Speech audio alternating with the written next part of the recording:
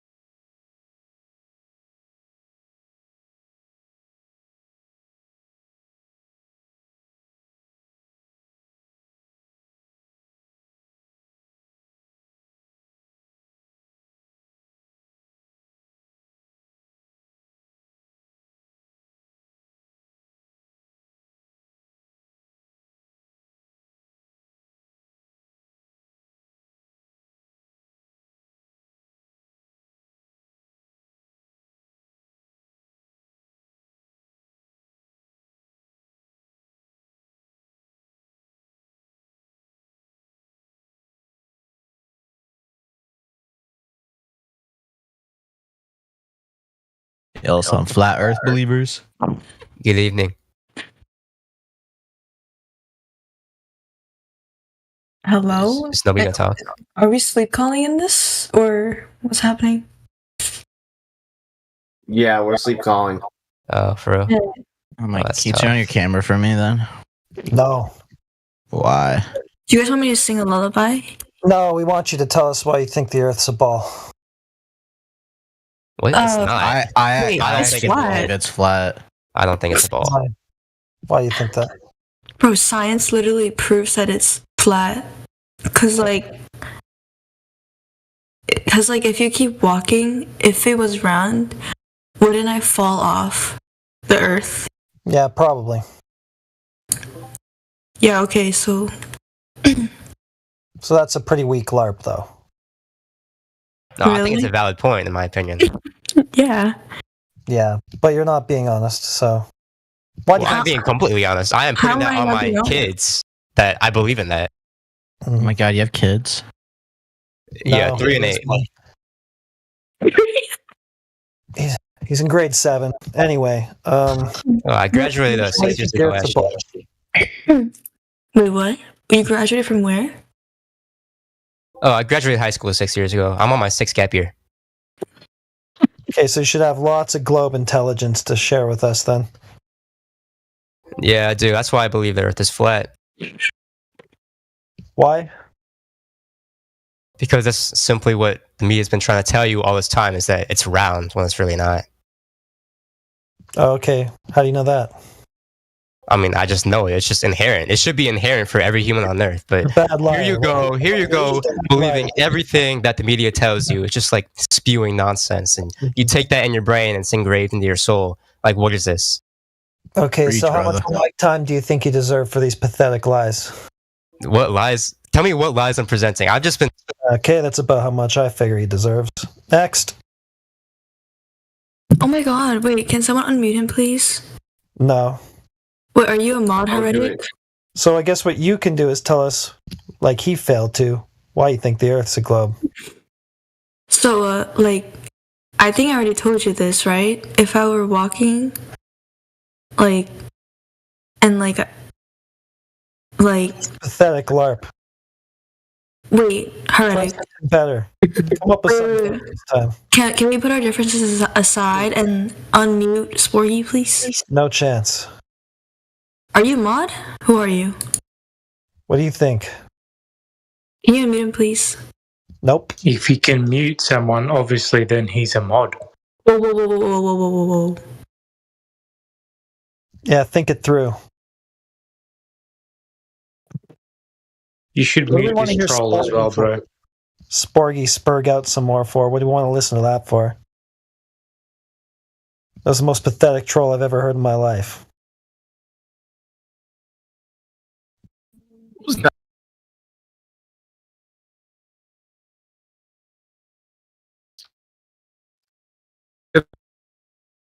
If they're going to troll, they got to be entertaining, and that's not even entertaining. I feel like trolling is the universal symbol for depression and anxiety. Yeah, are you guys just here to, like, cope?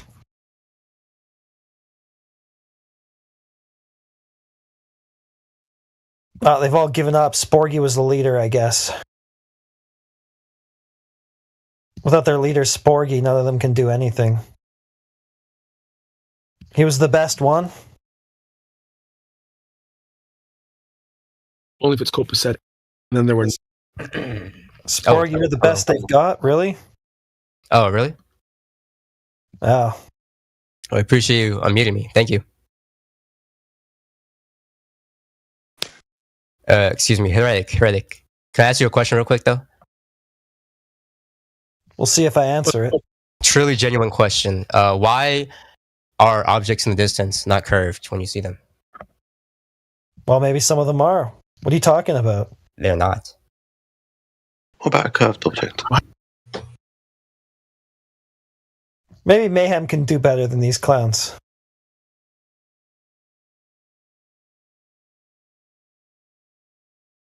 Nope. Actually, leaving actually was better, to be fair.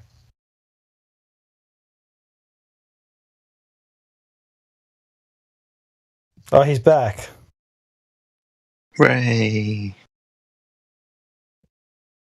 You Eagles gonna go incite, and drive on the incite some mayhem for us in the Flat Earth chat by sharing all kinds of globe proof with us? Well, I think it's fascinating to go down the thought process and rabbit hole of what if the Earth is flat and Satan has so much control over everybody on Earth and he's devised all these people with photographs and CGI and Stanley Kubrick and all that stuff to convince us it's a globe. It's kind of funny to think about all the different variations, but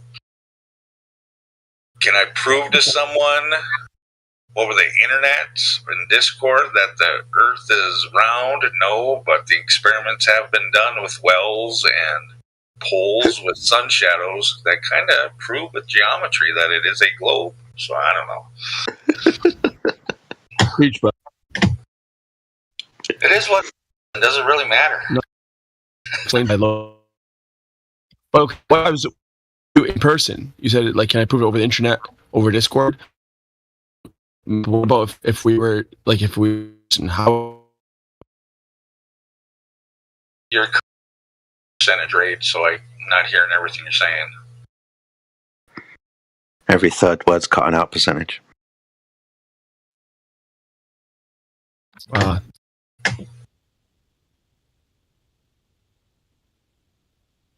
Face it, it's time to just give up, percentage. Alright, so you say that the experiments have been done. They've looked at shadows, they've measured the angles. They've proven that it's a globe. Seems like any one of us should be able to do those, and it sounds reasonably plausible that several hundreds, if not thousands, of people have done so. That's interesting you bring that up. So the Chinese did exactly the same thing as Eratosthenes. Do you want to know what they discovered? Say that again, please. The Chinese did exactly the same thing as Eratosthenes did. Okay. And Do you know what what did they they find? No, I do not know. The Earth was flat. They just concluded the Earth was flat. Interesting. Yeah, because they didn't have any presuppositions. They didn't make an argument that the light rays from the sun were coming in parallel. They didn't make the assumption that the Earth was a ball, for example. When you remove the assumptions, you end up with a flat Earth. See that? Some validity, but again, I can't prove it to myself. I can't prove it to another. Society or culture tells me that it's a globe, but then another subculture of society tells me it's flat. And I say, it doesn't really matter to me because I can't afford a rocket to go find out myself. Why would you need a rocket? The best way, I think, travel to the moon and sit on it while it's revolving around the Earth and seeing the whole Earth spin before you. Well, that's the way to prove it. I think the best way to prove the surface description of the Earth is to observe and measure the surface of the Earth. Would you not agree? Which would also take a lot of money traveling around measuring stuff, right? Well, it'll take a lot of money, but it'll take less money than going to the moon. I don't know. Elon's getting pretty good at lowering the cost of space travel. But yeah, I suppose it probably would be cheaper, but yeah. Well, if a person took what kind of radar, GPS, global positioning satellites, well, we'd have to call them flat Earth positioning satellites. No, we just call them ground position. Because that's really what you're interested in, is your ground position. Right. Again, how do you prove it? How do you because I've seen the videos on the laser light across a lake, and you have to raise your car or your piece of plywood up because we can't see the light because it's not going through the hole. So you got to lift it up so many feet.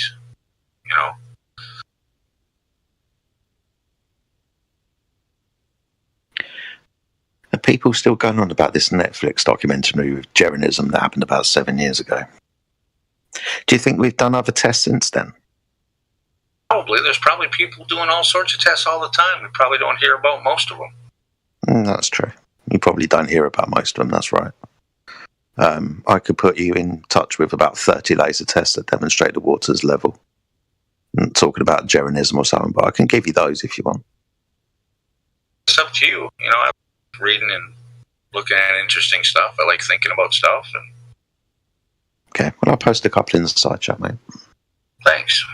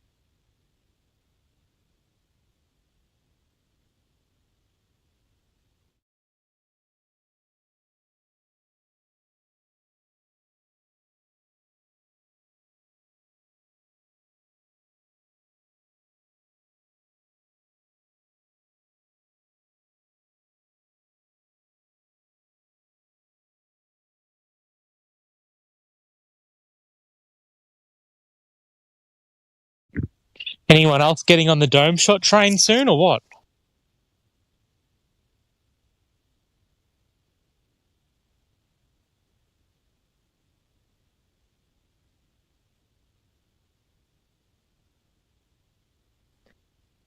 FE Batman, have you got any dome shot yet?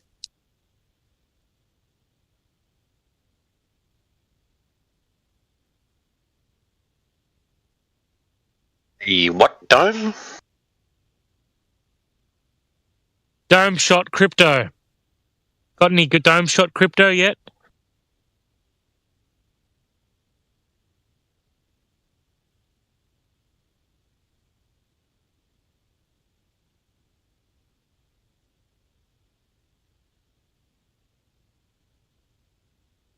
It's not like a photo of the dome. Or something, a photo of a dome. What are you talking about? There's a container there, dude. You look up at the fucking sky. The fuck do you think you're fucking dome looking shot crypto. The fuck do you think Dome you're fucking shot looking crypto. at then? Listen, dickhead. If we're in a container and you look up, what the fuck do you think it is we're looking at? Fucking moron. Every fucking photo is of the fucking container when it's pointed at the fucking sky. Whatever it is up there, that's it. And that's what we see it. I was saying, what? You think we're going to fucking see nothing? Moron? Totally agree, bro. Totally agree. Not true. That's from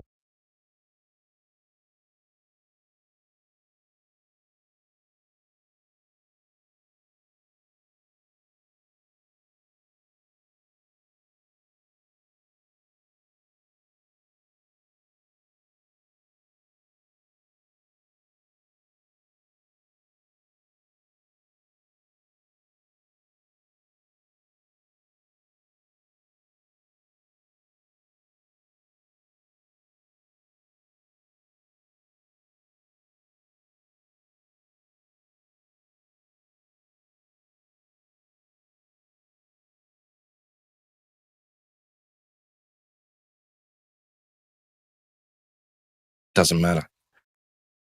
Look, when we look up, we're looking at container.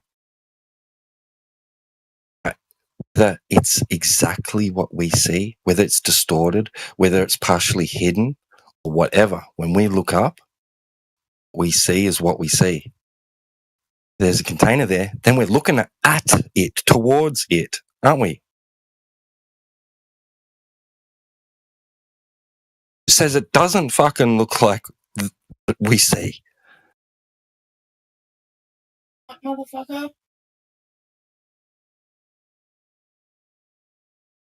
the effects of light and then lack of light thereof.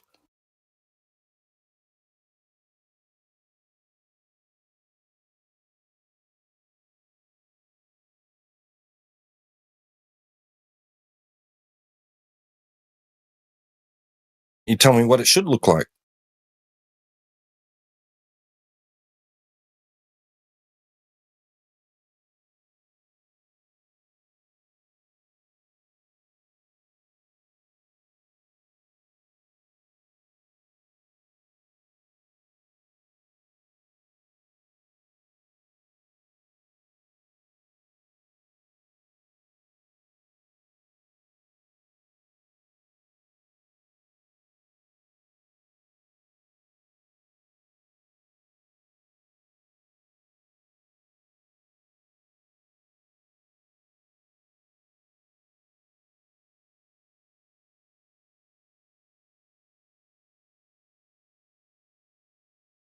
On the video.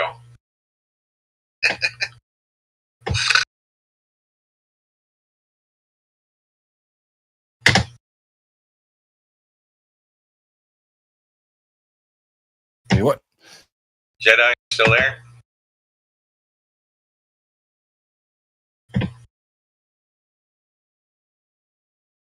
Demonstration of gas pressure without a container yet?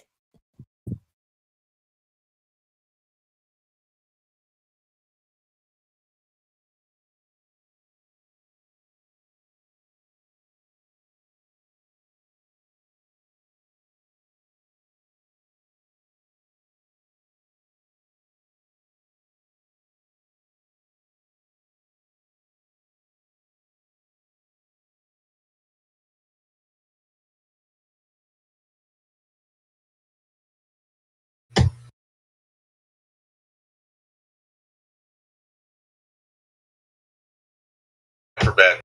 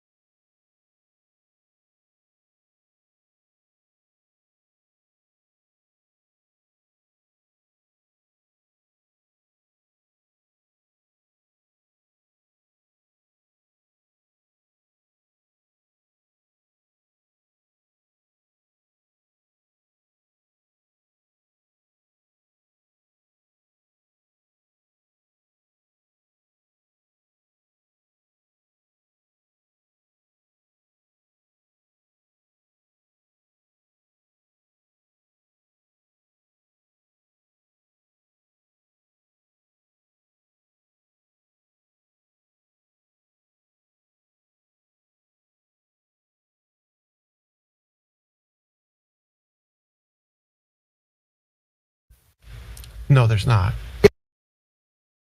Horizontal. What is the problem with that with respect to the relative position? Because if you just say that the Earth is horizontal, you're not going to be able to depict both what is observably day and night cycles with why not? Observably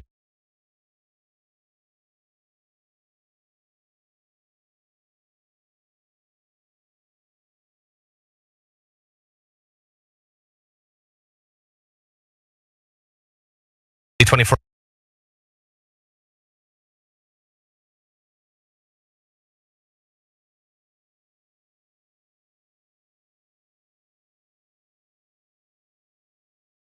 our sun.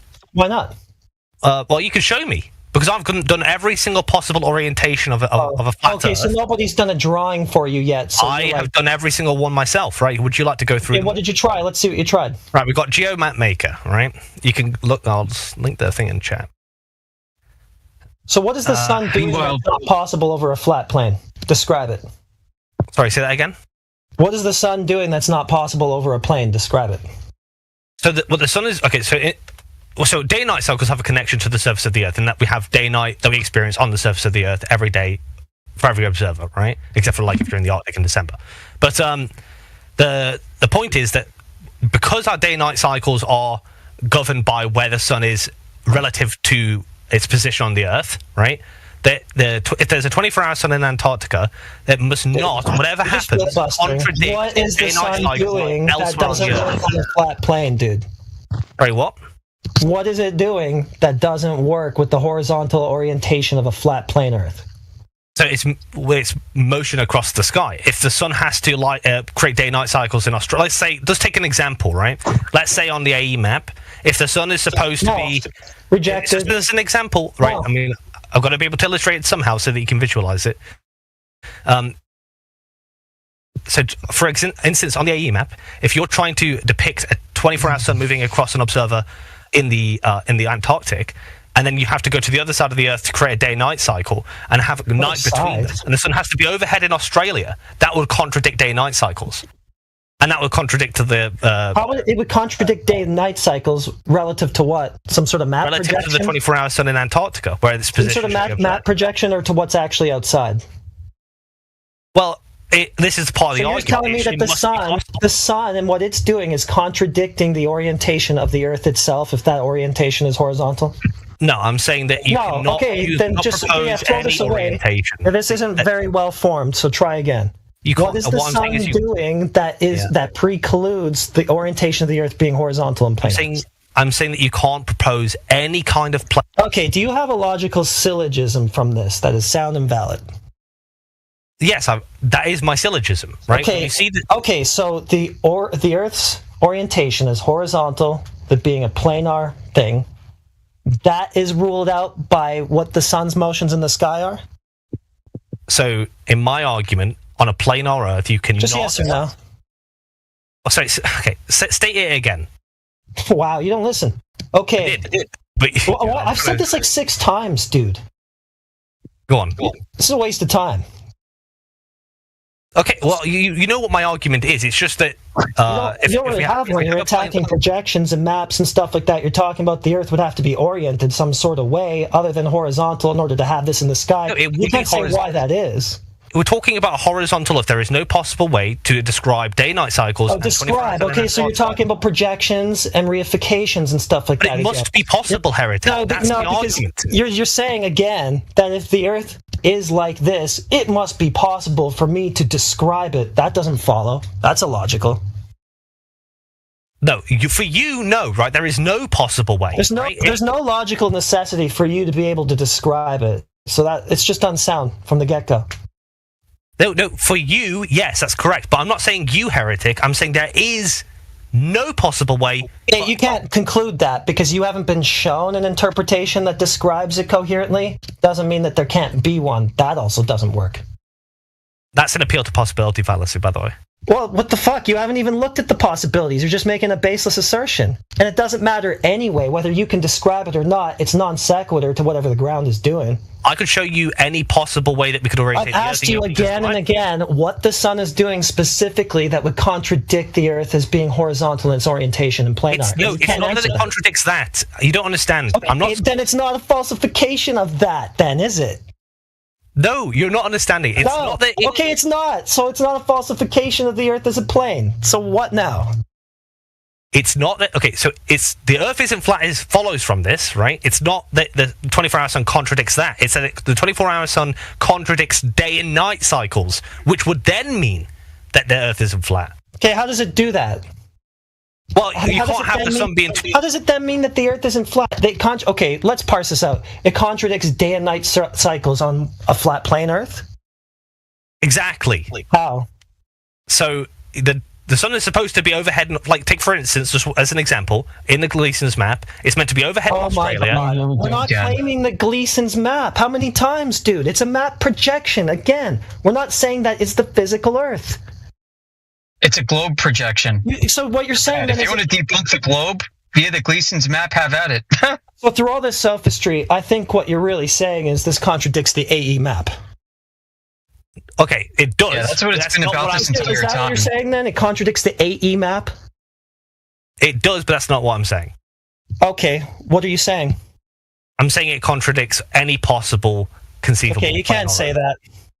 You know, it's not right to say it contradicts the AE map. If you know about the non-uniform scale on the AE map, then you know how to properly interpret it.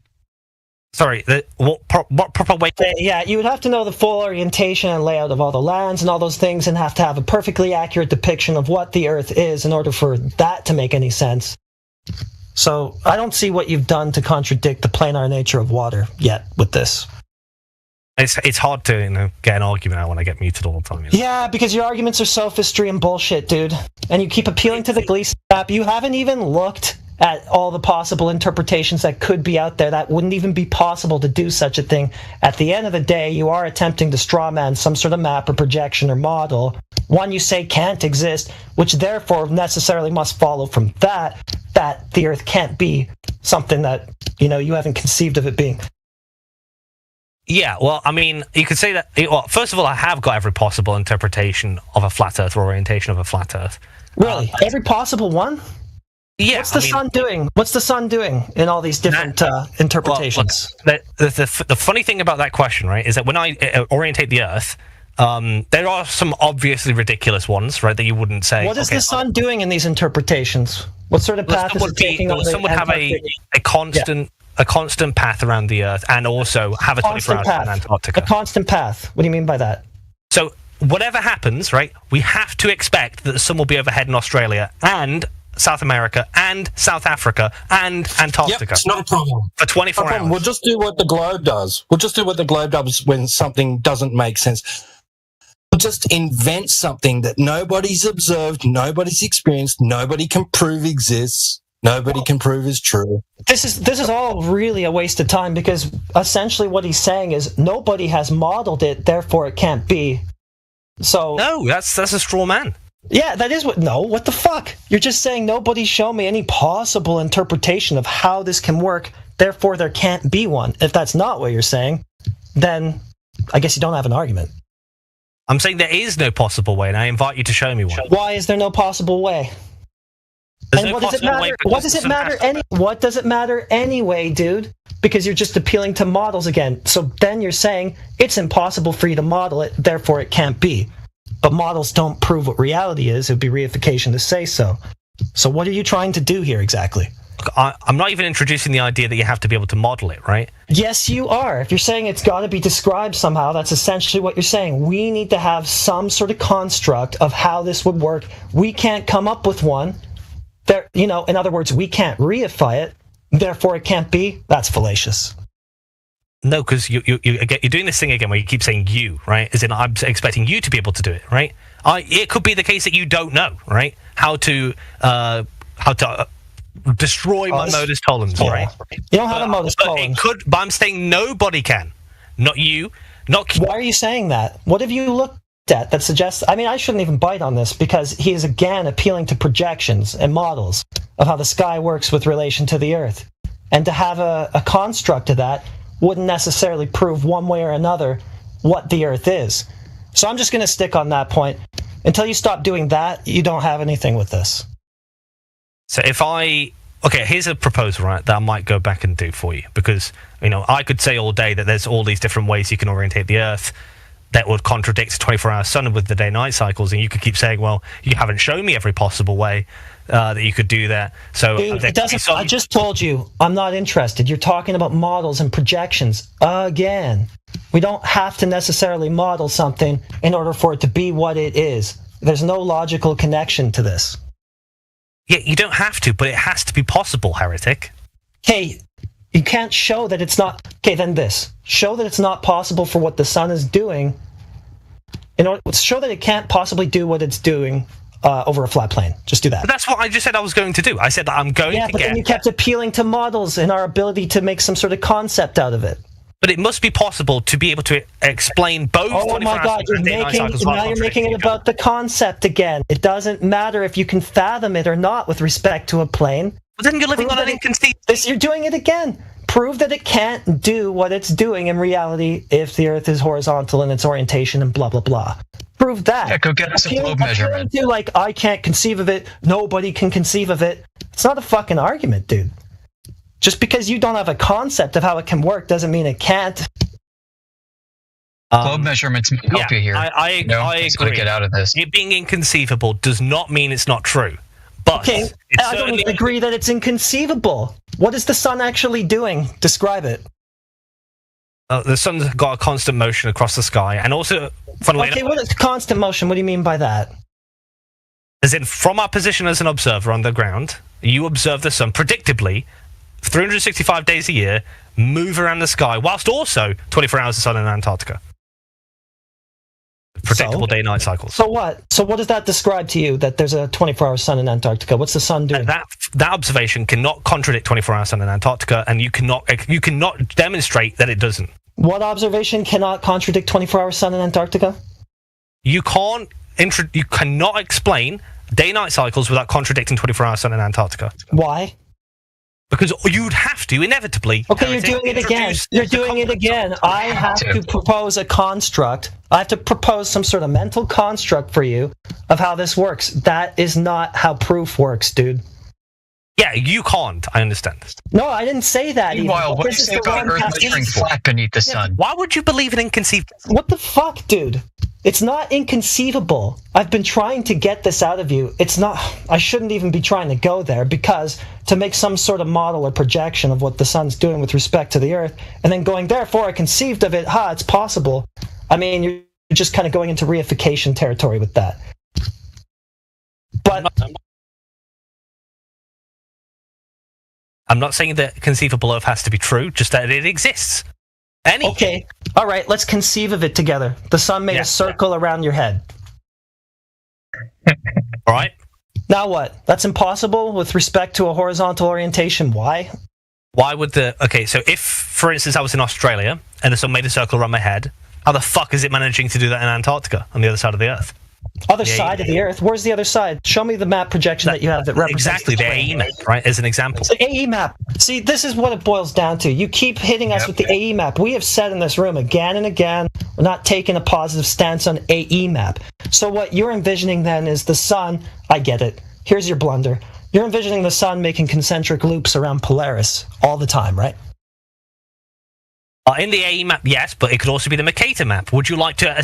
Okay, no. Those are projections. We're not using them to reify the territory, you dunce, for the 50th time. But we're also not saying that the sun is making those concentric... So you've got all sorts of assumptions about what we actually think is going on, and you're not actually listening to the conversation. All right. You're trying so hard to stick our community with the Gleason's map, it's kind of sickening.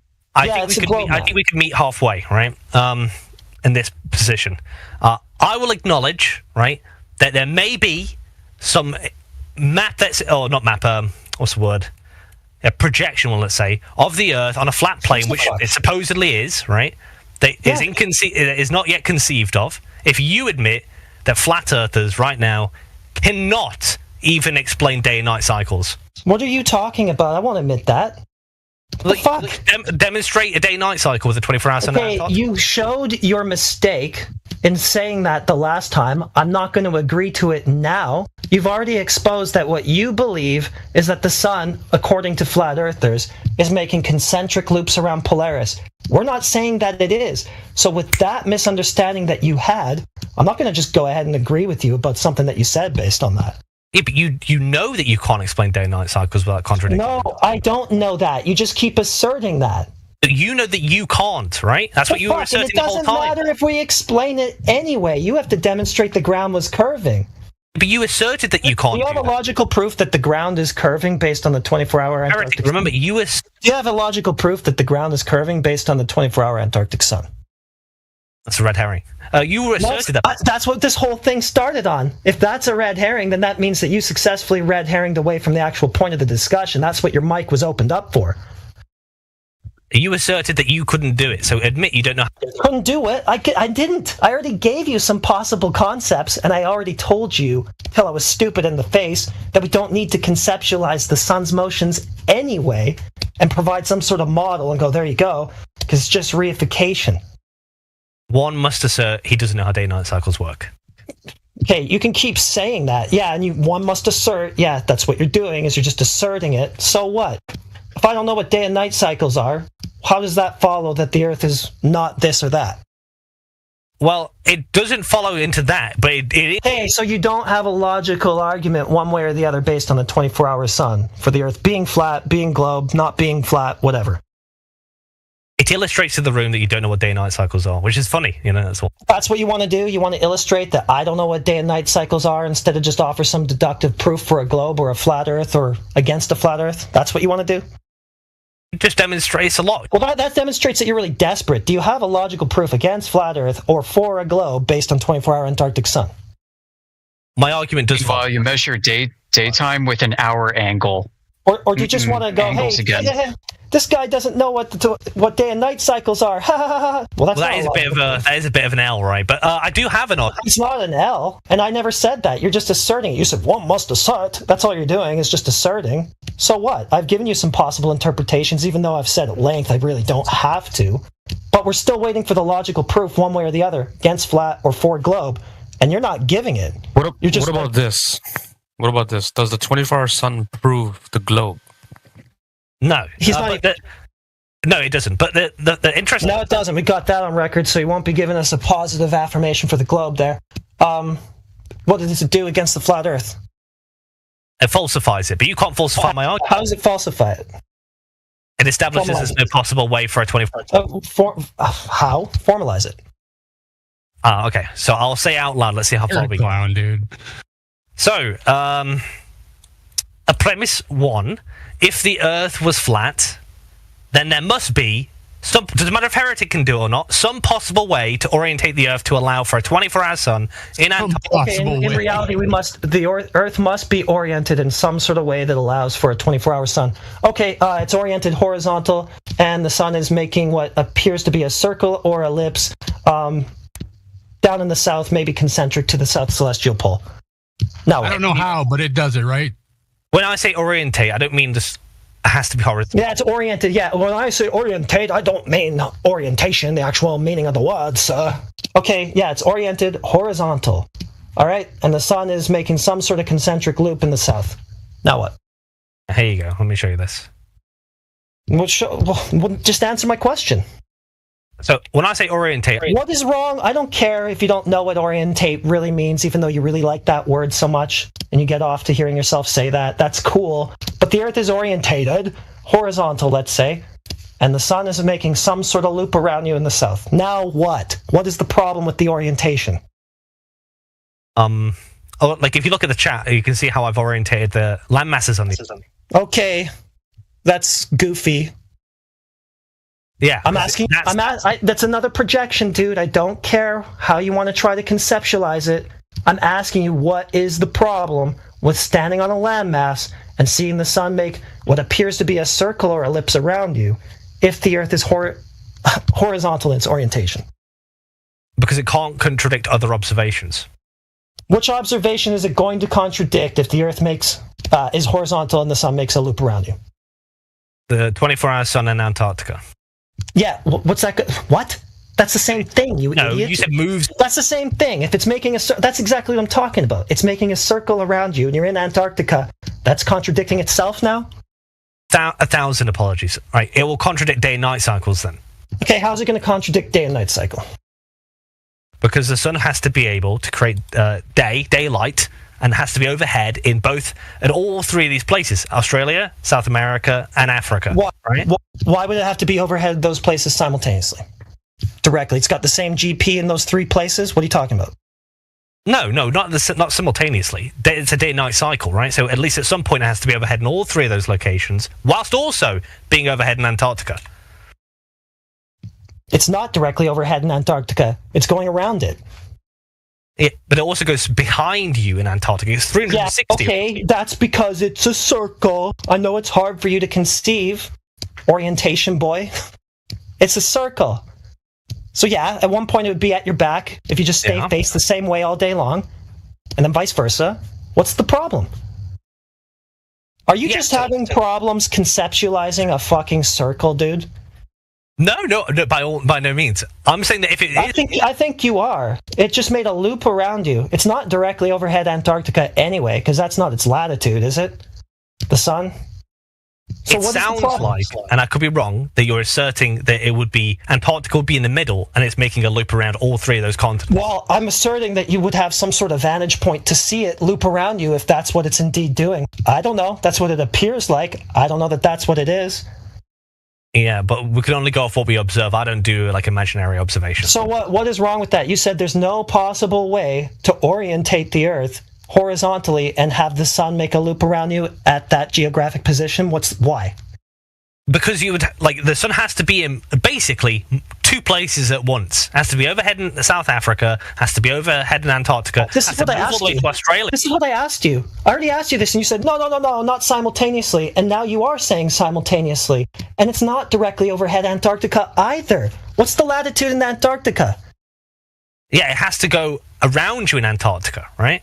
Yeah, so that's not directly overhead, so it can be directly overhead somewhere else while going around you there. What the fuck? But then you would be asserting, right, funnily enough, that Antarctica would be somewhat in the center of all three of these continents I mentioned, right? If we have any spatial awareness, we know that, right? I don't know where it is relative to one another. Then you'd be contradicting the Arctic. No, not really. If the water's level, horizontal, and flat, and that's what the sun is doing, then you can use it as a reference to try to orientate the land or get a decent conception of how they are orientated. So what? Can you show me? Show you what? You just said that you have a decent. If you've got the sun's ground position being what it is, being directly overhead those places, and you're in what appears to be somewhere towards the middle or the inside of that circle it's making around you, then figure it out. Make your own map projection based on the observations. Go do it. I will, right? Just because I think we're going to go back and forth forever on this. Oh yeah, I know you'll never debunk level water. Well, that's going to be a bit arrogant, gimmicks. right? Because my whole point is my argument doesn't need to refer to water. Actually, here we go. It's a bunch of incredulity. It's like, yeah, you can't conceptualize it. There's no possible way. And then if we do offer a conceptualization, if we do, decide Which you to, haven't. Yeah, we just did. Okay, yeah. Can you write? Yeah, if I do decide to take you up on that fool's errand, yeah, you'll just say, "Oh, that's ridiculous." You'll just appeal to incredulity at that point. So, I mean, nice to try. falsify my argument, you would have to do that. Yeah. No, I wouldn't. Yeah, you are having problems conceptualizing a circle around you, dude. This is why Peter didn't even try to attempt this.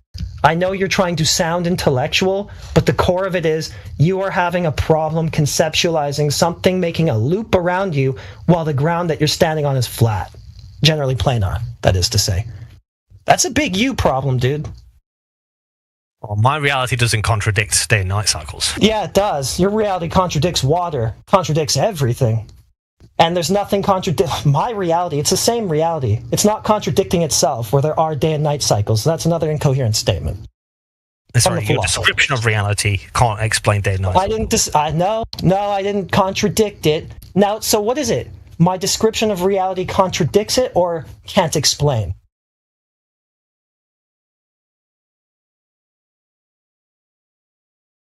Sorry, did you say something? My phone, I missed that. Can you say That's again? the thing. You can't handle not just being held to one aspect, right? The most important aspect, which would define the the shape of the thing that we're on. What's that? Sorry. You can't get past that. You want a cosmological viewpoint to battle with your cosmological viewpoint. You were just focused on the one aspect, the surface geometry. You wouldn't be concerned about the sun, what the sun appears to do or not do either. But if you could first establish the surface geometry, then you might have something to work off in ways of explaining what you observe the sun do and not do. But it must stand out alone on its own. If you're saying that dictates the surface is curving, that's the geometry of the surface, and it's a sphere, you need to go ahead and demonstrate that that part is true. Otherwise, you are working backwards and affirming the consequent. Every time this happens, every fucking time, and you just skip past it and go, no, it's not affirming the consequent. Yes, it fucking is. I've not made a syllogism that does that, but I understand what you're saying. My view on it is slightly different, though, right? And because you could say, like, let's start at water and talk about observations later about like the. It's an appeal to incredulity, like you said. I would rather. Then it's an appeal to incredulity, like you said, because you said my This view. guy's just trying to jerk us off and waste our time because that's the best that they have. Gimmicks and tactics and antics. He did attempt a logical syllogism. It wasn't sound in any way. It ultimately ended up. No, it wasn't. You ended up straw man. Okay, well, it can be sound if you want to go ahead with your straw man, but then you have that problem. You're just attacking something that we're not claiming, like an AE map or a conception of the Earth that we didn't claim in the first place. So then you can go with the soundness, but then you got the straw man. No matter which way you cut it, you've done something fallacious here, unfortunately, for you. Yeah, but then you'd just be saying I have an inconceivable Earth, and that's fine. You can. No, I don't. I didn't say it. You are the one who's having problems conceiving a fucking circle, dude. I can conceive of it just fine. Sorry. Well, you can show me then. I can show you a circle? No, this isn't kindergarten. I'm not drawing circles for you, you dunce. Well, inconceivable if it is. It's for you, and that's a you problem. You want to sit here being like, geez, I just can't fathom a circle. I need you to get out the crayons for me. And then you want to put that in your pocket like it's a W for you? Yeah, that's it. Go ahead. Well, at least my Earth is conceivable, you know? Yeah, it's conceivable, dude. You're just telling us right now that you can't conceive of a circle. I mean, conceiving of your Earth is the minimum, really, you know? We don't need to conceive of jack shit. The water's level, horizontal, measured, demonstrated empirically as such. I mean, you're going to gimmicks about, like, I just can't conceive of how this happens in the sky if the water is like that. I mean, it's Yeah, that's a you It problem. would be contradictory, right? It would It's contradict not observation. contradictory. Okay, the script has run out. You've already failed to show the contradiction. Every time you tried to do that, you appealed to some sort of straw man model, then you threw your hands up and went, well, you guys just can't make one. So it's just the same. These are like day one 2015 style arguments, just rebranded and repackaged. Oh, I like old school. You would think they had new arguments. If you want, I could.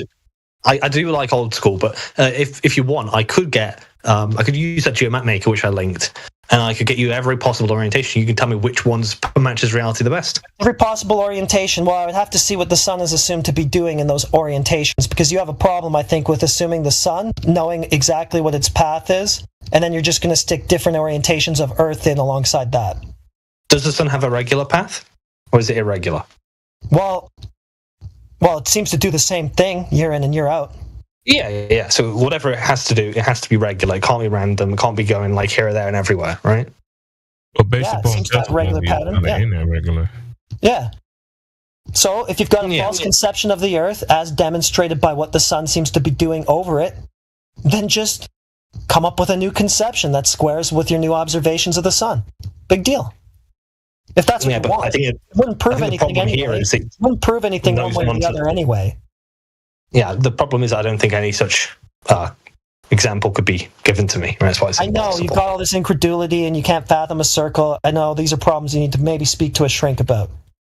Flat Earth is the wrong place.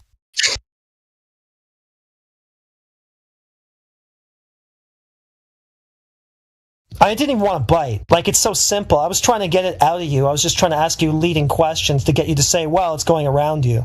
But I couldn't even get that, so I just ended up telling you. What do you mean? Like, around me is in, like, if I was an observer, it's going around me 24/7? Well, it looks like it is, isn't it? If you can turn around 360 degrees and track the sun all day. Yeah, I mean, for Mictu and Witsit and Jaren it is right now, but for me, the sun's quite far away, I imagine, because it's nighttime. Well, it's not within your field of view then, is it? Yeah. Okay. But sometimes it does come... sometimes there is day and night cycles here, right? Believe it or not. So. Yeah, because when it is in your field of view, you get day. Yeah. So the sun is definitely has a motion, right? And it's regular. And so that regular motion has to be squared with a 24-hour sun without contradicting it, and there has to be, and the Earth has to be orientated in such a way that it would allow for that. Okay, that's fine. You can have a horizontal orientation with something doing a circle overhead or whatever. No, okay. Well, obviously, I mean land masses on Earth, not because any possible orientation on a planar Earth, right, with the land masses.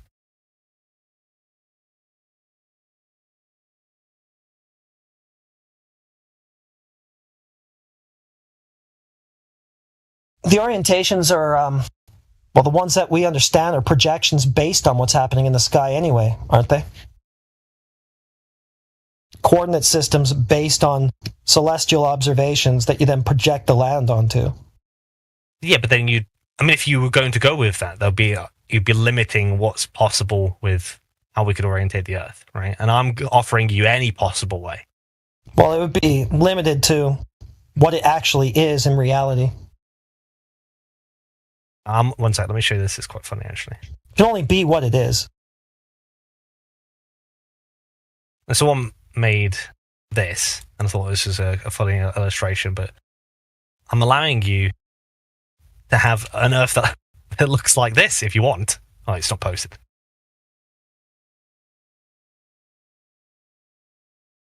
Let me copy. Give me a second. Yeah, like an Earth like that or this. Obviously, you're not going to commit to that, but any possible Earth you want. Well, I don't know. Try to come up with a projection that you like. Do you like that? Why is Brazil in the top corner? It's the Brazil wall. Oh, a weird out wall. It's in Australia ice wall as well. It wouldn't be ice though. It'd be. Would it be then? So, I guess the final experiment is going to finally rule out some sort of map projection. Any. Yeah. Okay. And so this isn't definitive about the surface condition of water and such? Because of the relationship I establish, unless you disagree with it, all right? That if what I'm saying, if my relationship is true, and that it would have followed that the Earth isn't flat, then the analysis you've done for water and all these other things would have to be revisited. The relationship you've established. Yeah, between the first premise. The relationship of the Earth to the Sun? No, the first... Well, no, the relationship between the idea that you have to be able to not contradict two different observations, day-night cycles, and 24-hour sun in Antarctica, if the Earth is flat. So, you haven't actually given a definitive example of what's been contradicted. You've just said that over and over again. But you know, like this is why I have to go to the AE map because it's the most obvious one. No, I don't think that makes any sense, dude. I wouldn't agree with you on the AE map. Because then you've got, well, I presume you're envisioning the sun making concentric loops around Polaris, right? Mm-hmm. In the AE map, yeah. Yeah, so no, I don't think it does that. So I can't swallow your premise there, sorry. Yeah, but like, I'm not saying that you have to believe that. You might think the AE map is garbage, right? I actually think it's the best. I don't think it's garbage. I'm just saying that that's not an accurate representation of the Earth relative to what the sun is doing and all that. Yeah, but I mean, don't think in it my is. view, it's the best possible. I mean, it's okay, well, I mean, you're really desperate to strawman me with it, but I'm not taking it. No, you don't have to accept it. It's just like when you say, I don't understand, like, what the relationship you're trying to establish is. I'm trying to say, well, look, the AE map is going to be not that's something you believe, but something I can easily demonstrate what the relationship is I'm describing. Okay, it's false, as demonstrated by this observation. I'm agreeing with that. Further and say they're all false. They're all false. Yeah. All map projections? If you're trying to say that that's the flat Earth, right, and you're trying to say that I've never said that. What the fuck? Well, I mean, that's never been my argument. Okay, yeah, I know. When you say projection, I've never appealed to globe, right? any sort of map projection and gone, "This is the Earth. It's got to be flat." I've never done that. Yeah, okay, but what I'm saying is that if the Earth is flat, then it must conform to some sort of planar. Okay, and then you just keep referencing projections, which we already agree are false, in order to hash out that point. Now imagine that there's no possible way to do it. Hey, that's imagining things. Yeah, because the Earth isn't flat. Okay, can you prove Oh that? shit! Here we go again. You can't imagine why the sun is making a circle overhead, or what appears to be one, at least. Let's say that. Therefore, you can conclusively argue that the Earth is not flat. You said earlier that no, that doesn't necessarily follow. There are flat earthers that have been explaining that with models for the last decade. Yeah, I've actually AVP model. AVP Angel, right? Yeah. They've got a whole model fucking worked out, man. It's Have you heard of him? worked out. Have you heard of him, Rumillion? Brit, whatever. It's easier to say. Heard of who, sorry? Who T-Dub just brought up. No, but I've heard of Shane. Okay. So you haven't looked at all the possible conceptions that there even are, so you can't even say that nobody's even conceived of it. You can't even get that far. You just demonstrated you haven't even looked at They've even worked out. They've worked out predicting earthquakes. And like they're getting right into it, man. You should check their channel out. They do some really in-depth study. They have a crazy notion about what reality is, apart from the non-crazy part about the observation and measurement of the surface of the Earth being planar. So everything else about their explanation of cosmology is absolutely 100% insane, right? But it's just like the globe. They're just fitting in explanations where it's needed to explain away the observations. It's like the globe, just like modern cosmology does, like with dark matter and dark energy. Exactly the fucking same. There's your explanations, dude. Go check them out. They've got explanations for you. Obviously, if you could write in the chat, that would be helpful. Yeah, but you're basically just asking us for post hoc rationalizations, which are what you guys use all the time, and we don't want to be illogical like that. No, I mean, I'm not saying that you have to assert that this is the Earth, right? And because my argument requires you to show me one example, right? It could be Shane's model, which I don't think works anyway, but any model you want, or any illustration that doesn't contradict those two, just two. Orthograph model, multiverse, planar surface. Okay, 1 second. What have you already looked at that you've confirmed does not contradict day and night cycles anyway? Like, you haven't even done that. This is just rhetoric. Well, we've got the AE map. I've looked at Shane's model. I've looked at different. I don't know if you've seen Geo, right? If you know who Geo is. You looked at Shane's map. That's not Shane's map. Things. Lots of different. Okay, so Geo, Shane, you haven't actually looked at any globe that doesn't contradict it by what I'm hearing. Have you even checked? Contradict it? Or does? Yeah, the globe. Where's the model of the globe that we can see? The reference. Did the globe forget about refraction out of the sun? Yes, the globe. It's asserting that there isn't a flat Earth. Yeah, is it a 24-hour refraction? Yeah, was that the actual sun that they saw in Antarctica? Is that a refracted version of it? It's past the curve, I know it. I've heard. It's not like the Glovers forgot about refraction already on this one. What happened? Yeah, well, I think the refraction... Is the sun you see in Antarctica in its actual place without any sort of deviation of light? Or is it somewhere else, but you don't see it there? It's on the equator and you don't see Is it. refraction real now? I think guys believe in refraction now? No, the Glovers don't believe in it anymore because I think 24-hour sun. Was there a swap? Do flat earthers believe in refraction now? That's been... If you want to go with refraction over the the Antarctic, right, and say that the sun can somehow be refracted all the way over to Australia, then I need, if Globers like, at least in the AE model, right? That wouldn't make any sense. Einstein told you your fucking eyeballs can see your asshole. Now shut the fuck up about what you don't understand about refraction from his model and the point of view of relativity, right, Goofy? Right, so what you want to do, right, is figure out what the fuck's really going on. So do you have refraction? Is the sun in its real position or not? Quit asking us dumbass questions. It's a question to you guys with the fucking fucked up model.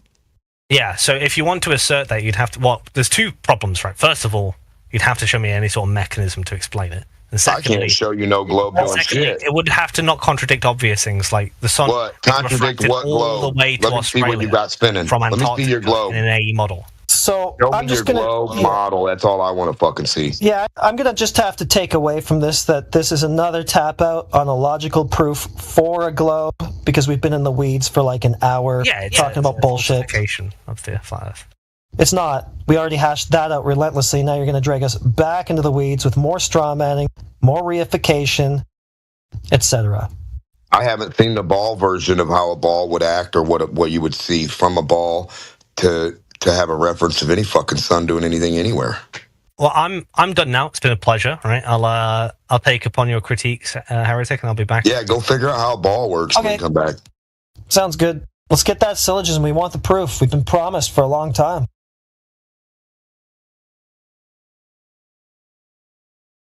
I think it's weird a stationary tripod and then a camera that has to move to follow the moving sun while on a stationary Earth doesn't show them anything. I think that's weird. That's not evidence of something. It's really weird, man.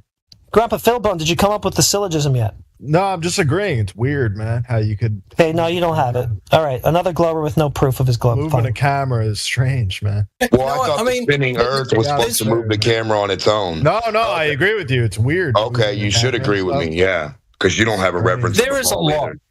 You're right. Let's remember there's a lot that has to go into a syllogism for these guys, because it's not just that the Earth is a sphere, also that it is of a certain size and dimension. And it is also spinning on an axis which is tilted relative to the elliptical plane. And it's orbiting the sun, and the sun is this object which is 93 million miles away, 1,000 times bigger than the Earth, blah, blah, blah, blah, blah, blah, blah, blah, blah. And all of that is true. That has to go, all those details have to go into this fucking thing.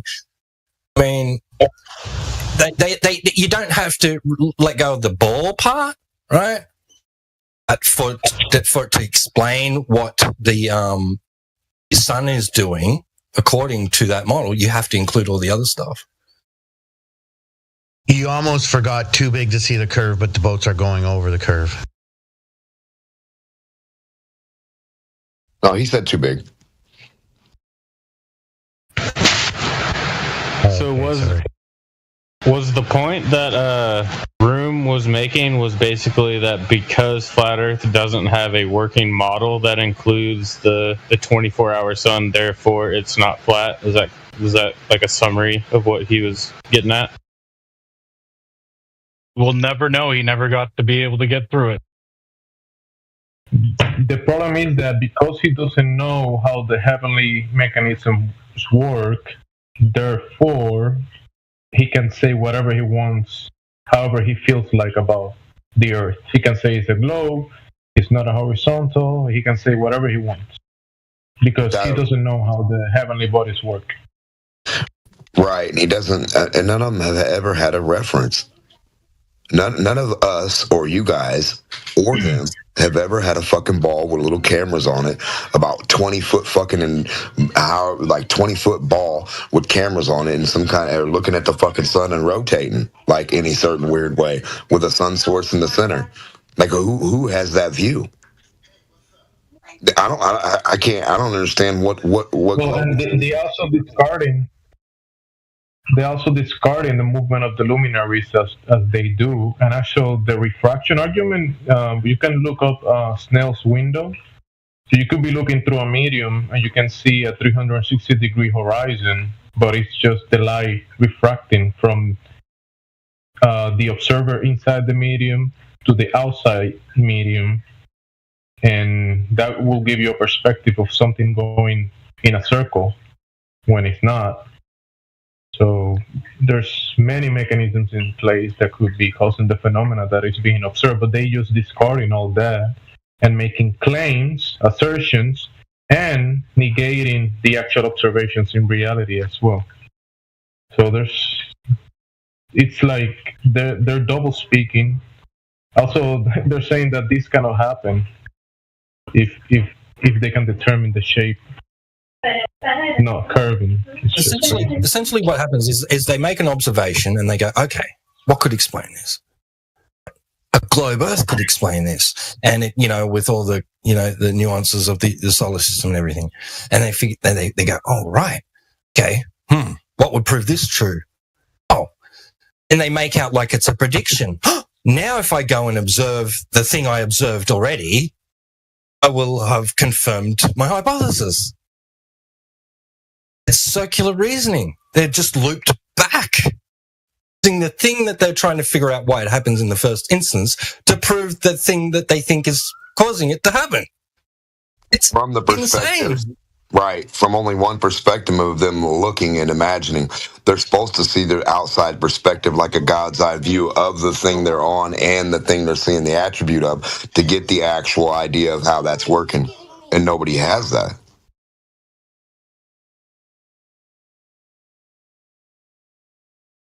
I think I understand what T-Dub's saying. He's kind of saying it's like a bit arrogant because you're making up a model in your head, and then because from your observation, so you're just kind of affirming what you're thinking, or shoving what you're thinking.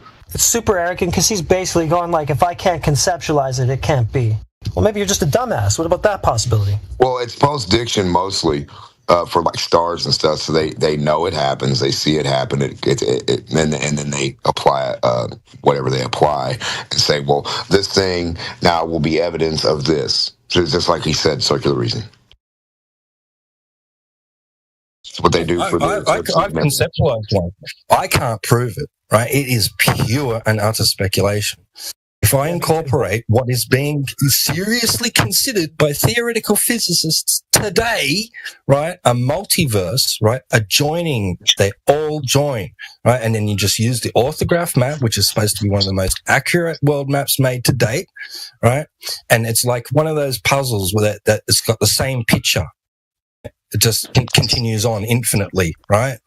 And you've got all these multiverses of the same layouts of land, and all with their own sun and their own moon and their own set of stars and everything, and they just overlap into each other. Right? And the reason you can't see it all happening at once is because we're too small, it's too far away, perspective takes place, blah, blah, blah, blah, blah. No matter what those things in the sky are, no matter how big they are, no matter how far away they are, no matter what medium they exist within, right? I can just explain away all this, right, with some crazy freaking looping idea, infinite looping idea. It's an explanation, and I bet it could be mathematically figured out to be valid. That's what a 360 is. But guess what? Yeah. It's supposed to be an oblate. But that's neither here nor there. Yeah, that makes sense to me, and it also makes sense why the explanations keep increasing, and they're kind of like dark matter, and everything just keeps getting more crazy because they're like forcing it. They're forcing. I don't know exactly how to explain it. They're infinitely regressing their own idea. Yeah, they have base axioms that they don't observe. They can't demonstrate it. They can't prove any of it, right?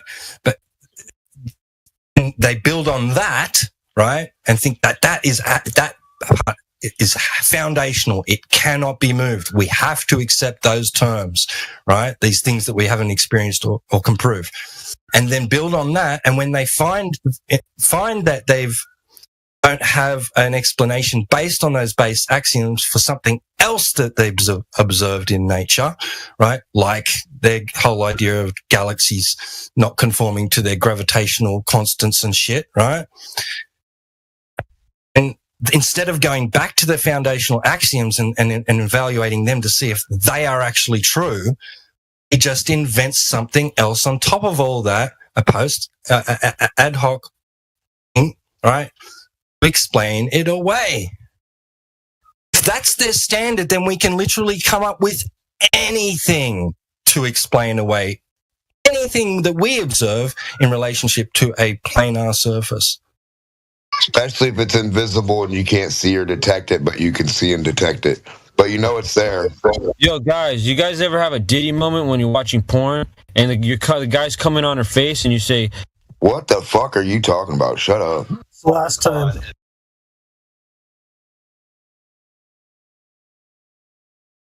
It's interesting to see how you guys all cope to the recent Antarctica expedition.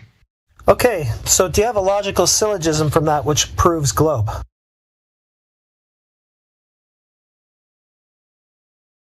Well, that was quick. That doesn't involve coping. Go ahead. Logical syllogism. Go ahead. Didn't take much to stump this dumbass.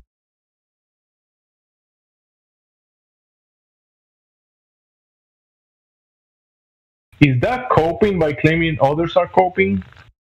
I think that's a I don't get that cope. I think it's Copenhagen.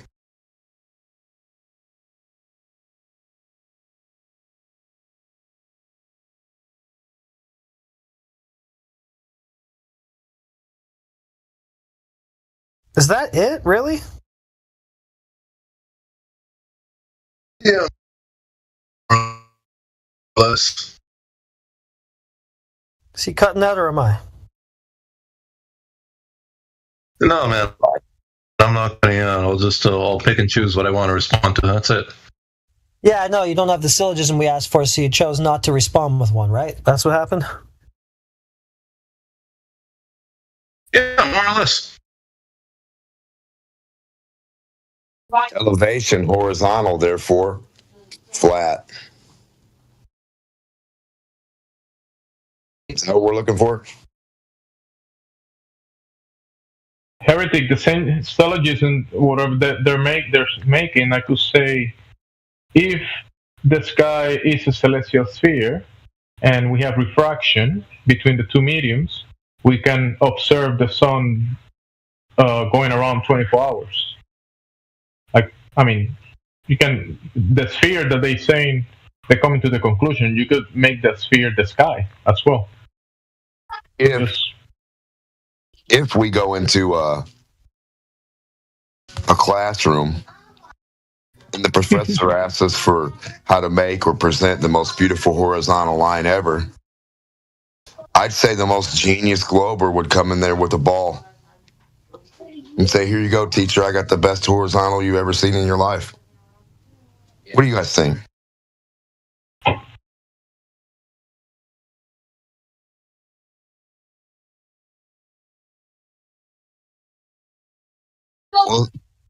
Well, sir, professor, what do you mean, no? How'd I fail? Well, little Jimmy, you see, that's a sphere, son, and we're looking for a beautiful horizontal line. Yeah, professor, but if you zoom in and if you were on a big ball and you were so little and... No, Jimmy, you're going to get smacked up and sent back to the fucking detention. Next time we ask for a horizontal line, little Jimmy, you come and produce. Imagine going to a school where your homework is a horizontal line. And imagine you couldn't do it. Imagine it would break your fucking brain and you'd be like, "No, curve." Imagine that. The horizontal would break you and your whole family. Yeah, pencils darting around on the paper. And they draw a curve. I gotta poop. Let me out of the class. I don't want to go back to school tomorrow, mommy. They brought out a horizontal line. Imagine believing you live on a spinning, wobbling tilted space ball flying from every expanding void of darkness while it is accelerating and deaccelerating simultaneously. Imagine that. Oh, there it is. There's an updated version like it. Imagine I said, "Show me. Today we're going to do a perfect arc curve, like an Earth curve, And here comes fucking little Jimmy with his perfect, beautiful horizontal line. And I'm like, motherfucker. Little Jimmy, you'll never learn.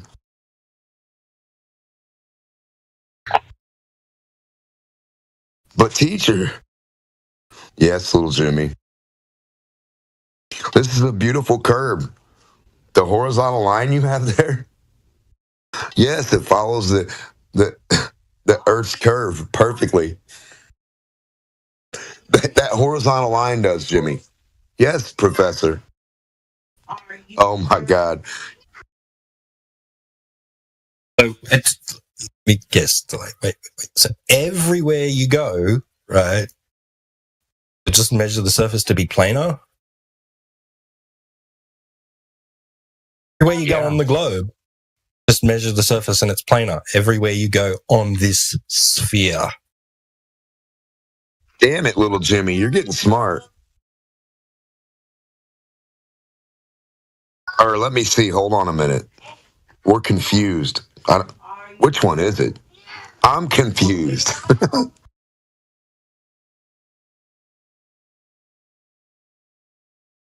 Yeah, everywhere you measure it horizontal, it's got to be curved.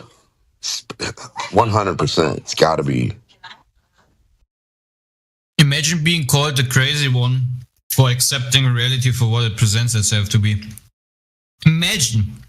Like, I'm crazy because I go outside and I accept reality for what it is. Can you imagine how crazy I am? Because you don't accept the 24-hour Antarctic sun. You're crazy. Right. I You also don't accept the evidence.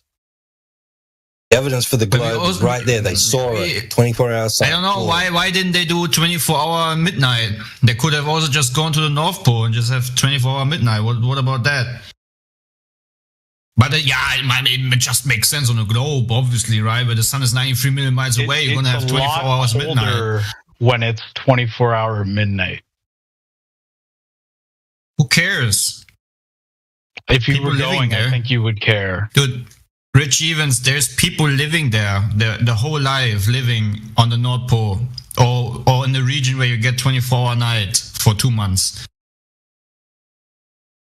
That doesn't mean that if you were to go there, you would prefer to be there during the 24-hour day. So it's easier to go to the North Pole. It's easier to go there and experience 24-hour darkness or sunlight than going to Antarctica. Can you do your food and swallow first, please? Oh, look it up, man. Just look it up, okay? Don't divert. Imagine if they were to go to the North Pole, they could see Santa Claus. Yeah, with a Coca-Cola bottle in his hand.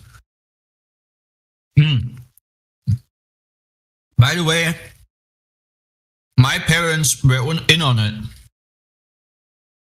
They were in on it. They told me about Santa Claus. They're 100% in on it. I wonder if that's grounds for suing to get all legal and shit. I don't know. Well, if Yeah. somebody said that your parents hadn't taught you that, then that would be liable. What about school books? Who gets to sue those for saying all the lies about all the dates, things, and the chemistry and all that shit? Yeah. And the Easter Bunny. My parents were in on it on the Easter Bunny, man. Until I proved them wrong. Crazy, dude. Like, my parents, Some people have, part of a big some people have to conspiracy. pretend that their uncle's doll is real person. I don't mean to change the topic, but why is everybody shitting on Witsit right now? I don't care. I know, man. I haven't even been following it. I don't Haven't think seen so. Any of the interviews. Not here right watched now. any of the footage released so far from down there. I haven't watched one of Witsit's videos in a long, long time. I barely listened to any reviews on his content. I would say I listen great for for about him. 10 minutes and get bored. I mean, Well, I would say great for him. Not everybody. I have nothing against him. I'm just saying great for him that he gets a free trip to Antarctica because it's very expensive to go there. I think it's a lifetime experience. And yeah, that's actually it. And that he actually puts his face into public. I don't want to do that, but I also just do normal work. I don't earn my money with the internet, and I'm not saying that's a bad thing. I'm just saying people put their face out there. Okay with me, but they're not my representatives. I can represent myself, and the Earth can do the same. Estas cosas también. Las cositas de la Negri, esto yo me lo voy a llevar con mi cuarto. Estas dos. You're hot, Esto sí, y esta. Are you telling me that another gentleman next door doesn't speak for you? Are you saying the guy next door doesn't speak for you? Is that what you're telling me? Exactly, Demo. I don't need someone who presents information on a silver tablet and claims that I believe the same information. What if he writes a book? Exactly what happens. Why they come in and say, why would they lie? I need you to replace my, ideology. I accepted it from someone else, and if it's going to be replaced, I need to accept something new. I need to rely on somebody else to form my worldview. That is cultish religious behavior. Well, so if a guy writes a book, he's got to be like the world's leading guy on that book, right? Like whether he puts whatever he puts in that book, it could be health, it could be physics, it could be anything, right? Once he writes that book, he's just the top dog of that stuff, like all this stuff he put in the book. You got to go to him, right? That's it. Johnny is getting smarter. Yeah, because if you want to know about dinosaurs, you got to go to a guy who wrote the book on dinosaurs, right? And then if you want to go to the book on planetary movement and how physical bodies move around each other in space, since there's no fucking actual reference in the whole world's history of time for any of that shit, where does the guy who wrote the book get his information about stars when he wrote the book in a basement? Look into the history of Kepler. It's actually really interesting. A chalkboard full of chalk is where he gets it. Elevation measurement angles, elevation angle measurements. I came up with a math equation, so this is how the universe works. But you're not working any physical stuff in a lab. You're not working any spheres in a lab to prove you know what the fuck all the math works out and how that makes any sense. By placing anything in a it wouldn't be a lab, it'd be an observatory. Well, you should place everything in a mathematical equated variance towards each other with the attribute as such to scale in a scaled down version. And then you would push play on that motherfucker. Not on your computer, but you would take your hands if you need them and roll the balls the way you need them to. I'll even let you have your hands. Smart guy like you got to be able to know how to roll a ball around right? So then we take a look at all you and your buddies rolling balls around each other. We write down the math for it, and then we do what? Wait, this sounds like I'm just imagining like a lawn green and some people in white uniforms, some elderly people. Circling each other with balls. What the fuck? And then we write down They do that. It's lawn bowls. They already have a sport that's pretty much that, what you're describing.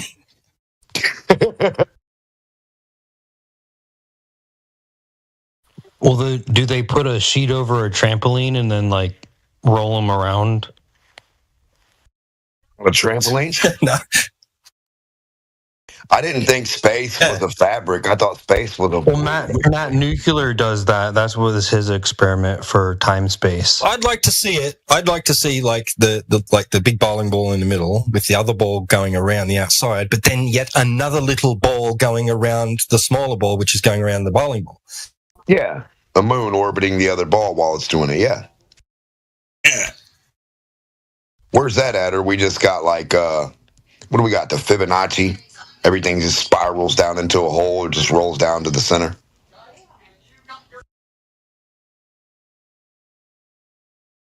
What if you drew the Fibonacci with straight lines? Yeah, what if the fabric of space was rigid and didn't bend and warp like a fucking trampoline? Think about that.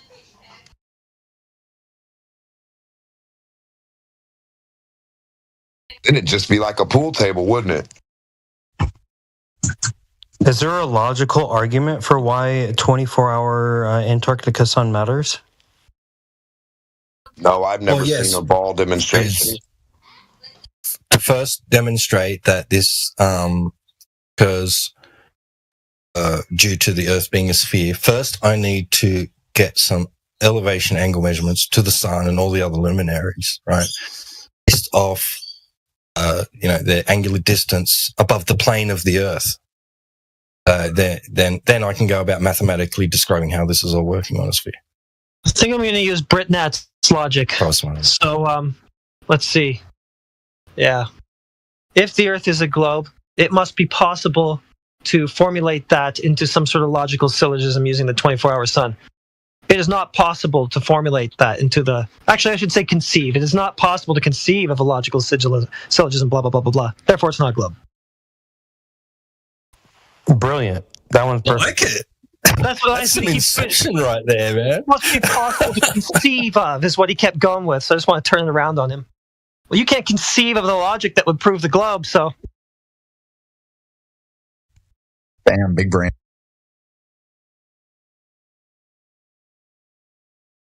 Oh, we can imagine a lot. Shit, we make comic books and yeah worlds. I mean, we can know imagine some shit, yes. It's a goofy premise. I'm just flipping his stuff. No. It's a syllogism within a syllogism. Yeah. There's nothing wrong with being able to imagine. I don't know, catch up. But the idea is whatever you're imagining, you have to physically demonstrate it if you're going to put that as the claim to be something. Do you think Brenda has the logical proof? Brenda. Hell no. It's a dog bone. It's a donut. Is there a logical syllogism that proves the globe from the 24-hour sun, Brenda?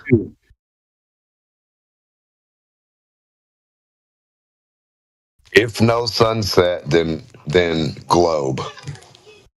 Then shoe. Don't pick on Brenda. She's brilliant. Don't pick on her. Yeah, sun worship time. Dog bones, shoes, clocks. The hole in a donut.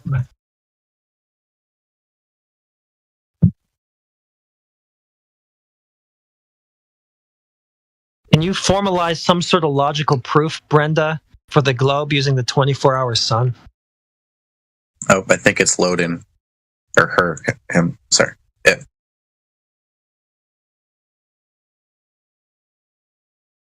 Again, not to keep banging on up. You can use names. They're Brenda with a UH. What was the stupid thing with it just said recently?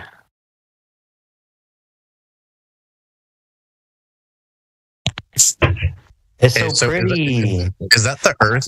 My favorite part is how is it the tripod turning? My favorite part is how the look how the camera goes behind the camera instead of in front of it.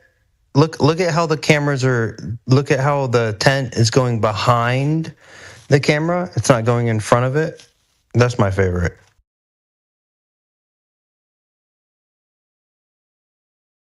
If the sky is a globe, we see a 24-hour sun around it. See how the camera right next to it went behind the camera? It didn't go in front of the camera?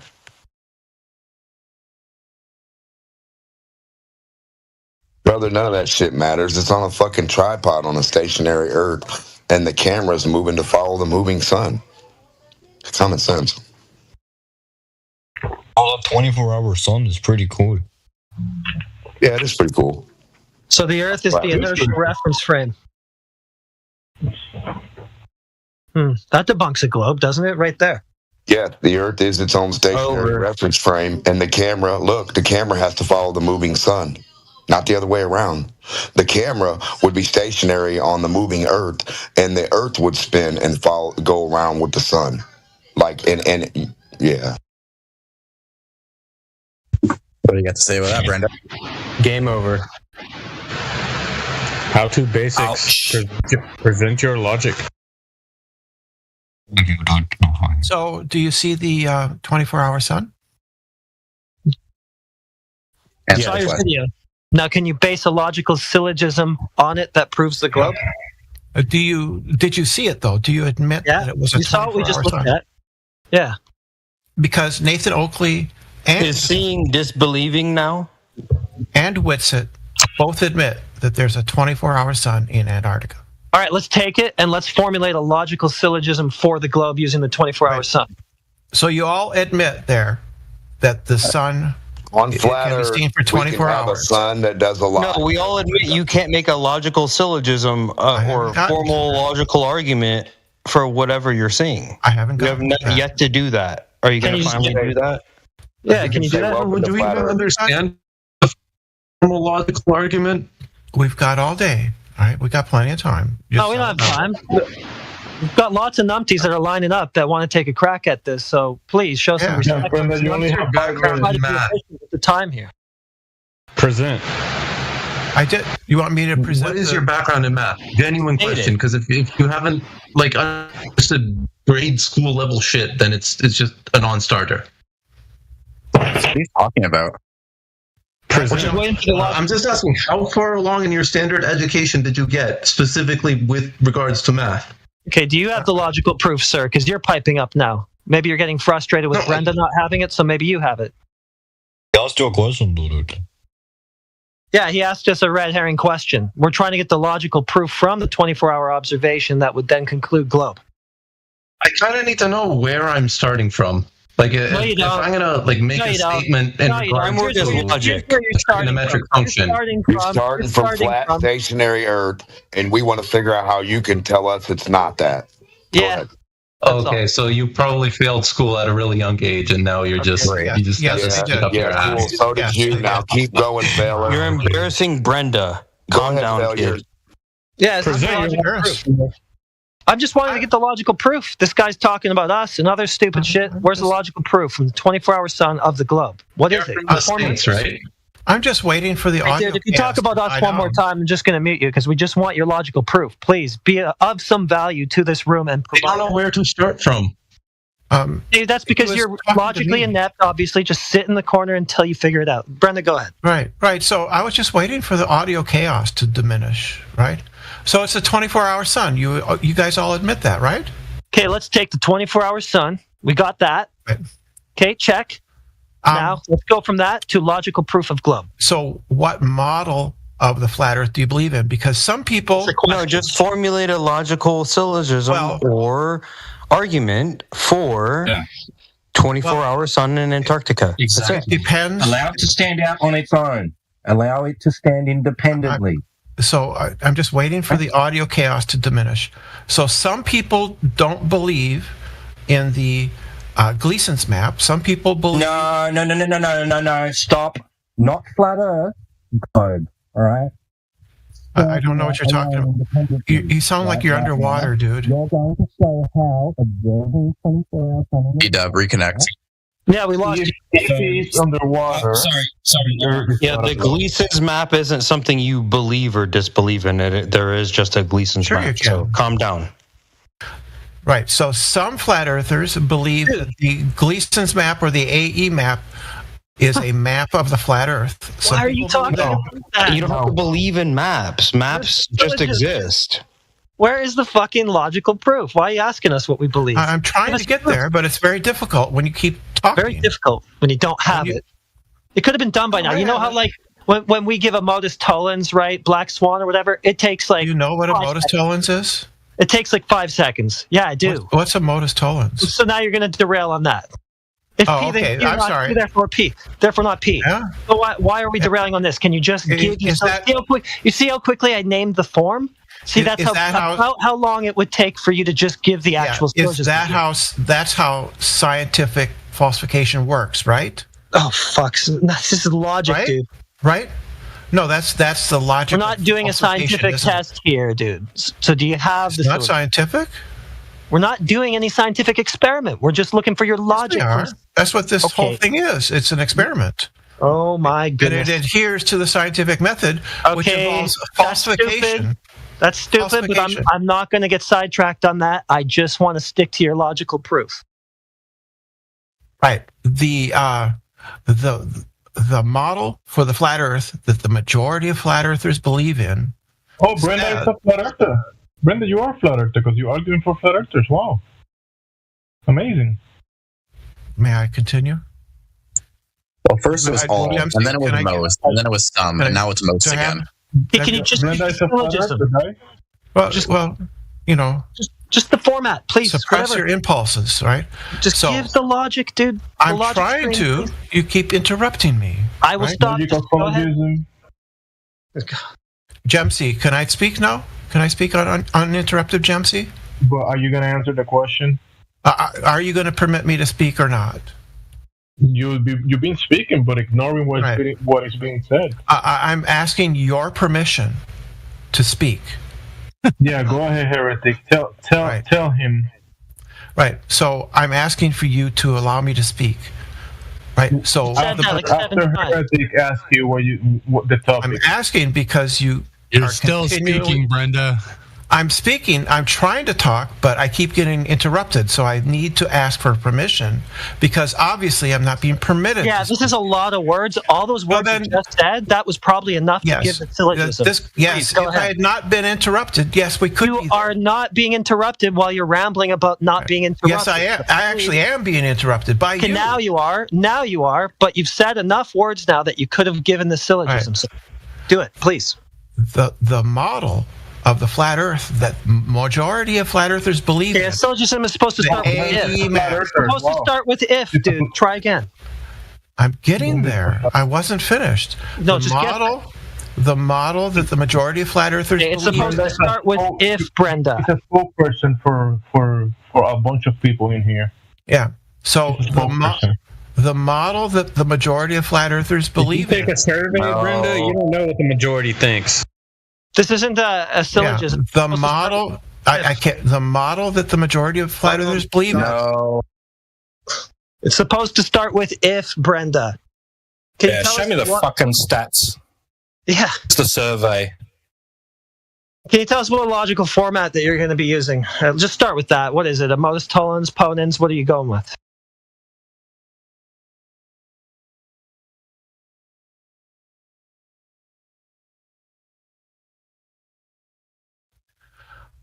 The modus tollens is, right, if the flat Earth map is true, the sun will set in Antarctica.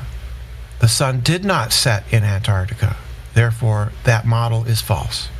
Okay, so it's a modus tollens against a model. Okay. I did modus tollens against a proposition. Did you say pollens? So this thing that you don't believe is the argument I'm going to attack. First mistake is flat Earth doesn't have a model. Yes. So we do? Where is it? Yes. Yes, it's called the AE map. It's the AE. No, that's a globe projection. Is that a flat Earth model or a projection of the globe being flattened? It's a flat Earth model. It's a flat Earth It's model. not. Where'd it come from? It is. From flat earthers. It's our claim. Really? We made that model? I think it was around before we were born. Can you name the flat earther that made that model? It came from the community. I don't know if there was a single person involved. Oh, there was a community that made the model. Yeah. Which community? I can cite like communities make models now. What? Eric Dubay made that map, right? Yeah, I didn't know we had cartographers. Eric Dubay would be like one. A community Samuel Rowbottom. Eric Dubay, Dave Flat Earther, Dearth. They drew the map. Our God. All the others. Right, so Dave made that model. They drew it, guys. They all drew it together. They're I guess they're cartographers. I guess. When did they draw it? How long ago? Yeah, when? It's an assertion. So when did that map come out? I'm not talking about the map. I'm talking about the model. You're the one that brought. That's what you're going by, an AE map model. No, I'm so talking about the when did model. the flat earthers draw that? How long ago? The model includes How long ago the did they map. draw that model, Brenda? The model includes the map. What model? The flat Earth model. There's no such thing. Show me that. Yeah, you can go to. I did present a lot of models, and they do all show flat Earth. I mean, yeah, it's called the globe, Brenda. It's called the globe. The globe is the flat Earth. Bislin made one. He's a glober. I use Apple Maps, Brenda. Globers do not assert that the Earth is flat. Yes, they do. Huh? No, we don't. It's locally flat. Yes, they do. They're the best flat Earth proof. Yeah, because they can't print their 360 GPS map out that they pridefully boast that it's a fucking sphere all day long, but you guys haven't printed it out yet. So until you print out your 3D sphere of a ball from GPS information, stupid, then shut up and go get your flat map and find your way. Denmark doesn't know the difference between the map and the territory. Cool story. No globe boy. Do you know the difference between the map and the territory, Denmark? Do you know what a globe map is versus a non-globe map? Do you? Globe map. Answer the question, Denmark. Do you have a globe handy? We're looking for a globe, Brenda. The real one. Can you present that? Or you just got a lot of flat projections? You're just projecting all the time. Is there a globe model? Yes, there is. Well, with Duffy, he picked up the piece of toy paper mache model, and Flatzoid asked him a question about it, and then he said, "Oh," and he put it down real quick, and he said, "No, that's not the model." So, do you agree with Duffy? You put down the toy paper mache model and say that's not the model. Do you know the difference between them? Do you agree with that? Do you agree with that? Do you know the difference between? Do you agree with that? Yes or no? Right. Right. I agree. All 360s are 360, Brenda. Do you agree with that? Do you think that we live on a paper mache globe? Is it even possible for you to answer a question? You agree? Just one answer. The paper mache model is not the model. Yeah, we do so not you agree. live. So you agree. We do not live on paper. So can you show me the globe model then? This is desperate. 1 sec into the brain. Desperation. You understand it's a mathematical model, Brenda? It's a mathematical model. Are you going to reify that into reality? The model is conceptual.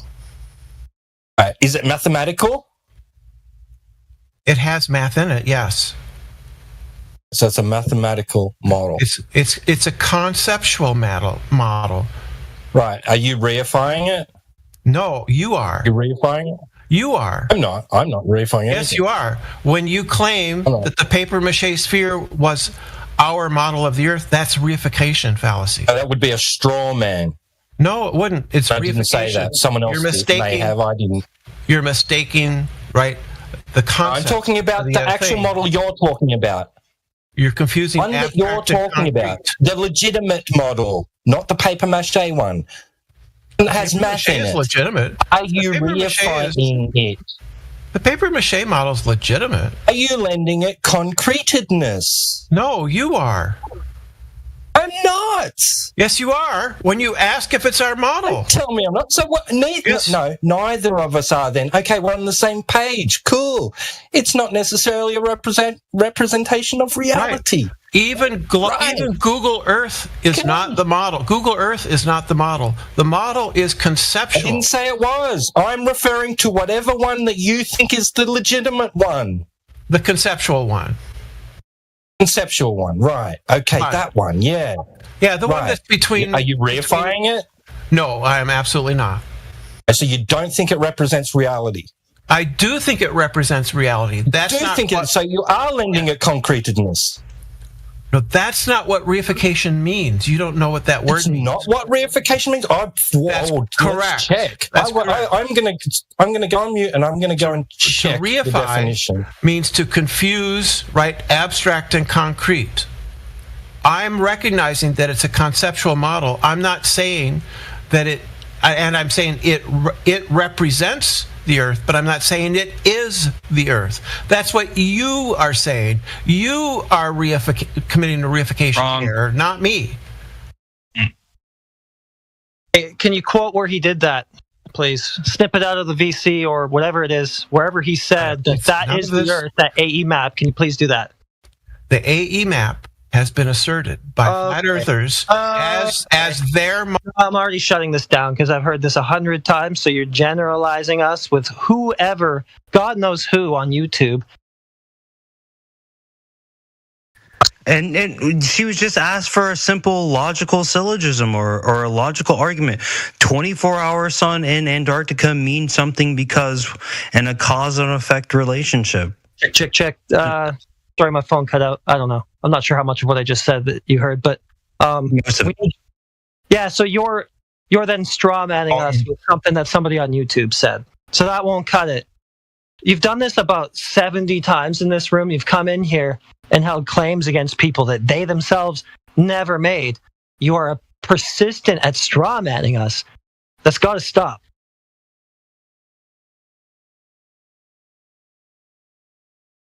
Yeah, Okay, Brenda so made you you say- all look like jackasses. So you say I'm straw manning you, right? Yeah, because I don't say the AE map is the terrain, but 1 second. Somebody said that you made us look like jackasses. How did she do that? Go ahead.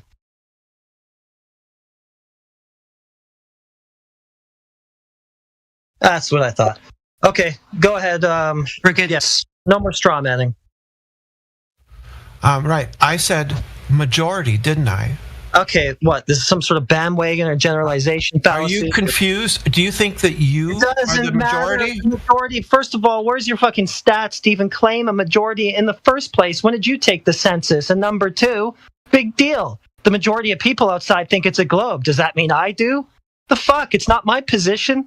I don't give a shit. Oh, what's the swearing for, man? So Heretic, if I say most guys named Heretic have big dicks, I'm not talking about you, obviously, because you have a little dick. Wow. Okay, nice globe syllogism. So, can you just respond to something that somebody here said? Because it's little dick energy, actually, to keep going around attacking claims that people didn't make when you're talking to them. That's little dick stuff. Yeah, tiny orbital balls with three body problems. He can't he even has get a the big joke. dick, man. Trust me, he has a big dick. I made fun of him in two ways, and he didn't get either one. I know. You're reduced to making jokes because that's what a clown show this all is. You can't do any formal logic, so now you're just goofing around. That's fine. We all know it's just a joke, the globe, right? But, I mean, that's the purpose of this VC, is to expose that fact, and you're doing a good job for us. Thank you. The globe is the joke, and you are the punchline, Brenda. Right, so I gave the syllogism to repeat. Hey, you've attacked an AE map, and then you keep stamping your feet going, flat earthers have insisted the majority, blah, blah, blah. You're trying to straw man us, the people in this room, with a map projection that they don't claim. It's a straw man. Simple as that. It's not a straw man. Yeah, it is a straw man, and nuh-uh-ing it, denying it, insisting that we claim something we don't, doesn't make it any less of a straw man. Yeah, you don't even understand. You can't even understand this, can you? No, you can't. You need to attack a position we actually hold. What if I say most A's believe B? Do you understand that? Who cares? We're not who talking believes about what? You didn't even A's. do We're the talking about census. us. You didn't even do the fucking census in the first place. And it wouldn't matter anyway, because so many people think, what, then what? Appeal to majority? Like, what the fuck are you doing? Come up with something coherent. Right, so if I say most A's believe B. Oh my God, dude. Nobody fucking cares. We don't claim the AE map. We're with you. T-Dub said point blank to you. We don't claim it. We're with you. It's false. Good. Let's throw it out. Get rid of it. And you still go on trying to hold it against us anyway after that's been stated to you? Like, what the fuck? Fuck is the matter with you? Absolute idiot. Yeah, you're just Most people believe level is flat, Brenda. Yeah, we are not claiming the AE map. We're with you. It's false. Do you have an argument against us?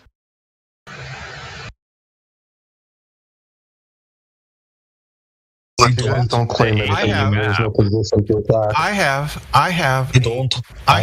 an argument and evidence against the AE. You have no argument. Oh my God. You have no argument. That's what we're asking for. I do. We're asking for your logical argument. Put your argument. If 24 hours sun in Antarctica cause and effect relationship, then? Well, I don't even know. That wasn't even English. What the fuck? Yeah, it's just supposed to be your argument. Yeah. Present My something. My argument is that you fill in the blanks. The flat Earth model predicts. Oh my God! The flat Earth model. Okay, show us this model that we're going around parading, please, and demonstrate that we are in fact claiming that model. Go. Model denial. I don't have. What model? What do you mean model denial? Just show us the model. Yeah, show me the model that you insist that I claim. Like, what is this? I didn't say you claimed it. Okay, then why are you arguing with claims I'm not making? I'm arguing against flat earthers who believe in the eight. Okay, you're not arguing against the people that are here. That's the problem. No, the maps exist. You don't believe or disbelieve. The map actually does exist. Yeah, dude, it exists. And remember, you said it was a globe projection, and so that's why I asked you, like, why would you want to be debunking your own globe map? It's not a globe map. It's a map. And then it came out that it's like, oh, it's just a concept. Right? No, you didn't follow. Try to keep up.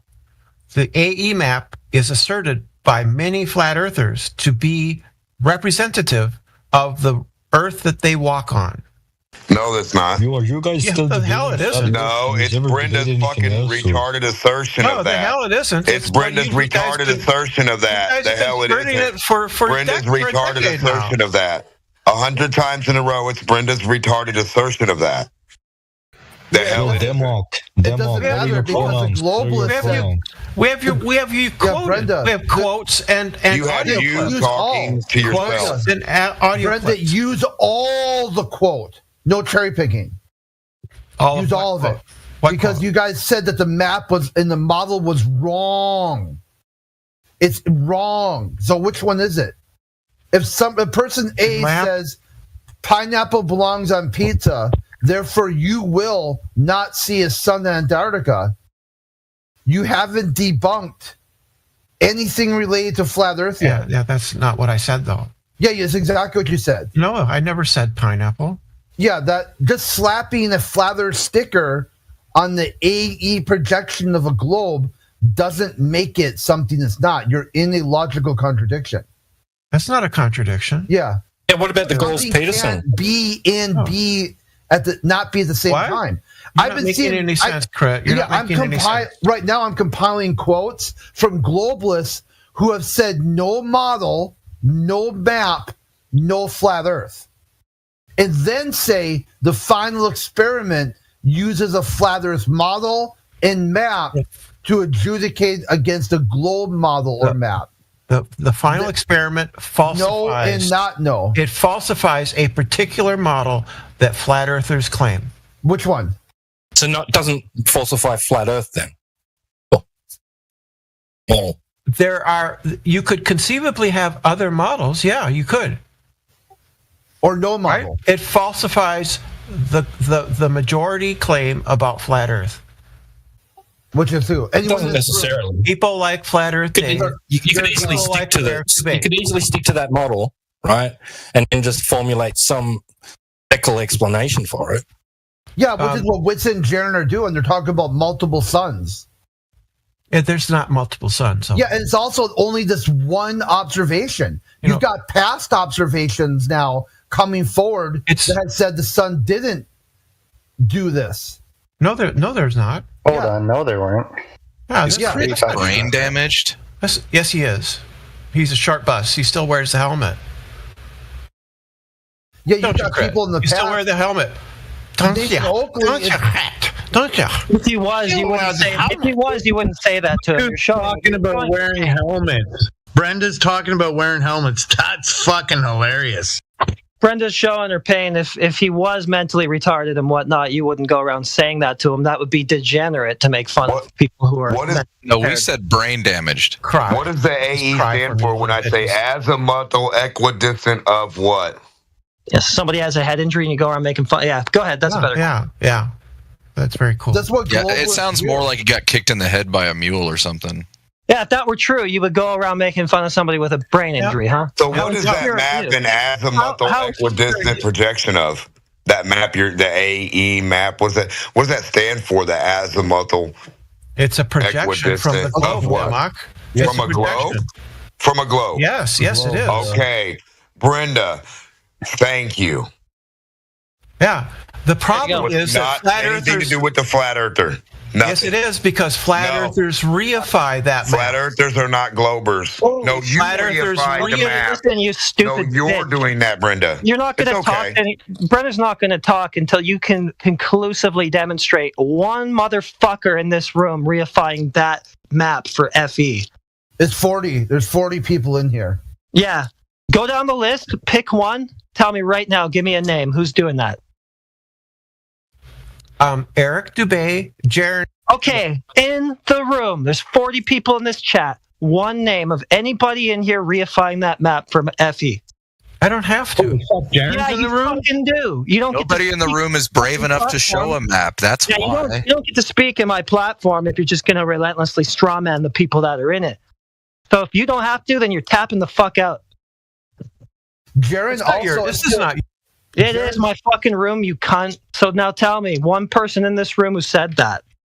Jared also said I don't have to. Brenda, okay, then you're getting the fuck out of here. Brenda, Jared did say he's still going to use the AE to represent Flat Earth. There's just more suns that are observer dependent.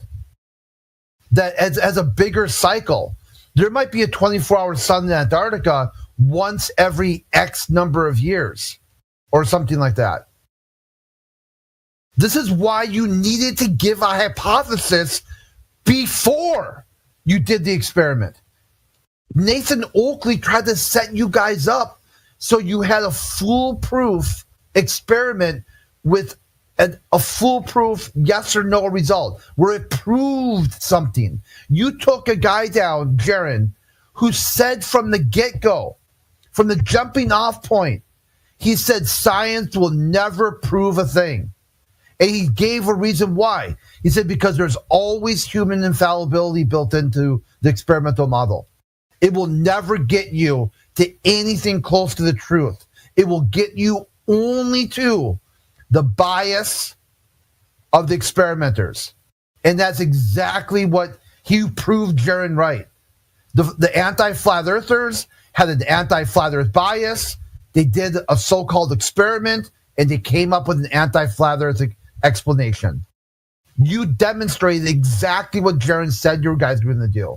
He's just a little bit nicer about saying it. We do have Callum, who's attempting a logical syllogism. Callum, if you would like to speak now that you're ready to be logical, apparently. Oh, he's not even here. Okay.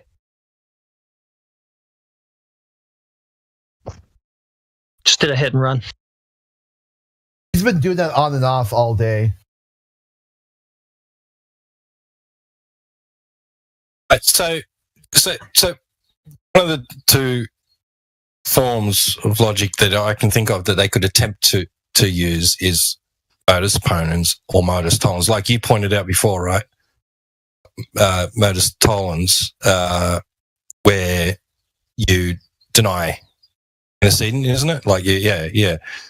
So Q, not Q, therefore not P, right? That would be if the Earth is flat scenario, right, or proposition. And the modus ponens would be if the Earth is a sphere. P, Q, that P, therefore Q, right?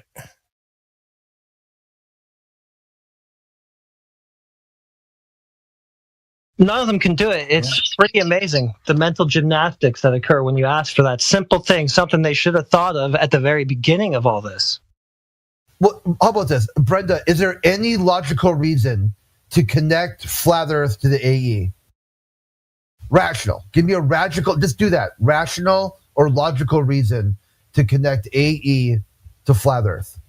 Brenda is done with her daily abuse. She's gone. Oh, okay.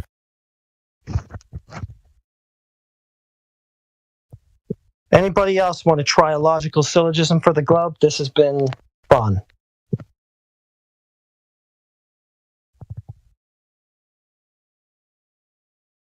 Orteal, Rich Evans. Hey, you guys know Brenda. Yeah, well, let's Okay, not. dude, no, we're not going to go there. Everyone can identify as what they want to identify as. Does it make it true? Yes, it makes it true for them. And for you, too. Because you respect identities, because you're not a useless bag of human crap who's just going to run around trying to trigger people in a bad faith discussion or debate.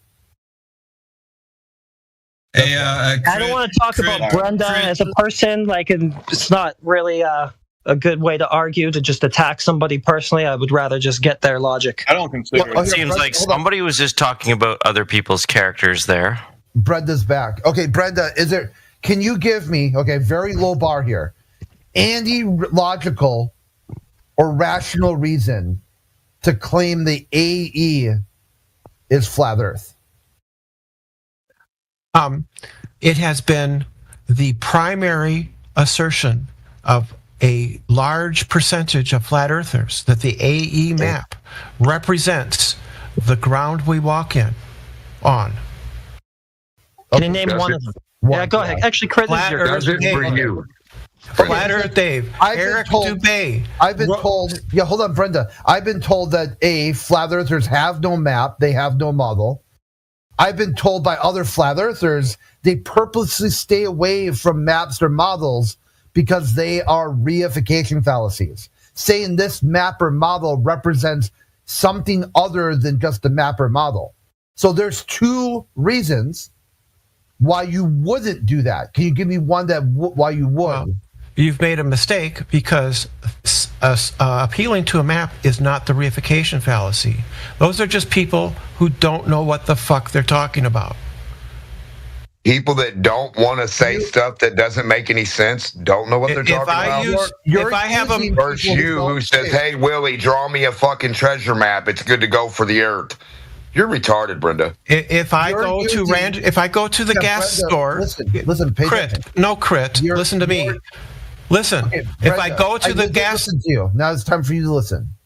You're using someone you think is wrong, is incorrect, then slapping a reification on that. They didn't do that. You did. Then you drove or flew or whatever, planes, trains, and automobiles all the way to Antarctica with two people who said it won't prove a thing. One person who's like straight up, anything you do here will only demonstrate your personal biases. And the other person who said there's going to be all kinds of variables that are unaccounted for. You'd have to account for every single variable.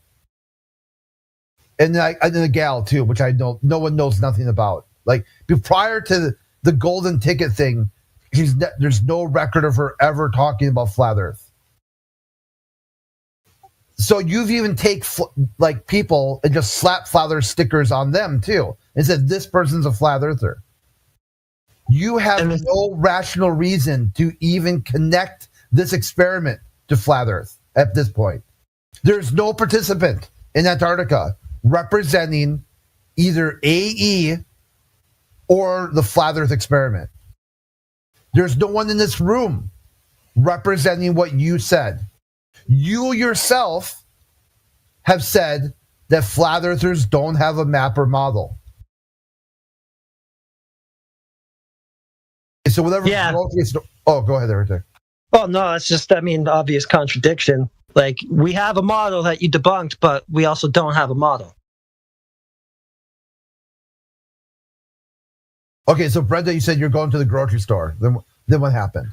If I go to a gas store, I pick up a Rand McNally map. I follow the map in order to get to the destination where I'm going to.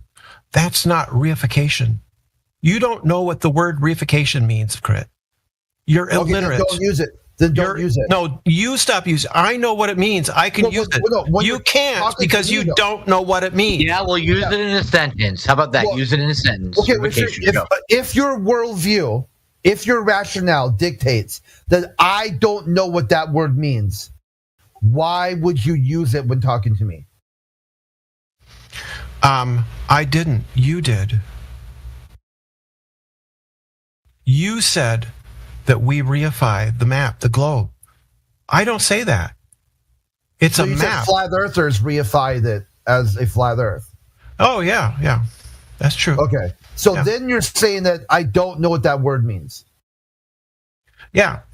So you're saying I underestimated how stupid you are. You're right. I underestimated how stupid you are. You're correct. And I gave an example that's saying, hey, this AE projection isn't a globe, isn't a globe projection using math.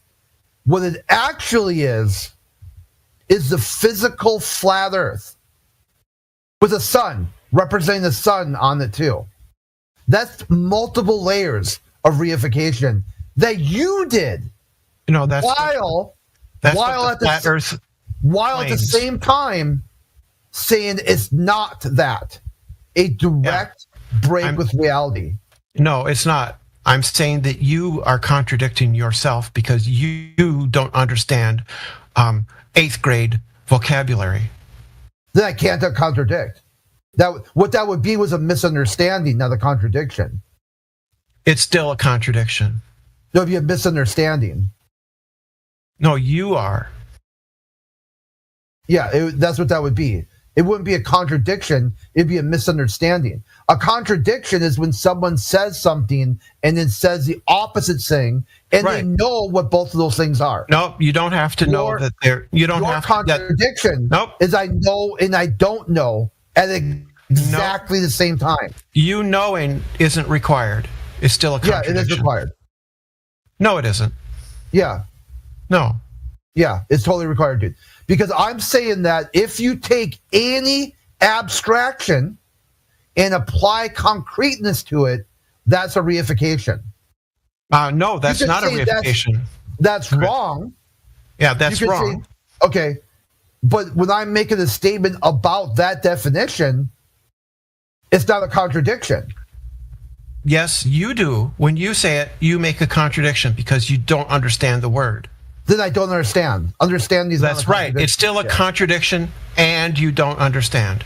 No, for you it would be because you're trying to slap a flat earth sticker on something I didn't say anyway. So your contradiction. Say it. What you said was literally a contradiction. No. Right? Because the flat AE map cannot be a globe. It's not a globe. It's a projection from a globe. Can I see that? It's a projection from a globe onto a flat piece of paper. Flat earthers reify it. Flat earthers reify that by asserting that this map that you see on world headquarters all the time, this is the land we live on. That is the reification. You fucking moron. No one did that. You do it all the time. You do it all the time. You just stereotyped, Brenda, you moron. When did I do that? If I do it all the time, Flat earthers do it all the time. That's a stereotype. No, it's not.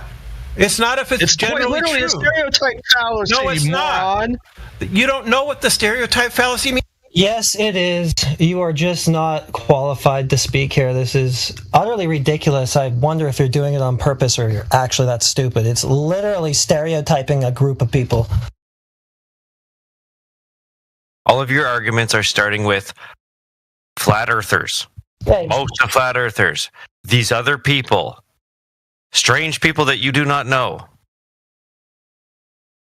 It's generalizing all the way down, and none of them are anybody. Hey, you're strange, not me. Shows you how weak your position is when every single time to try to validate or support it, you got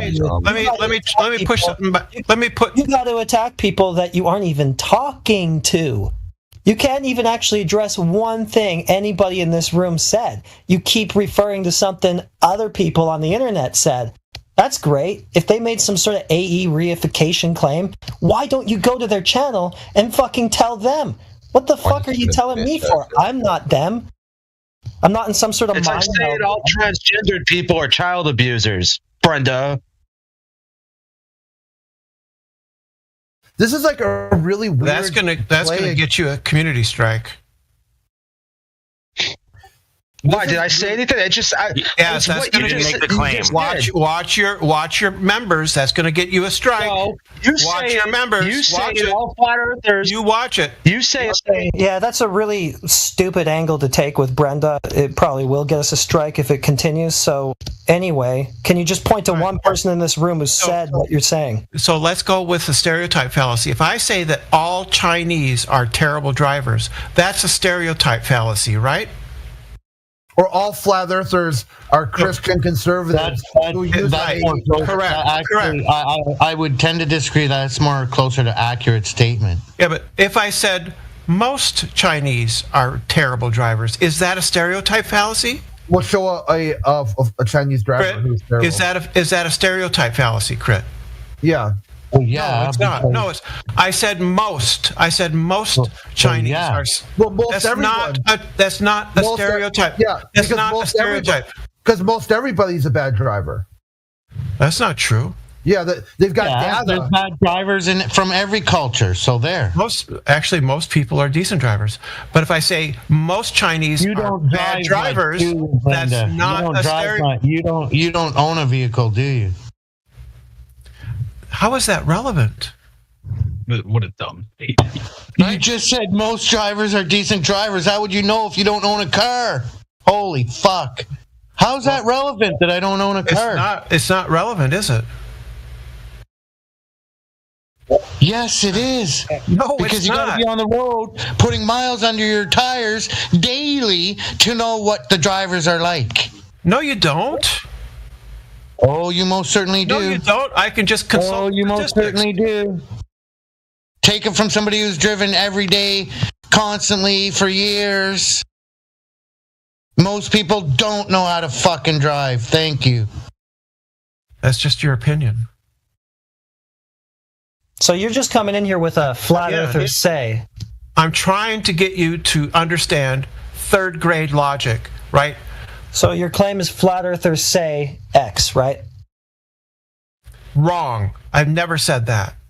I said most. I said most. Flat earthers are kind of that's real. That's real. Okay. Well, not really interested in what most people say. If we're going to go by that logic, then I guess we're all globers. Can you show us the census of most? Finally get it. So are you claiming most of the people in here are globers? No, I'm telling you how stupid your logic is. Anyway, can you show us the census? Can you show us the census that you did to arrive at most? Like, what's the percentage, and how did you get there? I got it by reading Robotham, Eric Dubay, Jaron, Witsit, all of the people who. Okay, so that's 1, 2, 3, 4 versus how many other flat earthers? And watching conventions. So you gave me 4 people versus how many others? I mean, there's only like 3 actual. Hundreds of people at the conventions with dozens and dozens of posters, T-shirts, and models, all showing the AE model. Did you take a survey? All of them. None of them. Did you do a survey? Yeah, I don't have to. Who subscribe? Well, you kind of do because you're claiming numbers you don't have. I'm not claiming numbers. Matter anyway. I'm not claiming numbers. There could be 1 million of them out there. If none of them. I'm claiming percentage. I'm claiming. There could be 1 million of them out there, and if none of them are in this room, then who are you talking to? Why are you here? Just stop making your arguments based on other random people. That's all. That's all. Argument. That's all. Basing my argument on the majority of flat earthers. No, you don't know it's the majority. You don't know who's who. Yes, I do. You don't know what's what in that situation. So just make your arguments to the people that are here and not random people that are not here. You're saying there's all these people. Yeah, you're saying there's all these people outside saying this thing. That's nice. We're not saying that. Then you don't have a problem with the final experiment, do you? No, we've already told you that. Right. It only addresses flat earthers who assert the AE model as representative. Right? Okay, well, they're debunked then. Yeah. So... Well, it doesn't even do that. Does it get that? Yes, it does. It falsifies it, Crit. You don't know what falsification means. You don't know because you've got Jaren and Witsit down there right now. Both of them supposedly subscribe to an AE projection as the flat Earth. I don't think they do anymore, dude. Witsit said you've just got other suns, or there's a larger or varied sun cycle that hasn't been fully parsed out yet. Yeah, it's not possible, Crit. It's not logically possible. Well, you're done. Yeah, you're done right there. Because there's only one sun. Flat Earther doing what you think they're doing agrees with you. How many suns are there? Crit, how many suns are there? Yeah, what's it saying? There's 4. Now. No, how many are there? How many suns are there?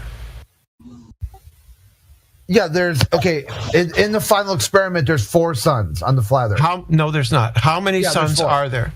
If you're just lying. You're just lying. Stop lying, Crit. If you're using the final experiment as the definitive proof of what's being adjudicated, there are 4 suns in that experiment. No, there's not. Yeah, that's what Winston said. 4. There's 4 of them. No, he's wrong. There's only one sun. Now you can't use it then. If he's wrong to start with, which one is it? You're using Winston's claim that the AE projection matches the flat Earth, or you're not doing that. Which one? We're falsifying a model. Okay, there's 4 suns in that model. No, there's not. There's only one sun in the model. There's 4. Prove it to me. Prove it to me. Show me the 4 suns. Show me the 4 suns in that model. No, show me the 4 suns in the AE map. Yeah, go ask Winston. No, I'm asking you. You claim Why would you ask me? No, I ain't claim that. Winston yes, you do. You claim he said it. What did I do? You claim he said it, right? Yeah, there's a clip. So do you know or don't you know? Do you or don't you know? Yeah, I know that Winston said that there's another explanation here. Where is it? Where's the 4 suns? Where are they? Other than the Earth's a globe. That's not a possible explanation because a globe would have curvature. There's still no curvature. So where are the 4 suns, Chris? In the sky. Where are they? Show it to me. They're in the sky on Winston's model. Show it to me. Show me on this model where the sun touched you. Finally, you start actually arguing back, but it's only on 4 suns in the sky. Finally, you now start answering questions. There's not 4 suns in the sky. You misunderstand. Nobody thinks there's 4 suns, Chris. Is that all the flat earthers say exactly what Jaren and Winston are saying? I never said that. Stop lying, Crit. You're lying. The majority of flat earthers. Yeah, that's majority all. Is the majority all? No, it's the majority. So a majority is not all, right? It's the majority where it might. A majority is not all, right? It's the majority that might as well be all. So no, it's not.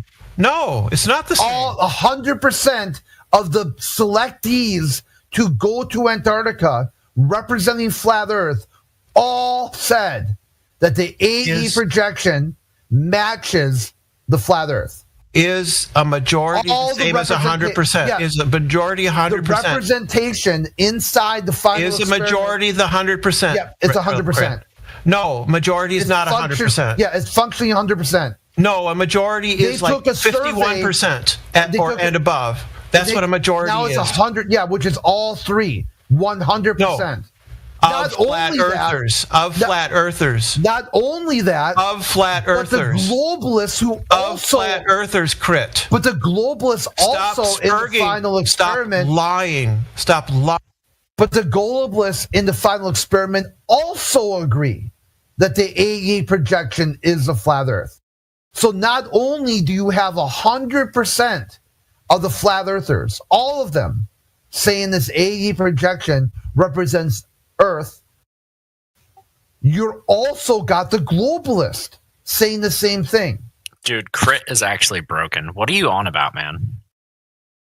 Oh, Brenda's just trying to piss us off. No, you contradict. Pretty good at it. How am I broken and don't know what I'm talking about? To be broken, you'd have to know what you're talking about, and then advocating for it anyway. Dude, you guys are walking, talking contradictions. The words out of your mouth, you can't help but contradict. You will make a statement, contradict it. Statement, contradict it. Statement, contradict it. Over and over and over. And you're wondering why no one accepts anything you say.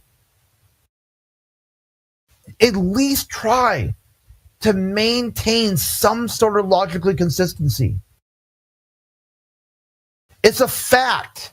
All 3 flat earthers in the final experiment subscribe to an AE model. It's a fact. No, all the globalists. That's a lie, Crit. What are you talking about? Witsit doesn't subscribe to the AE map. Yeah, he does. What? No, he doesn't. Have you ever talked with him before? Yeah, I've talked to him before. Yeah, the last I heard, I could be wrong, he's saying that, well, maybe he doesn't prescribe to it as anything other than the map itself. Like, he's not saying that this is actually the Earth. We could, like, maybe we're talking past each other here. If he didn't, well, if he didn't, why did he go on the final experiment?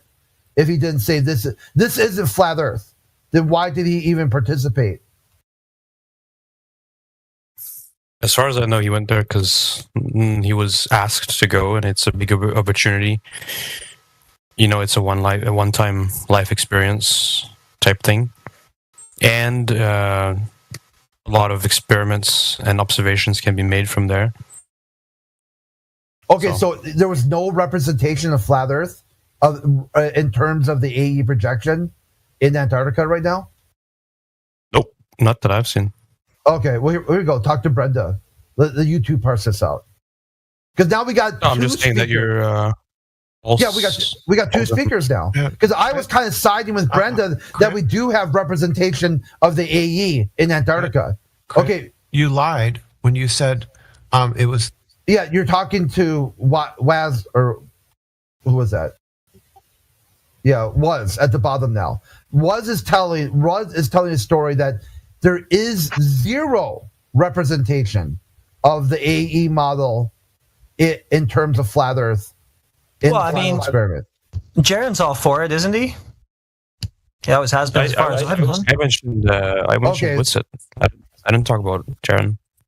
Yeah, well, I was going to say Jaren's out because he start from a get-go. He said science doesn't prove anything. So he's not really in on anything they're doing down there. He's like kind of like furniture.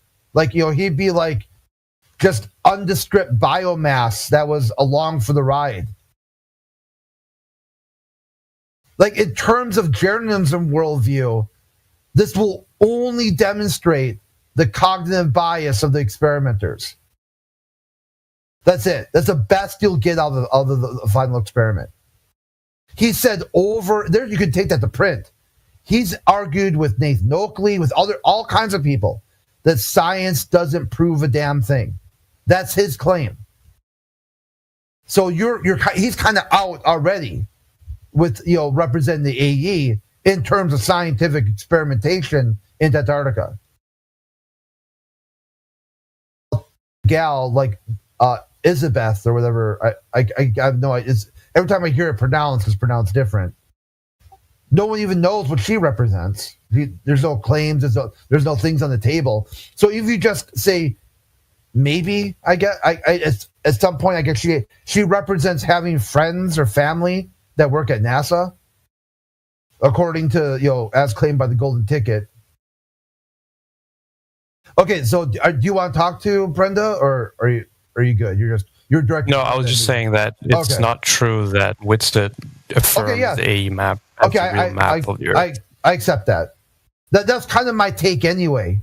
I was just kind of like trying to meet Brenda halfway to see if she would say her own comments are lies. Do you guys actually believe the Earth is flat?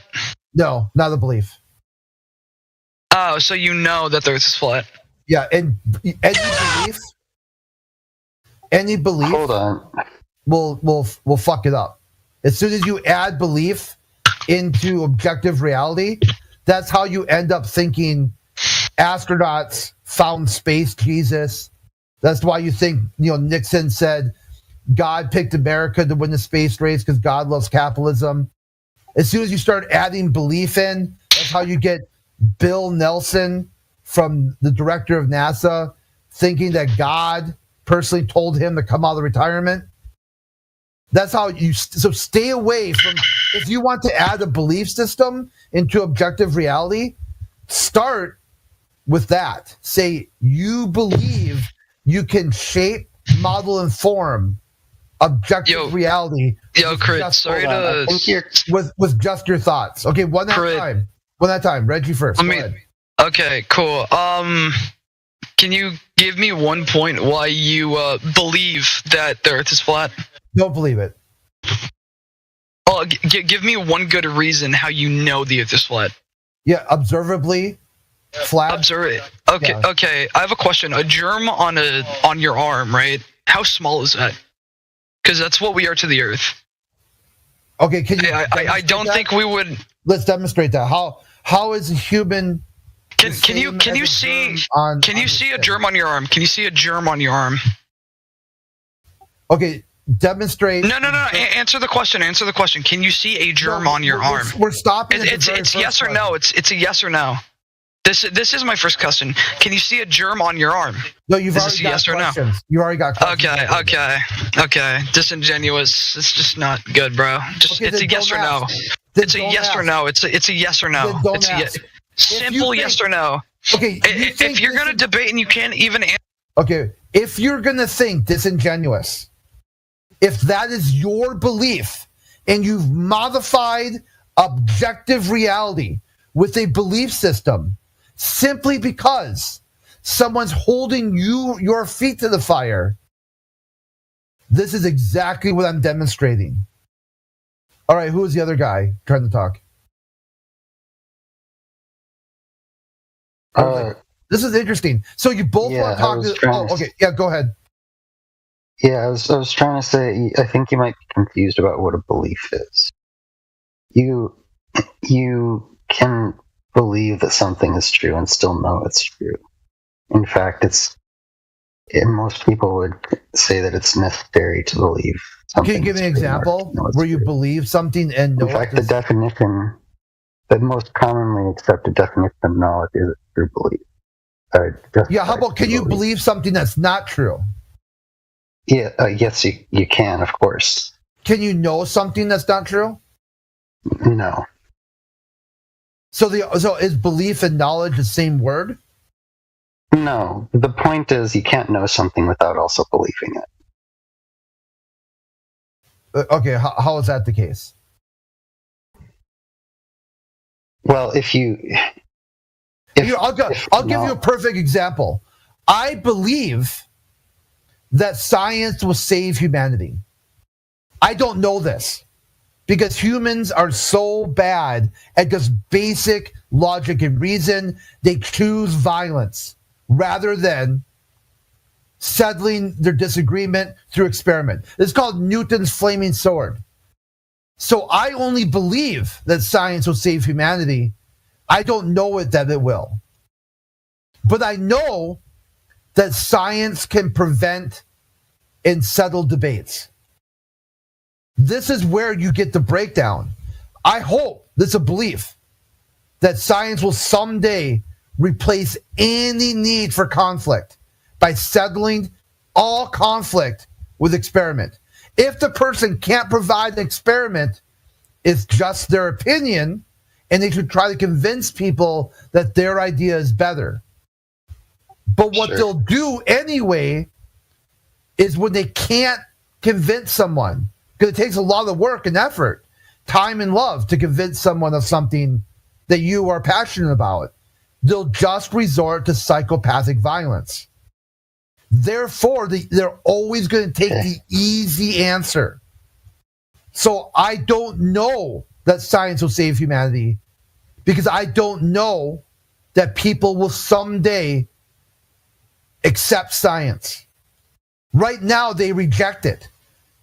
They reject science in lieu of endless levels of psychopathic violence. But if I knew that someday people would accept science, then I would know that science will save humanity. See how the difference is there between a belief and knowledge? A belief is something you hope for. Well, how about this? Give me give me your version. What's something that you believe and something you know? Way better ways of explaining this. Knowledge is oh, hold on, you guys. You can't talk at the same time. One at a time. Okay, we want really clean audio clips. So we have one speaker at a time, given their full idea. So, like Port, you have got right now. Your job is to demonstrate an idea that you believe and an idea that you know. What I'm trying to say is belief, even though it's not the same thing as knowledge, it's a necessary precondition of knowledge. Okay, can you demonstrate this with something that you know and believe? This is the way that knowledge is traditionally understood. Okay, give me an example. Do you have an example of that? For example, I know the law of non-contradiction is true. I also believe it's true. If you know it, that already means you believe it. You don't have to add that. Yeah, that's what I'm saying. That's my point. Now, what's something that you believe that you don't know? I don't know, because if I knew that I didn't know it, I probably wouldn't believe it. But I can in the past have been wrong about things. You contradicted your first one. That's not a contradiction. That's not a contradiction. What I'm saying is, if everything I believe is true, I believe is knowledge. But I'm not right. I'm not always right about that. Okay, what's something like that you got? Say, might be, dude, like, it's a softball question. Say pineapple on pizza or something like that. What do you? I'm not sure what you mean by that. All right, forget it. You're clueless. Okay, so Sensei. Why'd you mute him? Oh, so because we wanted to. All right, so you're dodging, but yeah, what do you want to ask? So if there it is. I'm mute. There's the answer right there. I muted him simply because I'm dodging. Do you know this, or do you believe it? Let's see how far this goes. Which one? I believe. You believe it? Actually, I don't even believe that. No. You don't even believe it? I think I understood what Portillo was saying.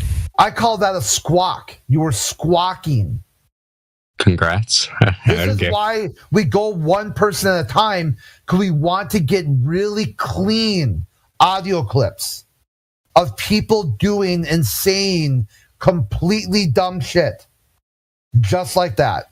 Random squawks and blurts without any form or function that they can't explain or take questions on. And when given counter data points, they simply just ignore it. All right, Vaughn, what do you got? You got something? Yeah. So I kind of understand where Portillo was trying to say.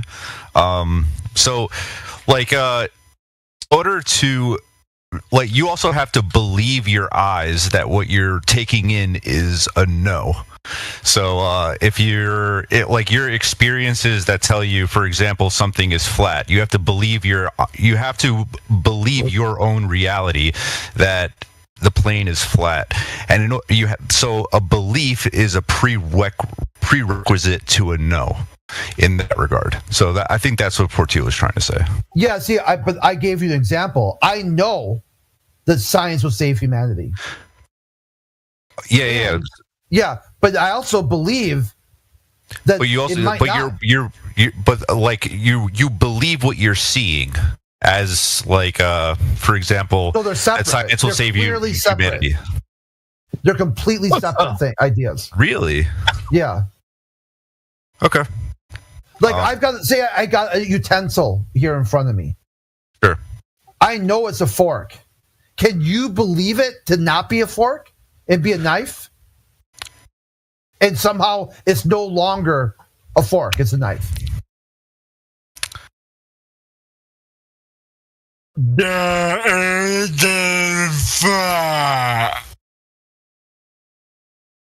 Wait, Crit, you would agree all knowledge is a belief, but not all beliefs are knowledge, right? Yeah, beliefs are kind of what biases in a way. You could obviously you could switch that out. A belief system is engineered by social constructs or other sort. It doesn't mean a bias doesn't automatically make it wrong. Someone could be biased in believing things that are still right. Like they think, like someone could be like, I believe when I go fishing when it's raining, I catch better fish. And just over time, like everyone they know, every time they've gone fishing, every time it's raining, they get the catch of the day. And they just believe it. But they don't know that because they only go fishing when it's raining. Because it's so good. It's so good to go fishing during the rain that there just isn't any reason not to do it when it's raining. That's how good it is. Wait, but I think there's like justified false beliefs. Those probably aren't biases, though. Yeah, because the biases, they never tried, like rivers. They just tried the one lake they're used to. The one fishing hole that they like, and when it's raining. And you're like, hey, dude, what have you thought about, like, maybe it's your lure, your bait. Your bait's just really good, and you just always go when it's raining. How about switch it up? Try a different location on the lake, and try when it's not raining. And instead of just trying that, like some sort of scientific approach controlling variables, they just punch you. Yeah, I would agree in that example. Yeah, they're probably biased, but but your bias is okay. Wait, just calm down. Sensei, your bias is okay when you recognize your biases, which is what Jaren, going back to the topic, why bringing Jaren down for the final experiment was such a dunk on the Globe side. He said that science only demonstrates the bias of the experimenters. And they demonstrated that. They came down there with an anti-flat earth bias to the point where they almost canceled it. I don't know if you know this, but the anti-flat earthers, they're not even repping the globe. No one there brought down the globe or a globe map or model. And they said that they wanted to follow the flat earthers around town with body cameras and just see how they act in their natural habitat. And the part of the contract was they weren't supposed to do that. They're supposed to be worried about their own content for their own YouTube channel. Not following someone around like a paparazzi. When you're see, this is the thing too, a belief and knowledge. When you're overseas as a international visitor, one of the things to do for security is to blend in to the, like when you go to the markets and stuff, you're not walking around like you got wads of, cash in your pockets and whatnot. You blend in, and it makes you less likely to become a victim of a crime or other things. Those idiots are so stupid and lack basic street wisdom. They were running around with a giant yellow arrow pointing at their head. International visitor. Yeah, do you do like a source for like any of this, by the way? Yeah, you could go watch the final experiment. It's got some great clips of them going to their hotel rooms to protest, and then McDuffie giving a blog. He did a vlog saying he's never been so frustrated with globalist behavior ever. He's at his wit's end. He's trying to get them to come out of their hotel rooms, and they're like, no. They won't come out of the hotel rooms until they're allowed to follow the flat earthers around. And they said, you can't. You literally can't. It says right here in the contract, clause whatever. You are not to follow people around like a lost puppy, recording them and stuff. They're doing their own content. You're doing your content. Do it on your own. And they just sat there and whatever they did in the hotel room. I can only imagine the type of degenerate, horrific shit. So they go to Chile, someplace they've never been, and they would rather pout in their hotel room than walk around town and check out the sights.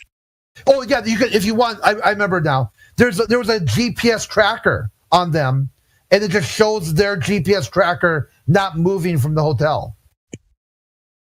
And the flat earthers were all around town, going everywhere, seeing and experiencing as much as they could. This is why the final experiment was pretty much DOA. Wait, I'm just out of like curiosity. Do you talk to like women like this as well, or no? Like what? This is squawking. I predict using the flat Earth model, you just squawked again. Oh wait, so it's like yesterday, right? So like, are they interested in the whole like flat Earth? No, hold on. Let's go through this. What do I do? Do I talk to who like this? Women. Like what? Yeah, do you like go fucking spurg out about the flat Earth to them as well, or no? Okay, define spurg. Just like talking way too much. Okay, especially so talking way too much. Yeah. So do I always talk like this, or do you think this is somehow only the one topic that I talk about this? No, that wasn't my question whatsoever. Okay, so the way I talk and my mannerisms are always the same, are always like this. This is who I am. I'm presenting myself legitly. Your claim that your belief or your knowledge is to ask me. I didn't make it. Always talk like this, or do I only talk like this to women? I didn't make a claim, by the way. This is a squawk, dude. You just squawked. This is your second squawking. Wait, what do you take squawking to be? Random blurts that have no form or function to them, that you can't explain or take any question on. It's just blurting. I just took a question. That would be odd. That would be like Asperger's or Berging out. Just blurts and blurts and blurts over and over again. This is your second one. Your second squawking.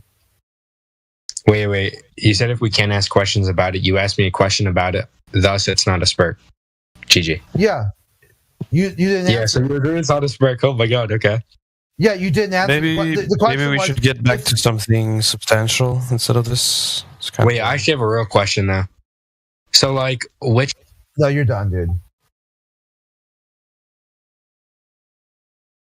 You're squawking too much. All right, go ahead. Was that Waz? What you got? I don't really have a proposition to bring forward, but I just thought it was a little bit circular. Well, the whole goal here was to demonstrate that he functions only on belief. There isn't any way for him to get past a endless cognitive bias. He could hear a speaker saying exactly the same thing at exactly the same time with exactly the same topic, and it's not a quote-unquote spurg. He could hear me talk anytime the way I talk in my mannerisms. So this is an endless amount of trivial nonsense without any form or function, and it doesn't matter how many data points he's given. It doesn't matter. Other people disagree. He believes he can change this fork on my desk to a knife simply with the force of belief, the power of Care Bear love. That's it. He just shines his belly in any direction he needs to, and he can just Care Bear love it to whatever he needs it to be.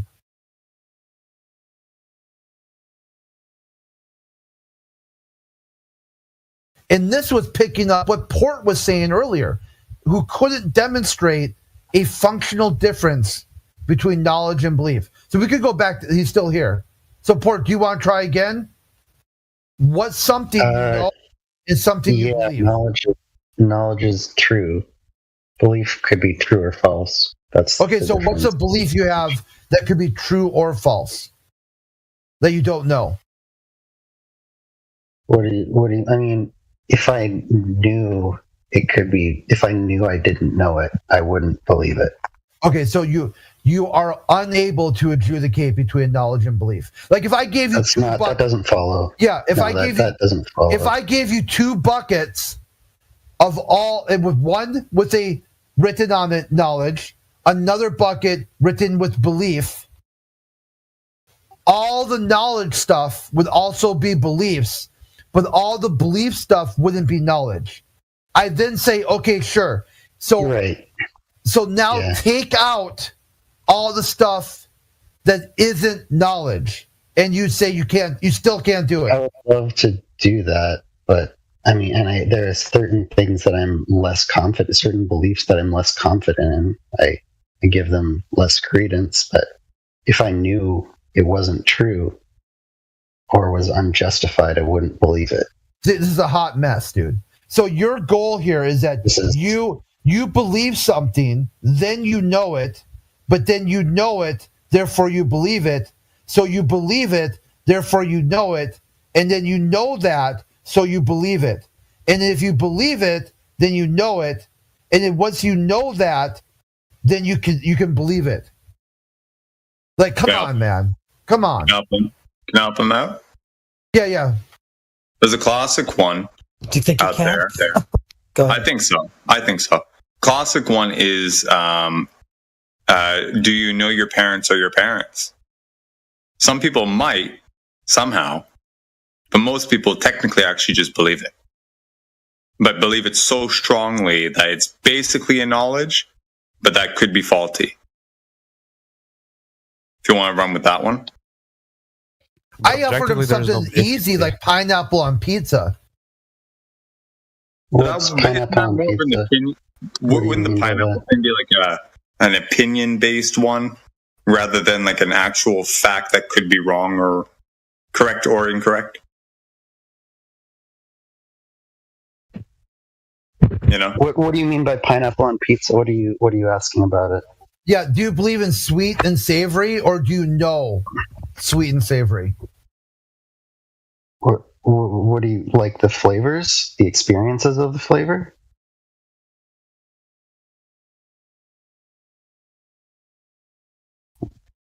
Like, do I know they exist? Is that what you're asking? Or no, what I'm asking for is give me something that you believe.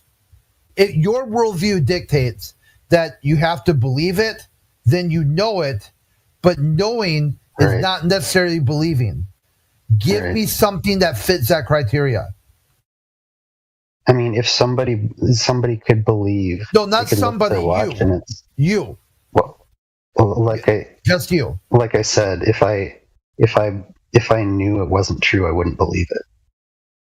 But belief comes before knowledge, so you're not in the knowledge step yet. You're only in the belief set yet. How can you say that?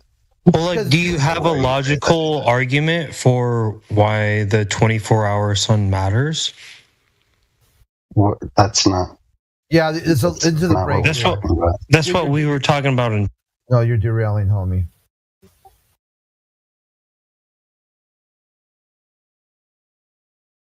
Okay, well, think about it, Port. And when you're ready, present when ready. What are you asking for? So you've got 2 buckets. Okay, visualize this, okay, in your mind's eye. So wherever your room is, okay? Just to think that there's 2 buckets on the floor. And you got pieces of paper with all the things that you know and or believe.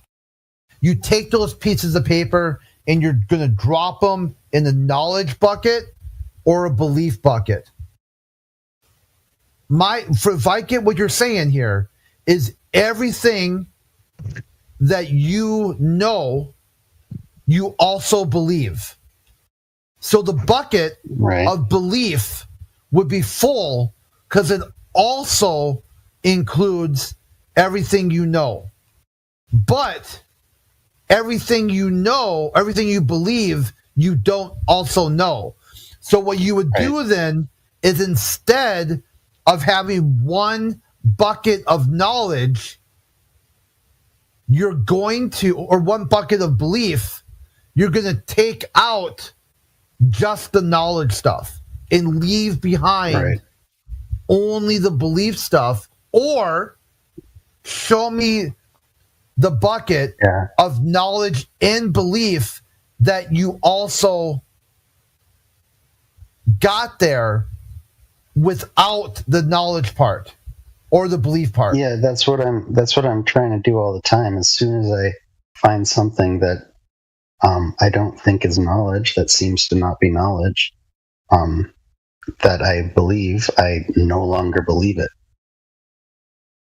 So it's always that's like, okay, how about do a past? As soon as I know something isn't knowledge, then I don't believe it anymore. Do something in the past. What's something in the past? That before you, so in the middle of the process. Yeah.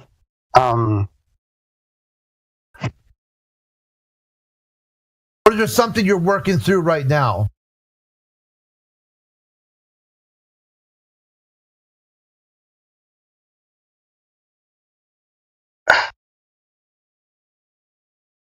I'm not sure why I'm having a hard time thinking of an example. Well, no, I get it. You're having a hard time because what you're doing is a nah. You hear a flat earther say something, no, and you're just saying the opposite. It's a nah. If I would have came out and said knowledge and belief are the same, you would have nah that and then been stuck. No, well, yeah, I would say that's not true because they're not the same. They're distinct. Like, okay, here's an example. I walk into a house. I see the floor. It looks like wood. I believe it's wood. I later came to find out it's actually linoleum. I just learned what linoleum was, and it turns out it's not wood. Probably laminate. Then I know that I had a belief. Yeah, but it was fucked up because you don't know what linoleum is. It's like a plastic material. You think it's laminate, probably. It was a word you're looking for. No. Yeah, I'm talking about. Take a second here to look up the definition or the understanding of laminate and linoleum. What do you mean by laminate? What is laminate? That's what I'm saying. No, I mean linoleum floor. Yeah. I'm talking about linoleum floor. Yeah, go look up what that is. I know what it is. It's like a plastic floor. Okay. Yeah, what type of pattern is on that? It's not. I actually don't know what it's made of, but I know it's plasticky. Yeah, it's like vinyl. But anyway, I'm not sure. What I'm saying now is... look up what laminate is. In what context? What are you trying to... I don't understand. Yeah, so look this up.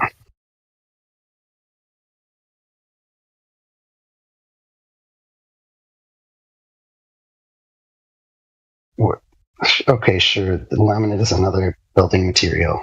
What is this? That's the one where it might be hard to adjudicate if it's wood or not.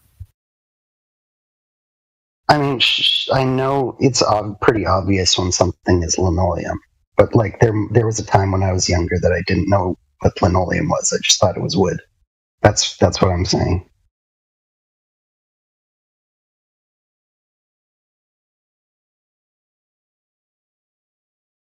My point is, I had a belief.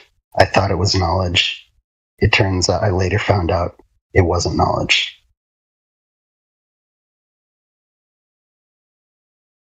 Cycle repeats? Sure, yeah. That's raw, dude. That's like, I would call that spiraling. Spiraling? No, that's just That's just growing in knowledge, having more true beliefs and less false beliefs.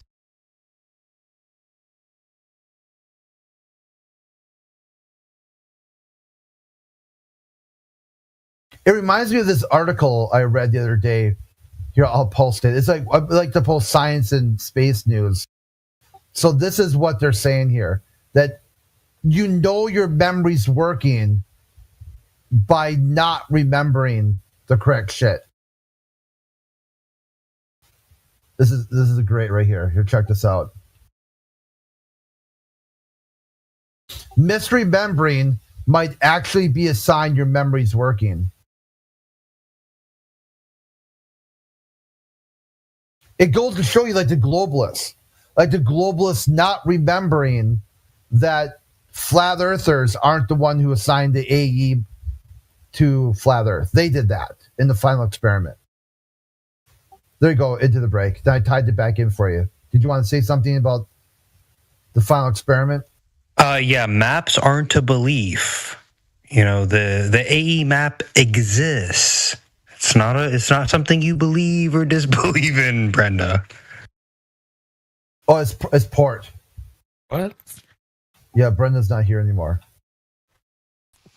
Yeah, like there's maps. I have Apple Maps. It's like not something I believe in. It's like I'm not just going out on a limb and hoping that I get to where I'm going. That's not what a belief is. That's a misunderstanding of what a belief is. It's not a hope. Okay, what is it? It's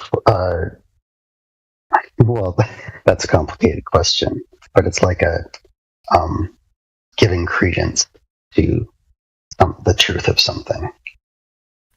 Well, the truth, we would just call the truth. So there's no, you don't need to believe in magnets sticking to your refrigerator. You don't need to believe in miles. Well, you don't need to, but if you didn't, what are you trying to get that I have to believe in? Without evidence. See, we can come to the truth because we have the evidence. Well, if rational people believe things based on evidence, so you can. You don't. The idea is not to believe things without evidence. That's not what I'm saying. So you wouldn't believe in like 2x4s? What do you? That's not like something you believe in, right? Like you just know you go to Home Depot, there's a whole thing. Yes, I do. And you buy the 2x4. I do believe that they exist. Yes. And so no, you believe they exist, but you can actually just go buy it, right? You can go buy it. You can buy a tape measure. Yeah, you have to believe in the tape measure. That's what you're trying to. I mean, I don't have to, but I would be wrong if I didn't believe it. Do you believe in tape measures? Yes, I do. You believe in them. I believe that they exist. Well, is it so much a belief? You have a tape measure. The belief would be contained on the little numbers that's written on it, that those are accurate to a scale. Oh, it could be. So both. You wouldn't really need to believe in, you don't need to believe in the magnets that are sticking to your refrigerator. Like that is something that occurs in nature. That's something that occurs in nature in the tape in a tape measure circumstance. Right. We've come to some sort of agreement on what is a length, and we're trying to conceptualize and measure depth, right? Like it's pretty simple stuff. You're not supposed to go and worship that. I'm not sure what that means.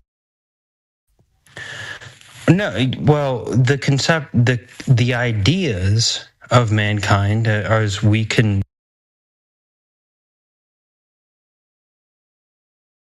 Light source is local, or like movie set lights or whatever, because all the shadow angles are just pointing in different directions. So I mean, that's really powerful, but there's so many different debunks on the moon landings that I'm surprised anybody believes in them, even on the heliocentric side anymore.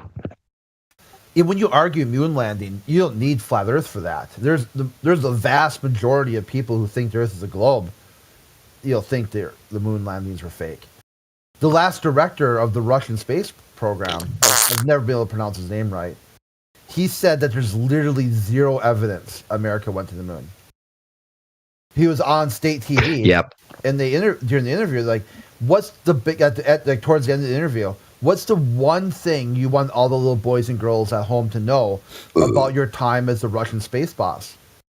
He said, if there's the biggest takeaway I've got as working in the Russian space, for years. He was like a long running one. That there's literally no proof America went to the moon. But he thinks the Earth is a globe, so it's not like you'd be like, oh, he's some dumb flat earther. No, this is a guy who was in charge of the Russian space program who thinks America faked it.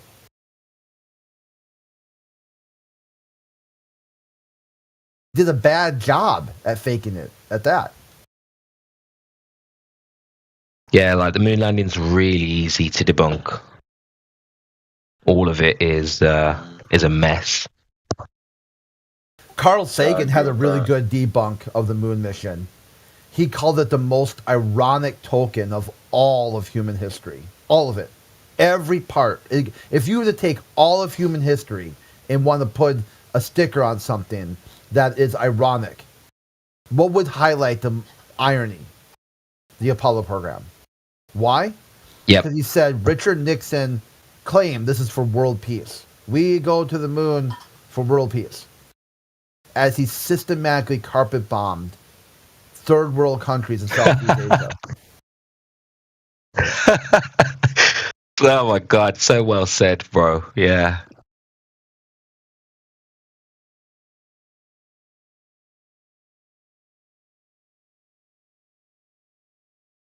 This amazing and scientific endeavor will prove that we're all together. We're all related. It's one Earth, one people, all reaching out to the stars, except for liberals, hippies, commies, Democrats. The Middle East.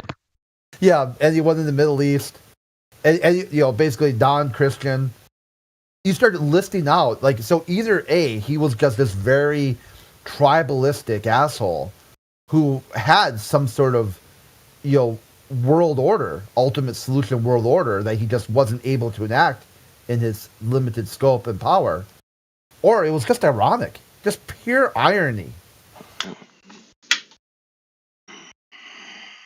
I mean, even Elon Musk said in an interview, he said that the moon landings was a technological anomaly and he can't understand how they did it and lost the technology. It's a real anomaly in technical history, in technology.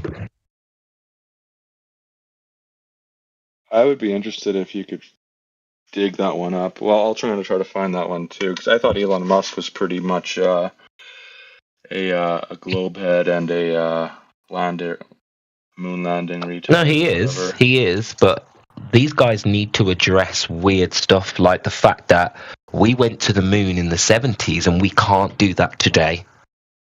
So they have to comment on it because it's ridiculous, the fact that we are now in 2024 and we don't have the technology to go back to the moon that we did in the 70s on a computer that's as powerful as a calculator. By today's standards, we should be able to go further than the moon, but we can't even leave low Earth orbit.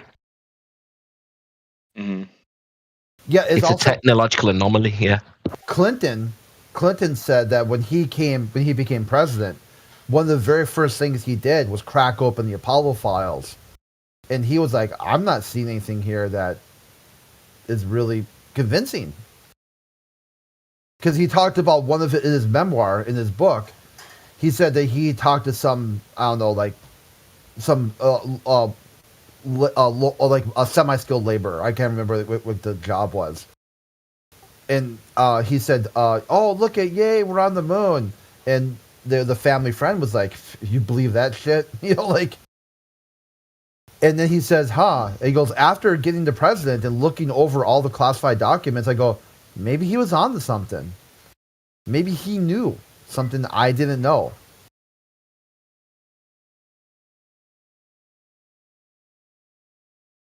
I thought the U.S. presidents would all, know the truth in that we did not land on the moon, but would be like the biggest people in terms of covering it up. Why would they be in on it?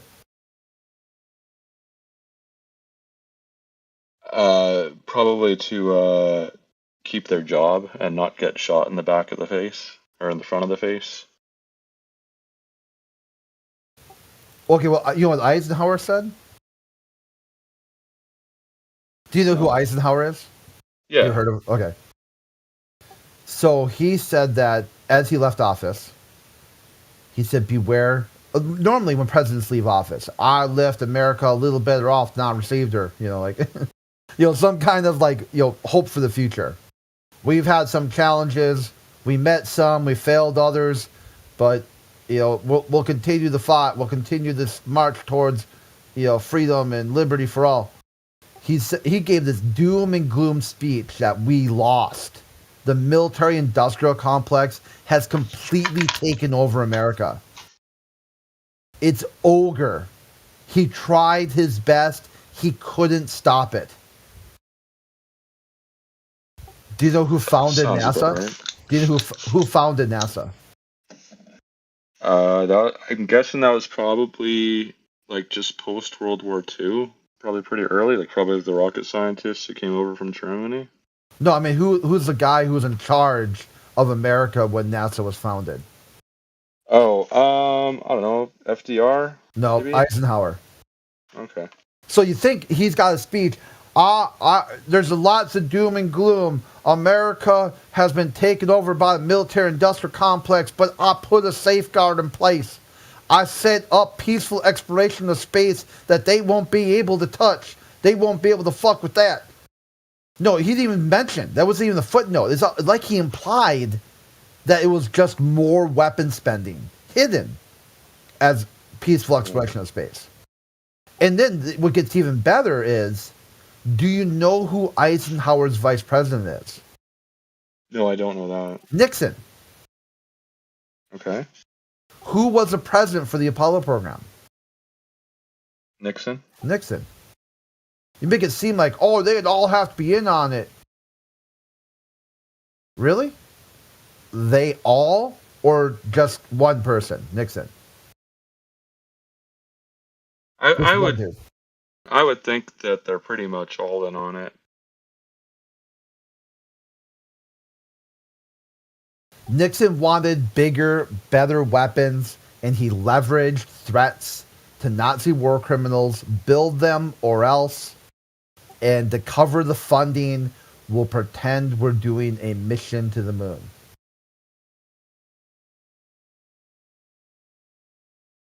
Oh yeah, do you want to hear something else? Eisenhower refused to endorse Nixon for president. The only time that's ever happened where a president refused to endorse their vice president.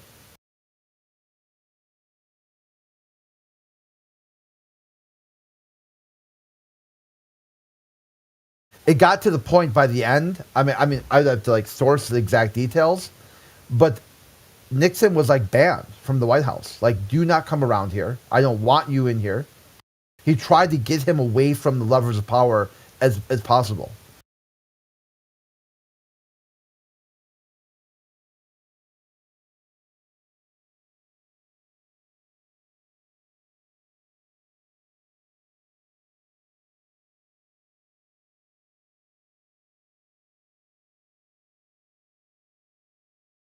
How about NASA is an independent agency, meaning it doesn't have a cabinet position. It's an executive branch agency, just like the FBI, CIA, ATF, all those the Post Office, EPA, NSA. It falls under the same regulation as all of those do. Yeah. Of all of them, which one reports directly to the White House? The most dependent independent agency.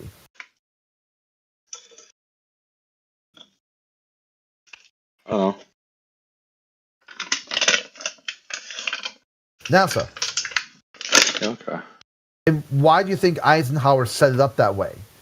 I said, I'm not going to sign this bill unless you give the office of president direct oversight into what they're doing. Makes sense. It does. It does make sense to set up a dependent, independent agency. NASA's supposed to be independent?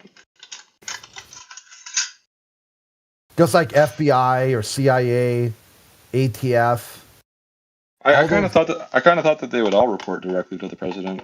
No, they don't, because they're supposed to be non-political.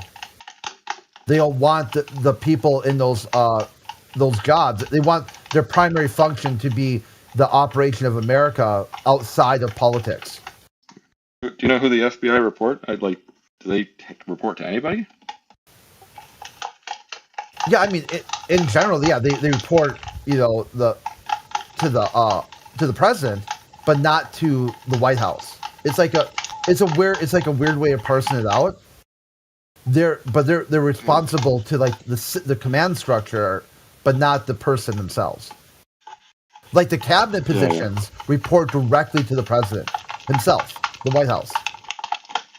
Right. They serve at the pleasure of the president. They're supposed to be pushing some kind of agenda that is voted on and confirmed by whatever administration.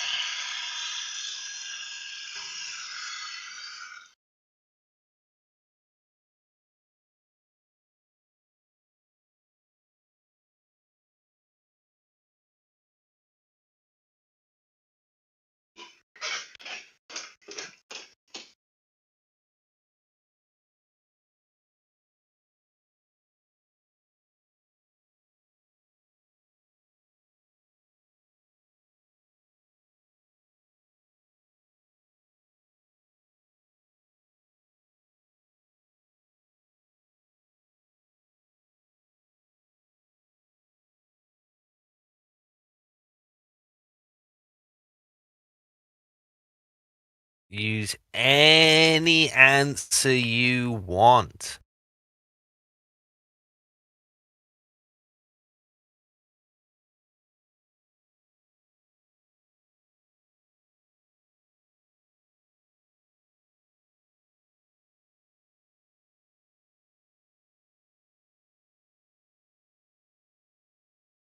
Did you get the news yet? Yeah, I just got it. That's why I came in. Oh, okay. It reminded you to join. Exactly. What's your take? You know I don't like science. Is that? I mean, what would be the excuse? What's the excuse there?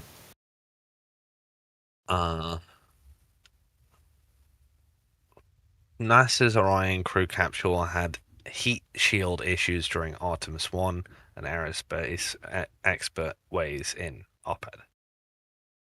Don't know. I've been talking about this since it happened. Like, oh, heat shield problems. And you've had globalists tell you, Crit, you're a fucking liar. The heat shield worked perfect. I saw it on TV.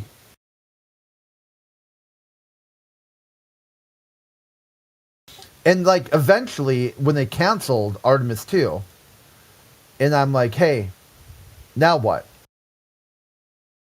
Oh, you're still wrong. But yeah, it's a heat shield problem.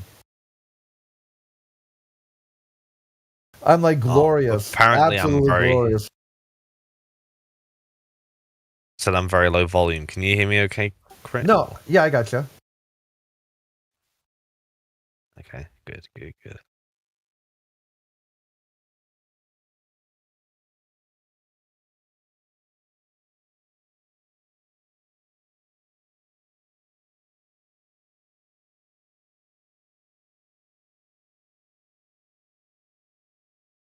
Well, what's new under the sun, Crit? There's nothing new under the sun.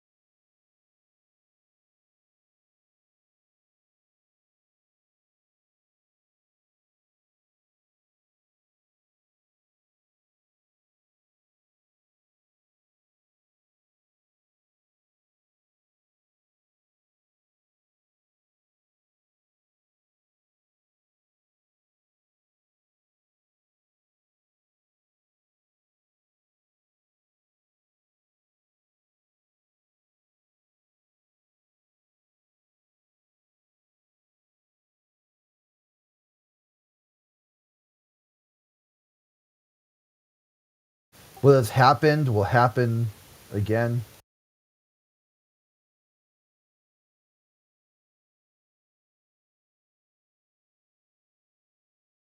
What has been will be again. What has been done will be done again. There is nothing new under the sun.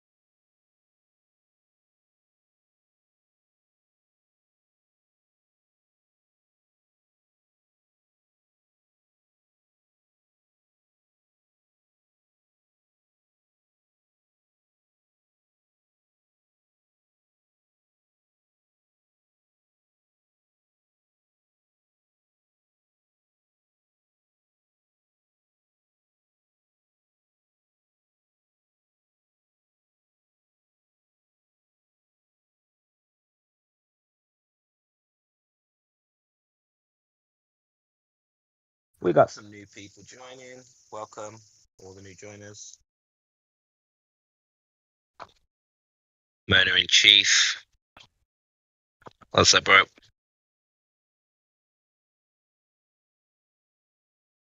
Cousin Suno, I spotted you earlier. I don't know if anyone's spoken to you yet, but welcome.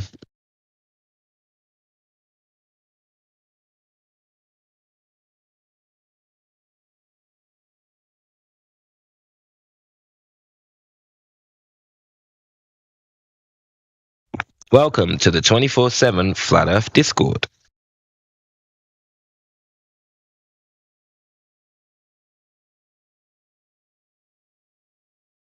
Elbow, welcome. I haven't seen you for a while. Hope you're well.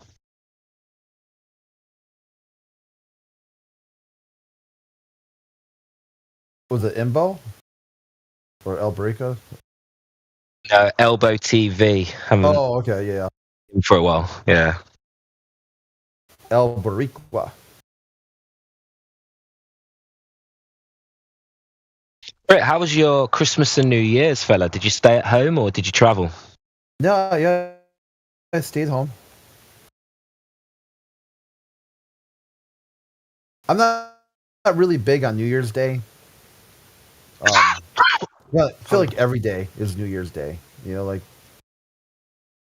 every second is a new, exactly 1 year from prior.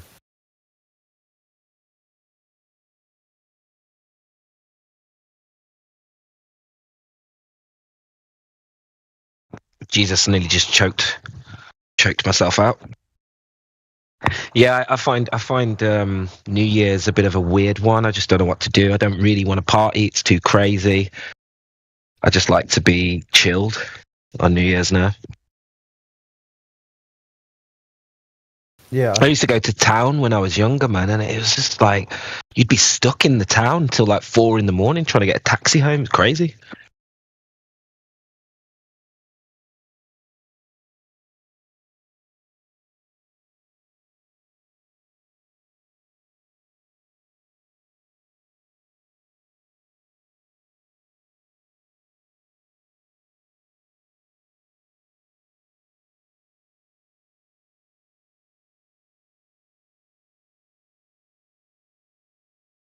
Use any answer you want. It depends on the question, doesn't it? What's the question? I didn't think that far ahead. Hold on, I know that voice. Is that Jackal? It is. Oh, I forgot you changed your name. Happy New Year. Happy New Year, sir. What do you think Flat Earth has in store for it this year? Growth? Oh, we're moving into season 10 now. How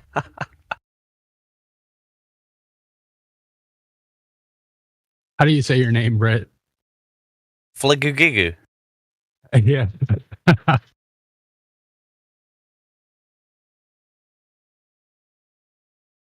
Oh, this name that I have right now? Oh, the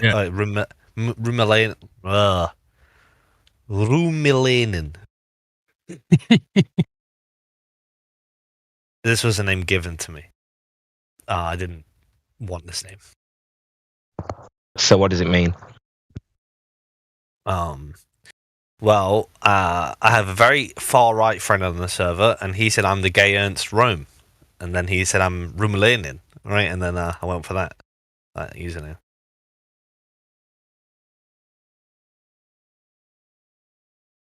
Fair enough. And what do you think 2025 has to bring to Flat Earth? Nothing but growth from here. We're on the way to the moon. I mean, figuratively, of course, because gas pressure requires a container.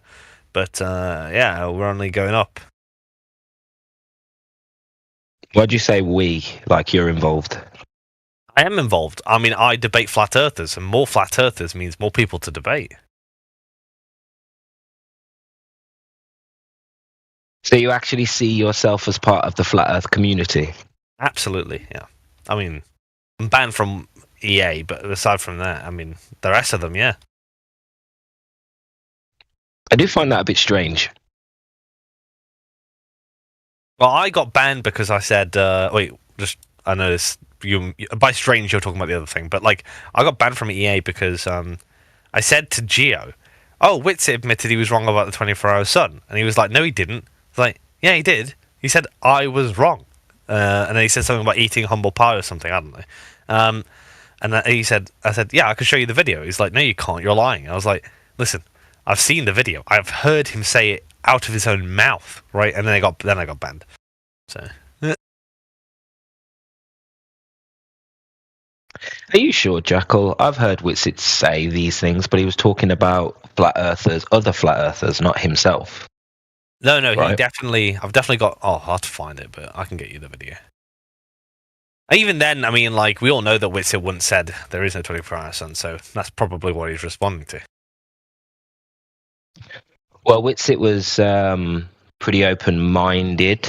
As you know, he's close with the Ether Cosmology guys and Shane and all them, so can't really imagine Witsit pigeonholing himself when he is open to other models. I'll see if I can find it. I mean, he has been for years, right? He's an Ether Cosmologist, really.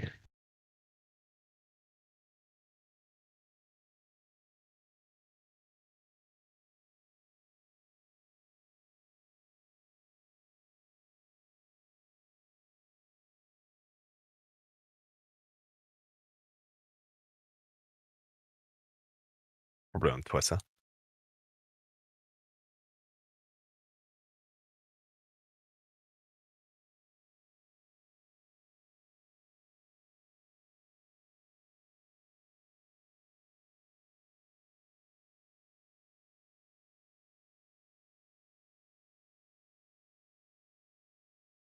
I'm just scrolling through Witsit's Twitter media, and I saw an image of concentration camp, and that was really depressing. Which one? American or German? Well, it says Arbeit macht frei on the tops. I take it to be German. Oh, okay.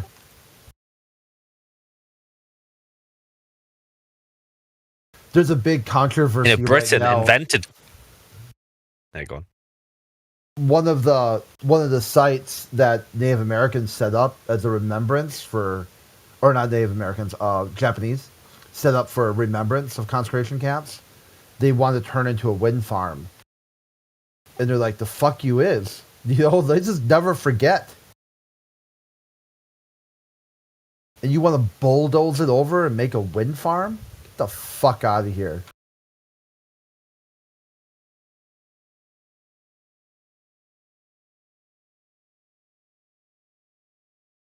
You know, Britain invented concentration camps as we know them today.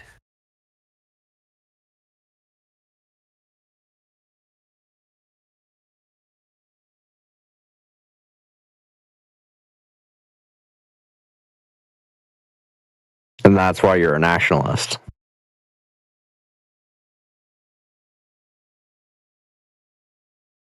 Well, they didn't go to the 24-hour sun in Antarctica anyway. We know this because there was no breath clouds. What's the vape? It was vape. Yeah, Witsit's vape. Witsit vapes it.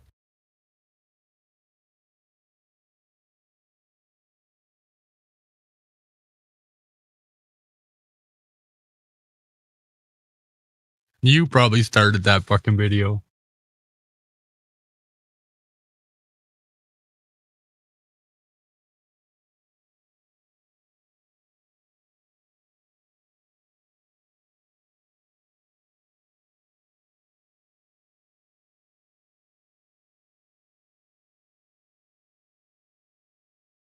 Wait, started what video? The one about Witsit vaping in his breath. Yeah, I wish we should actually do that. We should start like. No, that's what happened, dude. Oh, you got us. Might not have been you, but it was somebody just like you.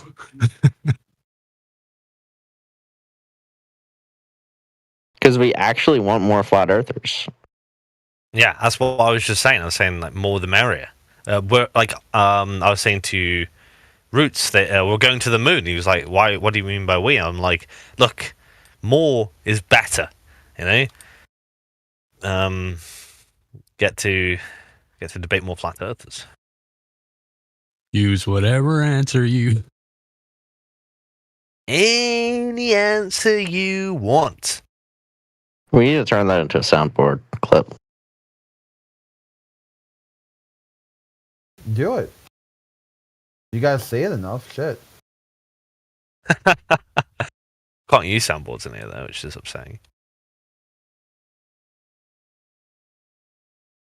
That's why. Oh my god, they'd be abused to hell in here. Like going to Gempanzee server and people like repeat what like I say. They'll be like, "Crit, all you do is repeat the same shit over and over again," and then they repeat it to show me that I repeat it because repeating it is dumb for some reason, but not dumb. So I said it's perfect. So now you've said what I've said more than I've said what I've said.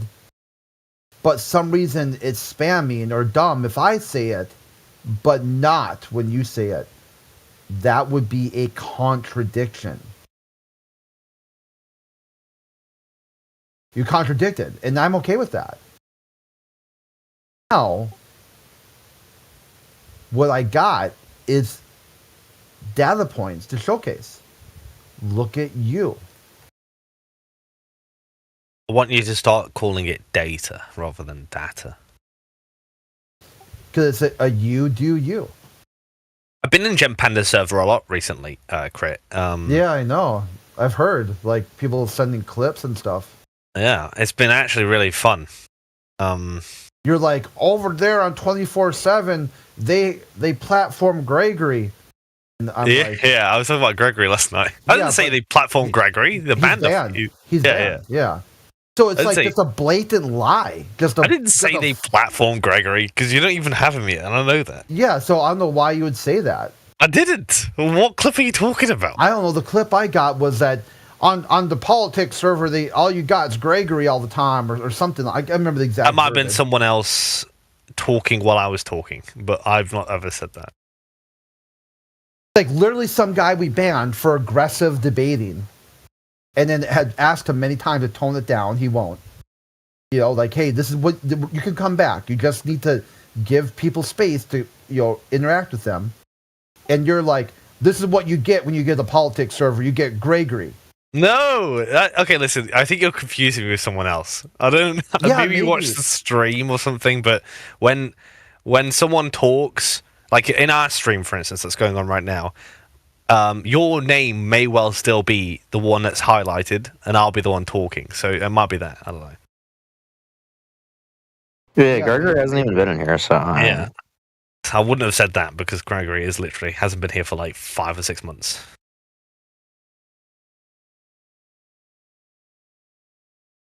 He's been banned. So is Gregory banned from here? Yeah. Which I resent. I want him back. I love Gregory.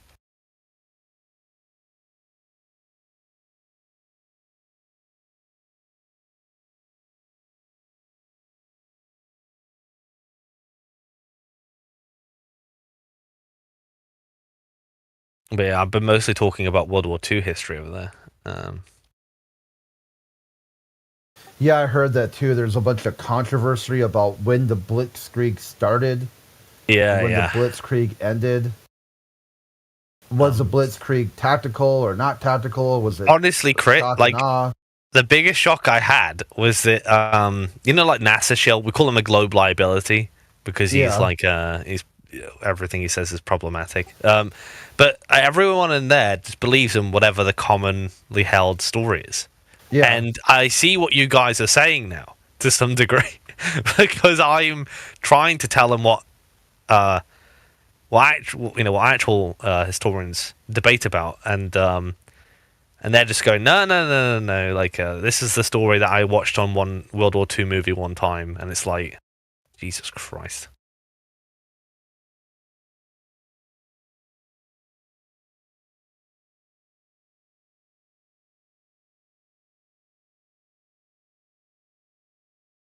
Have you been there, Euclid? Yeah. Yeah. I mean, I stick around sometimes, and then I get like overly modded, and I'm like, fuck it for a while. You know, like. Gem Panda got annoyed with me, and I started talking about Ukraine. I do like Gem Panda overall. I do think he's quite funny. He's like the Globe Earth version of Bev.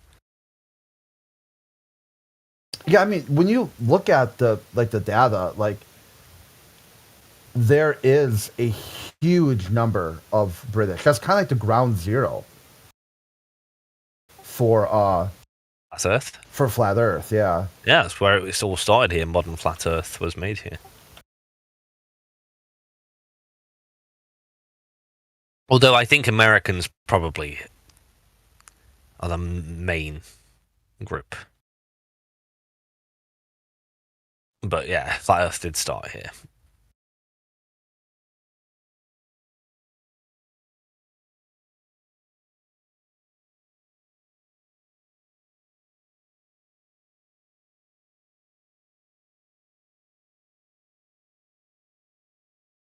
You know what's funny, Subdued? You said that you smoke, and I would have expected the smoker to be like the more aggro person, but you're actually the calmest person.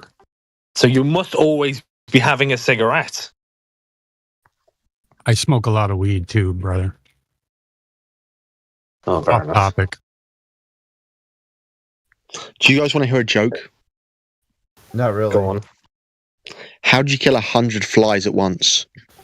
Okay, dude, this is gonna. Hold on. Slap an African kid round. For fuck's sake. Wow. What the fuck? That's bad.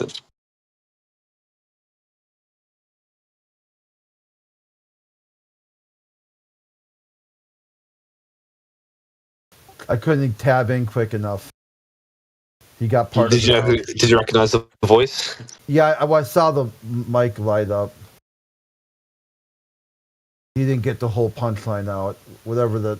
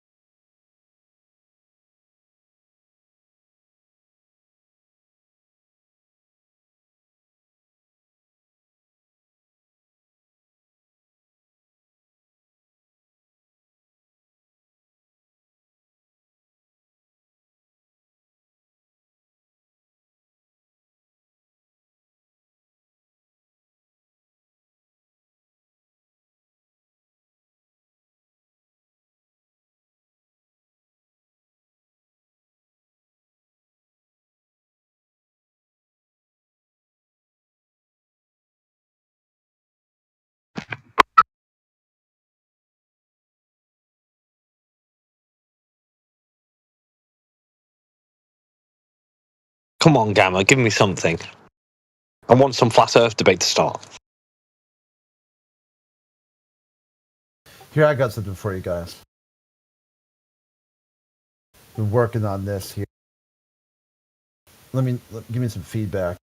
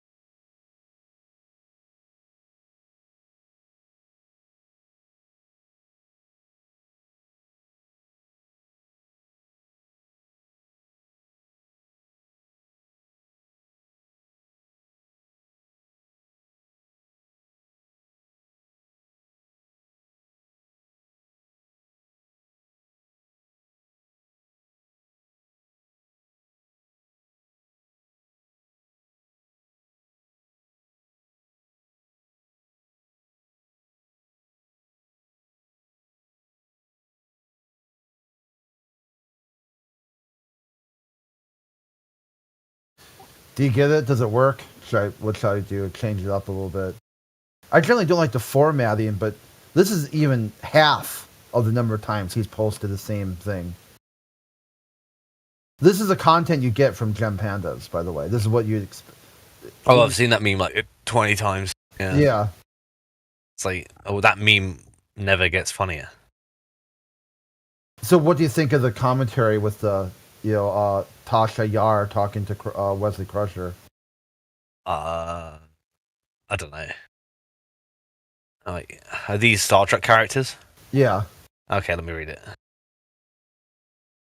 On my home planet, there was so much poverty and violence that for the only escape was through memes.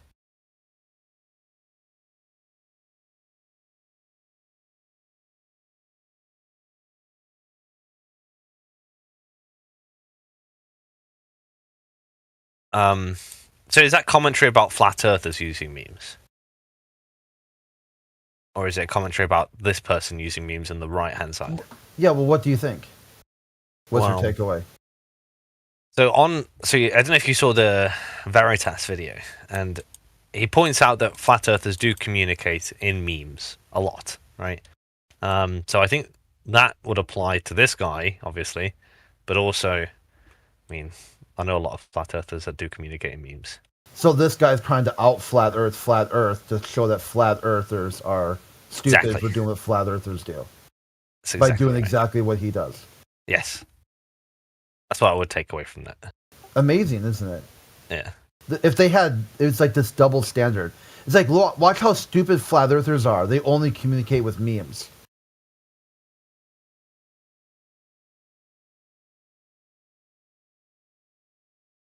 I do wonder what the flat Earth take is on that. Like, do you see that a lot of flat earthers communicate in memes a lot? Well, I mean, what I think is interesting is like, yeah, sure, memes are a lot of ideas are communicated through memes, and then you've got Richard Dawkins who says he invented the meme.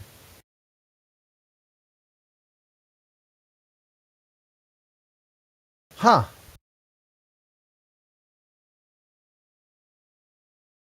I see the meme as just simply cave painting, a modern day cave painting.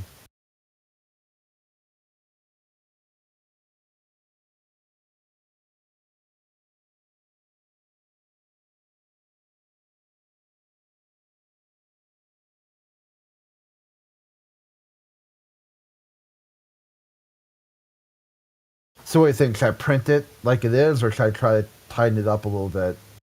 It's too much text there, right? Like someone might not read all of that. So yeah, let's just say leftist memes, the left cat meme. Exactly. This is a perfect leftist meme. It's like, Crit, you just demonstrated you're a leftist. Your meme sucks. It is true, the left can't meme. That is well documented.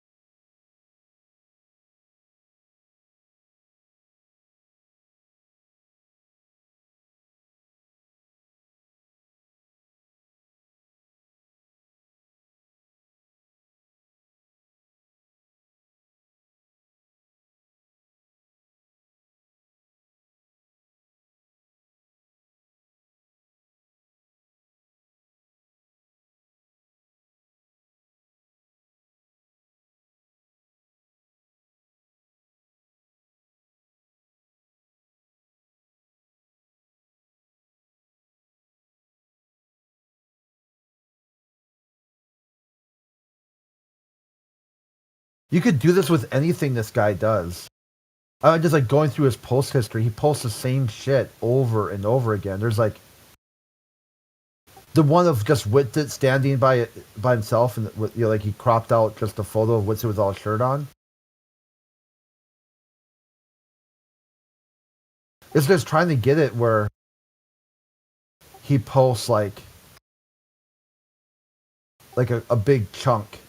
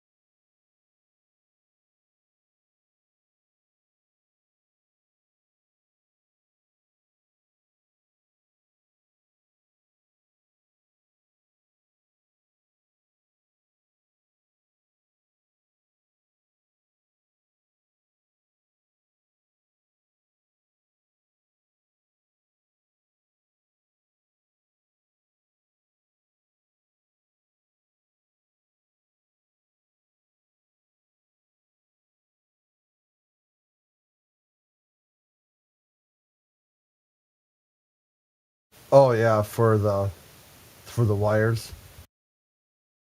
Yeah. This one bothers you? No, I just found it. Oh, okay. I meant that bother is loaded. This is the type of meme that highlights what flat earthers are talking about.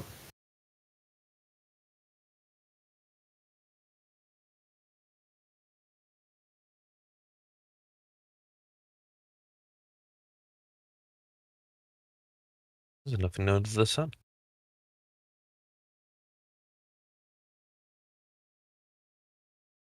How about this one?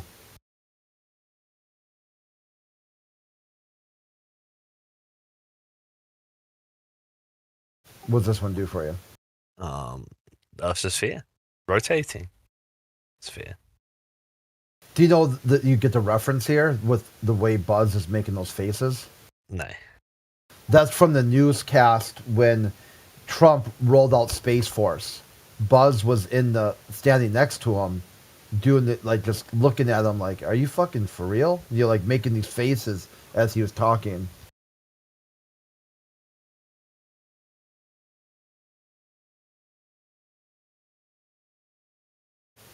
How about this one?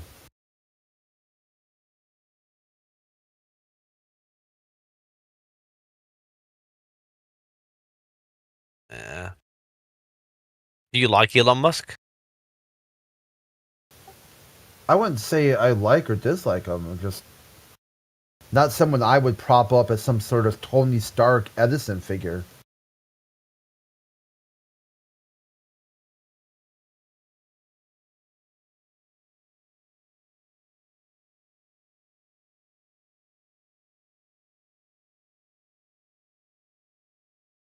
What do you get from that?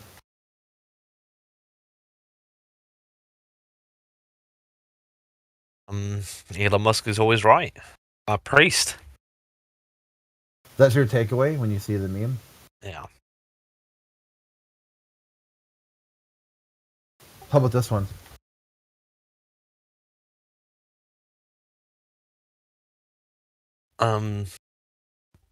Love Albert Einstein and this meme face.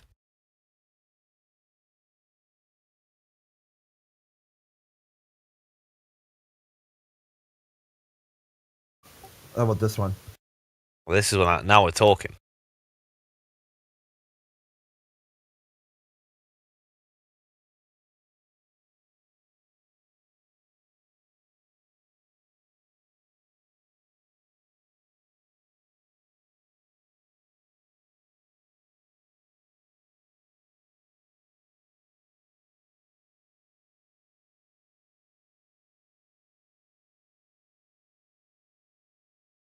Is it just that maybe you have meme blindness? You're not able to see the social connotations, and because you don't really know that, you don't understand it very well. Like same like an AI chatbot would see a meme and not really. All they would do is just be able to analyze the text. They wouldn't be able to get the nuance in there. It would confuse it. It would confuse the AI. Well, if that was true, then how did I? Where are we? How did I with this? You know, nuance. Yeah, that's like in cultural. Yeah, like in this area. And then this, which is this isn't what I came up with, but I like the meme. There you go. Nothing ever happens. Nothing new under the sun. Nothing ever happens. Yeah. Yeah, but that's like the chud dude. So what's this relate? This supposed to relate to Flat Earth somehow, or this is gotcha? Well, that's nothing new. Nothing new under the sun, right? Nothing ever happens. So when someone says nothing new under the sun, whatever has happened will happen again. Your interpretation of that is nothing happens. Yeah, nothing happens. So the same thing that keeps happening over and over again is nothing. Is actually nothing. Yeah, it's a nothing burger. It's nuanced, you know. How about these two?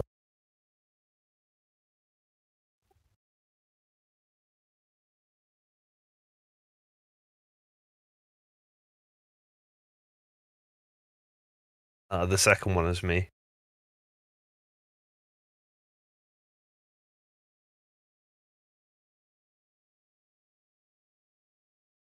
I made this, which is a spin on the meme I made above. Well, saw above, sorry.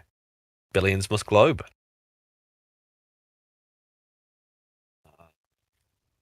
I also made this one. Pretty good.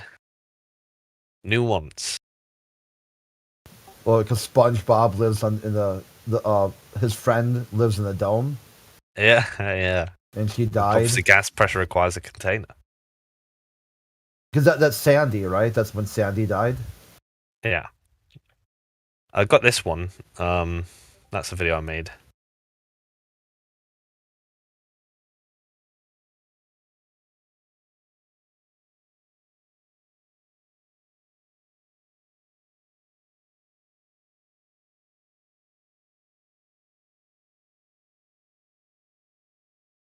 It's a good one, I think.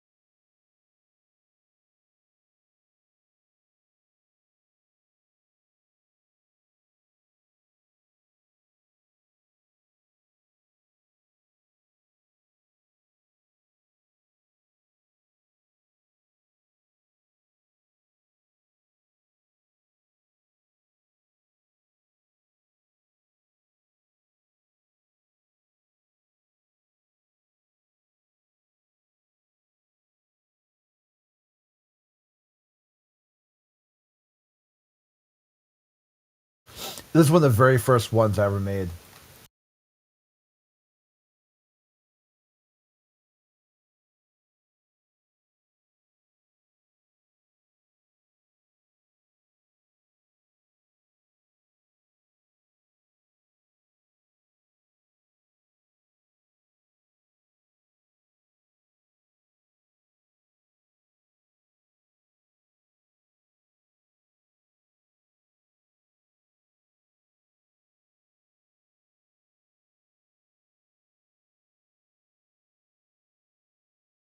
I made this one. It's pretty cool.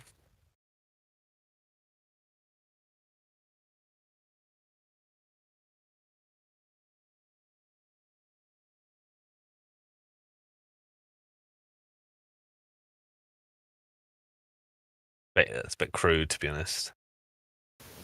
Yeah, sort of lazy, uninspired. Uninspired.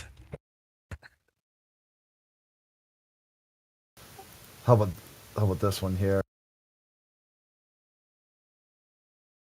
Don't try to atheist globalist Effie has the high ground. You don't understand the power of Gamma Panda. Who's Gamma Panda? Like Gem Panda? Gem Panda. Right. Mark Taylor doxing and sending dirty on Dig Offers.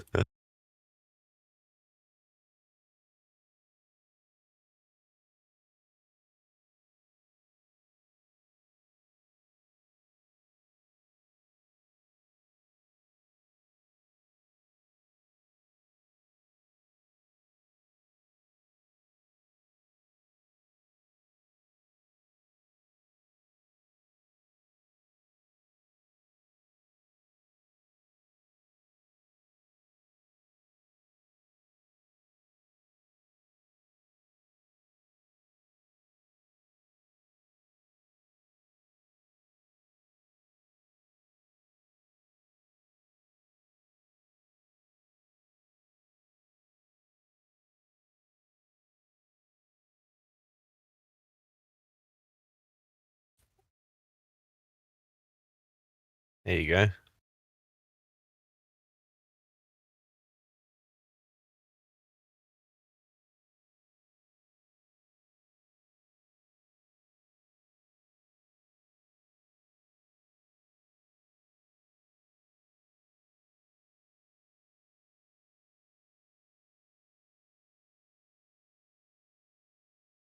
I think there's a better one than that.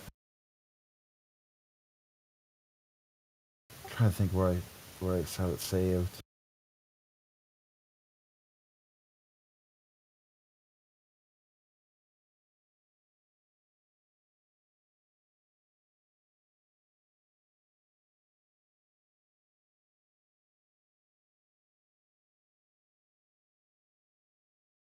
Oh, that's a left wing meme right there. There's too much text.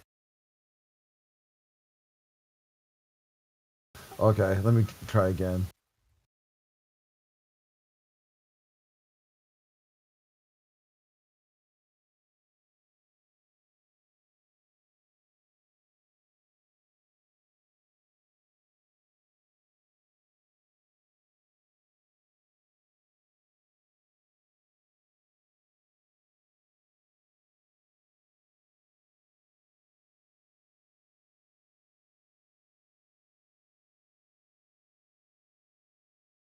Hi, Embo.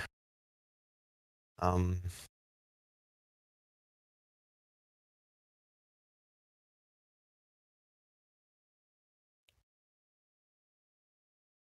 the one I'm looking for is like stars on the geocentric, and it shows that it's concentric circles. Stars on the heliocentric, it's just a bunch of scribbles. Oh, here I found it. Okay, here we go. Like right when I stopped looking, all of a sudden there it is.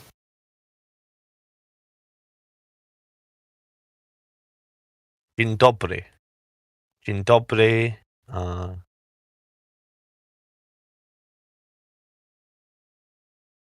Witamy I posta. Here's one I made.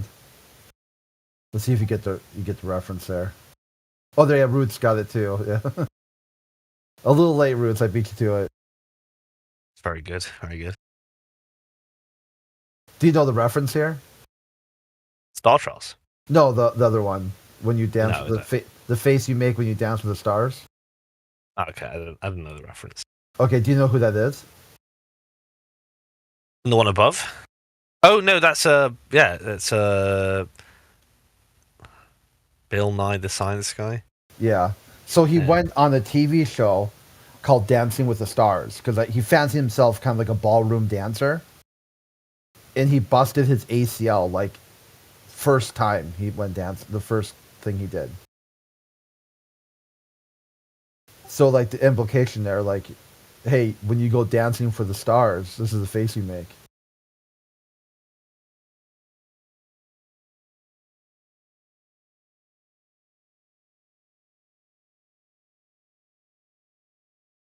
Gosh. Trying to learn Polish right now.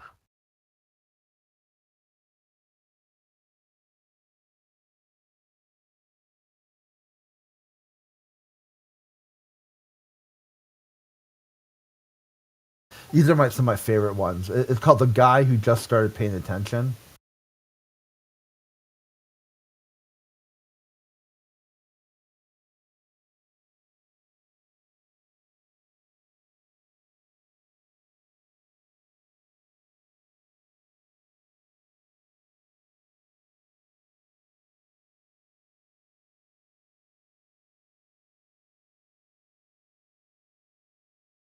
Some memes write themselves, Crit, like this one. How's that write itself? I'll show you one sec.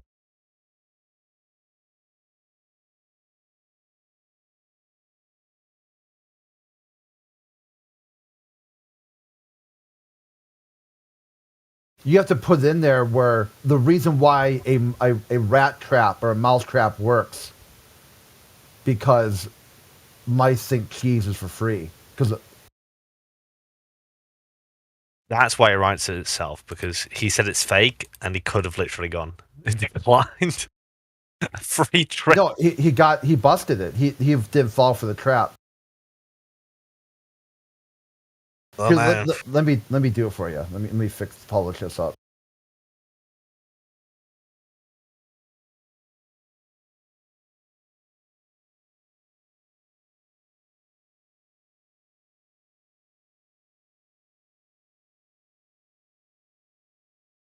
Trying to find one that's not gory. I want to watch this later. I just saw this video. I've never seen an Eric debate video, but I want to see what the real reason I'm not a flat earther is.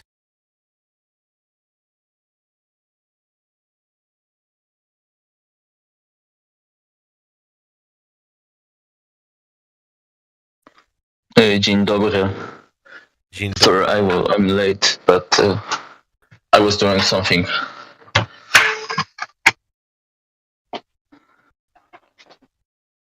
I wish Polish would just get with the program and make their alphabet sound like how it's written. Actually, Polish is exactly that. In English, the same letter can have like multiple sounds or even be like silent in different words. But in Polish, every single letter has one sound, and the sound, if the letter is used in some word, it's always pronounced the same way. It's simply different than in English letters, but once you learn it, it doesn't have like any exceptions to it. Oh. Hey, why did it sound like you were apologizing for being late to work, Ambo? He said, sorry, I'm late. I was doing something. So, sorry, boss, because he was addressing you. It's coming out of your paycheck, Ambo. Reasons. Impossible. Late for work. Impossible. Yeah. I coined that one. That's trademarked. The way this Eric Dubai thumbnail video thumbnail is pretty creepy, at least to me.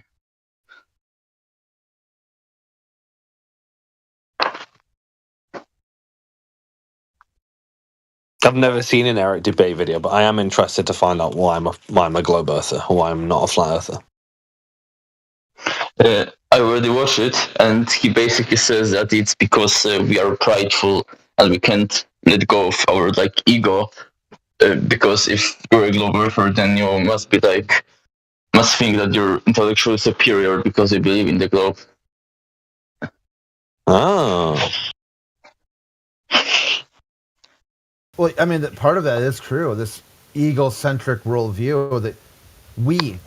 There is we figured it out. We went to the moon. We know what's inside a black hole. Because explanations. Right, Ambo? Yeah, but that's better because that way it refers to the entire humanity. But I would say in the case of flat earthers, it's very egocentric in the meaning that you feel intellectually superior as an individual. Because in flat earth, you are the one who discovered the truth, and the majority of the society doesn't know it. No, they know. In globe earth, they know it. They everyone knows the earth is flat. They're just convinced themselves that what they know is not true because of someone in some ivory tower told them otherwise.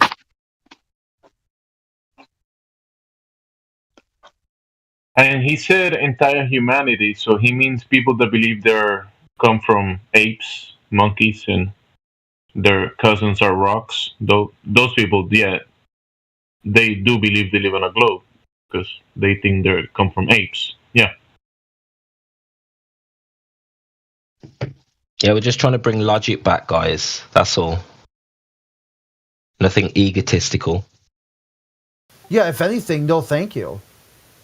I'm humbled. I'll be on my own. I do not want to be part of your bullshit. No thank you. You can do it. Without this no. I don't want to be part of it. You think you're better than me. Really? How did you get that? What? Show me, let me see the mental gymnastics. When me saying, you know what? I don't understand it. I don't care to understand it. You do you. And somehow you think that's me being egotistical. See, this is the best part. You could call up NASA yourself and tell them you've cracked the code. You know how to make a nuclear engine with infinite improbability drives, or whatever you think you can do, and see if they take your call. Because if they tell you no, and flat earthers are telling you no, that might be a clue that your ego is writing checks that your knowledge can't cash.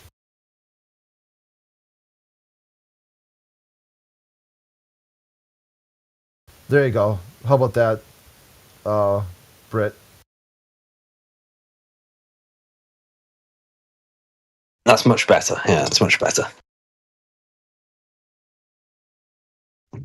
Well, the heliocentrists, they've now merged philosophy with science, or metaphysics with science. So we need to slowly unpick that, point out that a lot of this stuff is just belief, isn't it? It's just faith. It's like a religion.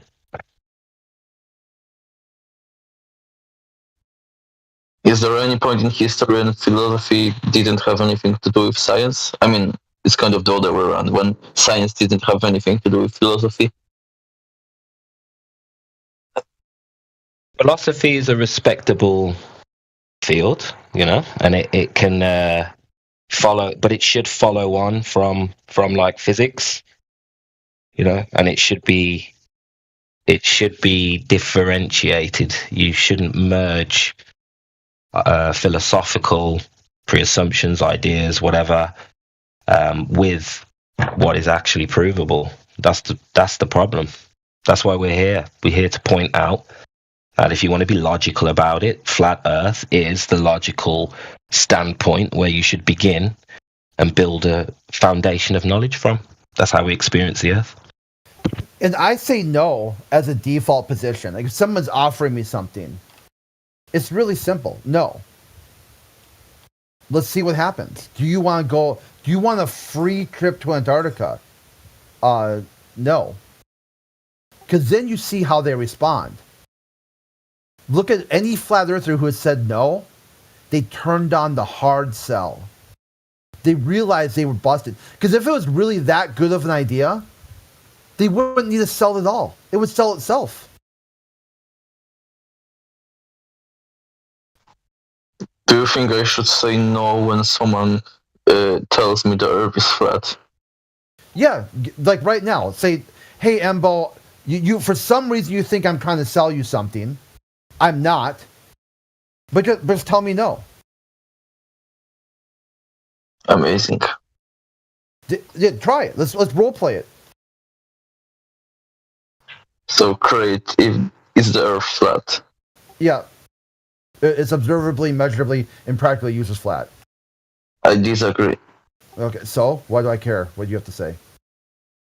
Because you told me to. I didn't tell you. I said that I should always respond. No, you asked me, and I told you what I think, and then you said you disagree. I don't give a fuck what you agree or disagree. It was never part of the metric. So whatever you have to say or add, you'd have to give me a reason to care what you have to say. I don't care. Do you have an argument for why I should care? Do you have any argument at all? I've never said that you have to care. I just said that I don't care. Okay, so you don't care, and I don't care either. Okay, unconditional acceptance. Easy date, easy money. Look how easy that was. Meanwhile, if you look at this final experiment fiasco, someone says, no, I don't care about what you're doing. Then you have to make a meme out of it. Like, oh, look at, he declined a free trip. What an idiot. No, he saw your trap, dude. He saw exactly what you were, transparent as all fuck. Just like with Dave Wise. He said why he declined. He said, I got some random message from some dude I never heard of. Hey, little kid, do you want some candy? He's like, fuck no. And don't ever contact me again, creep. Wait, a little bit before that, he says, hey, give me the details. What exactly you're talking about? I'm not going to give you any details. You have to right now sign this contract. No, bye. And then they turn on the hard sell. They make the meme. Oh, look at David Weiss. What a coward. See, then you know right there. You know they're full of shit. Completely full of shit. That was the best smell tested. And if everyone says, example, hey, Chris, how do you know the earth is flat? Because look at what they do to try to sell the globe. It can't stand on its own. They're always doing this hard sell. Always trying to convince you of some bullshit that you already know isn't right. And if you tell them no, they spaz out even harder. And even after they do the thing they said they're going to do, nothing changed anyway. They couldn't even convince themselves of their own bullshit. They tried to bullshit you. You told them no. Then they tried to bullshit themselves, and they also said no. And then they expect others to just fall in line and accept the bullshit because Eric Dubé cross-dressed at one time or something.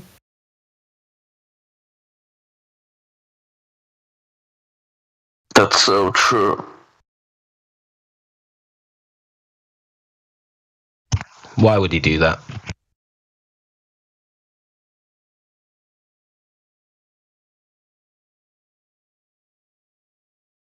It's interesting to see it on the Globe side where they'll try to pretend like, oh, we're fully inclusive to all people, all ideas.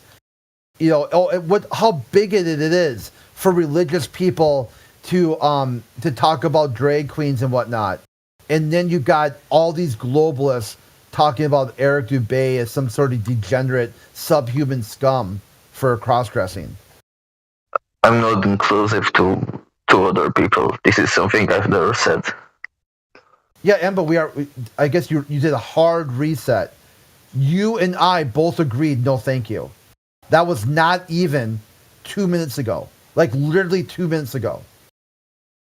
How did you do that? How is rhetorical? I know how. You got a goldfish memory. The information goes in one ear and out the other. Do not pass go. Do not collect $200. The sound of like as fast as sound moves, the speed of sound, it went right through your head. Nothing was retained. Nothing at all. In real time, you got to see a perfect demonstration of a brick. It would have been, I could have got better interaction talking to a brick wall than Embo. Completely bricked.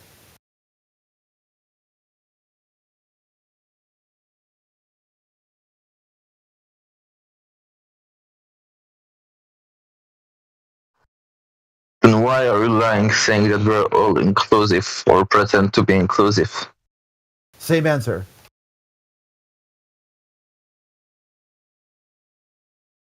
So no answer then. No, same answer as before. You just got tried to hear it. Let something go through their head. I fully explained it. It was all right there. Just go back and listen again, or don't. You pick.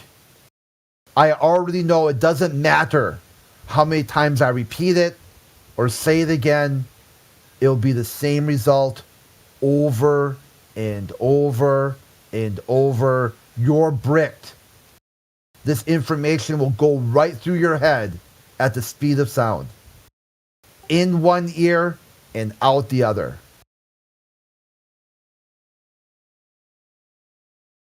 And then, Embo, use any answer you want. For any purpose you need it for. Drive on to the point you think you're going to make, which I predict will be no point whatsoever. Using the flat earth model. So if I can use any answer you want, my answer is fuck grid. Oh. And then the point is no point whatsoever. Yes, because we don't care about each other's opinions. Then why should I say it? No point whatsoever. You saw it in real time right there. That's how powerful it is when someone asks you a question thinking there will not be an answer. But they ask you anyway. So when you give them an answer, they got to dive back into their epistemology because they thought there would be no answer. So rather than accept, like probably Eric Dubé's video is talking about, that your ego blocked you from being able to understand the answer because you thought there was no answer. To hard counter that, make up your own answer. It should be easy, is what you guys do already. You just make shit up all the time. Constantly just making shit up. Out of thin air. Completely void of any form or function that you can't explain or even take questions on. Completely vacuous ideas that when you really follow to a logical conclusion, you don't like that result either. So you can't even say it.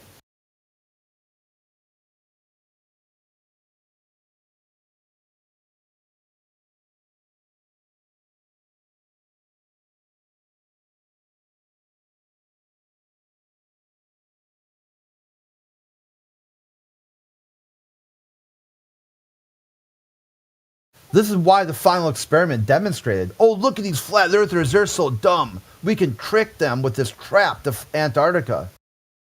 How about no? I'm not going to fall for some free trip. You fucking nuts? Oh, what a coward. He's scared. Okay, if he's scared, why did you ask him? Uh-oh, SpaghettiOs. You knew he was scared, so you asked him to go on the trip to demonstrate he's scared because you knew he was scared, if he was scared. Meanwhile, what he actually said was, I smell a rat. This is a trap. You guys are up to something no good. I do not trust you.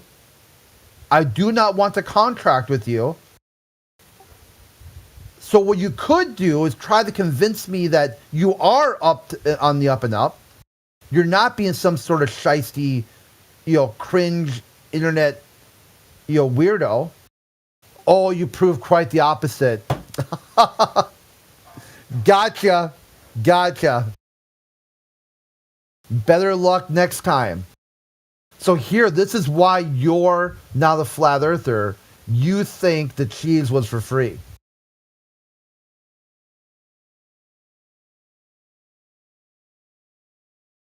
Very simple logic. There's no such thing as a free lunch. That's how a lot of these religious organizations get you.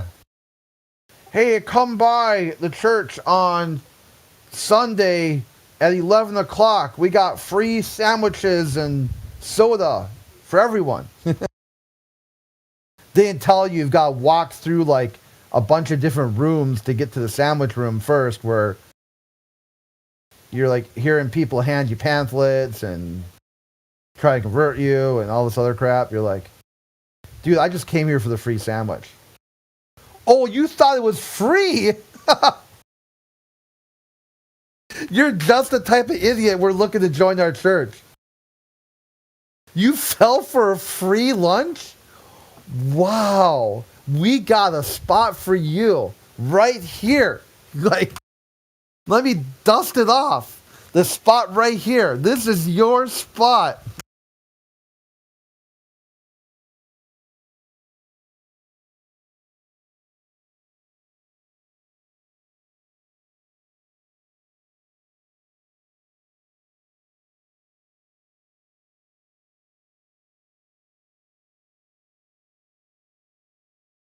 Are you talking to your other imagined personality? Because nobody here in this channel gives a fuck.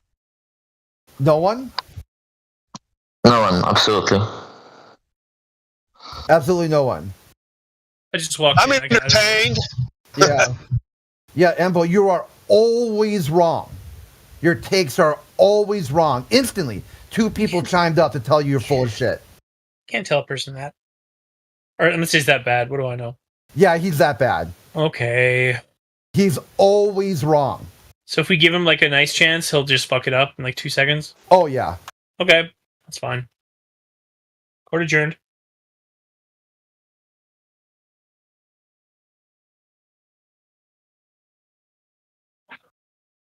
Go on a limb and say Imbo is the only one that doesn't care. Instant feedback is like instant karma. Say something stupid, you get told you're stupid. Whoa, really? That's not how the world works, bro. We gotta fix that shit. Well, yeah, because a lot of people are polite. But when you have a belligerent dumb fuck just blurting their mouth off, like, hey, here's what, and this is the best part, just like the Eric Dubé video, his ego won't allow him to take any feedback that goes against his worldview. For you guys, now you're in on it. You must be in on the conspiracy theory. Otherwise, he wouldn't have said that.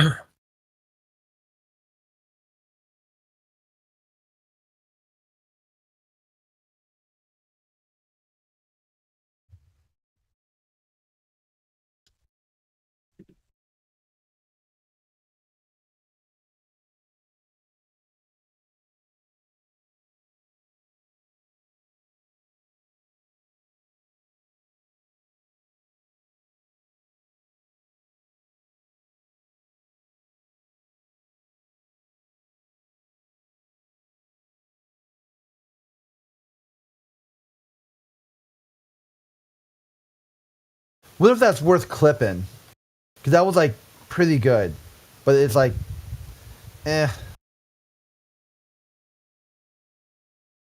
It's like Embo, such a low-hanging fruit, literal shit stain. Like, is it really worth it? Like, if it's a higher quality globalists, it might have been worth it. But just some random squawker, not really even worth the click.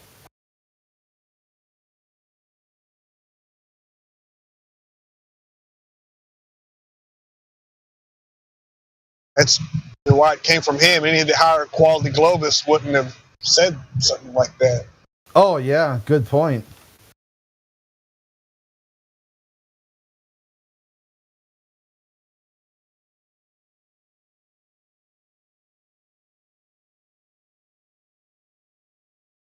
Yeah, at least they try to stay, out of their emotions. Or mic up, mute up when they get pissed. It's not to say Rich is a higher quality glober. He just probably AFK.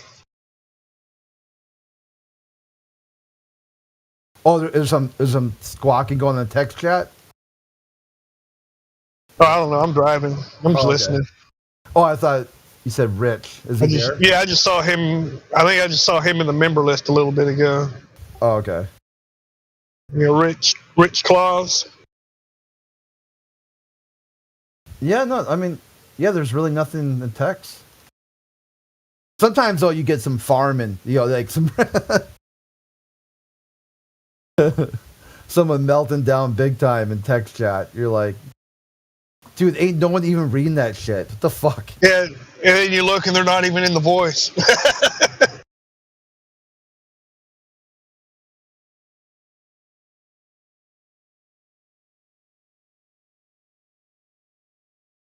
Who do you think is the highest tier glober?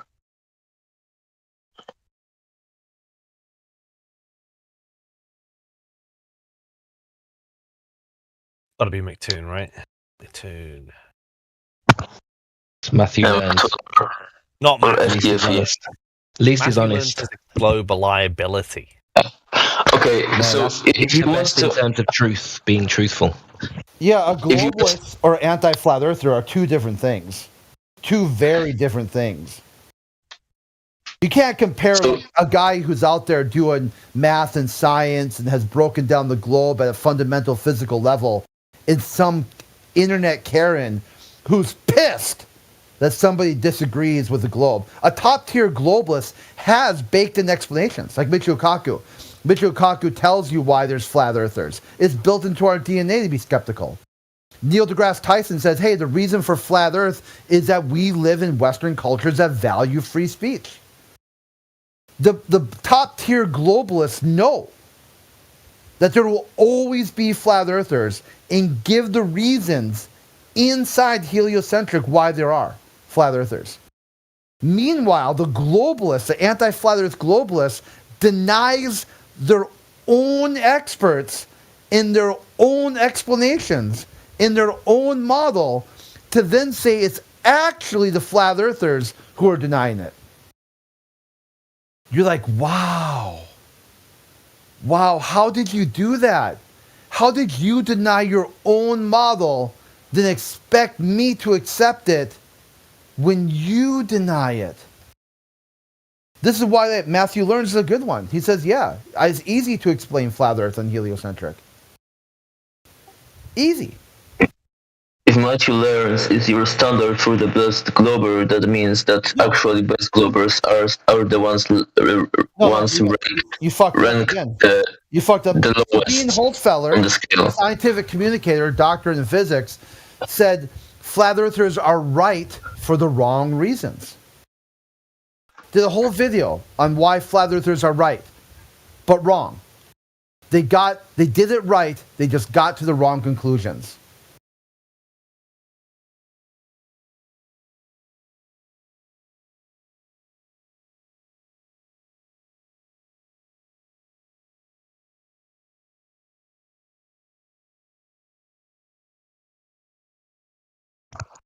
Embo, how can you keep fucking it up continuously?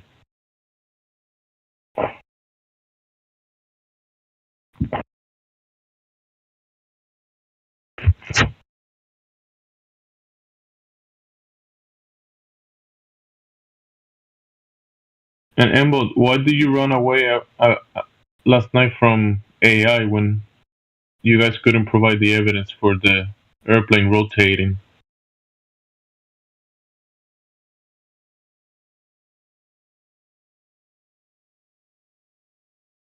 You weren't here, Quid, were you?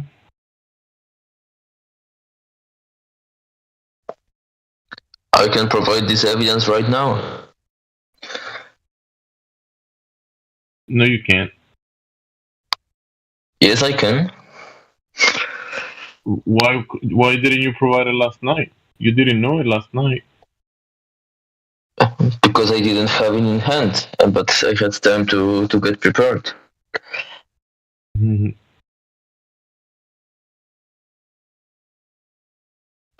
That the airplane is rotating.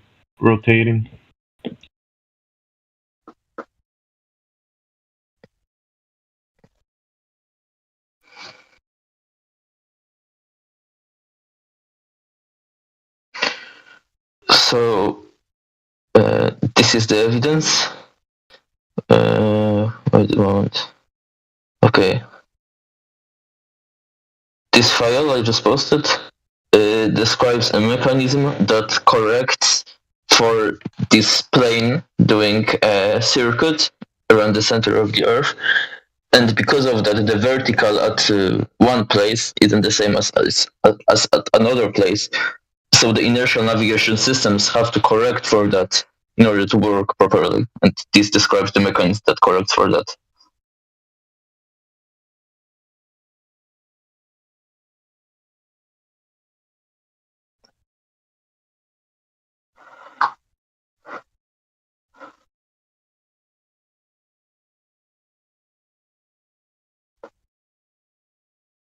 That will be impossible. Impossible. It's called Schuller's tuning. And yeah, it is necessary for this device to work.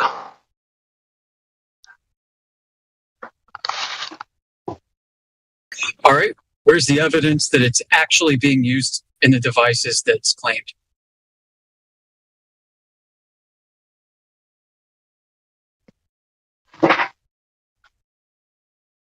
I guess you could get the schematics, the blueprints for the systems. Okay, chop chop, Embo. That's your job. Get to it.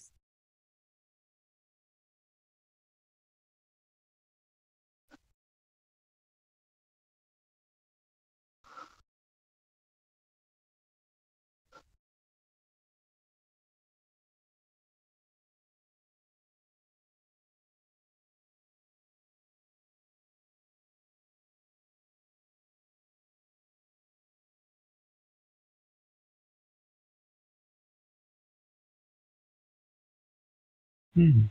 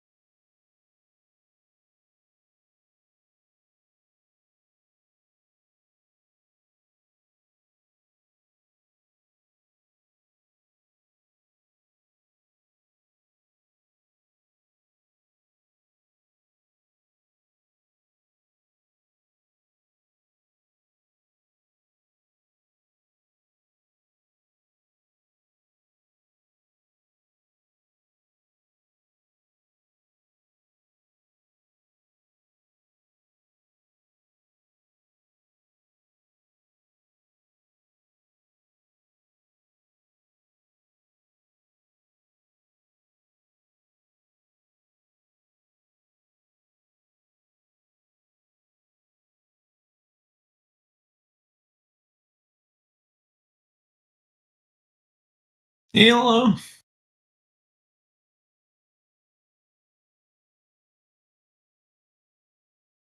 And anyone home?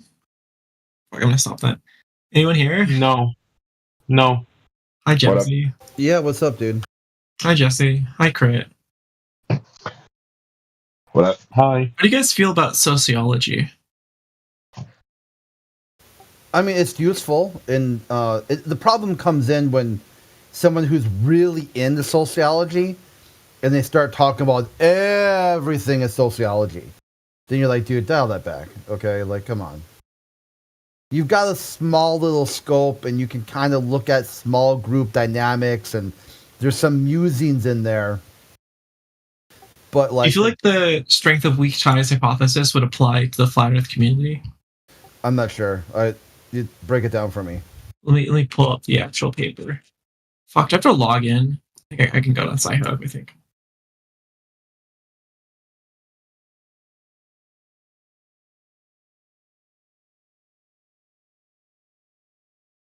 Yeah.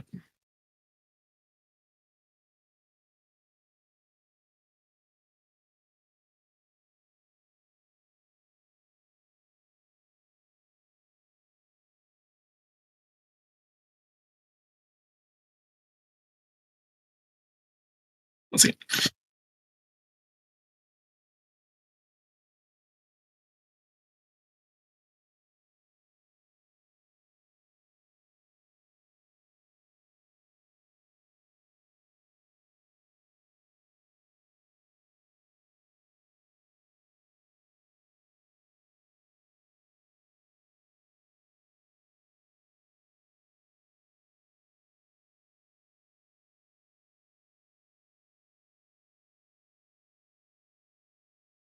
Okay, hello.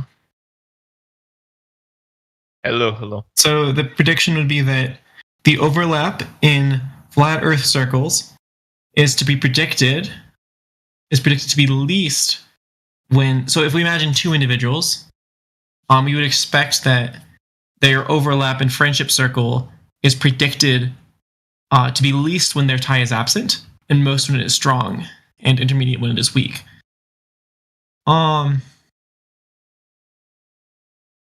In the sense that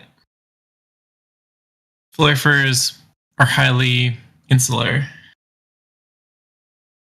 So in-group and out-group dynamics. Read. Or othering. Basically othering. So Sure. if society others a group of people, will that group of people become insular or not? Well, I mean, here's the example. Yeah, duh. Like if you form a shell around this group of people that you don't want that group of people to be involved. Oh, that person, don't listen to them, they're a flat earther. Right. Will they seek out other... That's called castigation, right? Yeah, so... the guy's spot on. So what the best part is, now take that concept and explain it on the globe. Like, take your globe model, pan out into a larger view, like an orthographic view from space, and demonstrate castigation on that model. I'm not really sure if there's a connection between social castigation and optics, but there may be. Really think about that. Like, here's the quote. Consider now any two arbitrarily selected individuals. Call them A and B, and the set S equal to C, D, E, etc. of all persons with ties to either or both of A or B. The hypothesis which enables us to relate dyadic ties to larger structures is, quote, the stronger the tie between A and B, the larger the proportion of individuals in S to whom they will likely both be tied, that is, connected by a weak or strong tie. This overlap in their friendship circles is predicted to be least when their tie is absent, most when it is strong, intermediate when it is weak. Okay, you got a hard counter there with sort of conspiracy theorists, and then like Alex Jones crowd, or the guy who did the podcast. Crap, I'm trying to blank on his name now. Joe Rogan. These guys are fancying themselves as conspiracy theorists, or like the sort of that group, that insular group. That other people would say, hey, Alex Jones style conspiracy is very close to flat Earth conspiracy, but yet Alex Jones hates flat earthers more than you do. Or you'd say this one, flat earthers have an insular group with Christianity. Just wave a magic wand, make it so, right? Then you also say Richard or Darth Dawkins or Mr. Batman. Right. Or Kent Hovind. These guys are very Christian too. They should be very close to flat earthers. They hate flat earthers. Darth Dawkins calls flat earthers demonically possessed. Not even joking. How could they are demonically possessed. Mr. Batman says flat earthers are the dumbest people on the internet. And I'm not sure the exact quote from That's insane. Ken Hovind. So what you look at here is quite the opposite. It's called the horseshoe theory. The further two groups get away from each other, the more they end up being alike. Where you could take a quote from, say, an anti-flat earth atheist and an anti-flat earth theist in their takes on flat earth, you wouldn't be able to tell. You wouldn't be able to tell who said what. So their insular group then would be anti-flat eartherism. So the out group being othered by the in group is what connects them. Right. Instead of looking at the group, so this theory could apply easily to my majority groups, not minority groups. How do you feel about the theory of cognitive balance as formulated by Heider and Newcomb? Let's get this first one done. So does it seem that this would apply to my majority groups, not minority groups? Like, suppose you had 3 flat earthers. With a minority group, you got a reason for why they group up. Right. Because the majority has pushed them into these sort of fringe. You have nowhere else to go, that's right. Yeah. So there's the variable you're looking at. But there's also another. Okay, go ahead. Like, suppose we had 3 flat earthers, A, B, and C. If there were strong ties between A and B and A and C, but if B and C were aware of each other, I think anything short of a positive tie would introduce psychological strain into the situation, since C will want his own feelings to be congruent with those of his good friend A, and similarly for B and his friend A, which I think is very interesting. This, like, if you have like 3 points and they're not all connected, it seems somewhat strenuous. So if a flat earther has, like, you know, a cluster of 3 points, there's like a tendency for that graph to become a clique. And this probably generalizes to any number of points, right? If you just have like some like weakly connected, you know, graph of n points, there is a tendency for that graph to become an n clique, because that'll reduce this strain. I don't know what you'd call it. Like, what do you call a graph that's like, is it like a something tree? What do you call it? A spanning tree? Is that the word? It's been a while. I think it's called spanning tree. Yeah, if you like, a spanning tree has a tendency to become a clique when it comes to relationship dynamics because of strain. If there are these like subgraphs where there's a highly valent vertex whose valent connections aren't themselves interconnected. It's called parasocial relationship. Right. So what you've got there is Swifties. They've got right, because Taylor Swift has high valence. Yeah, so person A and B, A being Swiftie or Taylor Swift, and person B liking Taylor Swift music, then person C also liking Taylor Swift music, connecting back to A, so B and C should have a connection. And if they fight, then it's awkward because both A and B are also connected to Taylor Swift, right? Yeah, because if they've got some other demographic there, like say person B is a feminist and connects with Taylor Swift's music, speaks to like male-female issues and dating and whatnot. And then the other one likes rhythm and melody or dance music or something else and doesn't really connect to the lyrics at all. So when you put those two together, they get a clash because one of them is very interested in the form and function of the lyrics and the storytelling.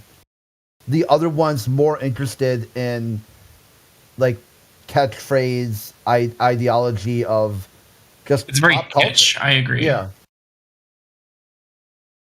You got someone who focuses on substance, meaning someone whose substance is all but inane. Very interesting. Wait, Felix, are you here?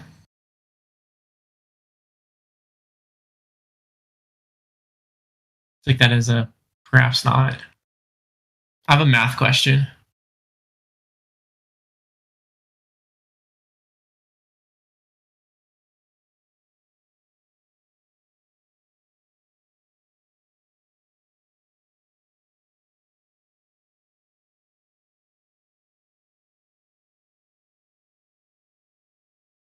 Can I paste this? I have to fucking save this image.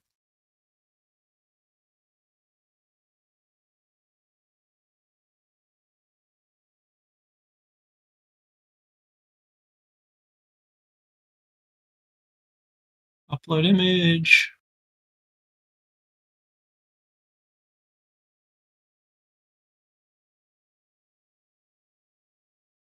Yeah, that's what I don't quite get. What, gravity balloons? No, we have this recurrence relationship, a linear recurrence relationship. And I'm just not sure like how this result fell. How would you analyze Globers when they say, you know, it's a spinning water ball because it's not? You know, it's curving because it's not curving. You know, it's moving because it's not moving. Right. How do you analyze that? It's interesting. No, I mean the level of intellectual poverty seen among the Globetard community is quite remarkable. I agree.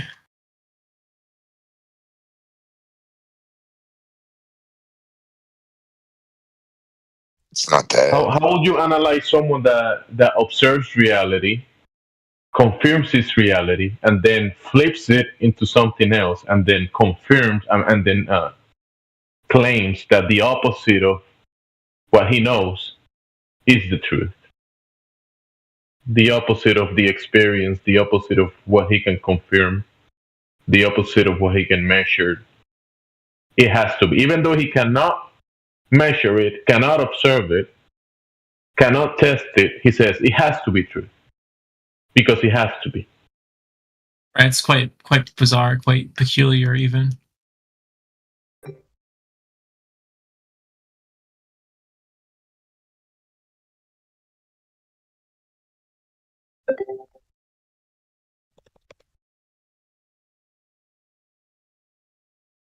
Are they so sure of something they couldn't touch or study? That's just the weirdest thing.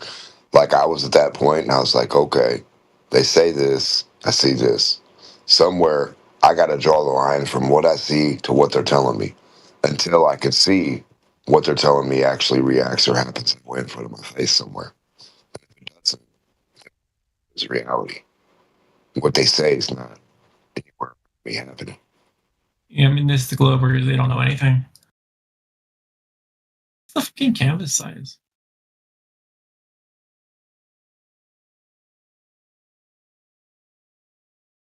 Real good example, like Elon Musk says, you can tell it's real because it looks so fake. Quote. They don't make no sense. They Elon guy, you just don't really get it.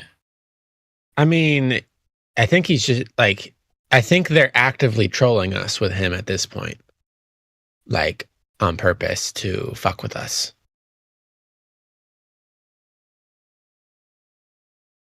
I mean, if you scam, I mean, if they are scamming and laughing their way to the bank and nobody can do anything about it, yeah, they're going to be trolling, laughing their way to the bank.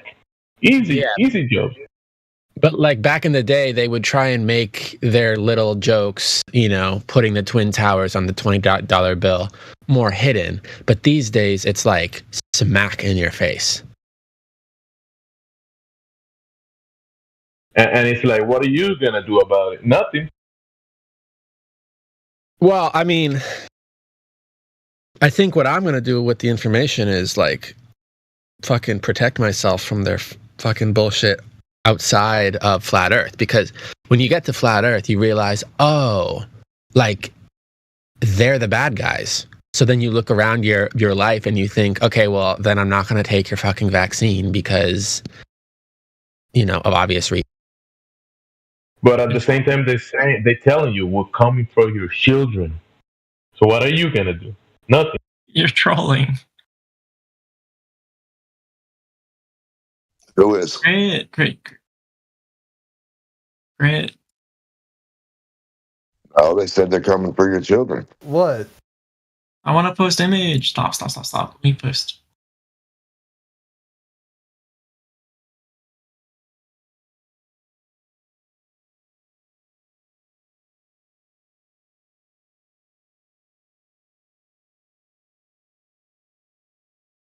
You're trolling me. Oh. What are you talking about? You're drawing all these globes. All these. Okay. These are literally oblate circles. These are orthographic views of the globe. The purported globe, that is.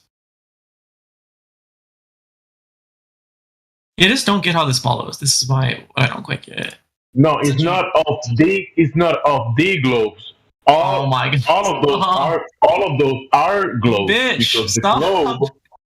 the globe is all of the globes, not one globe, it's all of them. When you go to Walmart or Target, you're gonna find different globes.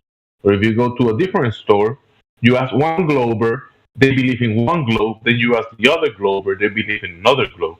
So when you see a bunch of globes together, all of those are globes, and globers believe in all of them.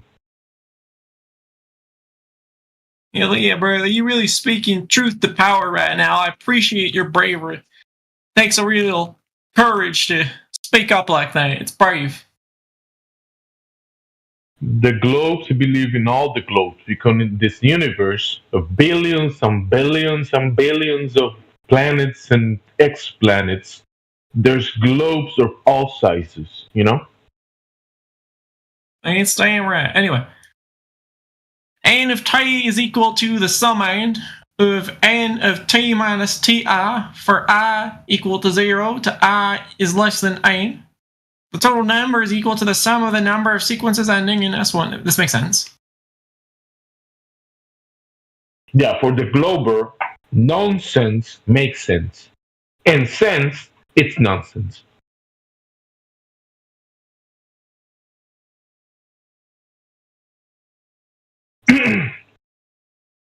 You know what makes sense? That the ground is moving, even though you don't sense it. You know what makes sense? That the earth and the waters across are curving, even though you cannot observe it. You see? So nonsense makes sense. Are you who's speaking all this senses and sensibilities in the call? You're getting very sensible now. Gamzee, you're a sensible lad. Could you go into the whiteboard, and maybe elucidate the globe problem before us? Sure. Thank you. You're a true hero. It's like this E thing you got to do. That you're right. It's essentially epsilon. Yeah. The notation would be like n of t equals epsilon of n of t minus ti, where I equals 0 to I equals n. But I don't know if this matters that much. I think the more interesting result is just somehow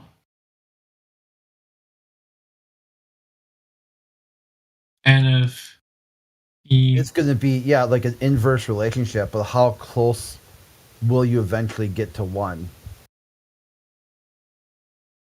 I think what they're saying is that it approaches a constant. I forget the big O. Are they saying it's an element of O of? I think yeah, it's a function of O. It's an element of O of log n.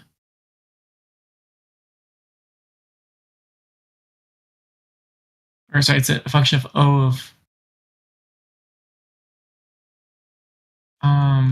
something. I don't quite get this paper. And I also don't even know, like, what is this well-known result?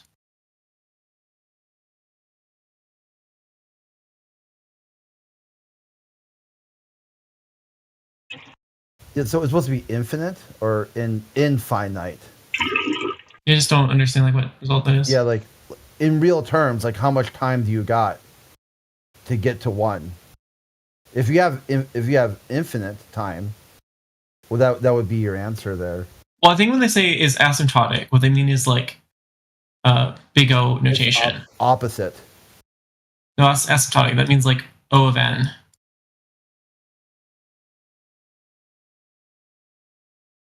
Right? I guess what they're saying is as you've t got goes to infinity. Yeah, infinity. So does. But you don't have infinity. You have a n of t. A finite. You have a finite number of times you can run this test. N of t approaches x sub.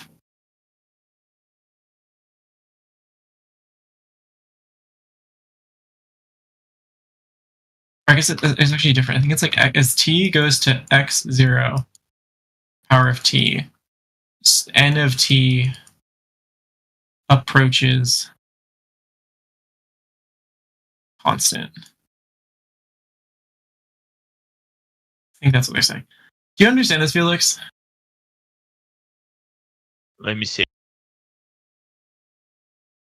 The golden question is like, what is the name of this result? Here.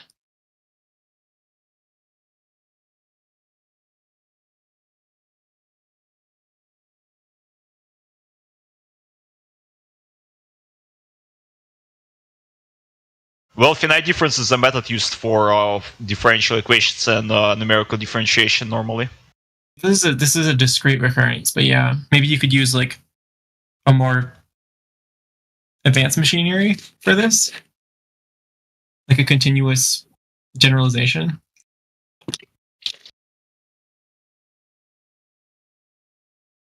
Like, can you prove this?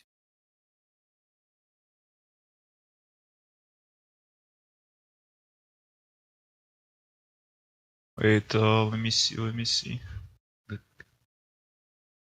How do you move in this place, like up? My god. Right click. Oh yeah. Do you want me to move the desktop? I can do that. 1 minus t1, the total number is equal to the sum of the numbers. It's equal to steadiness.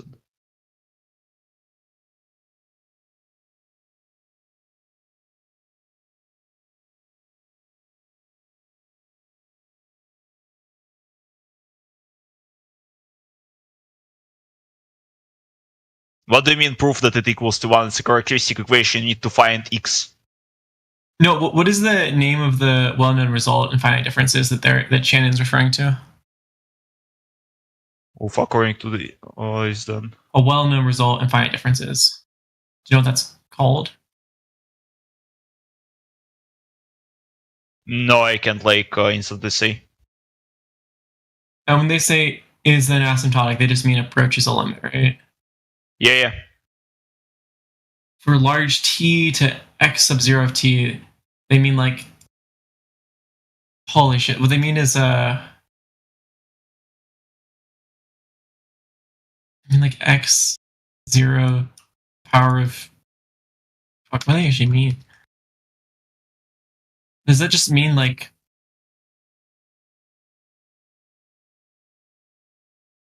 actually, I don't understand what they mean for large t to x0 of 2. No, they just mean that the result of the sequence that they place would approach x0 in the power of t for large t's. Oh, that makes sense. Yeah, where x0 is the largest real solution of this characteristic equation that they post. So what they're saying is n. Okay, so n of t approaches.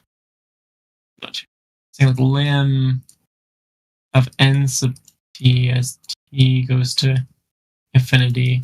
Yeah. X sub 0. Fuck, bad drawing. The power of t.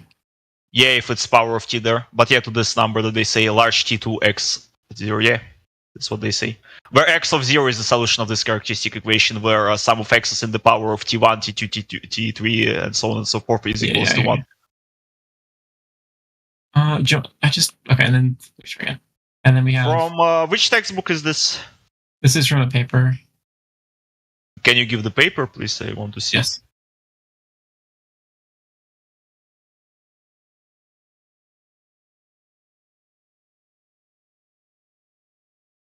Here you go. DM'd it. Yeah, let's see.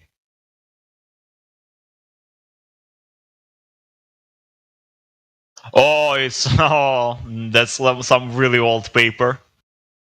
Yeah. It's a classic though.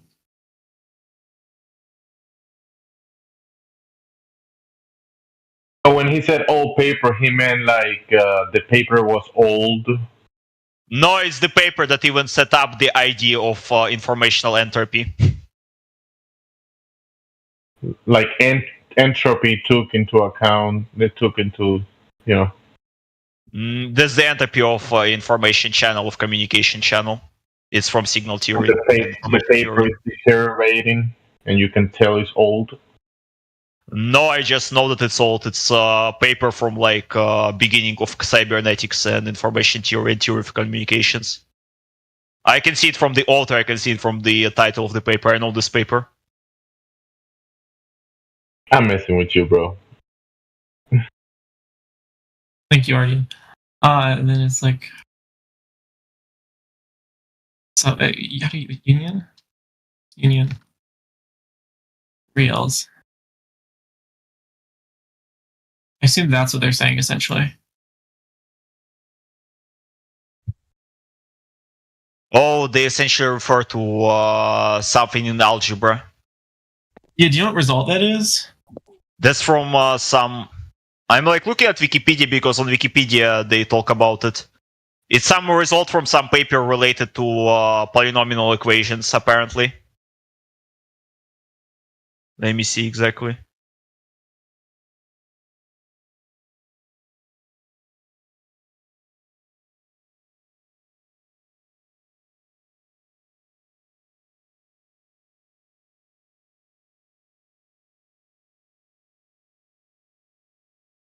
I guess it's not a soup. It's just just the max.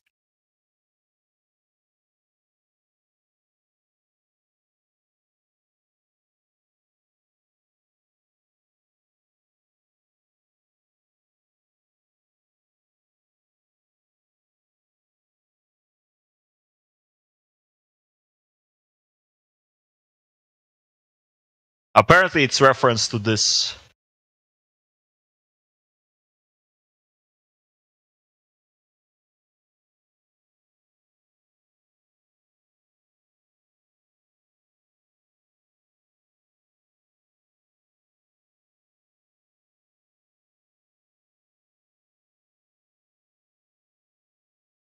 You said you linked to a subheader called theorem. There is no theorem subheader. It's in the history then. Like you have to go and look, edit, and I guess older version of the page.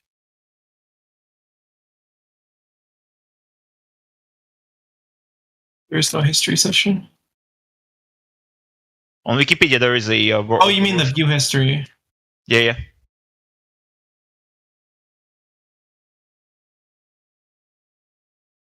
It's probably fine. What are we talking about, boys? Yeah, what are you trying to figure out? Are you trying to figure out something that has the answer already, or are you trying to make an answer? No, like trying to figure out in-group and out-groups. How long does it take for an out-group to reintegrate back into the in-group after the in-group has already proven. Oh yeah. Here. I will just post screenshots and give a link to the version that has it. This revision. I don't know what. Given a linear homogeneous recurrence relation with constant coefficients of order d, let P of t be the characteristic polynomial, also auxiliary polynomial. Such that each Ci. I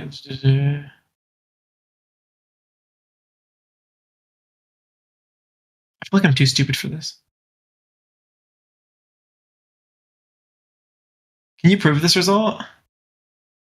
No, it didn't work with that. I will have to read it myself fully.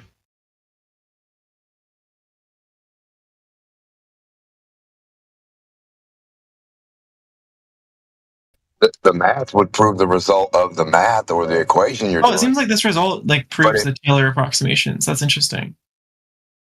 Because differentiation is a linear operator. Oh yeah. So actually, to prove this problem is to prove Taylor series approximation. That's interesting. Did the middle of his sentence interrupt the beginning of yours? It sounds like you're on your phone. It sounds like there's some latency. There's no actual issue in the call. What's up? Latency. Okay. Yeah. This paper is actually about latency.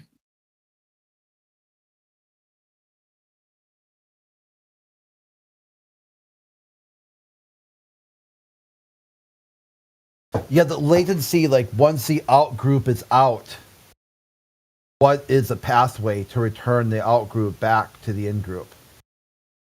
Yeah, for sure. Once the out group leaves one sense group and come to their senses, what does it take for the sensical group to go back to the nonsense?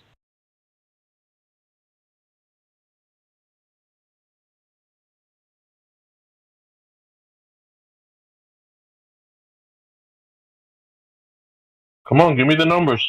Are you good at Markovian stuff, Felix? Markov chains. Well, depends what it is. I only worked with them in relation to signal theory. Do you know about ergodicity? I only know it's in physics, sadly. I think an ergodic Markov chain is one that has finite mean and finite variance or some shit. I mean, normally, at least in physics, if they it converges on a stationary matrix, I think. I'm pretty good at it. An ergodic chain is one that becomes a stationary chain after infinite runs or some shit. But only on the weekend.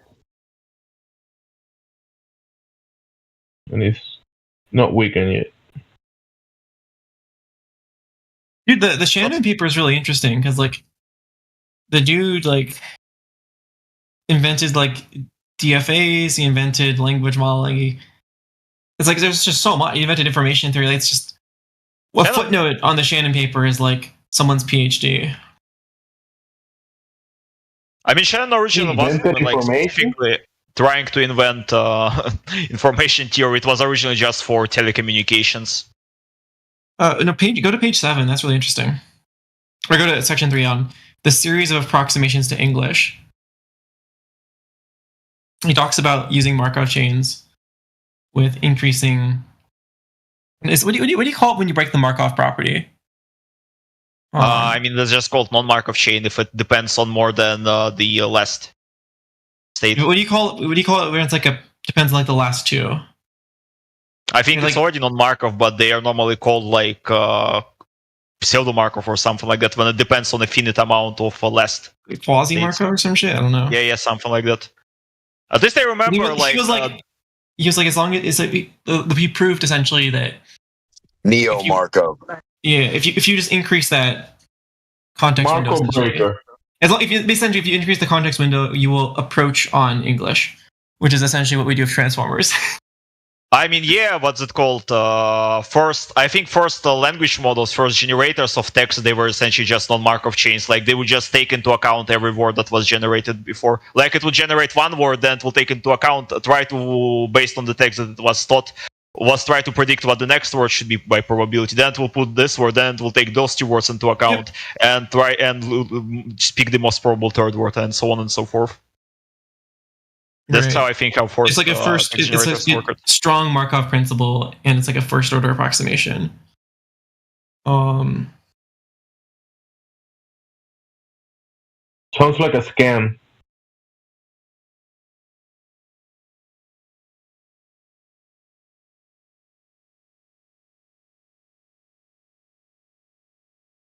Are you trying to scam me? But anyway, the English language is modeled by an ergodic Markov chain of nth order, so not strictly following the. Fuck, I wish I had the terminology here. But I wonder what that means. Like, what is it about human language that manifests that way? I mean, technically, if you think about it, even when you construct a sentence like using a natural language, what you do first, you take like two essential like parts of the word. It's normally a noun and a verb, like the main noun, the subject, and then the action related to it. And then based on that, you choose other words like, for example, there is like lower probability that you would include and or like or if the word doesn't contain additional clause. So you can essentially model what the next word can be in the text or what the next letter can be based on the last letter that was there. Like if you have some sort of a noun, it's unlikely that the next word will be adjective, for example. Yeah. Yeah. And for example, if you talk about the dog, like it's more likely that the next word would be barks than meows. Like you can model a language using even Markov chains. Not really. Would be like really simple. No, if you say the dog's gonna chase the cat, the dog's gonna chase the cat. The cat. Yeah, but even if we, for example, have a dog chases what, like it's unlikely the dog will chase like I know alligator or like a dinosaur. So we already have some sort of probabilities. Yeah, obviously there's gonna be some like conditional probability that's asymmetric. Yeah. I don't know if you've seen in nature where the hippo beats up the lion, and then like the deer beats up the lion, like accidentally kicks him enough to where he gives up and runs away. It's not like the deer went and like the predator-prey relationship between dinosaurs and lions is asymmetric. No, I don't believe in dinosaurs. Gazelles I don't and believe lions? dinosaurs. I don't believe dinosaurs exist. So them dinosaurs ain't real, they never real. That's true. Right, so you can't attack that, so that can't be in your story at all. So you're right, you could take so all that out. Like lions and alligators. It's probably asymmetric. And if an owner of a dog is attacked by an alligator, how you say dog it's like a long A. It's funny. The alligator. A dog and a cat might attack the alligator. Yeah. Here's an interesting article that you can use Markov chains to just produce nonsensical text. Like it would produce words that somehow, like on the first glance, would seem like, oh, it actually looks like English sense. But if you read into like the sentence, it's like nonsense. I mean, Shannon did that in 1948. The alligator barked at my dog. Unironically.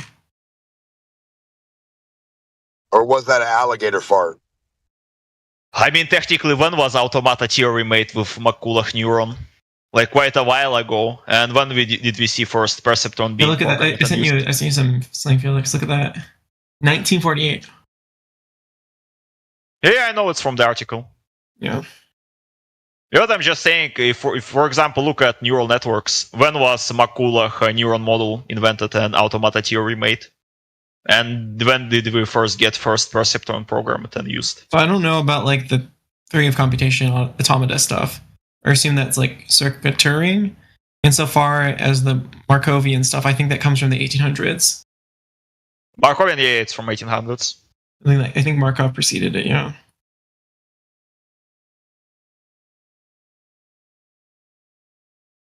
I mean, you could also technically say that whatever Chebyshev made and it's used in filter theory and signal theory was also like originally related to classical mechanics and like mechanical, I guess, engineering. But it's mostly used right now specifically for signal theory, like Chebyshev filters.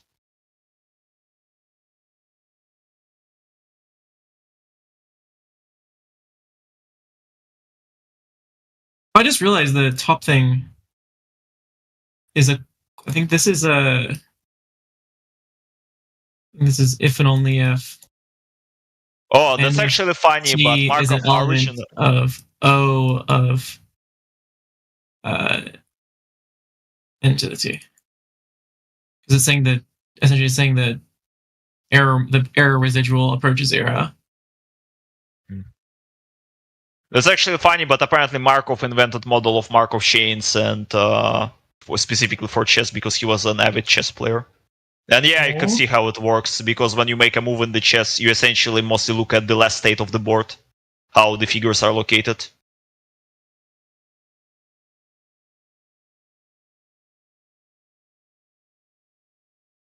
All right, let's move on. Get back to what we were talking about earlier.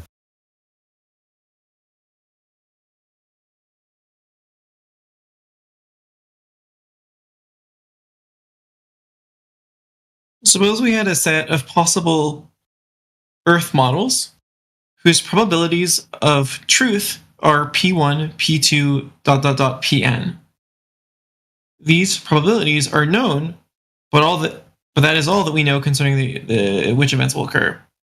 Can we find a measure of how much choice is involved in the selection of the event, or of how much uncertainty we are of the outcome?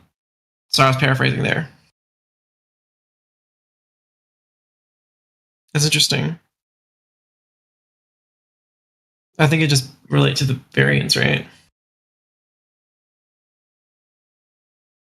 Because like if say the globe model had 99% probability, and the flat model had 1% probability, there's not much choice there.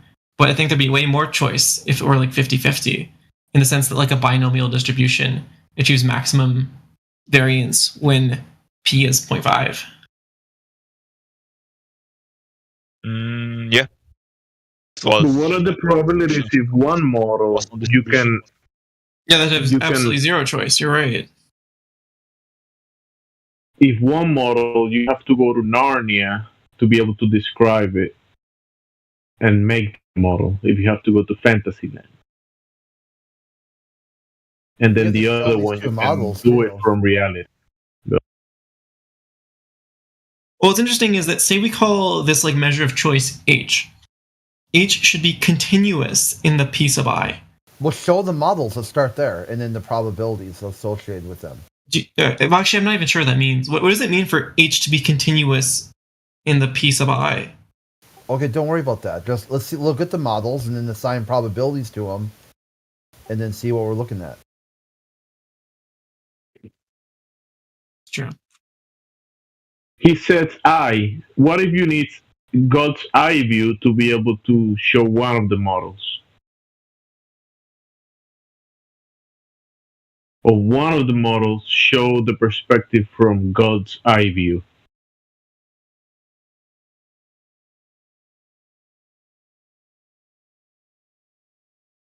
What is a God's eye view? What's a God's eye view? Would it be inside out? Would it be outside in? Would it be from away looking at it to where you couldn't see the other half? Would it be on both sides where you see both Well, you're talking halves? about a projection from 3D to 2D. Everything you've just said is a 3D to 2D projection. Yeah, I don't think there's any reason why God would need to do a dimensionality reduction operation here. That doesn't make sense. No. Yes, he would. He is the dimensionality production. So he is in every aspect of that. So that would be... Listen, all dimensionality reductions lose information. I don't know why God would lose listen, information. no. I don't know what the fuck you're talking about, but listen, all the information that exists, not a reduction, a saving, a story. No, it just can't be the case that God thinks in the space of a down projection. That wouldn't make any sense. A storing of importance, right? Stuff has to be stored to make a cycle happen, or else you wouldn't have a cycle. And I don't know what you mean loss or unproductivity. Like you don't have that loss if a cycle continues, correct? So I'm just saying, like, God looking from what perspective? He'd have to have it to where it's see-throughable, to where he could see all of it at once and see through it and into it at the end of it, like touch it, zoom in, zoom out. Like, it would be like a computer program to God. That'd be crazy. Like a virtual. Like a virtual? Like virtually. Yeah, like the globe was virtually around. Like the globe was virtually round, yeah. Or a flat plane. Flat plane. Come Are on, you Demo. retarded? Speak to him in numbers. It's funny how you like. 5290 There's like NP3TQR. interword stress in your dialect. 35121. 1. God. 1. All. Everything. 1. You're really cooking right now, Denmark. 99,001. 99. And doing the dishes. He's cooking I got and doing 99 problems and you ain't one of them. I will answer better in voice, but 007 9901. yeah, what you're asking, Redef, is that like this continuous part. I don't know why he specifically posits it, but it essentially means that for a small change of p, there should also be like a reasonable change in what's it called in ash. So like epsilon delta, like in a neighborhood of epsilon of p. Like if You mean you that change epsilon is like is proportional to delta? yeah. That's essentially. Is So this like for like- example, you won't have discontinuities. Is that uniform? Is he talking about uniform continuity or is it like some discrete analog? I think he's All right, talking okay, about you uniform guys continuity. you guys got batshit again. Let's dial it back. Let's go to probability. In the globe model, what sort of when they talk about the curvature of the surface and they say it's continuous, what type of continuity are they speaking about, Felix? Mathematically describe the curve. Let's start there. What the curve? I think you'd want to look at torsion. I think torsion would be the apt mathematical operation. This is very simple math. Slope over distance. How much slope over how much distance? Slope over distance. Dude, you haven't thought this through. You know that there's No, that doesn't work. No, I think you just. I think you only care about slope. Why would you care about distance? You're interrupting. Hold on, shut up. So there's a standard rate of refraction that's going to affect your apparent globe radius no matter what on your globe model. If it's a standard You know that's level of true. globe refraction, it's gonna. But like, No, I it don't care. doesn't. Why do we care about distance? Don't we just care about slope? Hold on. No, it doesn't. The basketball never changes size. Like if you Now, think about when like you what say it is changes. Hey, think dude, about, like, stop the talking over me, tangent man. Shut bundle the at a fuck up. particular point on a surface. up, We only man. care Hold about on. the angles. Hey, We don't care about the guy that distance. keeps talking over everybody. Hey, Shut up for a guy, second. talking over me. You better shut your Yeah, trap. dog food eater. You can dog you food control eater. You go to the yourself, fucking dog park, don't you? You damn furry. It sounds like you bark a lot. Sounds like you bark a lot. You probably got a fursuit, don't you? Bad boy, shut up. Sit down. Sit down, you dog. I'm just trying to say doing, something, retard? man. And I think you're mad because you're not smart enough to be in this conversation unless I it think says you literally just care about like 521025. what are the n, b, and t vectors at that point. I think that's all you What? care about. Shut the fuck up. Or the Go derivative message of the that. guy. Go private This guy has message him on that vaccine damage. shit. Is that? I think that's just torsion, right? The second derivative of. Dude, I think you guys got a retarded deaf person in here. I was trying You just care about I was trying to acceleration, tell this idiot. essentially. I was trying to tell this idiot that he never sees the radius where the globe proposes it would be. They invoke standard refraction. No matter what, you're going to have rise over distance on your globe model. You don't even know that because you're retarded. Yeah, I think the standard curvature we just care about is just going to be like the second derivative of the position with respect to like a uniform winding, in the sense that we like parameterize the curve as like s of t, where t varies from 0 to 1. And so we would just want to know the second derivative of s with respect to t. That would be your measure of curvature. You didn't address anything I just said, did you? You don't know the standard. Wait, do you disagree with anything I just said? You damn diddly squat. You didn't address what You didn't disagree with a single damn thing I said. Who are you? If you don't disagree with the one single thing I said, why you shut your trap? Shut your trap. You don't disagree with a single thing I said. Yeah, you're coping because you don't like being You don't educated disagree on with a your own. single goddamn thing I said, yet you still talking. What an absolute tard. Yeah, let You got to take your meds, bro. Yeah, you all right, bro? I think Brie is You gonna be okay? hilarious. Yeah, I think you're in the minority. The minorities, You they're all right? taking over though. Gonna calm down now? Are you gonna calm down? Are you gonna calm down, mister? Dude, you Well, ain't there's even a fun on standard rate Discord, of let alone in refraction. real life. Dude, you'd be the soul never sucker of any wanted party. to You do probably it. suck, Ira. You probably don't have a single friend. You probably stay in your bedroom That's all retarded. single I'm day. saying Every retarded single day things that you in your nobody cares bedroom. about. You don't got a single Stop friend. making You come on shit. Discord and you say shit. You What a absolute globe tard. What you doing? You globe tard tard. What a globe tard. Yeah, Yeah, no wonder you're you retarded. think the globe round. You a fucking tard. Yeah, shut your trap. Stay silent. You absolute tard. Go walk on that globe. On the globe model, there's a standard rate of refraction.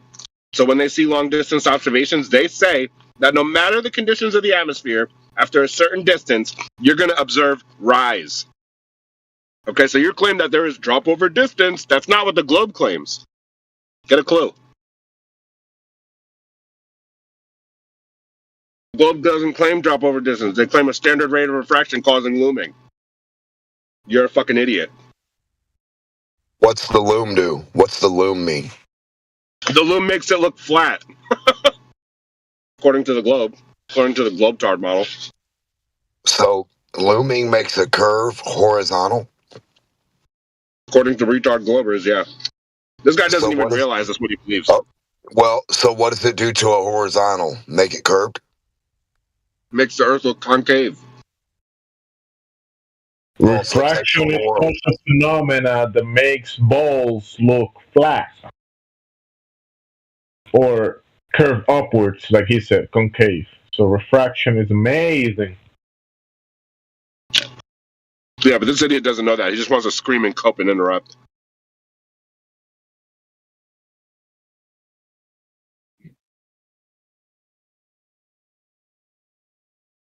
I don't think he was claiming the globe. He was just kind of making fun of every side for some reason. He was just kind of just joking about everything. So because he wanted to do the math with the other guy, but yeah, he was all right. Yeah, he's okay. He can do math, but when it matters, he can do good math that we like. If you ask him to do something that makes sense, sure. But if him and some other guy are doing private math problems together, what the fuck?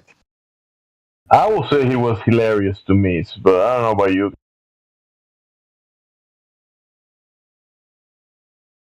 Even though I don't get the math jokes, he was funny.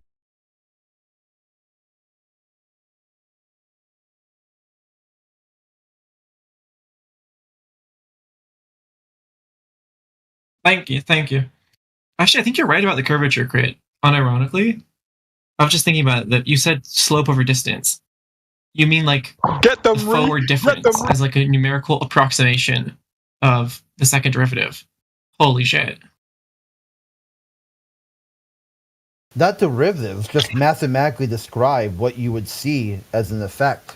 No, so what I'm talking about is like S double prime of T. What you're talking about is simpler than that. Simpler than that. I know what you're talking. Drop over distance. You're talking about You're talking about S prime of T plus delta minus S prime of delta over delta, which is just an approximation of S double prime. So we're actually talking about the same thing. You just have like the numerical approximation of what I'm talking about. Yeah, sure. It's called the forward difference or the backwards difference. It comes up in like 3D graphics in the sense that like you can either compute derivatives for normal mapping via analytic methods using like the chain rule, or you can use like a forward difference method, which is what you described. No, it's not the backwards difference, it's the downwards difference. So forward distance is x plus delta, backwards distance is x minus delta. They both converge to, the second derivative. They are like big theta, or is it small theta? They're small theta of the second derivative. They're numerical. Where do you even think your map came from, dude? Oh, it came from the Christian God. He bestowed it upon us. I mean, wow. You are not actually wrong, because Newton said that he was, he had divine revelation when he invented calculus. That's true. That's what he wrote. It's true. So where do you think your map came from? From the mind of goddamn the Christian Lord Jesus Christ Almighty. So if that's your position, then you're retarded. You just a cretin. You don't like seeing the light of Jesus Christ because you're a sinner. But it's okay. Jesus loves you even though you hate him. Yeah, you don't know what you're talking about. You don't even know where you sound like you dropped out of third grade. If I ain't gonna lie. Well, that's not very nice. You sound like you got 0 friends and 0 IQ points. Look up where your map came from, please. It came from the mind of God. Hey, math guy, how can someone have zero? Zero is nothing. It's something that you cannot have. How can you have zero? But you can have negative IQ, right? It's just a normal distribution with standard deviation 15, mean 100. So an IQ negative. You can have negative IQ, yes, because negative IQ would just be 100 minus 15 standard deviations to the left of the mean, which is quite low, but it's certainly feasible. There are even like recorded You don't know where your cases of map people with came negative from. IQ. You don't know where your map came from at all. Can you tell me why you think Earth is a globe? The Earth is a pancake, a stack of pancakes. Who the hell are you calling a globe tart over here? You absolute cretin. You absolute Luddite. How dare you? How dare you? I'm not asking you to mock the straw man. I'm asking you. No, the Earth like stack of pancakes. It got thickness, but it You don't even know where your map came from. That's your problem. Came from the mind of God, you absolute tard. He's not a globe. You can't even honestly address the question, dude. Like you asked me where math came from. I told you it came from the mind of fucking Jesus Christ, mind of God. Come on, he's from Alabama. He can't be a globe. This dude. Hell yeah, brother. Alabamers, we know. What an idiot. What a fucking idiot. I'll tell you where your map came from since you don't know. So the WGS-84 is based off of the Clark 1866 ellipsoid, which only works in North America. And it's based off of local regional maps.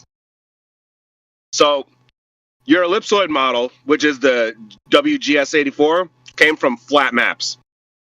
Get a clue. Well, that's not very. Are you a moderator in this space, Jesse Pinkman? Pinkman, you a moderator? Yeah, I'm a moderator. I'm a moderator. Your mom. I'm a moderator. Are you a moderator? Yes, Pinkman. I don't think you cooking. I think you've been starting some of your own supply. You can't address your own belief. You just reject the mathematical foundations are in the mind of God. You reject without the mind of Christ. You can't have the principles of unity or diversity. Therefore, nothing is possible without the mind of. What an idiot. He's a model hater. Model hater. Yeah, I'm not a moderator. I'm a moderator. I'm a moderate your mom. Model hater. Model hater. Yeah, he's a model hater. He's just gonna automatically believe models that he doesn't know where they came from. Actually, earlier he put all of the models on the table, not because the globe's supposed to be one model, but I think he was talking about all of the models. I don't know. Just that the globe has so many models that you don't know which one it is. It's like everybody has a different globe. Yeah, Google Maps, they wrap the Mercator projection around the globe. What's Mercator based off of? Local flat maps. He's cooked. We use the Mercator projection more than anything in the military. Maps being flat don't mean that the globe is fat, you fucking idiot. You don't know what a projection is. Why do we use a Mercator projection? Crazy. It's almost as if I wasn't talking about we use a Mercator projection. Wow, that's actually insane. So you don't even know what you're talking about, and yet you want to sit up here and try to insult. No, I don't think you understand what is actually happening here, actually. I'm going to tell you this right now, okay? You just brought up a flat map as if that's going to do anything for you, when that has nothing to do with the size or like whether it's a curve or not. You're a fucking idiot. I'm not gonna nice retard cope. So you're gonna listen. Wait, cope? That's crazy. Google actually, Maps, a retard cope. That sounds like Google a very cool ad hominem. Are you wanting to attack? Are you wanting to? Let's have a back and forward between you two, real quick. Just really one at a time. He's having a heart attack. Yeah, hold on. Back and forward.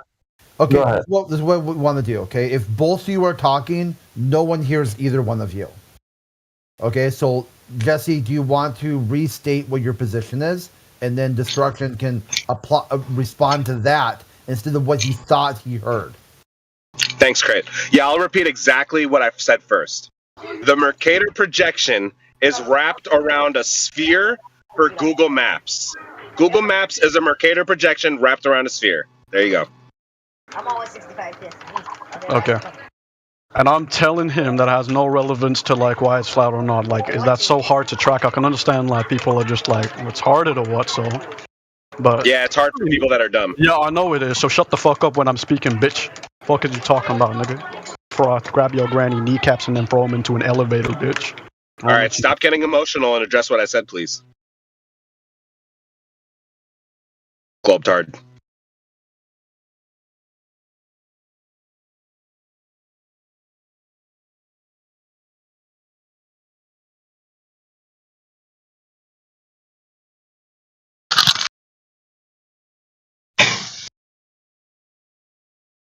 My bad, Crit. You know, they don't know, so they're upset when they first hear about it. Wait, what is this Mercator projection? I ain't ever heard of it. Yeah, you never heard of it, so stop thinking you know what it is. You tell me sound like you know, don't you? Yeah, I know what it is. You don't know what Mercator projection is, do you? You an absolute poser. You fry. Wait, stop trolling. You don't know shit about them Mercator projectors. You don't know about them. It's a super coat. You don't know a single goddamn thing about the Mercator projection, do you? Yeah, I know. I destroyed your worldview in 5 minutes, bro. You'll be all right. Well, you never disproved the stacked pancakes, or did you? Dude, can you tell me why they claim that nothingness is expanding, increasing the distance between galaxies? The Big Bang model requires for space to be the absence of all things, and that is what is growing to increase the distance between matter. And at the same exact time as dialetheism, you have a model that says that as things are moving apart, that they are also moving towards each other. So they can move towards the gravitational well created by the center of the mass of the sun. So now you have gravitational wells pulling matter towards each other while space is increasing the distance between matter. You know what dialetheism is, right? Or are you just learning today? Did you just fucking get here? You fucking born under a rock?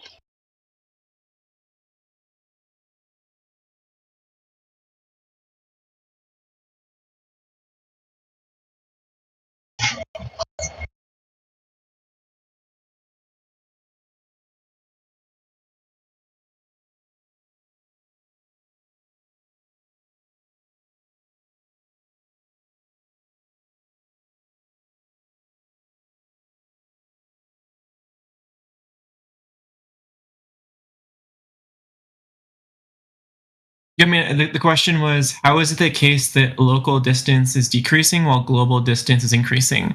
Like, how is it the case that we have these clusters that are becoming smaller in radius while the distance between clusters is increasing? I would appeal to social networks. For instance, over COVID-19, you and your mother may have gotten closer despite the fact that your mother and you get separated.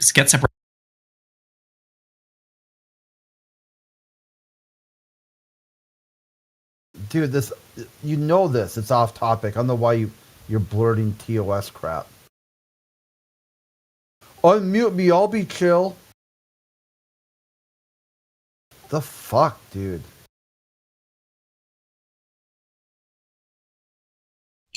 Quit. I think we've got mental issues.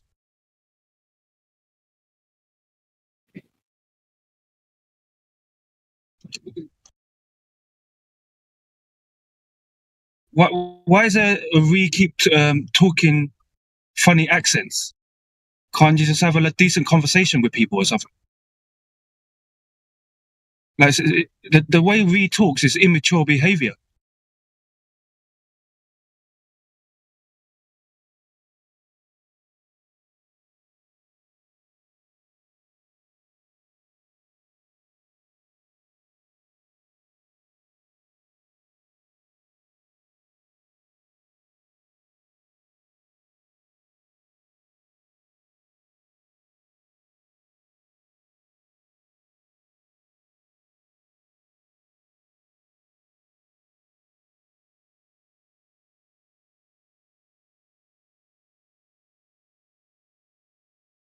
Actually, what Bree has is that he believes or he knows that he's like mathematically smarter than other people, so he kind of like looking down and talking down to people because he can math his way out of any conversation.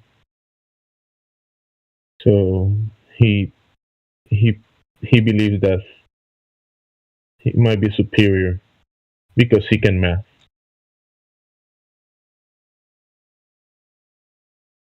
So if you cannot math with him, he's gonna put the accent that you use and attack you with it because you cannot math like he does.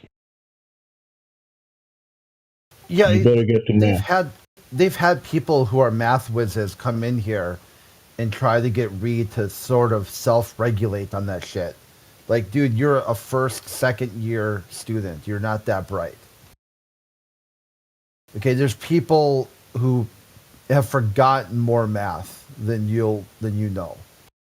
So like, kind of cut the shit and just be normal, functionally normal. And she just won't, or tries to for a little bit, and once you kind of get them into a corner, then they start doing the how dare you again. Oh, unmute me, I'll be chill. Doesn't.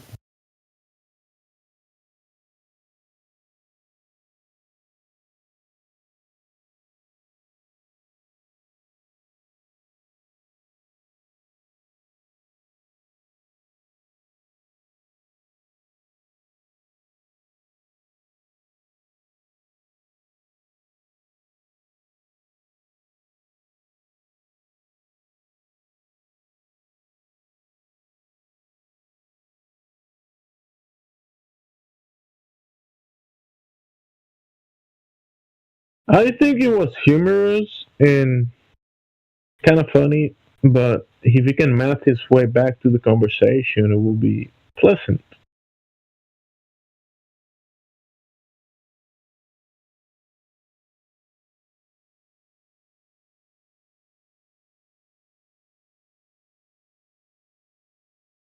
See, it sounded like the math was taking him away from the conversation and the topic. So you must use the math wisely, young Padawan.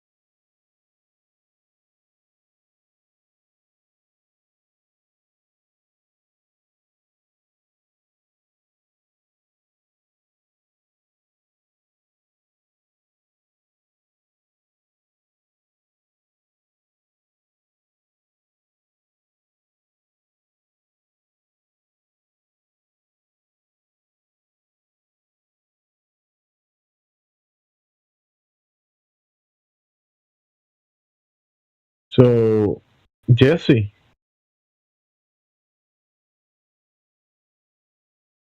still here? No, he's not in the VC. Do you notice what happened to Jesse Crit? Did he go like a job change? No, Jesse's always kind of been switched, back and forth. So, right now he's on the flat Earth kick, or I'm not really sure. But yeah, he's always welcome here as long as he's not being belligerent.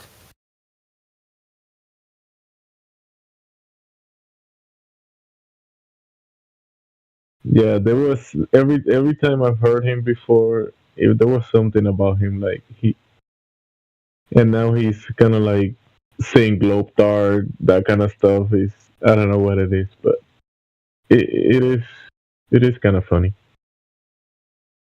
It's like switching back and forward, and he's like good at it actually.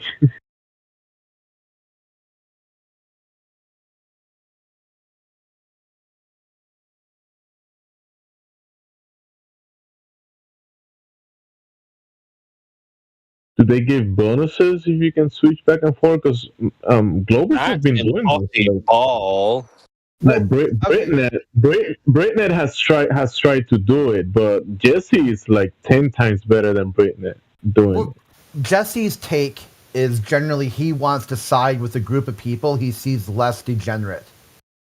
So he kind of picks a team based on a subjective moral idea. So that wouldn't be Britnet. Yeah, so when he sees globalists act fucked up, he'll switch to flat earthers. And when flat earthers act fucked up, he'll switch to globe. Who does it? Callie, Jesse, or I'm trying to think of some of the other names he's used in the past. Say, I got to do it sometimes. I got to act like I'm them to prove their point for them and then come back to me and then debunk it. I'm like, shit. Yeah, that's absolutely hilarious. How does someone switch back to globe and then back to flat? Keep switching. No. Switching. It's a team. No. He's picking a team that he's part of. Oh, yeah. It's like one day you go to the Yankee Stadium and you root for the Yankees, and the next day you go to whatever Miami and you root for that team, and then the next day you root for the other team. Yeah, sort of like a fair weather. You're like a fair weather fan. Yeah, whoever's most popular, red coat. Yeah, so like right now I live in Minnesota, and out of nowhere, now that Minnesota has secured a playoff position, everybody's got Minnesota shit on their cars and all kinds of, it's like, go Vikings and all this other crap. And I'm like, yeah, dude, I get it. Your team's winning right now, so now you're a fan. So right now, Flat Earth is winning, so he's on the Flat Earth team. Prior to Final Experiment, he was on the Globe side. He's like, this is it. I'm gonna be on this team's side as they carry the ball across the field, the goal line.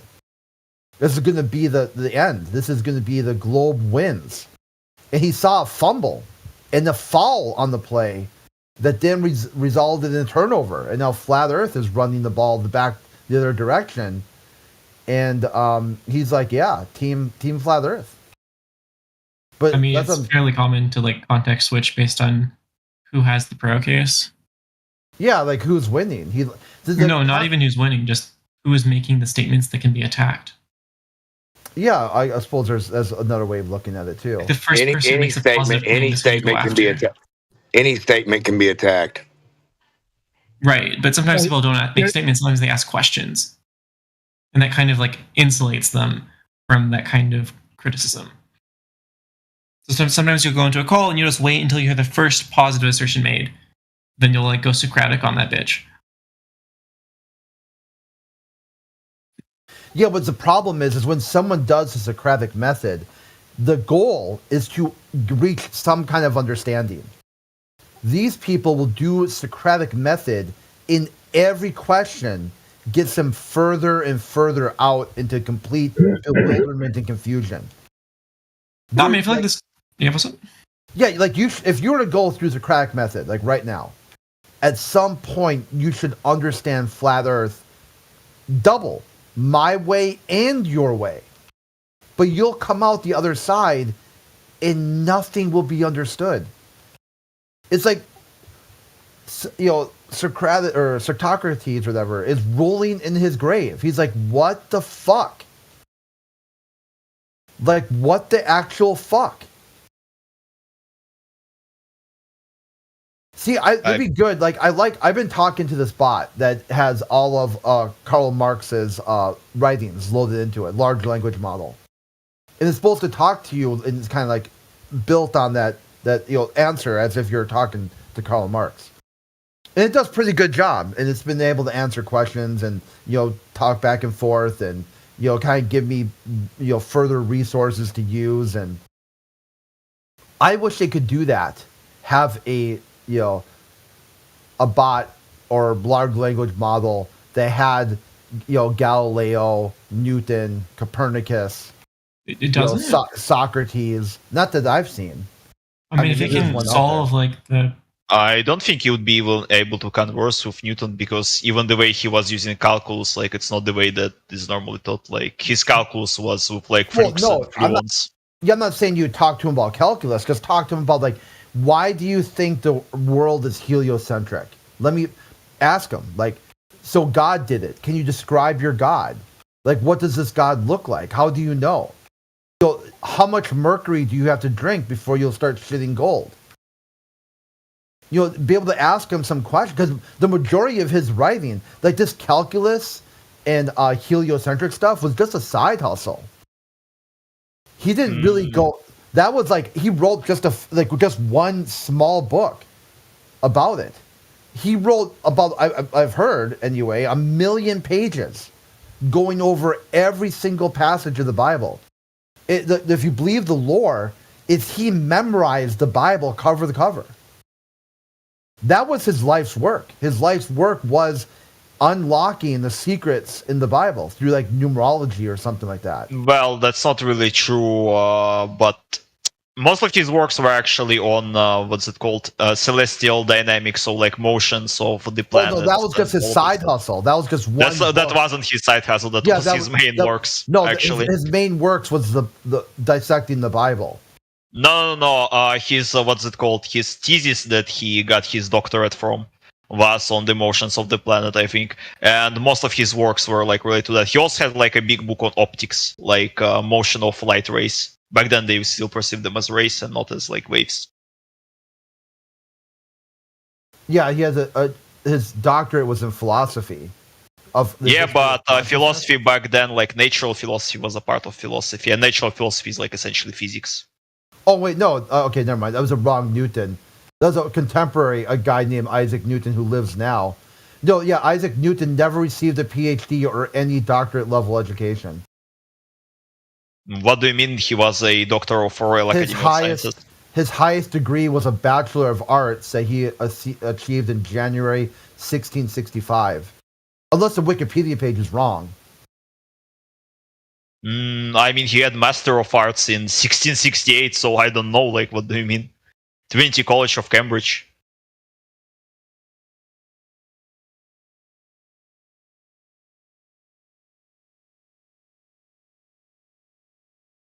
Okay, well, that's definitely lower.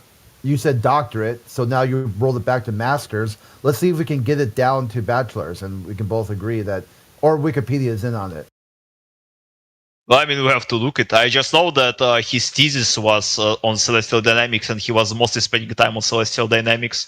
And even optics was a side hustle, because he started working in optics because they were used for some of the measurement tools, specifically for telescopes and stuff like that. Even his work on calculus, he essentially made calculus specifically to be able to calculate orbits of stellar Oh my bodies. God. Why did he get it wrong? I mean, with the tools that he had, yeah. Well, I mean, how could you possibly get anything right when you're making it all up?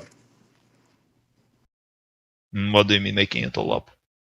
Well, I mean, how do you know? The striking thing is that we can actually verify results. Shut the fuck up. Yeah, we can test and measure and People verify. talking?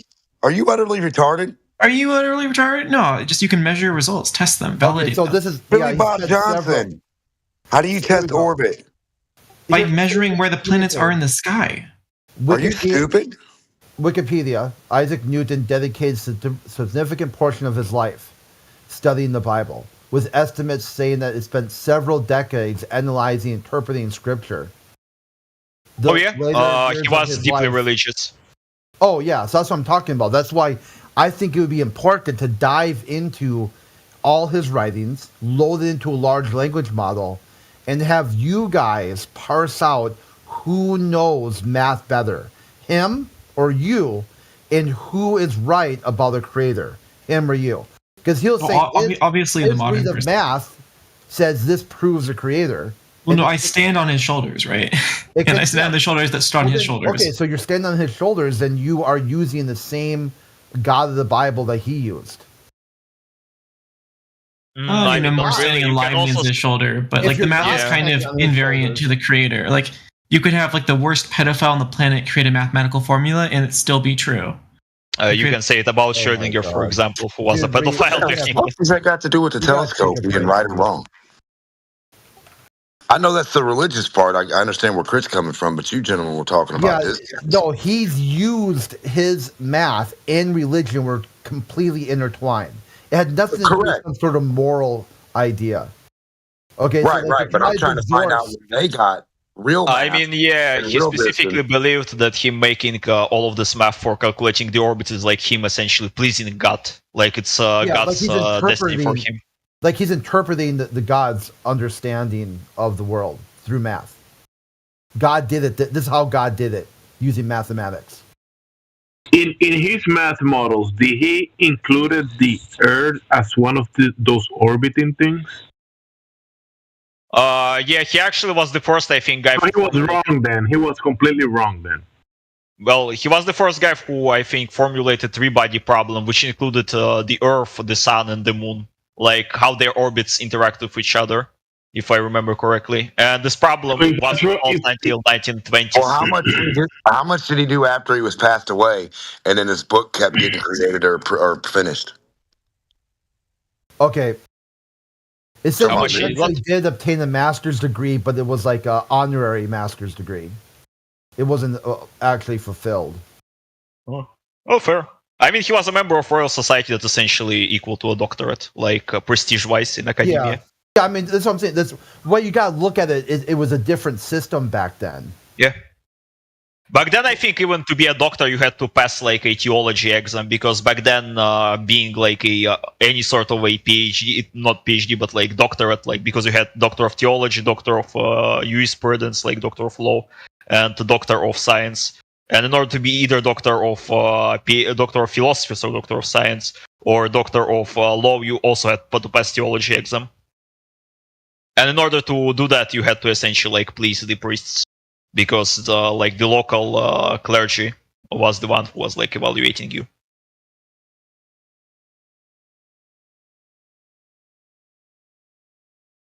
And it mostly boiled down essentially not even like to you being religious, but mostly whenever you have connections in the local clergy. Because anyone who holds a doctorate degree can technically become like a bishop in the future. And people who hold multiple doctorate degrees, there was such thing back then. Right now, it's mostly not the case. I think they were giving the title Doctor Universalis or something like that. Like, I think, what's his name? Was it Thomas Aquinas? He had this title. Or he was just Dr. Angelicus, I don't remember.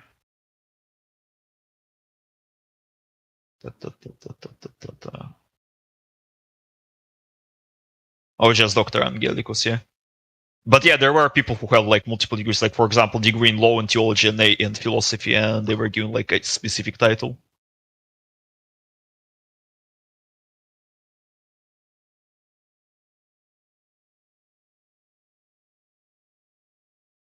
Back then, there was even a requirement that only like a doctor of theology can become a cardinal in Catholic institutions, and only a doctor of law can be like one of the highest civil service, like for example, a chancellor. So Newton was wrong. On what specifically?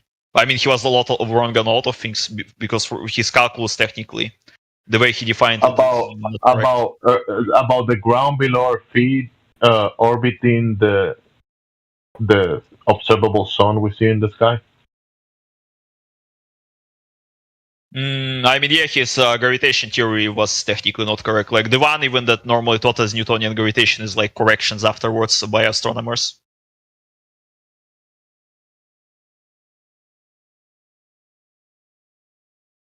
He did lay foundations to the potential theory of gravity that is used, but the way like equations are written is like a bit later corrections, because the original ones were kind of incorrect.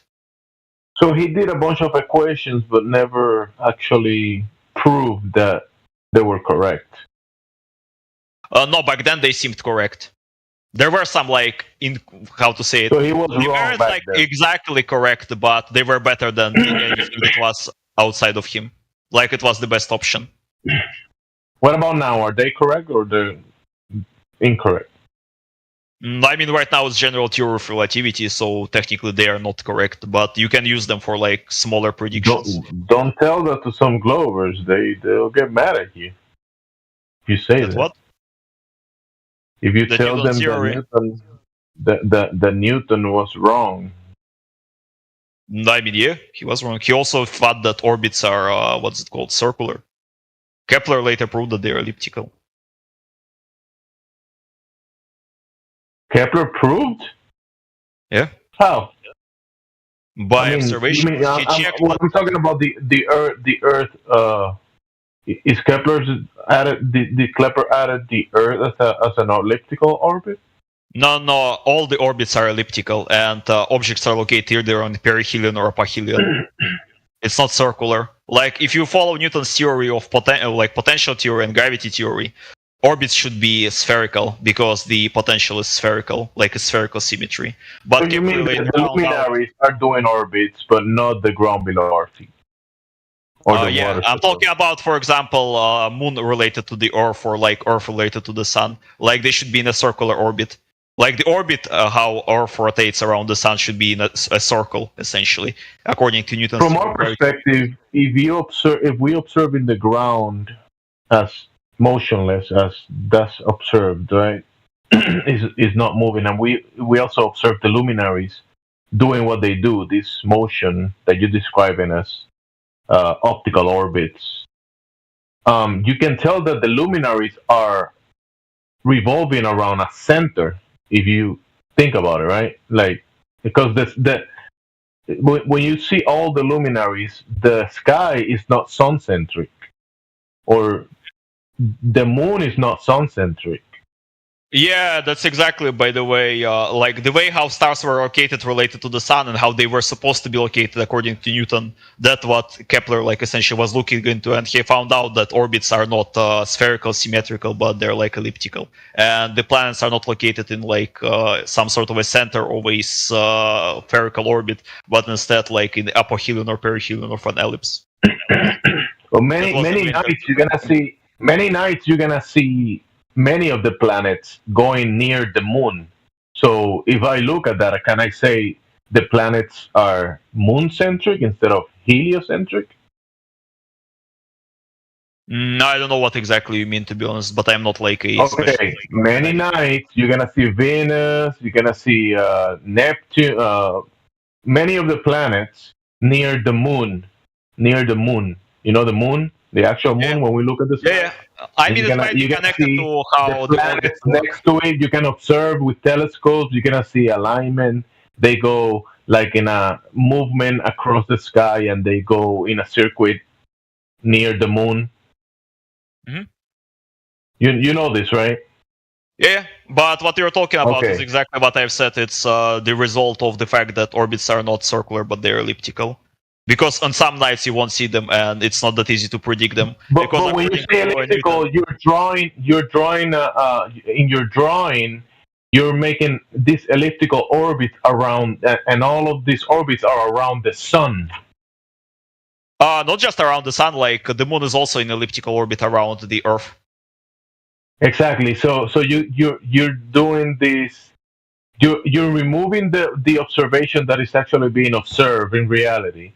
And you're making these drawings and saying that the moon is going around the Earth, and all of the other lights, including the Earth as one of those lights that we observe, are going around the sun in an elliptical orbit.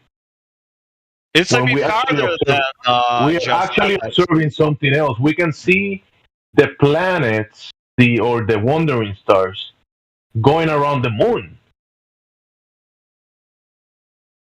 and in a transit between the moon and the space that is going towards the sun and between the sun and the moon. So you can argue that the wandering stars are not just heliocentric, but they are lunar-centric too. Yeah, but you're not wrong. As I've said, the thing is, most of the drawings, they essentially just portray with the fact that only sun's gravitation affects other stellar objects. But in reality, it's like a multi-body system. Like, for example, Mars gravity also technically affects orbit of the Earth and also affects the orbit of the Venus and orbit of the Moon. Like, that's probably the closest like idea how orbits work, and it's like just not in dynamic, it's like in static in the side chat. Like in reality, they would like constantly change from each other because all of the gravity affects each other. It's a multi-body system. So technically, you can make the actual math to say that the system is lunar-centric instead of heliocentric. You can make it around. You can even do the math that the Earth is going around the moon, and all the planets and the sun are going around the moon. Oh, this part, yeah, you can assume it from what's it called, special theory of relativity, depending on the frame of reference. So yeah, all you gotta do. But yeah, from the physics standpoint, technically, they are not like just in orbit of the sun, but they are essentially like, how to say it, they all affect each other, so they're all in the orbit of each other. It's just that sun affects them the most because it's the heaviest body. Allegedly. Well, yeah, allegedly. But other planets, they also affect each other. Like, for example, Mars affects the orbit of the Earth and orbit of the Moon, and Earth also affects the orbit of the Mars and orbit of all the moons that Mars has. Or the lag of the orbit of the Earth. Does Mars affect the lag of the orbit of the Earth? Yeah, it does. As I've said, every stellar planet, the Earth is not in an orbit, right? What again? You can also do the math that the Earth is not on an orbit. Yeah, you can assume that from the frame of reference.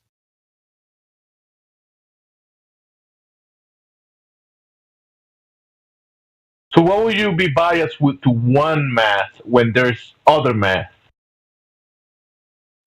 If you're making any sort of calculations in just solar system, you normally assume the frame of reference. What about the lunar system? Well, I'm saying about the local bodies, they're normally called solar system. But they're called that because... But what about the lunar system? We observe the planets going around the moon. Why are you being biased? Can I please finish my sentence? Go ahead. Thank you. Well, because we found out that by measurements that Sun is the heaviest body. I normally assume it's frame of reference because by general theory of relativity, it will help. How do you measure that the Sun is the heaviest? How do you measure that? What was the method?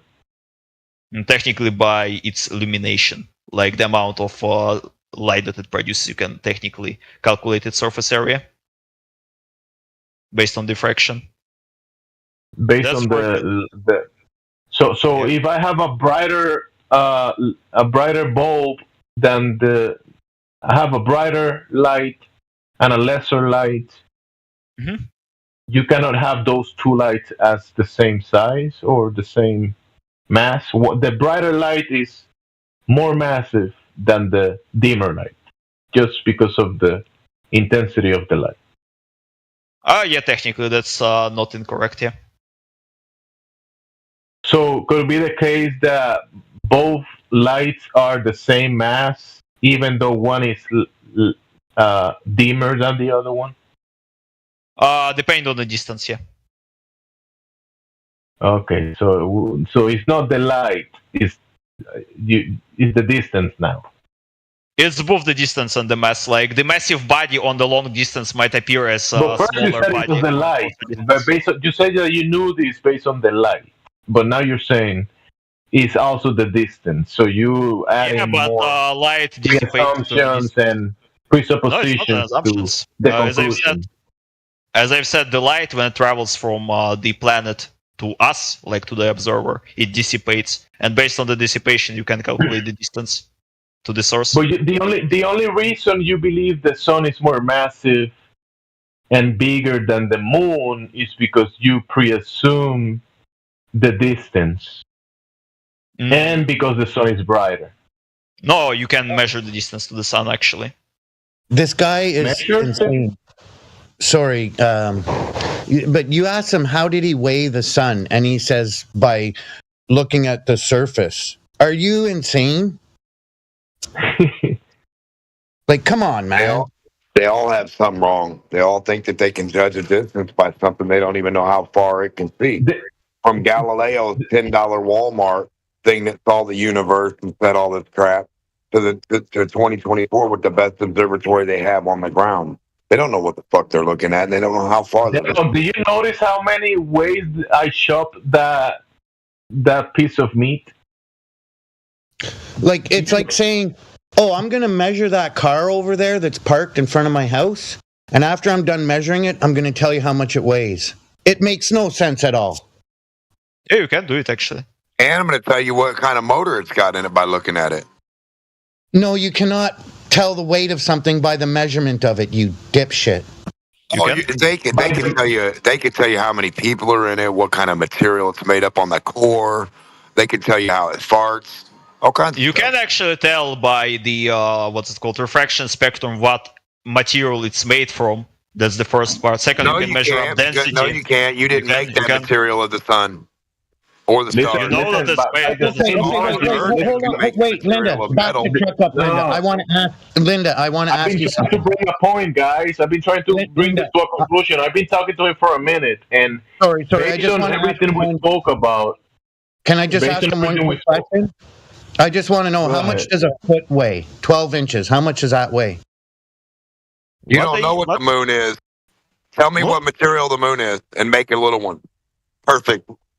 If you can't, shut up and quit declaring you know the material of the moon. I'm not working in stellar dynamics. I'm just telling you how spectroscopy works. Yeah, you can measure up by what the light reflects. And we supposedly been there. On moon? Well, I don't know. I wasn't there personally. But the methods that I'm saying, they are used for spectroscopy. Like, for example, if you want to see some really small object, they're used for that in electron microscopes. So based on all the pre-assumptions and all the presuppositions to come to the conclusion that he said we live in a heliocentric model, you can switch that and say you can change the math and change the numbers a little bit by using the same logic and say we live in a lunar-centric model. Yeah. You will just have to adjust all equations, but yeah, you can technically take any planet as a point of reference. And you can also adjust the equations and say that the ground is motionless and the luminaries above your head are moving, and that is a celestial system that is not the ground. The ground is motionless and the celestial system is above the ground. You can also do the math for that. Yeah, as I've said, you can assume any system, it just will have to change the equation.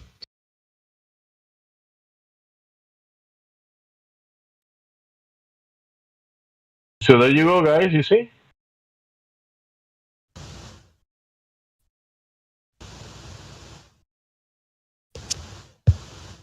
I'm sorry, I quickly went to the other room to use the loo. I had to visit the headmaster. Did he tell me how much a foot weighs? I mean, I don't see it. I don't have anything to look at its spectrum.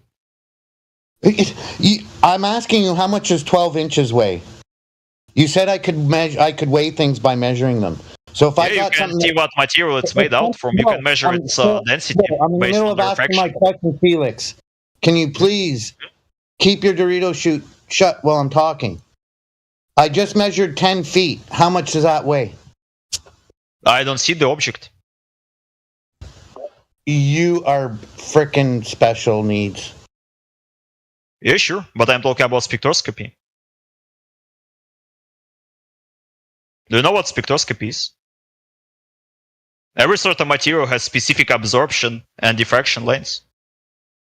Yeah, but then you admitted that then you added distances, and so if you're looking at the light and you say this light is lighting up because it's made of hydrogen gas. Yeah, that's one thing, but you can also measure it. Then you're saying so because it's made of hydrogen gas, we know hydrogen weighs this much, therefore it weighs this much. But then you will have to add that you said that you add the distance to be able to come to a conclusion. Yeah, but because the distance, you don't know the distance to the sun. No, I mean you can calculate it easily just from looking at the light by dissipation. So another assumption. No, it's not an assumption. It can directly be calculated from the light analyzed. That's actually how they find other planets, like in distant systems. So, Felix, if I'm building your house, I can just assume the square footage? I can just make assumptions? Like, you're not making any logical sense whatsoever. I measure the car, it measures 35 feet long and 5.5 feet tall, so many feet wide, and you're telling me I can tell how much it weighs. You are burnt, man. Yeah, you can. No, I don't see what's wrong there. That's how spectroscopy works. That's how they build structure for semiconductors, for example, because you can see them. No, actually, you know the way, Felix, actually, when they actually put the vehicle on a fucking thing called a scale. And they actually do this thing called weighing the fucking vehicle to put the vehicle weight on the vehicle information label. Mm-hmm. That's they what also they do it with semiconductors that weight almost nothing. Hey, Felix, shut your Dorito chute. They do not measure the tires and the length of the car and then go, oh, it weighs 1,300 pounds. That's not what they do. Stop lying. On the highways, they have these weight machines because he's saying that we can see the truck and we know how much it weighs because we know what the truck is made of. But why do they have these weighing stations on the highway? Yeah, but you're talking about trucks. It's easier to measure it like mechanically. But for example, something really small or something really big, you can't put it on a scale. Shut it. I see the truck. I don't know if there's anything in the actual trailer. How can I assume the weight of it by looking at the length? Oh, it's a 53-foot trailer. Well, it must weigh blank.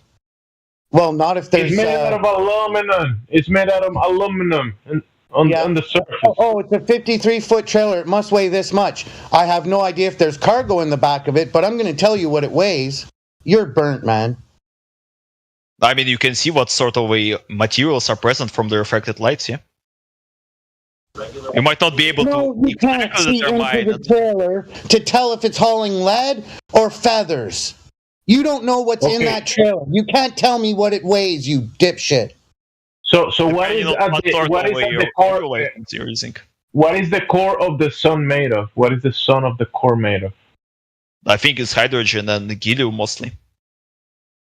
So do you use this to come to the conclusion of how much, the mass of it and all that? Why are you asking that I come? I'm not a stellar dynamicist. I'm like a radiophysicist. So if you need a container on Earth to weigh something, you got to trap the gas and like put it on a scale and look at the scale on Earth. How the fuck are you guys seeing what the gas weighs or the mass of that gas by just looking? Math. You can calculate the density. And then you can calculate. On Earth, we have a scale. We have to look at the scale. We have to put the stuff in a container, weigh the container, tear it, weigh the stuff, get the differential between the two, and look down at the scale and pay attention to the numbers and say that's what that weighs. Now, how the fuck are you doing that in a telescope? Mathematics. No. That's not really magic. No. Math That's is like a basic electromagnetism. Math is not a scale. Math is not a container. Math is not a distance giver. A material is the distance giver. The math would be the markers you put on the material, like a ruler, then you put the numbers on it. Yeah. Yeah, and that's why at the end, after math, you add magic. It's not mathematics, it's mathemagics. Yeah, but I'm talking about spectroscopy. It's not really mathematics or mathemagics. Yeah, you looked at the bulb, and I mean, you looked at the sun, and you're saying that by looking at the surface of the sun, you know the distance, and you know the makeup of it, and inside of the source I would of it, even all tell of it. you you can analyze what type of a incandescent material is used in the side of a light bulb and what sort of a gas is inside it based on its illumination. Like if the light is slightly red, slightly yellow, or stuff like that. And the more of the spectrum you analyze, the better information you will get. Like if you analyze not just the visible part, but for example also the infrared part and even some radio wave part, then you will get even more information. I will say, yeah. Maybe the sun that we observe, we can tell a lot of things, but not. It wouldn't come to. You will never come to the conclusion of the 93 million miles sun, 1,000,000 times bigger than the Earth. You will never come to that conclusion by doing observing it with infrared or whatever. I mean, you can do it at least, as far as I know, with radio waves and with the objects hidden inside, for example, a clothing. Like you can observe exactly if someone has a pistol like hiding in his coat or something like that. Even from a long distance, by the way. Isn't the sun a black body? You won't be able to see what's inside of it. No, I'm saying once again that you can, using radio waves, observe if some person holds a gun from a distance inside his clothes. Like if he hides. And you can do this with the sun? You can say if the sun is holding a gun? No, I'm just saying you can say what is with sun, like what material it is made from, what shape of material, what's the distribution of material. So have we done this on the Earth? Have we observed with this technology that you're saying that we observed what's inside of the sun and the core of the sun? Have we observed this on the Earth? What's at the center of the Earth with this same technology that you say we're doing it with the sun? They actually partially do it with the center of the Earth. There are approximations what's inside of it. That's actually how we know that there is like. Wait. Have we observed? Have we, like you said, that we know what's at the center of the sun because we can observe it? Have we done this with the Earth? We have a model. Yeah. Same with the Earth. So we don't know that. We don't know. First, you were saying that we do know, but now you're saying we don't know. No, I was just saying that you can know what material it's made from. You don't know the exact distribution because the deeper you can go, know, the more or you cannot know. Which do you know, or you don't know? You can know, but we don't know yet. We don't have exact methods to reconstruct the image. So we don't know. But you were giving the impressions that you said that we do know. We don't. That's a conclusion. We don't know. Okay. You can say it like that, yeah. I mean, that's what you said. I mean, after you said... let me give you an analogy so you can understand it better. No, let me give you an analogy.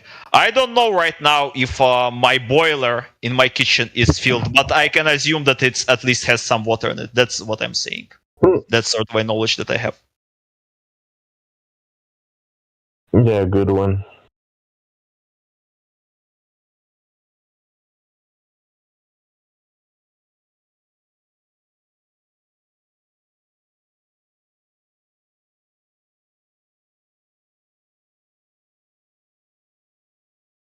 But here you can use light refracted from an object to calculate both the distance and the what it consists of.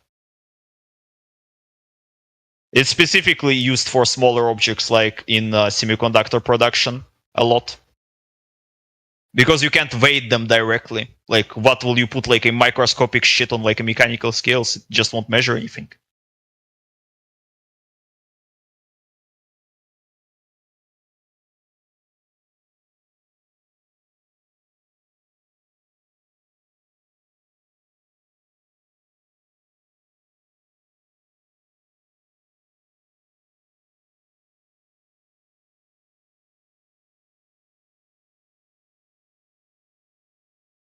So using all of these calculations that you keep saying, and you can say that the luminaries are not heliocentric. As I've said, centrism in any model depends on the frame of reference. So we can choose any frame of reference. Observably so, we see the sky and the sun is on a circuit and a movement, right? So the sun is revolving around a center itself. So the system that we observe is observably not heliocentric, because the sun is revolving around a center. So not the sun is not self-centric. No, it's not self-centric, of course. I already told you, like, every stellar body affects each other's orbit. There's no such thing as self-centric. There you go. So it's not heliocentric. No, I mean, I already told you, if you choose sun as a frame of reference, it will be heliocentric. If you choose moon as a frame of reference, as like a frame of reference, then it would be lunar-centric. It all depends what you choose as frame of reference. That's also for us why it seems that moon and sun revolves around the Earth, because we're in the Earth frame of reference. The moon revolves above the Earth, right? Because every time you look at the moon, you're looking up. I mean, yeah, it's not inside the Earth, obviously, and not on the Earth. There you go. So the moon itself, just like the sun, they're going around another center that is not the Earth, observably so. Moon, what? Again, moon doesn't go just around the Earth, yeah? Observably so. The sun and the moon are going around the sky above the Earth. Mm-hmm. Yeah, what's wrong with so that? Both of them, from the reference of the ground, the sun and the moon are not ground-centric. What again? They are not ground-centric from the ground? No, they are ground-centric. Yeah, or Earth-centric or ground. You know, the sun, the moon. The sun. First, you said that the system can be lunar-centric or heliocentric, but it can also be the case that the sun and the moon are not ground-centric. Yeah, I've told you, like, depending on the frame of reference where you are located or which you prefer to be, you can make a case for Earth-centric. From where we're standing. Yeah, and when you from where we're standing, from where we're standing, it's better to assume Earth-centric system. Going in a circuit on the sky, like and moving like clockwork, right? Like the sun and the moon, they move. They have daily cycles, weekly cycles, monthly cycles. Yeah. Yeah. Yeah. So they I know you were trying to disagree with me or something. I think we agree on that. Yeah. I'm not disagreeing with you. We're on the same page. I would even tell you when you stand still, like it seems that objects are moving around you. But for example, if you're in a car that moves fast, it seems that the outside moves and not you moving. But in this case, from the realist level where you and I are standing, the ground is motionless and the luminaries are moving. Yeah. That's because, as I've said, we're in Earth frame of reference. Ain't no because. That's because we're stationary and they're moving. I mean, yeah. For Earth frame of reference, they will be moving around us, not we. Nah. Reality. We're not moving. I mean, Earth frame of reference is reality. Earth's Every not frame moving. of reference is reality. No, Earth's not moving. Say that with me.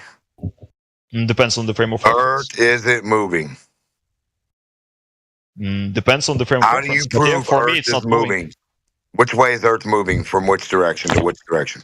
Depends on the frame of reference. If No, not depends. Other frame of reference, it might be moving. No, it doesn't depend. If you say something's moving, you have to prove it or you have to stop saying it. As I said, it depends on the frame of reference. No. Prove the Earth is moving from where to where. How? When? What part?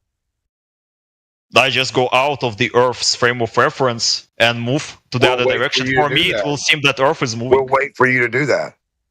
Until then, you haven't done that. Stop imagining. Maybe I have done it. And this is one thing. It's not just that. So as we observe the sun and the moon and the luminaries moving in cycles, you will have to show the cycle of the Earth, like it will have to be resetting like clockwork. It will have to go from one position to another and back like the sun and the moon does. Because we observe the sun and the moon and the planets and the other luminaries moving in cycles, and even we can mark ground positions, right? GPs on the Earth. You will have to demonstrate the ground positions on the moon or on other celestial positions of the Earth. You have to put GPs or CPs, celestial positions of the Earth, in reference to those things. Because if the moon and the sun and the other luminaries move in cycles, that means that the Earth must be moving in a cycle as well. And you have to show this cycle. Well, I don't have to show anything. It's not like I'm trying to convince anyone. So the lack of evidence is the evidence? I mean, what do you mean lack of evidence? I'm not trying to convince anyone. But you've been saying that the Earth is in an orbit, and you've been saying this, that the Earth Well, that's what I believe, but I'm not trying to convince you specifically, so what's the matter? You were asking me, I'm just saying what I believe in. Like Demok said, the Earth is going from here to where, and then it will have to come back to that cycle to complete that cycle. So, do you have that? Me? No, I'm not dynamicist. I've already told you. I'm radiophysicist. Okay. Like, the most I've worked is like satellite communications. Yeah, it sounds like you're trying to convince yourself. Me? About what? I don't know, you're the one that's bringing up a water boiler. Is your water boiler moving?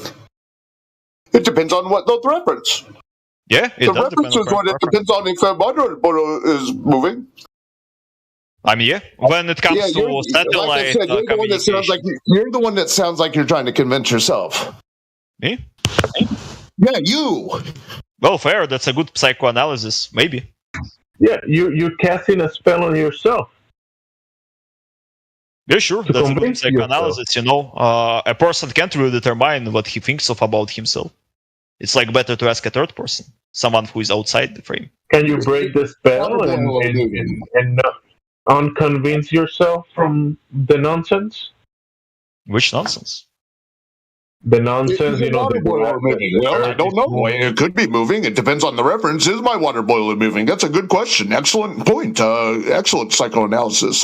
Is my water boiling? Well, it depends. If I was on Neptune, is my water boiling? I don't know. This guy measured the length, width, and height of a box, and he can tell you what's in it and how much it weighs. Wild. Yeah. I would even give you like do that. You don't measure the length, width, and height of something to get the weight of what's inside of it. You don't do that. You can measure the distribution of something inside of the object, and from distribution of the density you can get the weight and the size. Bro, you said that we know what's at the center of the sun because we can look at someone and we can know if they have a gun hidden in their body. I didn't say we know. I said we can. You said that we know we can see someone holding a gun with whatever you said, infrared or X-rays or whatever, right? Oh, that's not X-rays. That's radio waves. Radio waves, yeah, you said radio waves, exactly. You can technically use X-rays. Someone is hiding a gun because we have X-rays. That's how we know. That's how we know what's at the center of the sun. But then I ask you, how can we use the same technology that you were talking about to see what's at the center of the Earth? And then what? Have we done that? Yeah. I already told you, yeah. The issue is at the center of the Earth there is more interference, so the picture would be more noisy. Same as, like, for example, if you try to measure up whenever someone is holding a gun, but he's like covered in a layer of absorber.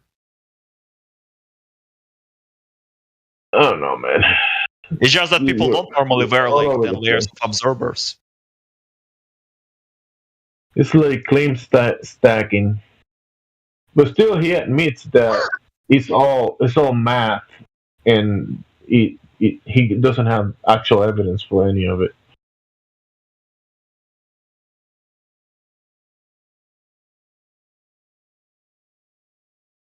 So calculations.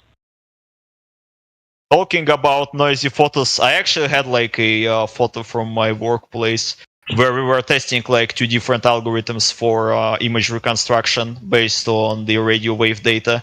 And depending on some of the filters, you can obtain a less noisy photo. For example, when you're trying to measure a gun, if there is some other like source of interference, like for example, if a person has like a phone, it can affect technically the image. Like it will be more noisy.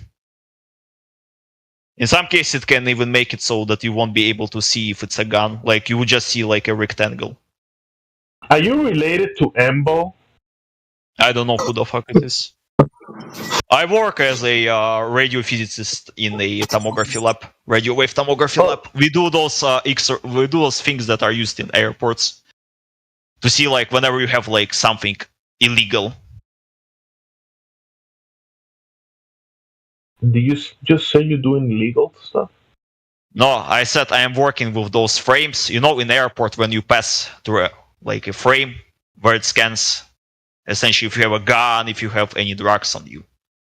I make that's how we know what's at the center of the sun. You said. Yeah, the method is the same, just different wavelengths and slightly different algorithms because well, the data is a bit different.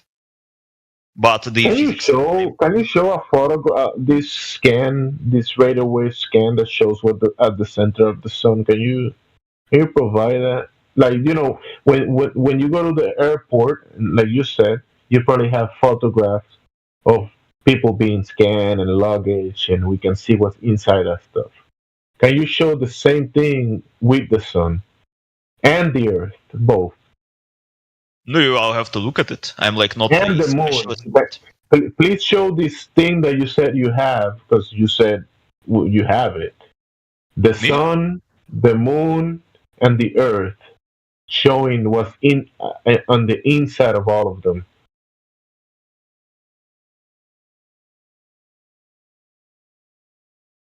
I mean, I never had them myself because I don't work with them. Yeah, just pretend the sun is trying to get on a plane.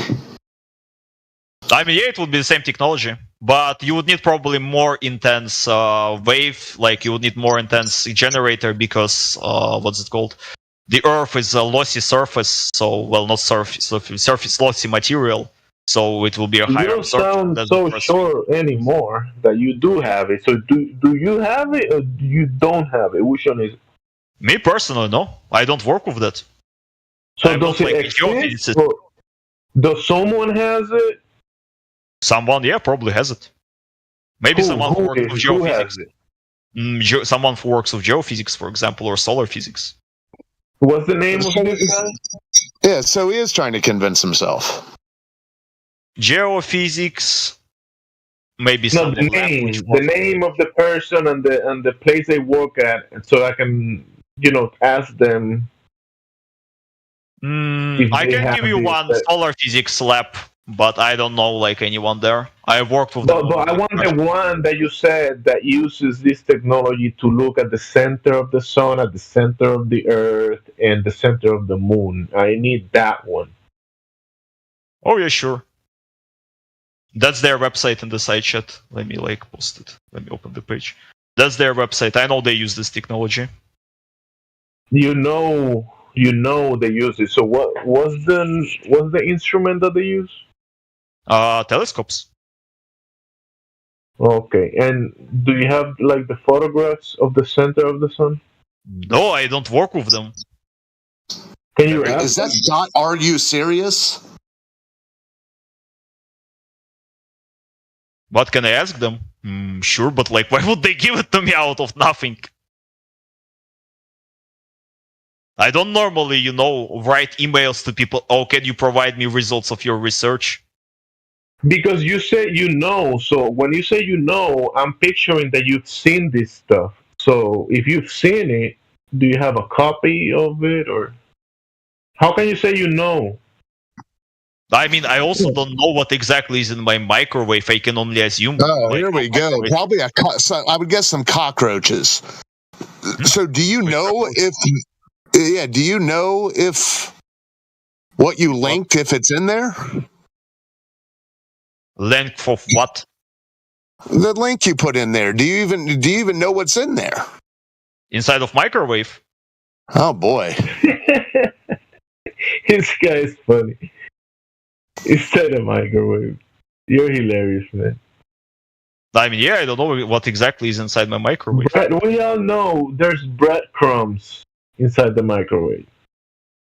Unless you are carnivorous and you only eat meat. No, I am talking not what's in the camera. I'm talking the generator. Like what type of a what's it called? Magnetron is there? Cylindrical one, or is it a square one? All you have to do is find the. Go ahead. No, we were just talking about what the moon is made of, what the sun is made of. You linked this thing. I said, how do you know the answers to that are even in there? And now we're talking about the cockroaches that live in your microwave. I don't have cockroaches in my microwave. No, I'm, like quite tiny person. Ross, it's not that he claims what it's made of or whatever. That's what it is, yes. But first he claimed at the surface, and then he said that at the core of the sun, that he said that he knows what's in there. No, I didn't say I know. I said you can find it. You can assume what it is. He knows if he can look at the readings and know if the sun is smuggling something. Oh, that's actually true. Yeah, if sun was trying to smuggle something, it would be actually easy to read because metal normally has really specific radiation spectrum. Yeah, absorption spectrum. I mean, yeah. Wow. He didn't just bite; he swallowed the whole rod and. I think he works in the same office as Embo. I don't even know who the fuck is Embo, but sure. No, you don't need to know the names of your co-workers. You don't always know their names. Your co-workers, you don't. Well, I know everyone at my lab, but not sure if he works there. If he's even in the same country as me.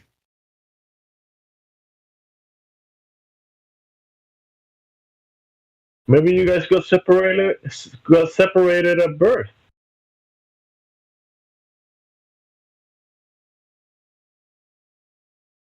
Well, I don't know. I don't know this person. I mean, you guys are already making naked photographs of everyone that gets on a plane. How much more thorough are you planning to get? I mean, ideally you would want to be able to see inside atoms, but sadly we can't do it. See inside a what? Inside of an atom. You want to not just see, electron, neutron. You want to see, quarks individually. Are you going to download my brainwaves before I get on a plane? No. Yeah, they want to know what you're thinking about. They want to see what's inside of your mind. Yeah, he wants us all to have a Neuralink chip in our brain. So before we're getting on the plane, if we're thinking, I can't wait to blow this plane up, they'll be able to read that thought in your head. No, they steal everyone's invention ideas. They no longer have a 1-800 number that runs on TV in the middle of the night that you willingly tell a stranger on the other line what your invention is. They just clip it from your mind before you travel. Got it. I don't know, dude. It just sounds like, I don't know. They want to patent your invention before you invent it, because they'll read your thoughts while you're thinking the invention up. That's insane.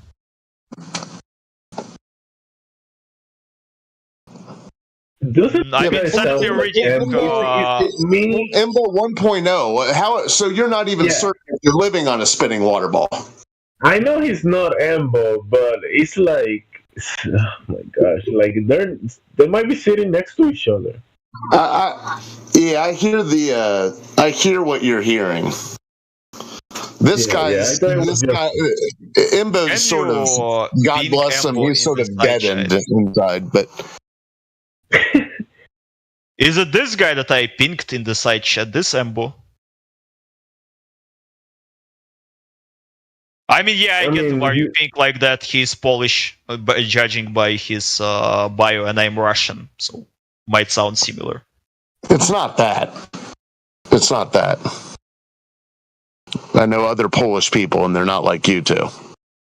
No, based on the accent, like you assume that I'm the same person. No, it's your fantasy. I know you're not the same person. It's sort of your wishy-washy certainties. It's like, you know, when you work for a company, you're selling like insurance, and you have to go with the same script. Well, I don't have to go by the script. That kind of similarity. Oh, well, I don't normally, make a script. I just wing it. That's even how I was defending my thesis. Like, I don't, prepare for it. I just wing it. I just make a presentation and then, You just made it. You just made the stuff out on the spot. No, not really. I mean, I have some knowledge, like some research that I did. Yeah, you just start talking about water boilers when you get cornered. Got it. No, Let me give you an analogy. So I'm going to take a shower. I'm guessing there's water in my water boiler. Right, guys? Yeah, like earlier you said you didn't know, but then you say you don't know. But then after that you say you didn't know, but you're not sure how you know. Because you say you know because someone else knows. But you know if someone else's know. And since they know, you believe you know. Oh, I mean, yeah, sure then. But then I don't even know if my parents are alive right now because I didn't talk with them 1 second ago. By the same metric, if we go by that sort of a certainty. Yeah, but it's so funny though. But you're so certain about when you turn on your shower that the water's going to come out, but you're just. No, I'm not certain. It might not come out. Well, why did you bring up the water boiler? Because when you brought up the water boiler, it was pointing towards your being sure, even though you're not sure. Now you're giving it as an example of the opposite. I'm telling you. I'm not like 100% sure that there is water, but I can assume there is something there. Like, it's probably not like completely empty. There might be but air. This assumption is also not 100%, yeah?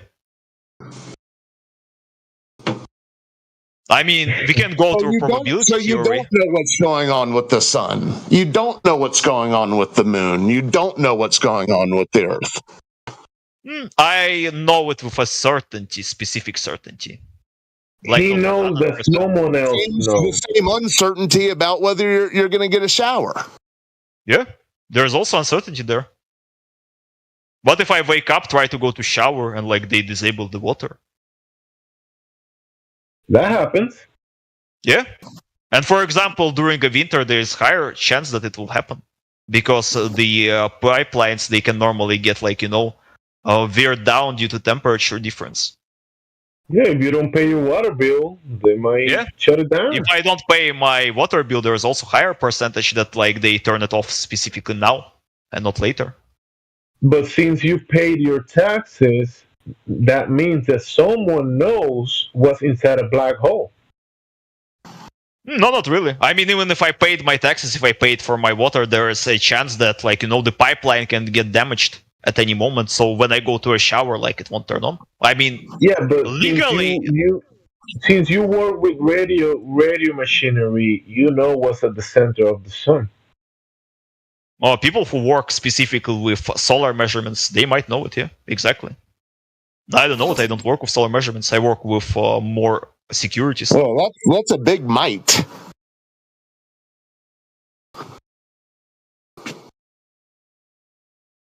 Well, I do trust them. They're like my colleagues. Well, you don't even know if they might know.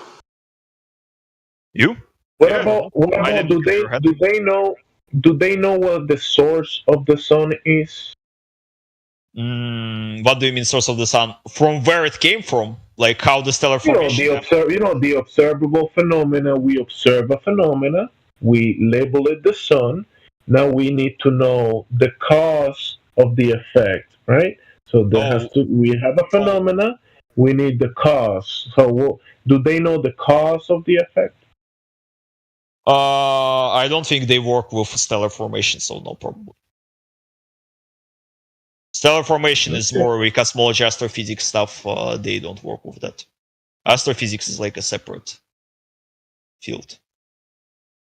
and stellar formation. And if you go even further, like how the fields work, that's cosmology and theoretical physics. That's also a separate field.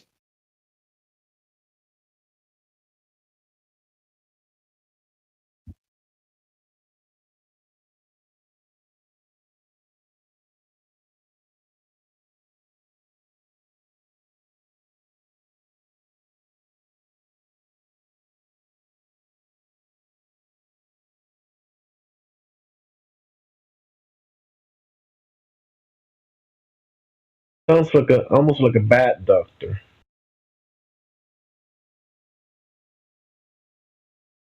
Bad doctor. Well, your tooth is hurting. Let's remove the kidney. That can actually happen in a body. Like sometimes you can have specific issues that are caused elsewhere be related to some other organs. Like for example, you can have like what's it called? Inflation of your legs, like when they're like blown. Well, not blown. How do you say bloated? Bloated. Yeah, that's the word in English.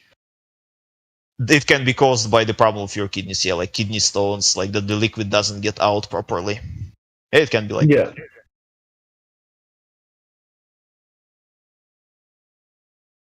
So yeah, you can technically have a problem with your teeth based on your kidneys. It could be your toothpaste.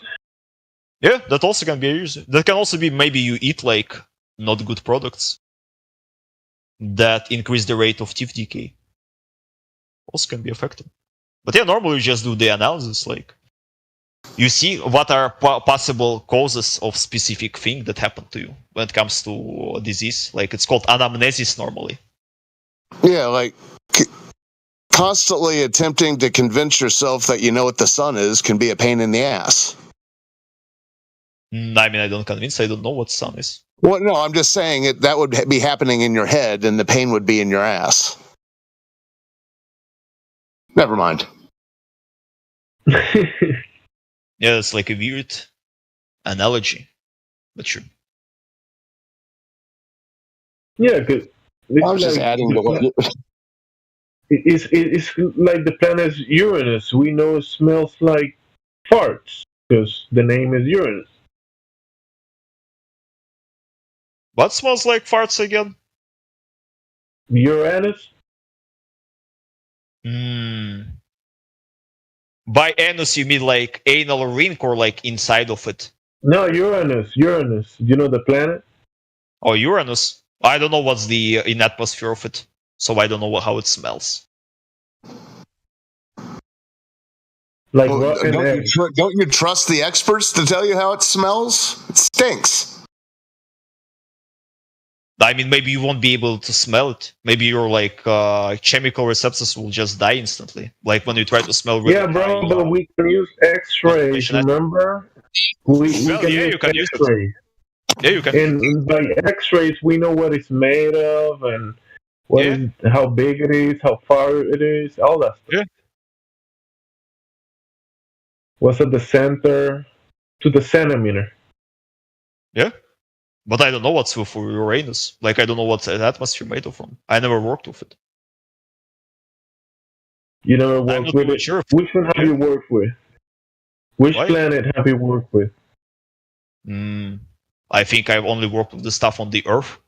Well, partially with satellite communication, but that's like... Have you? Have you worked with stuff on the Earth? Have you worked with water? Water? No, I'm not a hydrodynamics guy. Okay. Can you have water on the outside of a spinning ball? No, through adhesion, yeah, you can have like a droplets of water be adhesed to a ball. The spinning ball, but this ball is also in a vacuum too. In a vacuum, yeah, you can have like them through adhesion. They would be still connected to it, but not sure about spinning. That depends on like the rate of spin and the type of liquid. If water, probably not, but like other liquids can have like a higher adhesion coefficient. They can be held even like with a high rotation speed. So in the vacuum, you can have the ball spinning and floating spinning with the with the air pressure of the ball on the outside of it as well. Wait, air pressure and vacuum. How would you have air pressure and vacuum on a ball? Good one. Did you see? That is a good one. How can you? Uh-oh. Oh, I don't know what's this OO is referred to. I'm talking about adhesion. Adhesion is electromagnetical effect. Yeah. Can you have this adhesion of the water and the pressure on the outside of the spinning ball while the ball and all of these things are in the vacuum?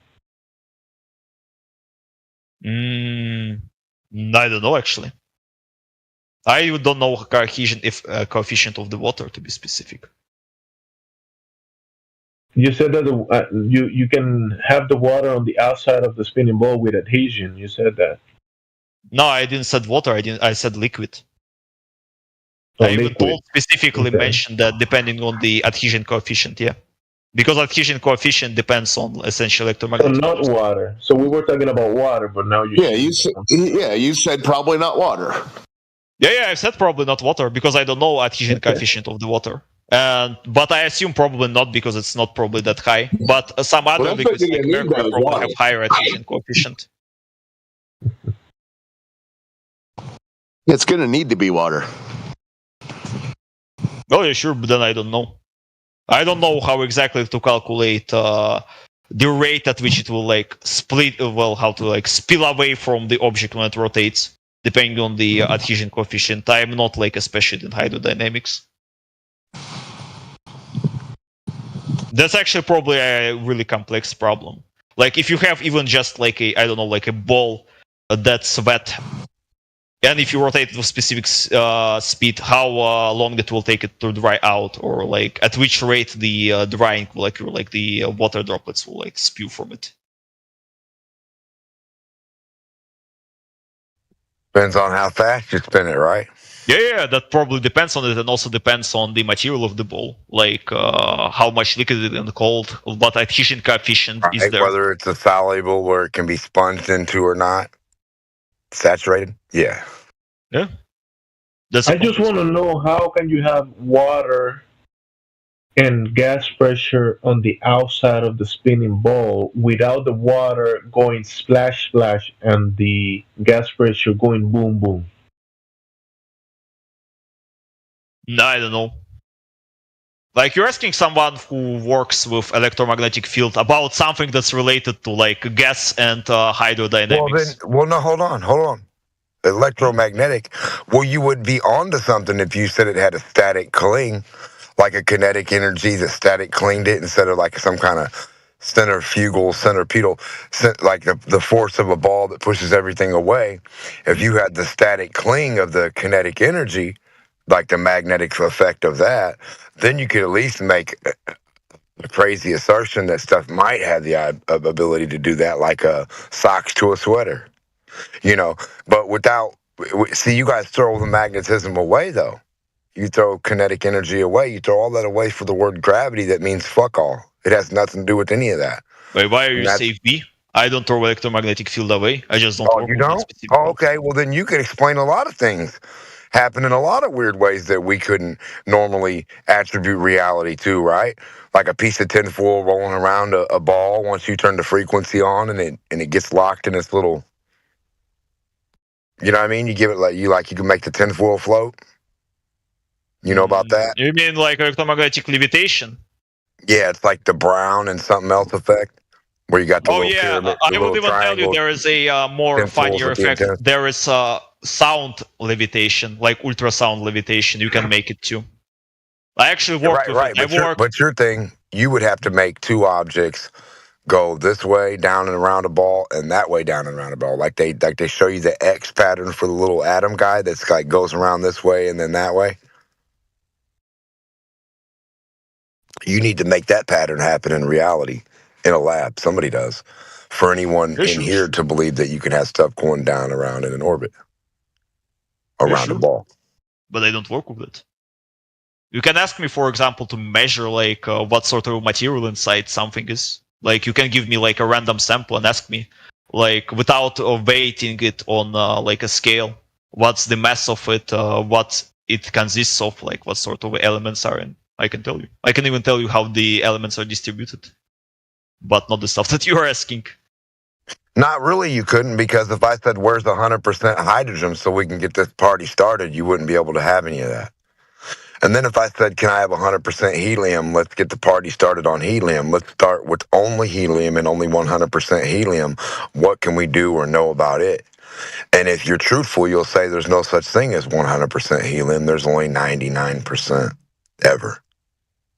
And what do you mean 100% helium? Like just the molecule of helium or what? Well, what percentage of helium is that? Well, I mean, if it's just the atom of helium, then it's probably 100%. There's no atoms. There's only action or attribute or reaction of what you see. So the material that puts off this action or attribute of making your voice high or raising in elevation, you can call that helium.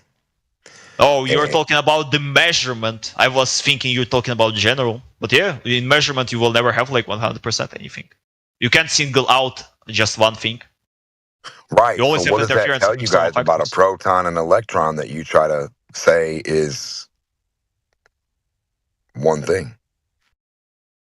Proton and electron, they're not the one thing. What about a neutron? It's all. What do you mean? Oh, you're talking like, oh, if they are like just one thing. No, they are a distribution.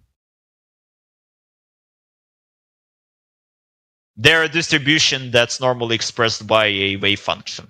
It's not a one thing. It's like a whole spatial region where their energy and their effect is concentrated. That would be a more precise way to talk about it from quantum mechanical standpoint.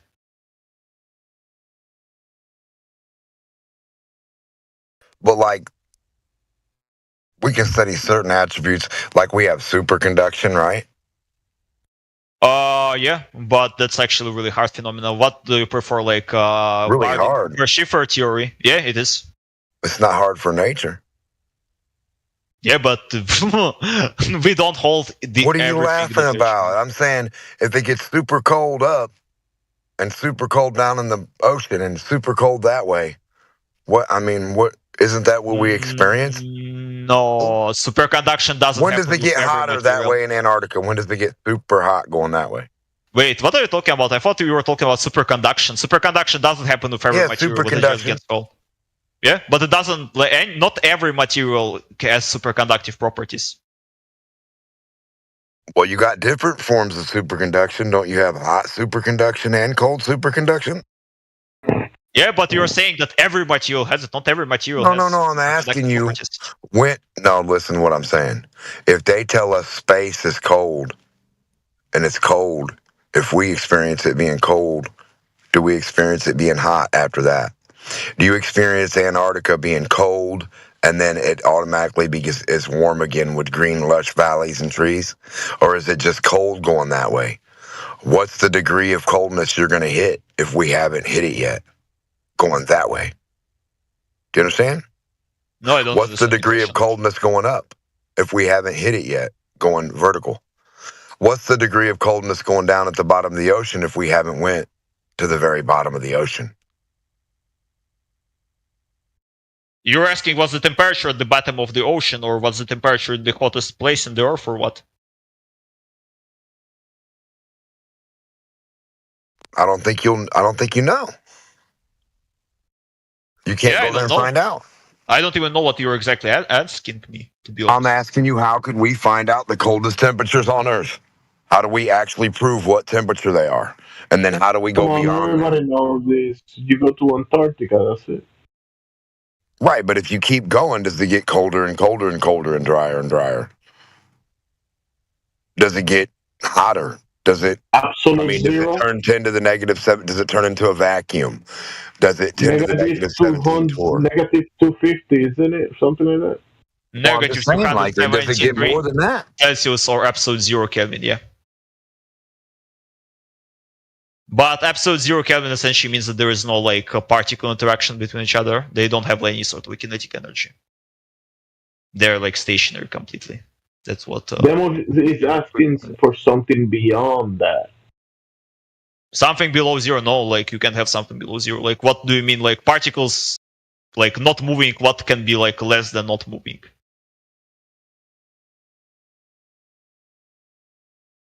Well, if it's not moving, that means it's moving.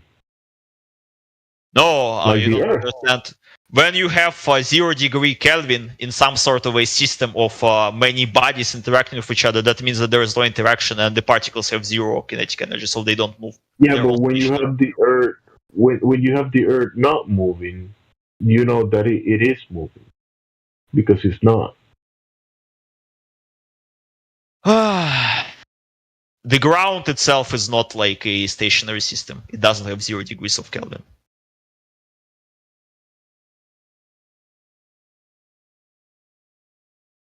The ground is a stationary system. Not a stationary system. If you look into every atom that is inside the soil, it's not a stationary system.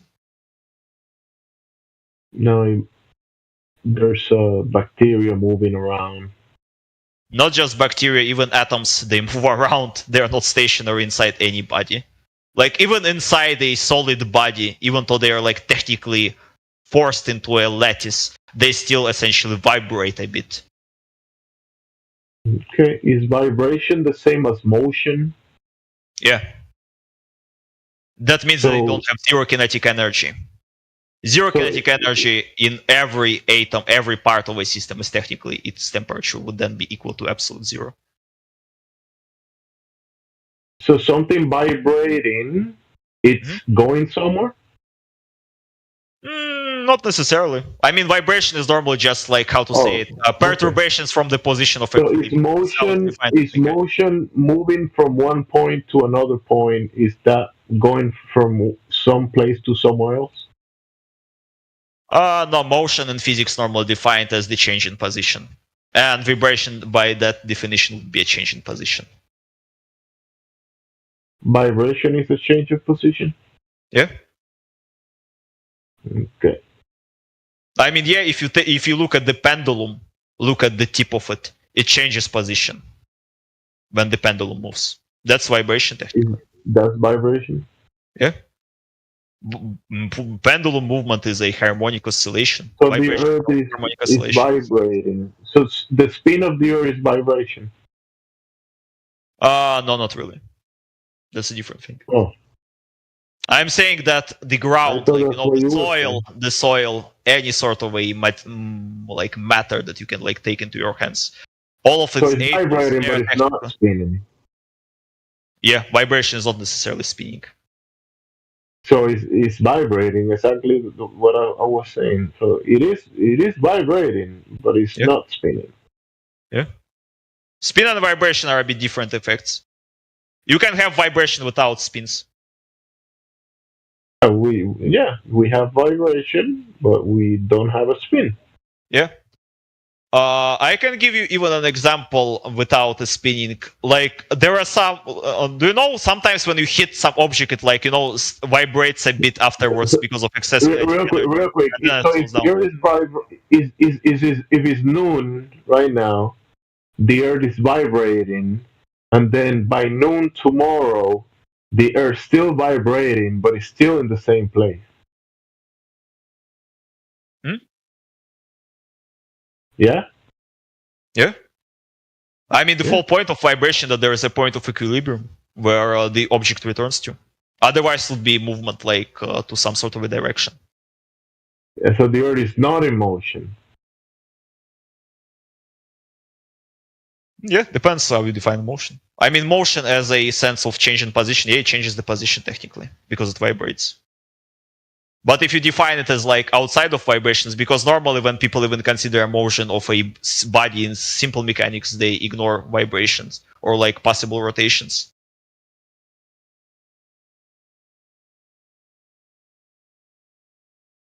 Like for you to know the position of a ball after you kick it, you don't consider that it like rotates around itself. You only need to consider how far it will move. So now that we came to the conclusion that the Earth is not in motion, now you can determine that there is no curvature to it either. Maybe. I mean, I was bringing vibrations in reference to the temperature, but sure. So you debunk the globe. Easy. No curvature, no movement. And you also agree that you cannot have the water on the outside of a spinning ball in a vacuum. So you debunk the globe. Yeah, sure. Good job, dude. Yeah, thank you.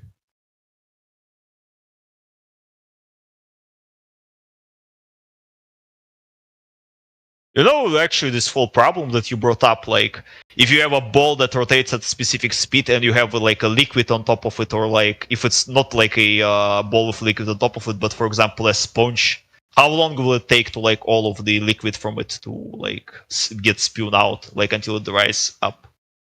That's actually an interesting problem. I wonder if it's been solved.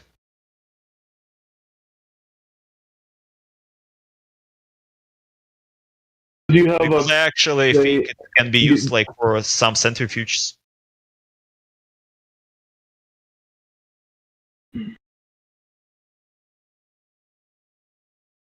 Yeah, that's interesting, right?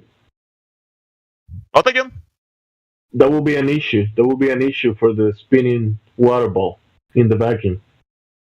No, I'm just generally saying, like, any sort of a, well, let's assume spherical, because spherical is, like, better symmetry than, for example, if you try to measure it for a cube.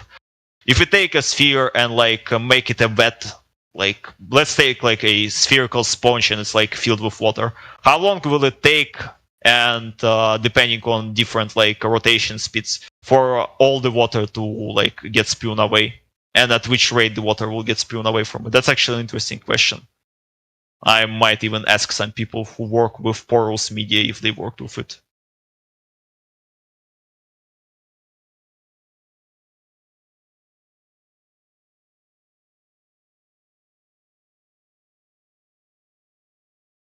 They might say, for any issue that you find about the model, just add gravity to it, and that will fix it. What type of gravity? Newtonian potential gravity, or what's it called, or general relativity? The imaginary type one that can fix every issue. I actually don't know much about general theory of relativity. I know, like, basic metrics and how to solve, like, in some really simple cases, Einstein field equations, but I don't know, like, all of the metrics. Like, I know how to derive phi LRV metric. So, like, Friedmann-Lemaitre metric, but not anything, like, more specific. But that's because we had, like, a course in general relativity and cosmology, because I'm a physics student. But that's, like, really simple. I think they are using, like, adjusted metrics for example, black holes.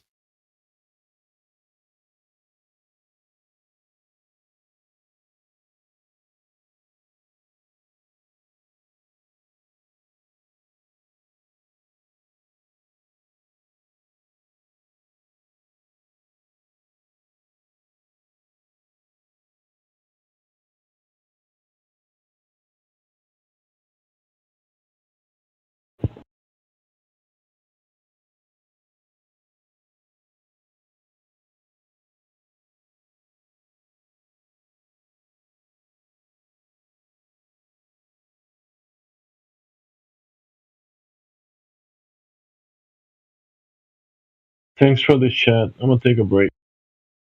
Sure.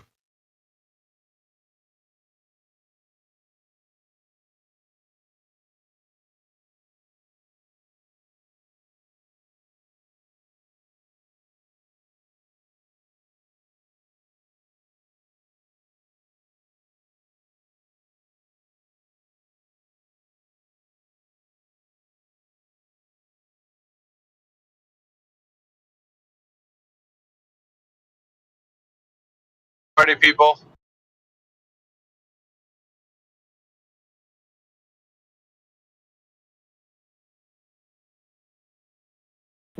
Where's the Globers at, man?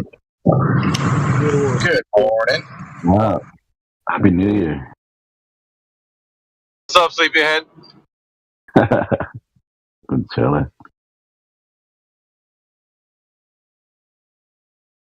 Hey, what was your name again? The guy I was talking to? Did he leave? I think he said he was stepping out, Jimsy. All right. It's Felix, Jimsy. Felix. Yeah, I said I was taking a break, but yeah, go ahead, guys. Oh, it was you? Oh, well then, I don't know. Did he leave? All I heard was somebody said they're leaving. Yeah, I said I was. It sounded like he's. Does he sound like he's educated? Sound like he was. He sounds like he works on the same office building as Ambo. He's on the other. He's in the other cubicle. Yeah, to the other aisle.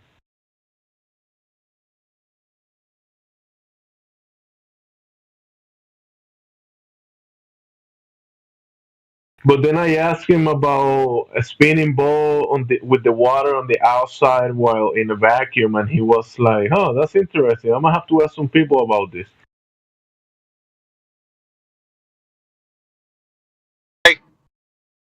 Guiding you on it. He's gonna try to look into it. I think some of the more like genuine people, they would say that. My opinion. I don't know. Like the ones who haven't heard about it, they usually would say, I don't know. I've never heard about this. Let me look into it. Like I think those are. I could be wrong though, but that's what it sounds like to me. Yeah, because he said you cannot have water. He said you might need a different liquid with adhesive or something.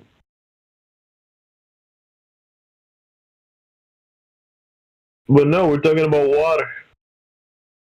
Gas pressure. When I said, can we have the gas pressure on the water in the vacuum? He said, no, how can you have the gas pressure in the vacuum? I was like, yeah, exactly. Exactly. That's interesting.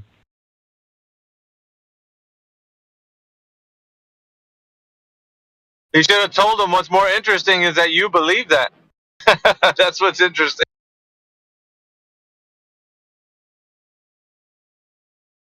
Yeah, I told him about the nonsense.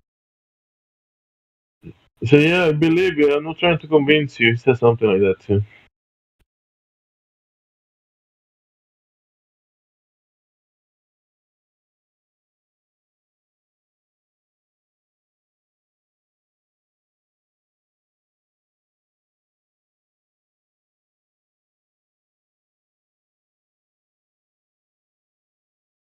We'll be back a little bit.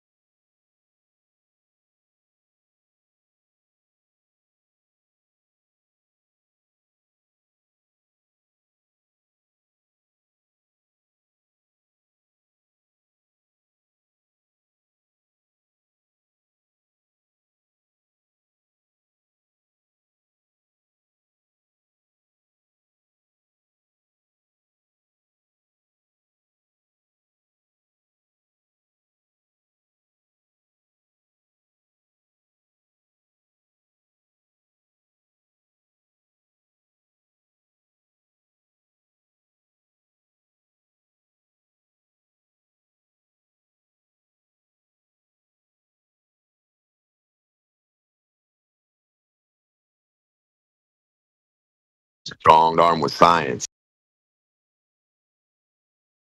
Crazy reliance. Gets put through with so much defiance.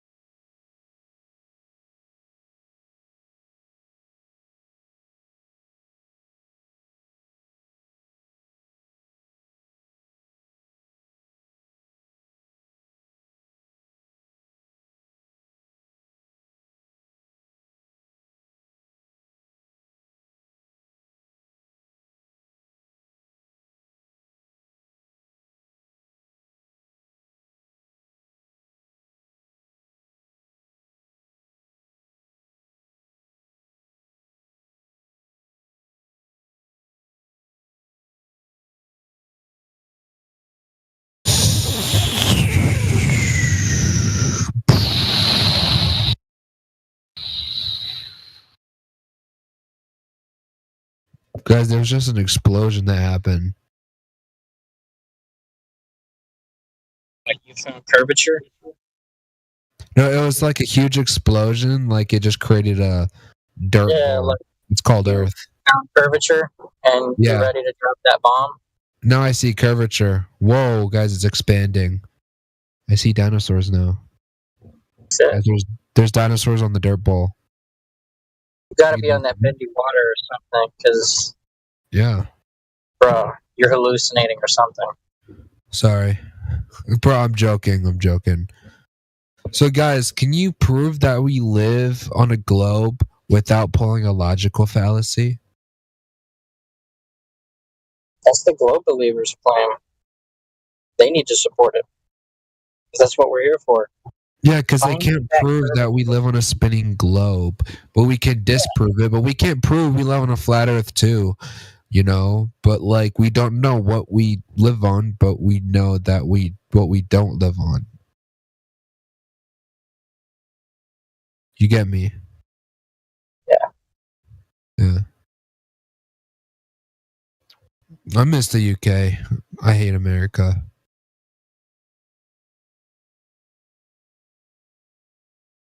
I kind of miss Europe too, because like in Georgia, there's like a whole bunch of fit young people, but like when you come back to America, there's just a whole bunch of obese people walking everywhere, and it's just disgusting. So, like, do you have something to say about the shape of the Earth? Like, do you know who measured the curvature of the Earth?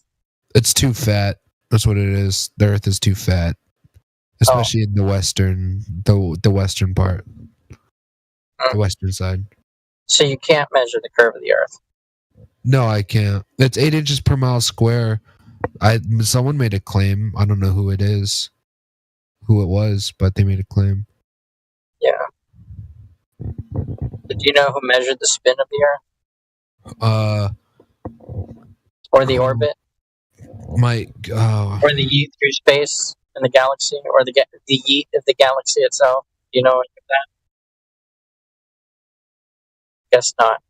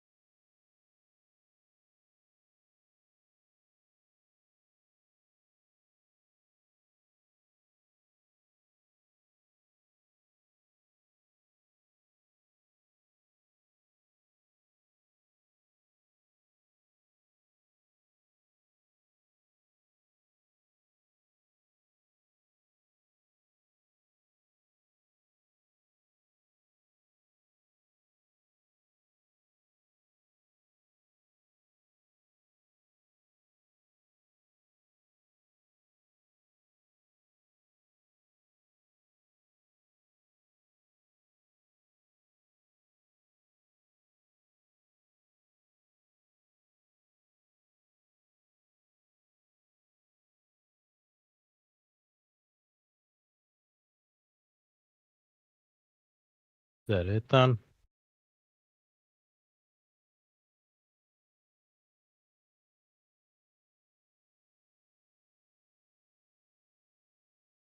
Oh my god, many people muted. What the fuck? What is this chat, man? I want to have a conversation.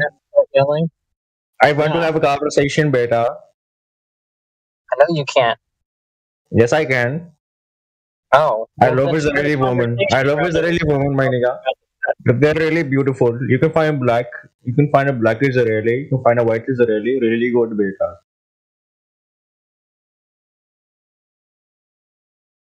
Feel like an My nigga, testicle droid.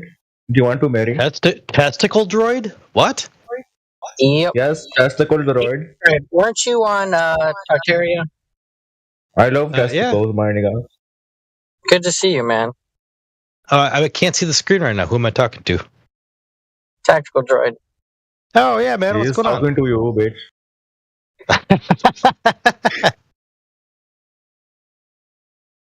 This guy's a character.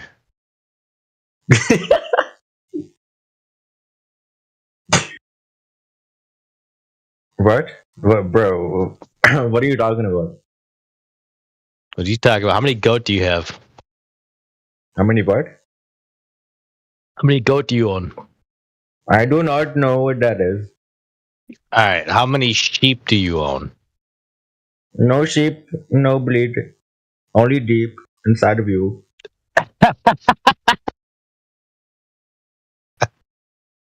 That's funny. Like a reverse Uno there.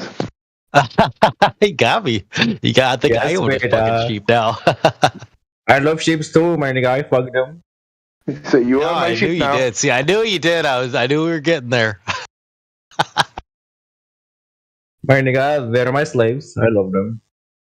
Mm-hmm. Yes. I love Israeli woman. Do you agree? Yeah. Yes, I mean, beta. I love Israeli yeah, woman. right. Yes. Fuck Hamas, my nigga. Fuck Hamas. October 7th was really bad. They killed a beautiful woman. I used to lust on her every single day. Fuck Hamas, beta. They killed that I bet you're a German virgin, bitch. honestly. You sound I am like a virgin, no shit. I'm Indian. Okay. I'm 5'2.5". I was just making sure my gaydar was working. Bro, what are you talking about, man?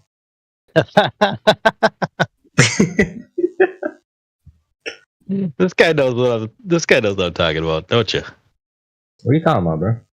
You got a closet a mile deep. Hey, you got it, bro. You got it. You're cool, bro. You're cool. You're chill. But why is no one talking though? Like, why is everybody muted? We won. You won what? No. You owe me a Coke first. Everyone got Coke? jinxed. Bro. I want to ask you a question. Like, what do you get from Coke? You get nothing.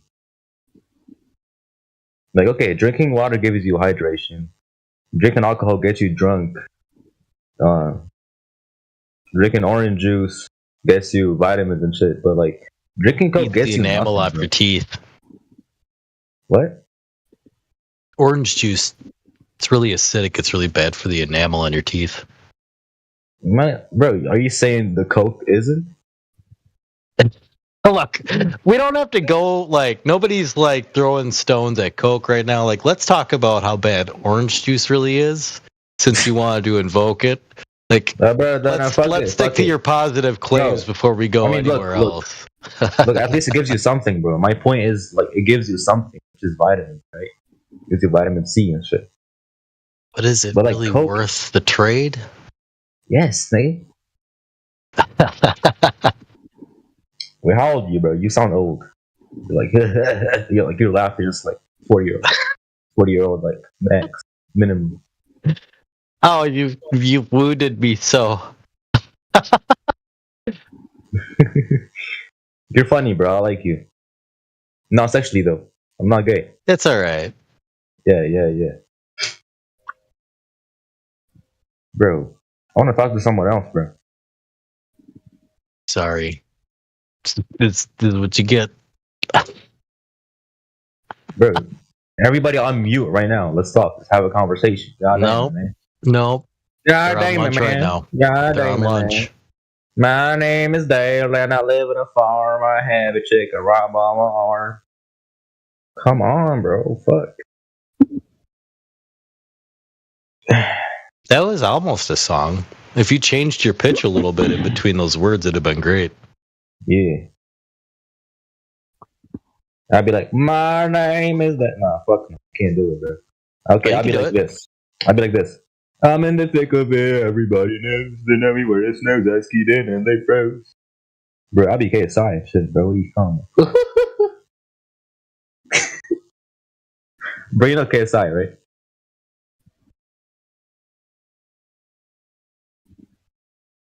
You don't? Okay. You know Ice of Speed? Do I know what? You know ISO speed? No. Show the meat. Come on, bro. Okay, you know KSI? Nope. You know Skibbity Riz, Skibbity Toilet? Is it worth knowing? No, it's not. Oh, okay. The last part, no. I'll listen to anything as long as it sounds good. You know, like if it sounds good, I just add it to my playlist. So it's pretty goddamn eclectic when you go in there. Wait, how old are you, bro? How old are you? I wanna know. I'm curious now. How old do you think I am? 30. Yeah. I'm 38. I'm pretty sure I'm 38. I think I just turned 38. You think? I stopped. Like once you hit like 32, it's like gets like really depressing, and I just. And then the Rona years, like it kind of got like time got all funky. Understandable. Yeah, you got to be like what, 24, 25? Me? Yeah. Oh, bro, I'm a minor. I'm 16. Oh, really? If I was 24, I wasn't. But I'm not gonna. Yeah, I'm 16. Okay,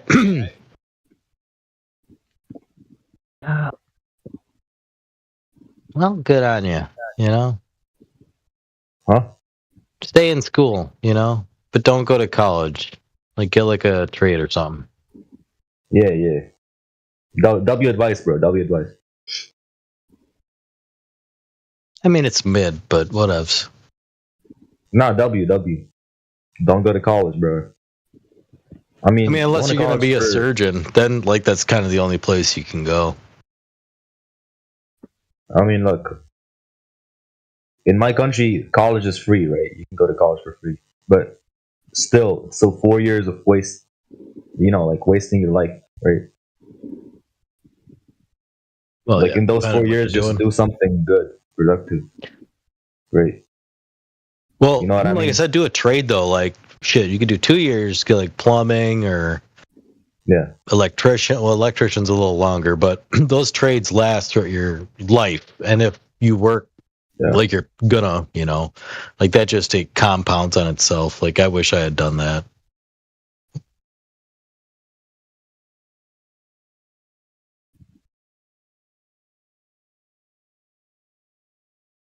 Real shit. So what do you do now, bro? What do you do now? Like, how is your life? It's better now that I've filed for bankruptcy. And I'm giving the finger to every credit card company that keeps calling me and shit like that. It's pretty refreshing. Yeah. Are you married? Gonna be this summer. Oh. Nice, bro. If I lived in your country, your city, I would go, bro. I would go for the wedding, bro. Yeah, it's the destination. We're meeting out in the desert where my parents are. They took an RV and they drove cross country for a bunch, and then they ended up in New Mexico. New Mexico. Yeah, it's a great state. I love the summer out there. It's fucking dry heat. It's like 110 degrees, but like I'm from Minnesota. And the summers here are fucking hot and humid, and like 90 degrees ain't shit, you know. Or 90 degrees feels like, you know, death. But like when you're in New Mexico, like it's 110, and it doesn't feel like anything because you're not sweating. But man, like I cannot stand the humidity. I really hate the state. Bro, New Mexico feels like Breaking Bad, bro. It gives like Breaking Bad vibes type shit. It is. That's where it's filmed, in Albuquerque. Yeah. Yeah, that place is as crazy as that show is. Like, there's stuff going on there all the time. And then even out where my parents are at, like, it's just, there's meth heads fucking everywhere. Like, we went down there and visited, and we stayed in this little hotel, and it just so happened that along this trip, everywhere we stayed, like every night we would end up hanging out with somebody at the hotel or the campsite we went to. And there was this like meth dealer, and he was like breaking up with this girl, and he got his girl to come there, and then they're telling us their fucking life story and just high on meth, and then pointing at like these stars in the sky, saying they're satellites and shit. Or not satellites, but drones, and then a drone comes up and changes spots with it every couple hours. I was like, man, that'd be really interesting if I didn't know you were like cranked on meth right now. Damn.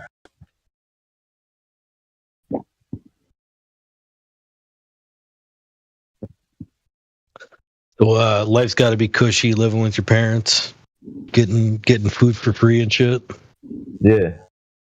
That's the dream. Everyone wants to go back to that. Those golden years right there where you're almost an adult and then you get all the freedoms.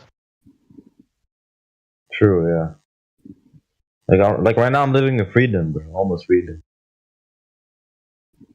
It all goes away. You become a loser if you don't do anything about it soon.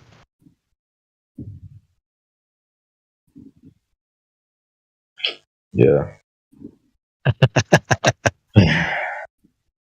What are you going to do when you grow up? I want to become rich, but I need money. Rich in which way? Become a Discord mod. Like, you want to be wealthy with like money, or wealthy with like love and family and friends? Both. There's definitely a trade-off in there. Oh.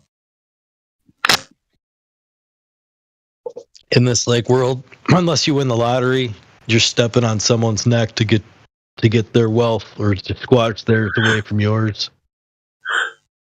It's inevitable. Is that legal? Yeah. And then eventually when you know, even when you're doing better than the people below you, you may not feel like you're stepping on their necks, but there's definitely a caste system between you. All right.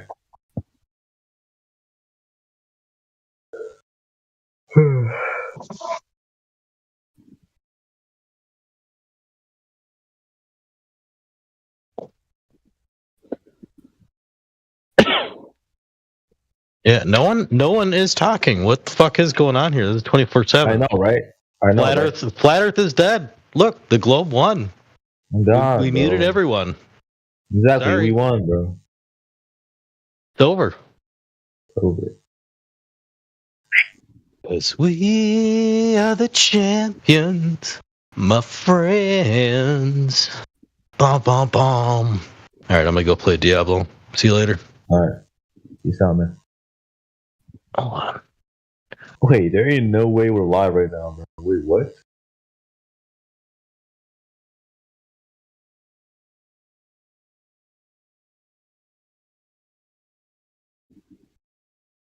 Bro, what?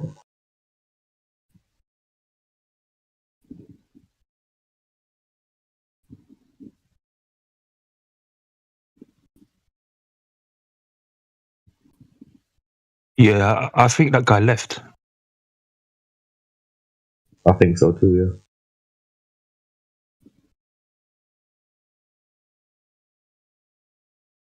yeah. Yeah, what happened? Why isn't nobody talking, starting the conversation? Like, I know, right? What the fuck? Like, if somebody talks, like, damn, bro, what the fuck? Like, damn, bro.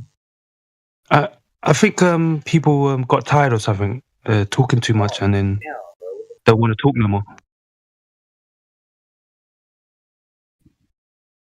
They're probably directing off. Does anybody know anything about the fog phenomenon? Yes, my nigga, I know about the fog, the sheep, the monkey, the daddy, the son, the Holy Spirit, yes. Yeah, the fog. I just heard it today, this morning, about on the news, but I don't know much about it. Is the fog some kind of new phenomenon or something? I don't know. Somebody have to tell me. Strange temperatures for the fog to be happening. The fog had like some kind of like flaky, powdery shit in it when I seen a couple of videos of it. There's been a fog like across the nation. Kind of weird. Like a lot of reports. Now they're calling it fog rona, like corona, because people are saying that it's getting them sick as a dog, but there's no really official reports for that. So, it's just weird, just some weird shit. No way.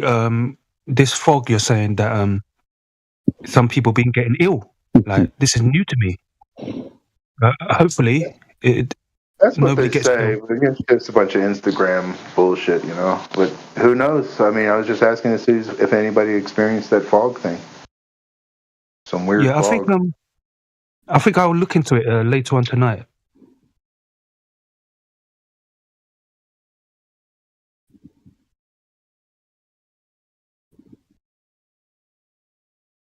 Well, no traction on the fog. How about the Catholic, the Pope, whatever he was, opening up portals? Does anybody know anything about that?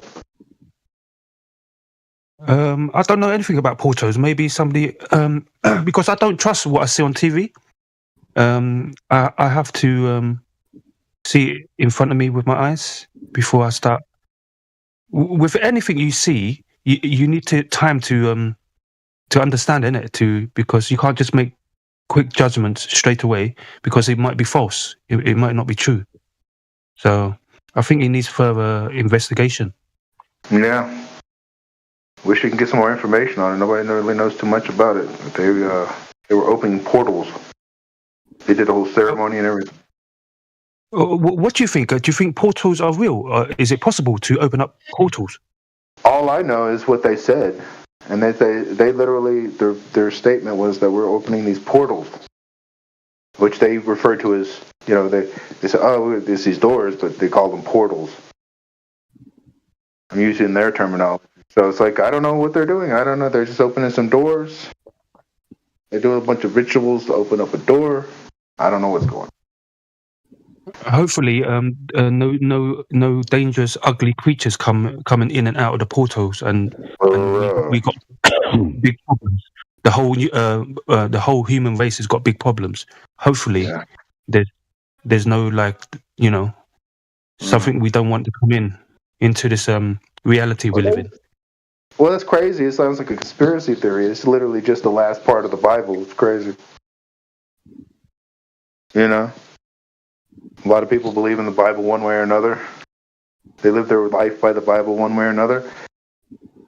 And now they got the end times talking about they open portals and demons come out of them and shit like that. It's like, okay. That'd be wild, huh?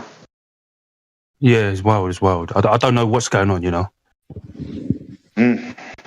Shit, all right. No portals. Anybody know anything about flat Earth? 24-hour sun debunked it? Right? Absolutely not. No, absolutely not. 24-hour sun doesn't change what the Earth looks like. It's always going to be flat. It's always been flat. Everybody here on Earth is born into flat Earth. There's no such thing as a globe Earth, a round Earth, a sphere Earth, surface of the Earth curving. There's no such thing as a drop over distance. Boats going over over the waves, or how do they say? Boats go over the curvature, don't they? Do you know a large body of ocean water cannot have drop over distance? Like the nature, the dynamic of water, the behavior of water doesn't behave like that. It's always the top of the water always lays flat all the time, everywhere you see it. What if it's just too big that you can't see it, or some shit? I mean, like, do you know? Have you heard of the what is it? The aircraft that went into it's called the X-15. It went up really high, up into the I don't know which one is it, but it went really high up. I think about 20 miles up. Almost space or something like that, right? Yeah, and they showed the pictures of the horizon, and it's flat, straight and flat. And people keep saying that Earth's too big to see the curvature. So if you went over 20 miles, or is it 350,000 feet or something like that? But there's zero curvature. So when people say Earth's too big, they just delusional. They don't know what they're talking about. Well, I heard that Neil deGrasse Tyson fellow, and he's got a PhD. He said that you can't see curvature from that height because you're not high enough. Yeah, well, do you know some people they like to appeal to him instead of and using their own judgment, their own critical thinking. I believe that. Yeah, with how me, how high do you have to be to see the curvature? You don't have to be high at all. You just got to first of all, do you know the horizon? You can't have that on a globe. That's number one. Number two is the sea level. The sea is always level. It's always laid flat everywhere here on Earth. So you can't have an horizon and sea level on a globe. Like it doesn't make sense. You shouldn't say everywhere in the world because oceans. I mean, they don't lay flat.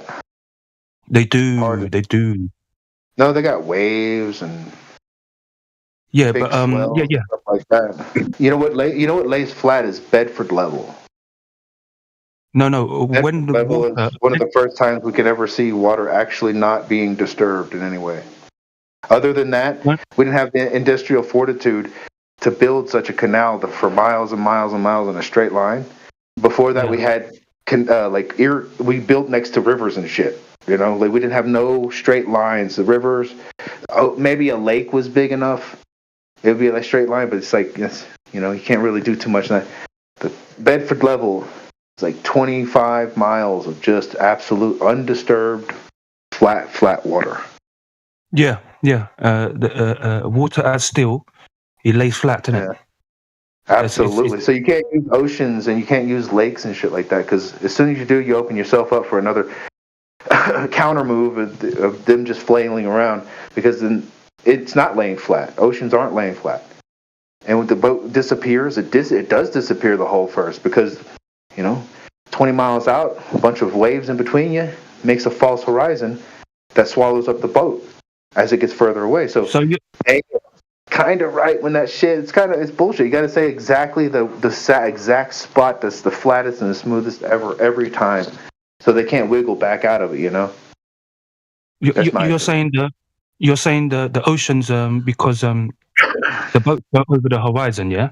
You're saying the Earth is still a globe or flat. No, I'm just saying when you use all water's not equal. You know what I mean?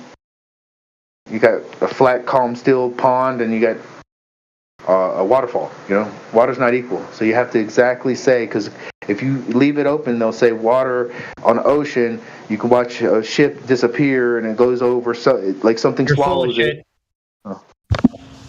No, I'm not full of shit. I'm just saying be more specific. The boat does not go over the curve of the Earth. Stop bullshitting. I'm not saying that, you fucking spastic. That's exactly what you said. Is that what you're getting? Is that what you're getting at? You know what? You can go ahead and be quiet. I don't want to talk to you. I was having a conversation with that English. You can't claim the boat's disappearing bottom up because it's going over the curve and get away with that shit. I didn't say that. You spastic. Why don't you sit the fuck down? Stop drinking so much coffee. Go ahead. Keep talking, Linda. Yeah. What did you say? Keep talking, Linda? You called me Linda? Biggest fucking Linda.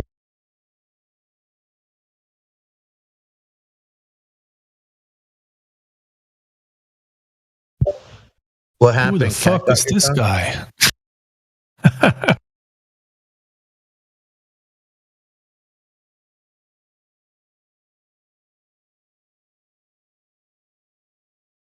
Yeah, I was saying, the curvature. There's no curvature at all. I checked over 1,000 times. Like when I first began, I kept searching for the curvature, looking for the curvature. There's no curvature at all. Earth surface is a horizontal flat plane all the way. I can see it clearly everywhere. With mountains, rivers, lakes, oceans. It's just flat and horizontal everywhere. There's no curvature at all.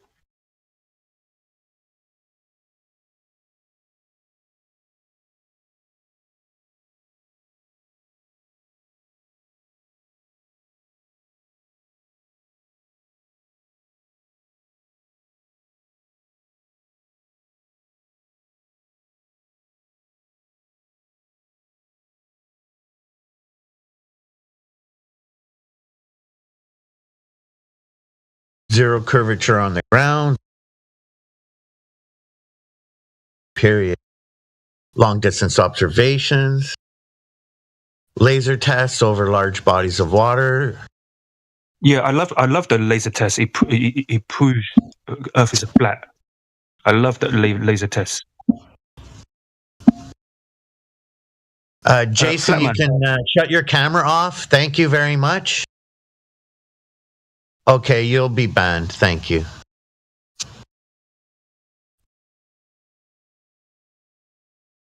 Fuck you, Jason. What a tool. You're so mature, brother.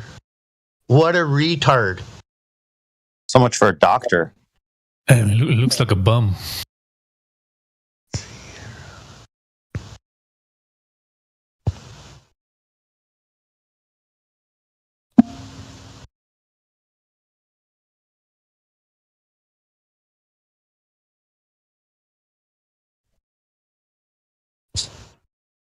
They go in a straight line. Have you guys seen those videos? It look like they bend up. Maybe that's what they're measuring. Bye, Linda. Is the bending of light instead of the curvature of the Earth? They're measuring the bending of the light, the laser. What you're saying? There's curvature. Well, in the 2018 documentary, then they say the Globers claim that, they proved it's a globe because the way that the lasers worked and everything. What I'm saying is the laser light doesn't travel in a perfectly straight line, and what they're measuring is just the curvature of light. Oh, yeah, go on. So, I mean, we shouldn't probably use like optical experiments like that to prove what Earth is, because light is very tricky. No, a laser beam is very straight. So a laser beam can there's laser experiments that prove the surface is not curved. Yeah, I've seen that. I understand. There's no downward curvature, and there's other observations that prove that there's no downward curvature. But saying it's flat is a whole nother thing. So, yeah, I can tell you, Joe. You've been in a car, haven't you? Yeah. When you get in a car, right, and you travel along the surface of the Earth, yeah. Can you see yourself moving on top of the surface of the Earth? I guess so. When you're traveling in a car, moving across the surface of the Earth, can you see other people in cars? Yeah. Can you see yourself moving horizontally? Do you know what I mean by that? I can feel myself moving horizontally, see the scenery change. Yeah.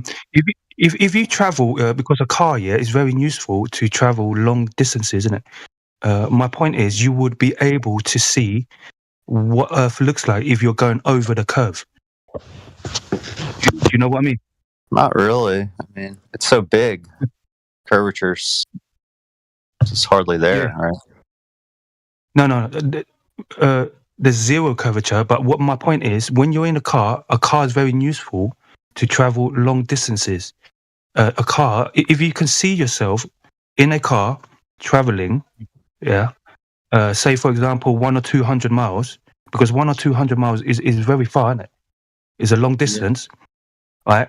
You would know if you pay attention enough, and if you've got a good memory, that you will know if you're going over the curve, under the curve, and you'll be upside down. Memory? I don't know, man. I don't know about that. No, it's very simple. But it takes time, though. Right. Yeah, maybe. It takes time to comprehend. Because you've been told that the Earth's a globe, so the surface is curved. So over distance, that we are dropped, because the surface is curved. And when you go over distance, the drop over distance, you'll be going over the curve, under the curve, and you'll be upside down. But when you're in a car and you're traveling across the surface of the Earth, if you pay attention to your surroundings, you'll see that nobody's upside down. No people, cars, buildings are upside down, because it will tell you the Earth is flat. If you see people upside down, that means the Earth is a globe. Do you understand what I'm trying to say? Yeah, I got you. It's very simple, but it takes time to see this. You won't be able to see it straight away. Does that make sense? Yeah, I got you. Yeah, it's like a brainwashing thing they put us under. Like we're living on the spinning space ball, and just because you can't see the downward curvature doesn't mean it's there. They say, so. Yeah. I'm the same as you. I was brought up in the educational system. I was told when I was a child that the Earth is a globe. It's in floating in space, in the vacuum of space. Earth's a globe. It's round. It's a sphere.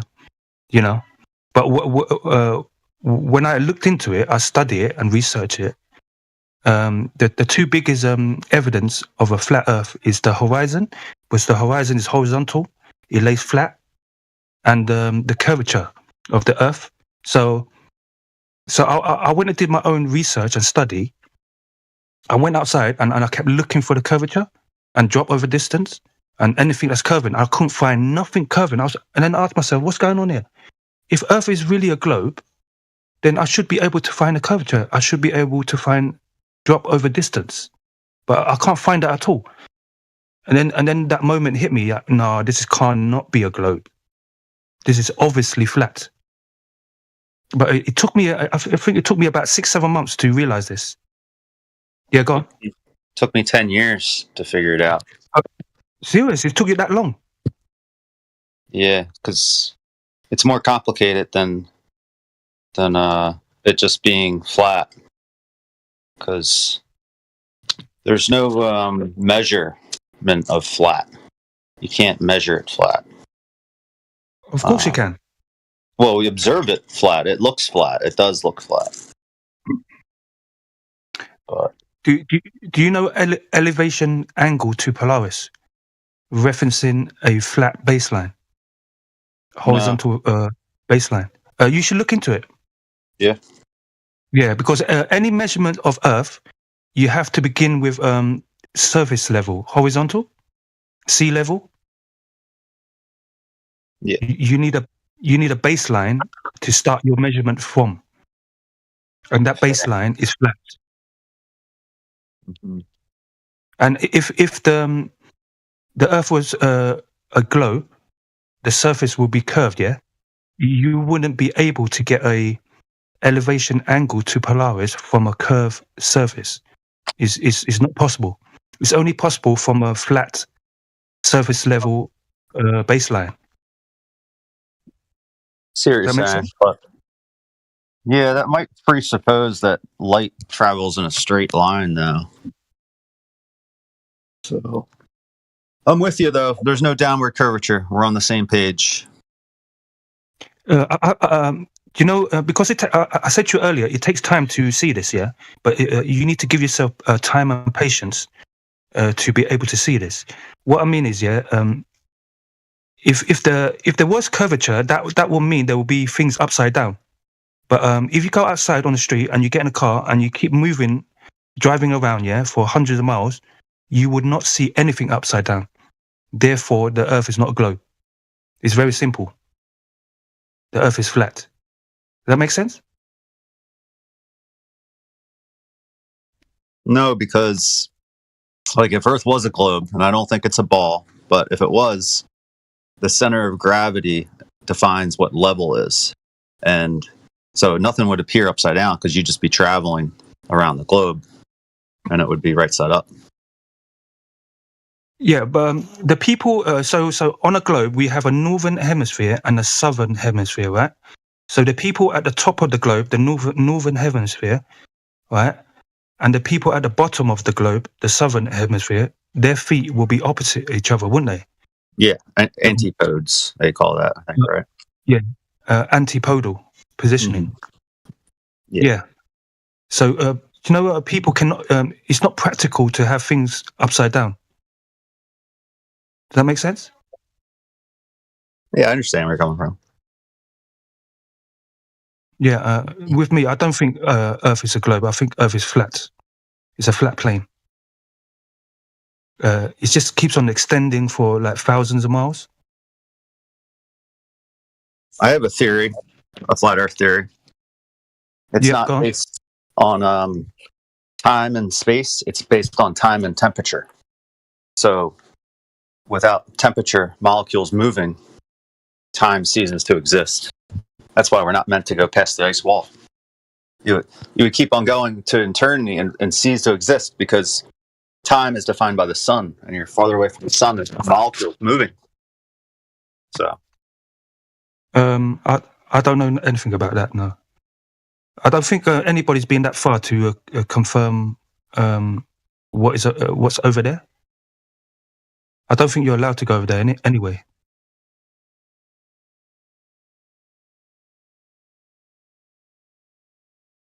just a little fun theory I had.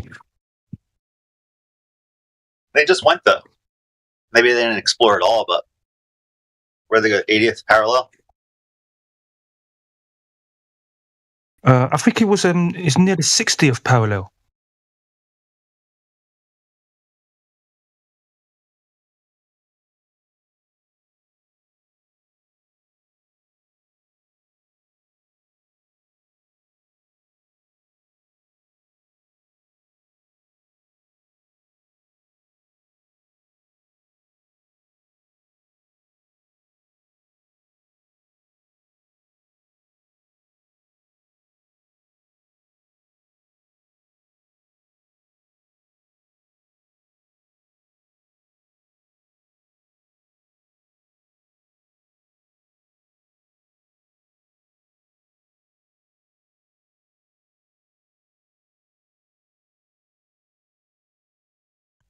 Do you know how many full moons are in a year? It's like it's actually 12.369, which is like an odd number, right? But the sun and moon have a sync cycle. So every 19 years, the moon period and the sun period sync up.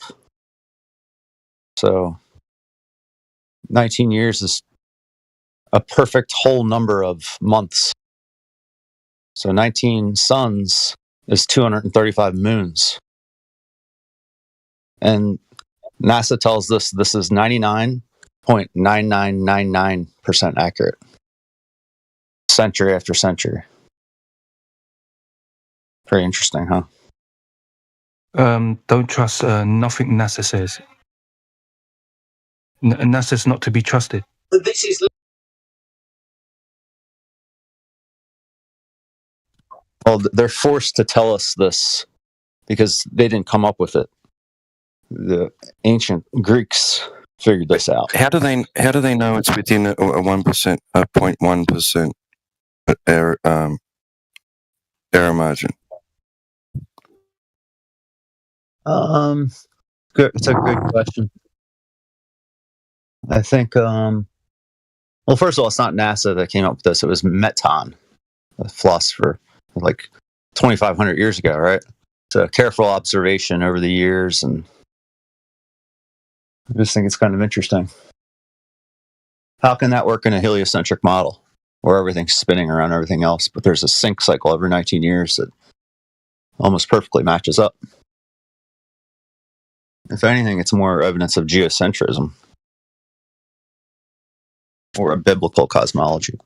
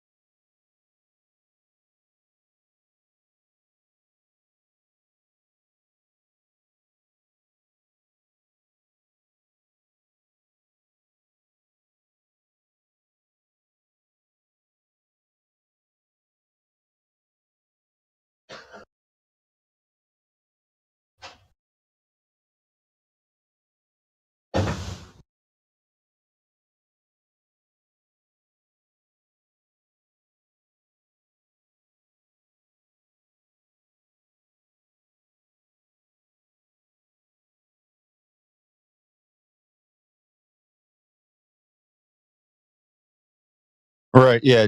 I said geocentrism, Rich. It involves a globe, but if you look into what a globe actually is, it's not a spinning space ball.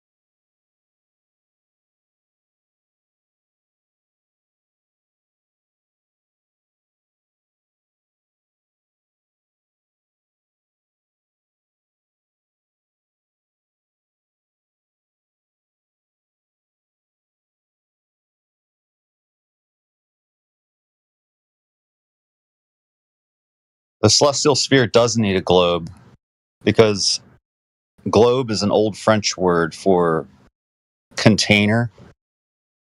So the celestial sphere is real. It's not just some imaginary thing. And Earth actually wraps around the sky. That's how it works. You're welcome.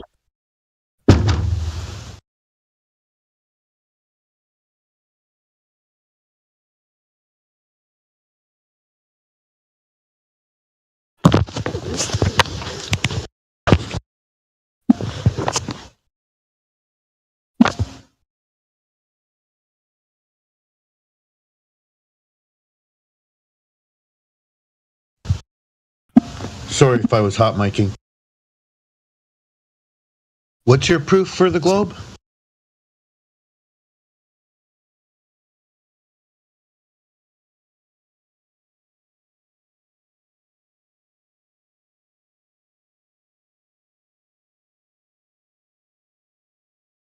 Well, it's not a globe in the sense that you're thinking of, like a spinning space ball, right? So globe means container. And Earth is basically the container for the entire universe as we know it. Okay, present your evidence. Where would you like to start? It's your evidence. You decide. Okay. Let me think.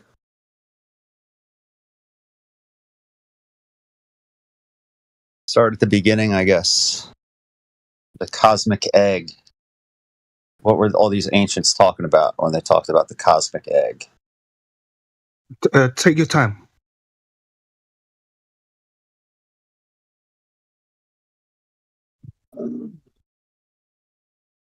Well, you know, we're told that the ancients believe the earth is flat. And you can ask ChatGPT, you can ask Google, or everyone's going to say, yeah, the ancients believe the earth is flat. But when you actually go and look into the evidence of that, it's very sparse. And what they do talk about is the cosmic egg that contains heaven and earth inside. It's in every religion, every ancient culture believed in this. Like in Hinduism, for instance, the yolk of the egg is the sky.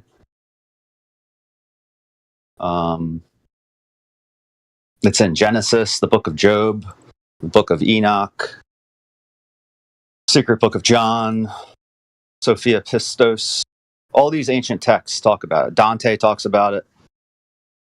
Crystalline spheres, concentric nested crystalline spheres that house the different planetary bodies and the fixed stars of the celestial sphere. So these things are real. The sky is a spinning space ball, and Earth is the container for the entire universe, for what we call the universe. The sun, the moon, they're not that far away. Everything resides inside a 8,000 mile wide bubble created by God, heaven and earth, and earth is the wrapper, the container. Globe means contain or embrace. That's what Atlas was doing. So Atlas embraces, he wraps his arms around the celestial sphere. Atlas is synonymous with maps. They're literally telling you the map goes around the convex spherical celestial sphere. So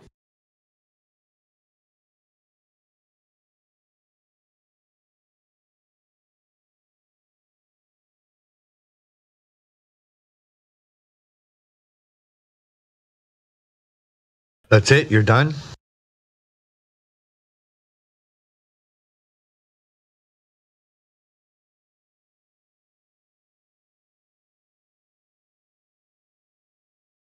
So we know there's no downward curvature, right?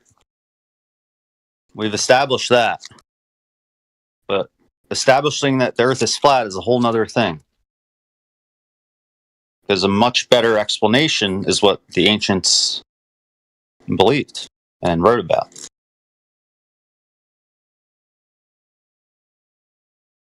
That's why the Antarctica observation went the way it did. That's why the sun arcs in a different manner in the southern hemisphere. That's why the sky literally spins in a different direction in the southern hemisphere.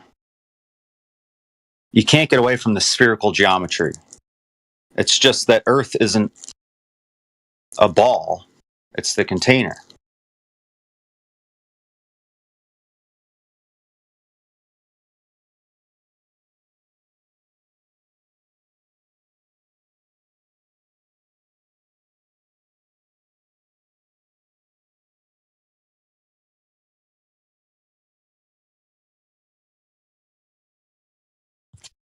If you want to figure out what Earth is, you can suspend two plumb bobs in adjacent mine shafts that have, let's say, a horizontal distance between the mine shafts about a mile. Drop those plumb bobs about a mile deep into the mine shaft. Measure the plumb bobs at the bottom, the horizontal distance between the plumb bobs. Measure the plumb bob where you suspend them at the top. If Earth is a ball, the plumb bobs are going to be closer together down in the mine shafts, a mile down. If Earth is flat, they're going to be the same distance at the top versus the bottom. If Earth is concave, spherical, like they did in 1901 in Michigan, Tamarack mine experiment,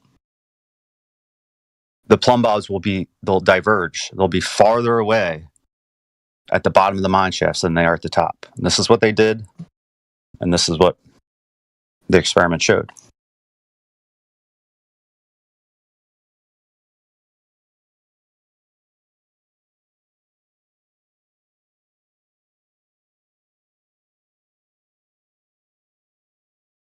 Yeah, Joe.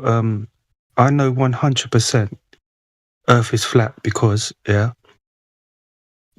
the far distance we can see the horizon, and you can only have an horizon on a flat Earth. You can't have an horizon on a globe Earth, and you can't have an horizon on a concave Earth. The horizon, which we see in the far distance, will give you an idea or an indication of how flat the surface of the Earth is. Does that make sense? I think the horizon is more of an optical phenomenon, and the shape doesn't really matter. So I disagree with you there. I was just in Key West with my P1000. You can put it very close to the surface of the water and look over tremendous distance. And we shouldn't be able to see what we see, but we do. And sometimes if there's boats in the concavity of the water, you can actually see that it's curving up.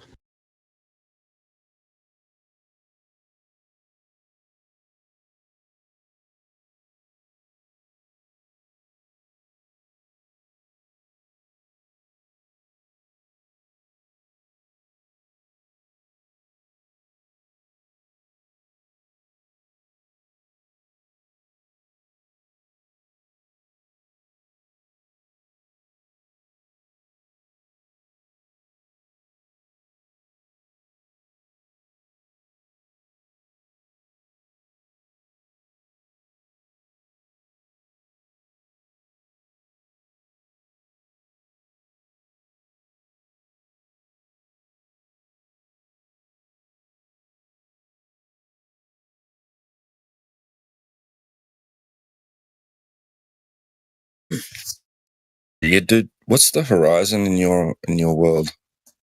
Concave universe.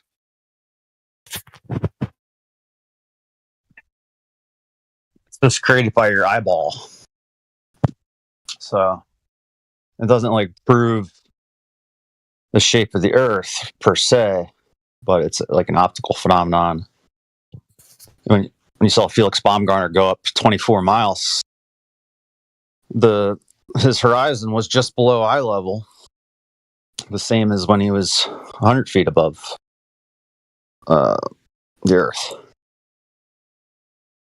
So, yeah, the horizon always is pretty much going to rise to your eye level because the surface of the Earth curves up. Is it horizontal? Well, define horizontal. Having zero slope, being of an orientation that is perpendicular to vertical, 90 a straight line across. Yeah, it's like 360 degrees around you. It's going to be a straight line. Yeah, how does that work? The inside or the outside of a ball? Well, we don't know if it's a ball or not. It's better to call it a bubble.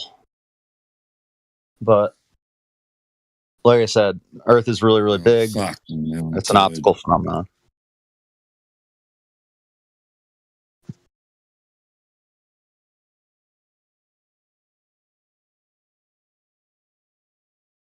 Yeah, the boats, when you zoom in with your super zoom lens, you'll see most of the time they disappear into the inferior mirage. So the boat is mirrored top to the bottom.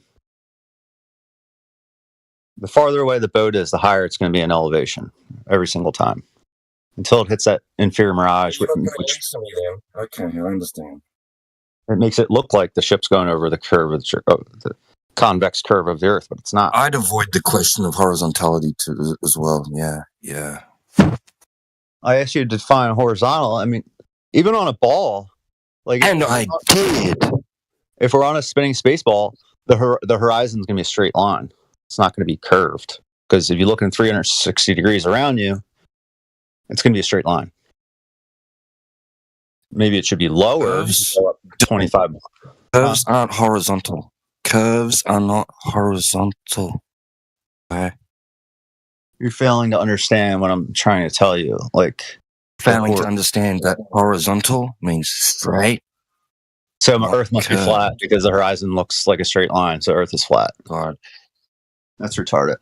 How do you have something that's horizontal existing on the inside or the outside of something that's curving? Because it's created by your eyeball, because the horizon is a product of optics and not the... Tell us how that works. Tell us how that works. I just fucking did, mate. I just fucking did. You didn't fucking listen. You stupid fucking... Are you having a fucking seizure or something, Linda? Relax. Bye.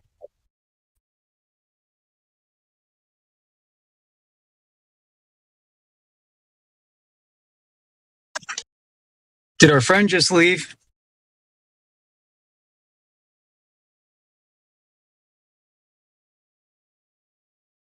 Yeah, he left. It looks like it.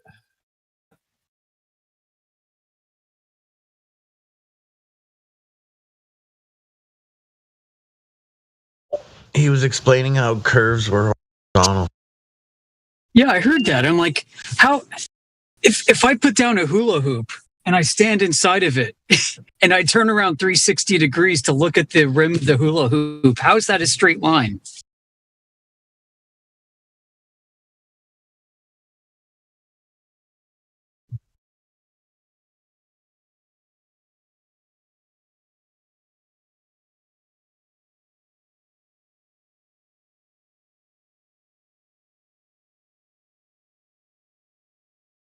Am I missing something here or what? Straight lines don't curve. Yeah, Amish, I found that quite funny, the way he's saying that we can see the horizon and it still curves.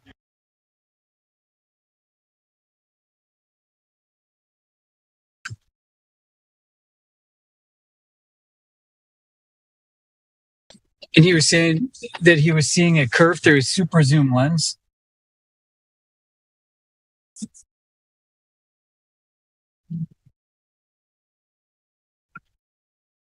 Okay.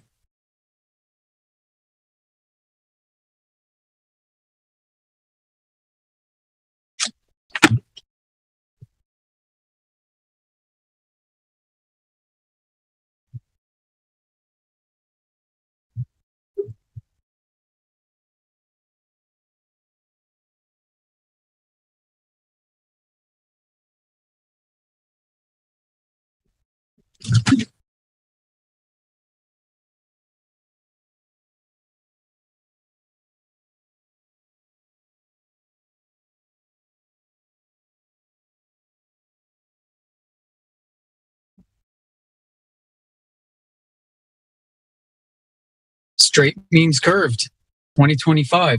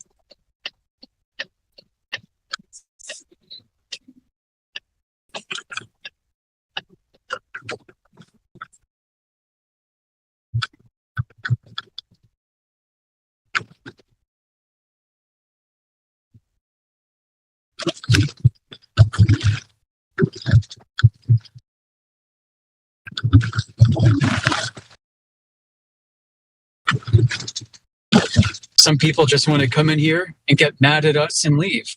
Okay. Sorry this topic hurts your feelings so much.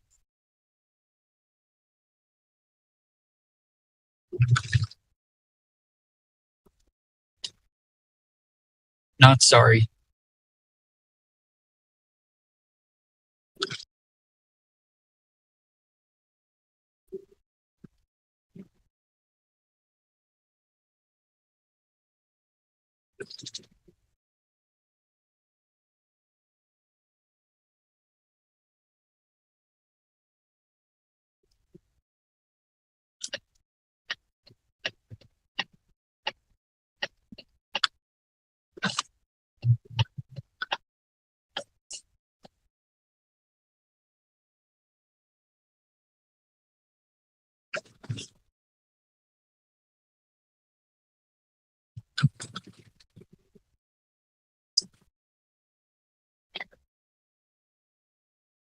Yeah, you couldn't even elaborate on how, like, optics is working to form, that horizon that we see in his concave world.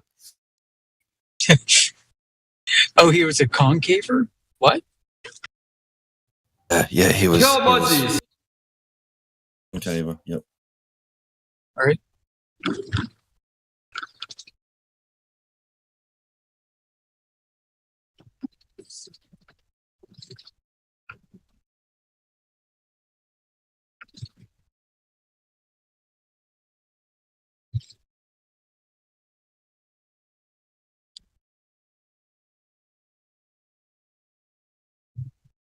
Do concavers believe in gravity, like as a bendy, warpy space-time thing?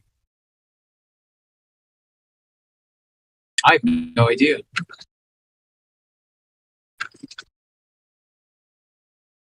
You know, do they propose that gravity is what causes the gradient of gas that they breathe?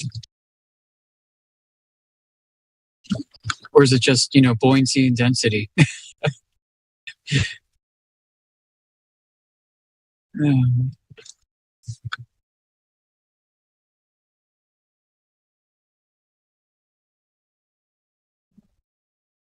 I guess that makes sense. He was concave because he was saying that the sun creates time. And so there's time dilation as you get closer to the sun. I guess space seems to expand around you. All right. Cool story.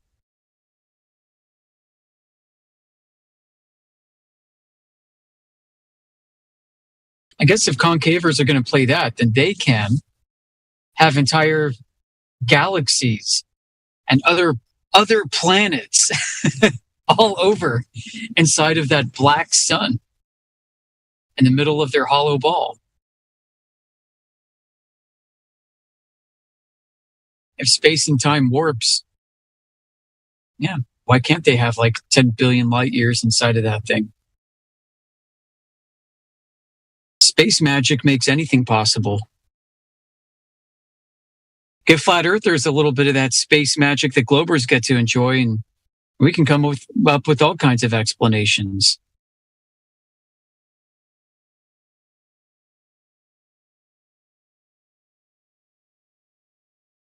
Yes, sir. That's right. Exactly.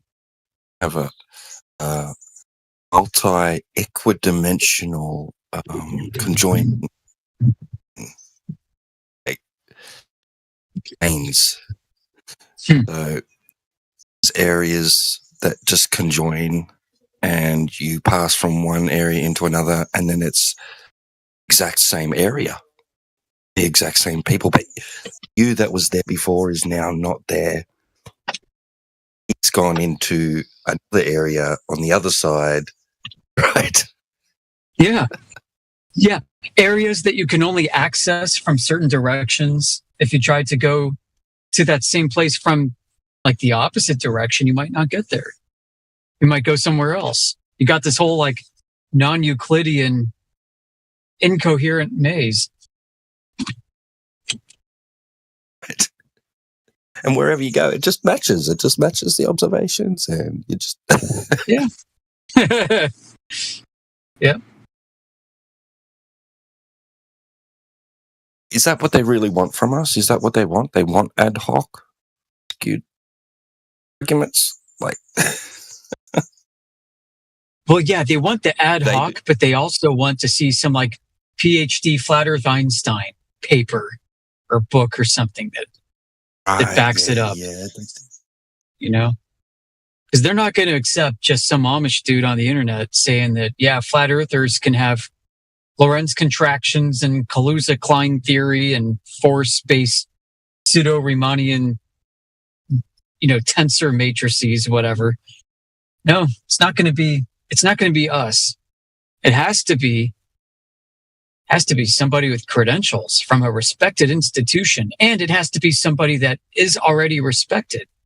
Because you just can't quote somebody who's quote unquote disgraced from some prestigious system with prestigious degrees. No.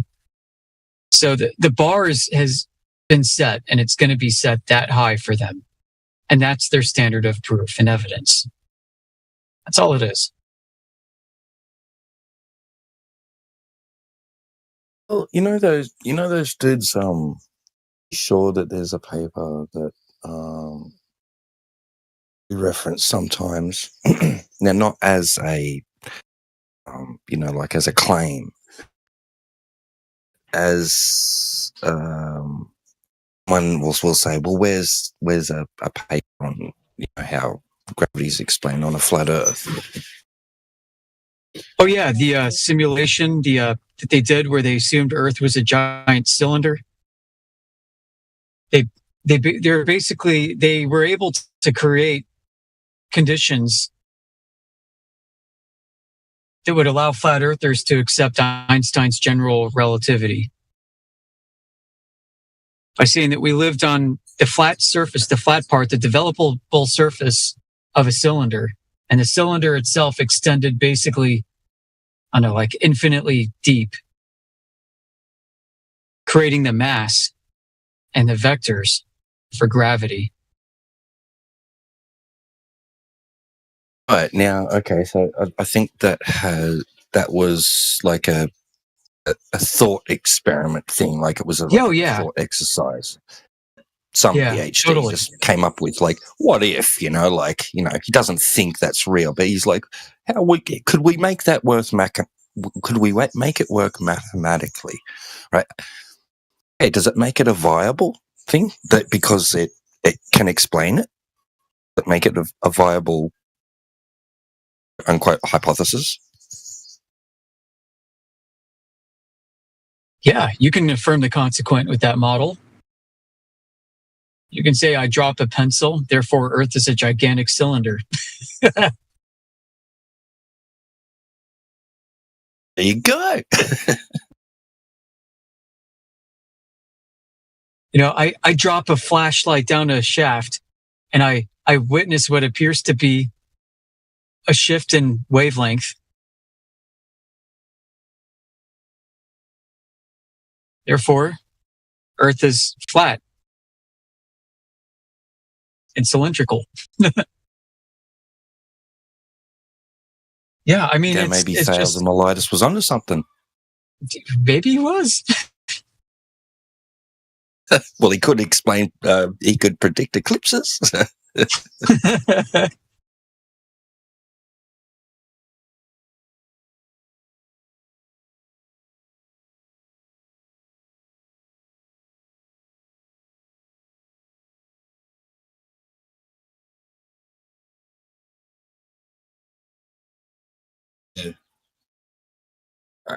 I can relate that. Like, they want something to explain all these other things that they don't have direct access to. We only experience them with one of our senses, that being our sight, right? But they want explanations. Like I relate to that. Like, it's a great mystery. What things in the sky are, and we do long for like to solve mystery. It's like embedded in our psyche, like we must know, right? Yeah, we have to have an explanation for observations that other people claim to have made directly that I haven't. Yeah, that's it.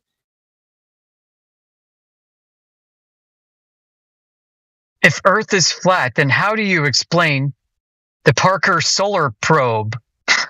Oh my God, is that? How do I explain this observation that I didn't make that somebody else has claimed direct access to?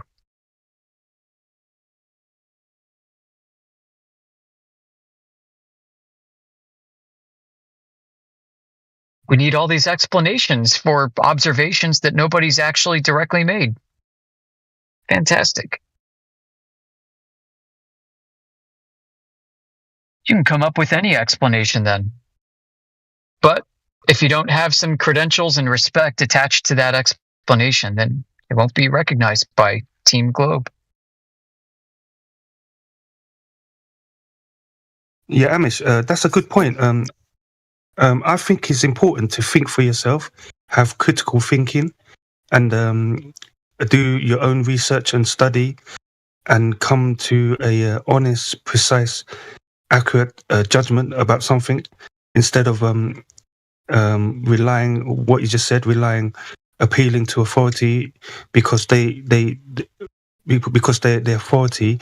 We seem to think that they know what they're talking about. They've done. I mean, at the end of the day, right? Everyone is free, right, to either accept or deny any information they're given, regardless of evidence, lack thereof.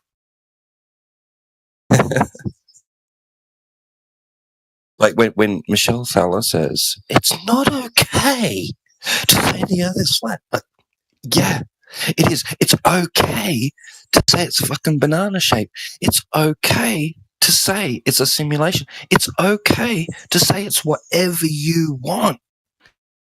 Are free to have whatever belief, whatever opinion, whatever objective conclusion you come to. You are free mentally to think ever you want. That's not to say there won't be consequences, but I mean, you are free to think. You have sovereignty over your mind and over your faculties, your physical senses and everything. Well, to a degree.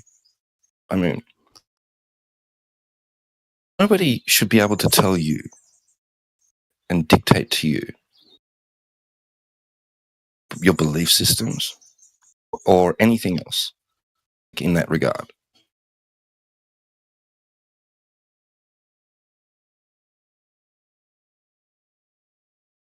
Yep, I agree. T-Dubs said it spot on.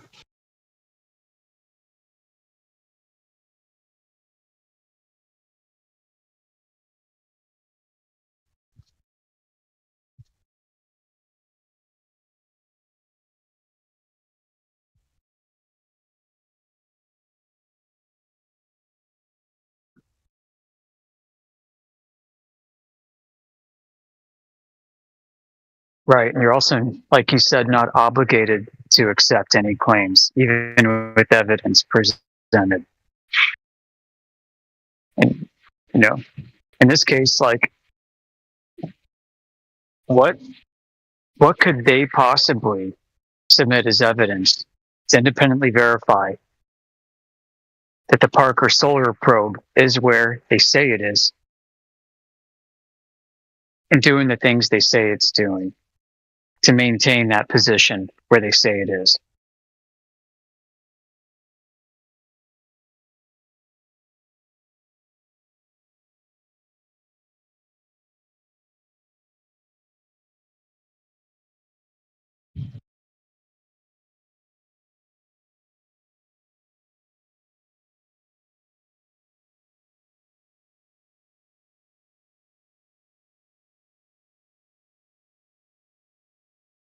You know, why am I obligated to believe whatever claims people make about it until, you know, unless they can present evidence that it's doing what they say they have it doing? Right. Yeah, going back to that, like, that's why I love that George Ellis quote. Right? He's boasting about his mathematical prowess and how just based on observations alone, he can construct just about any mathematically construct just about any shaped universe you want with any shaped earth you want. Like, I mean, like,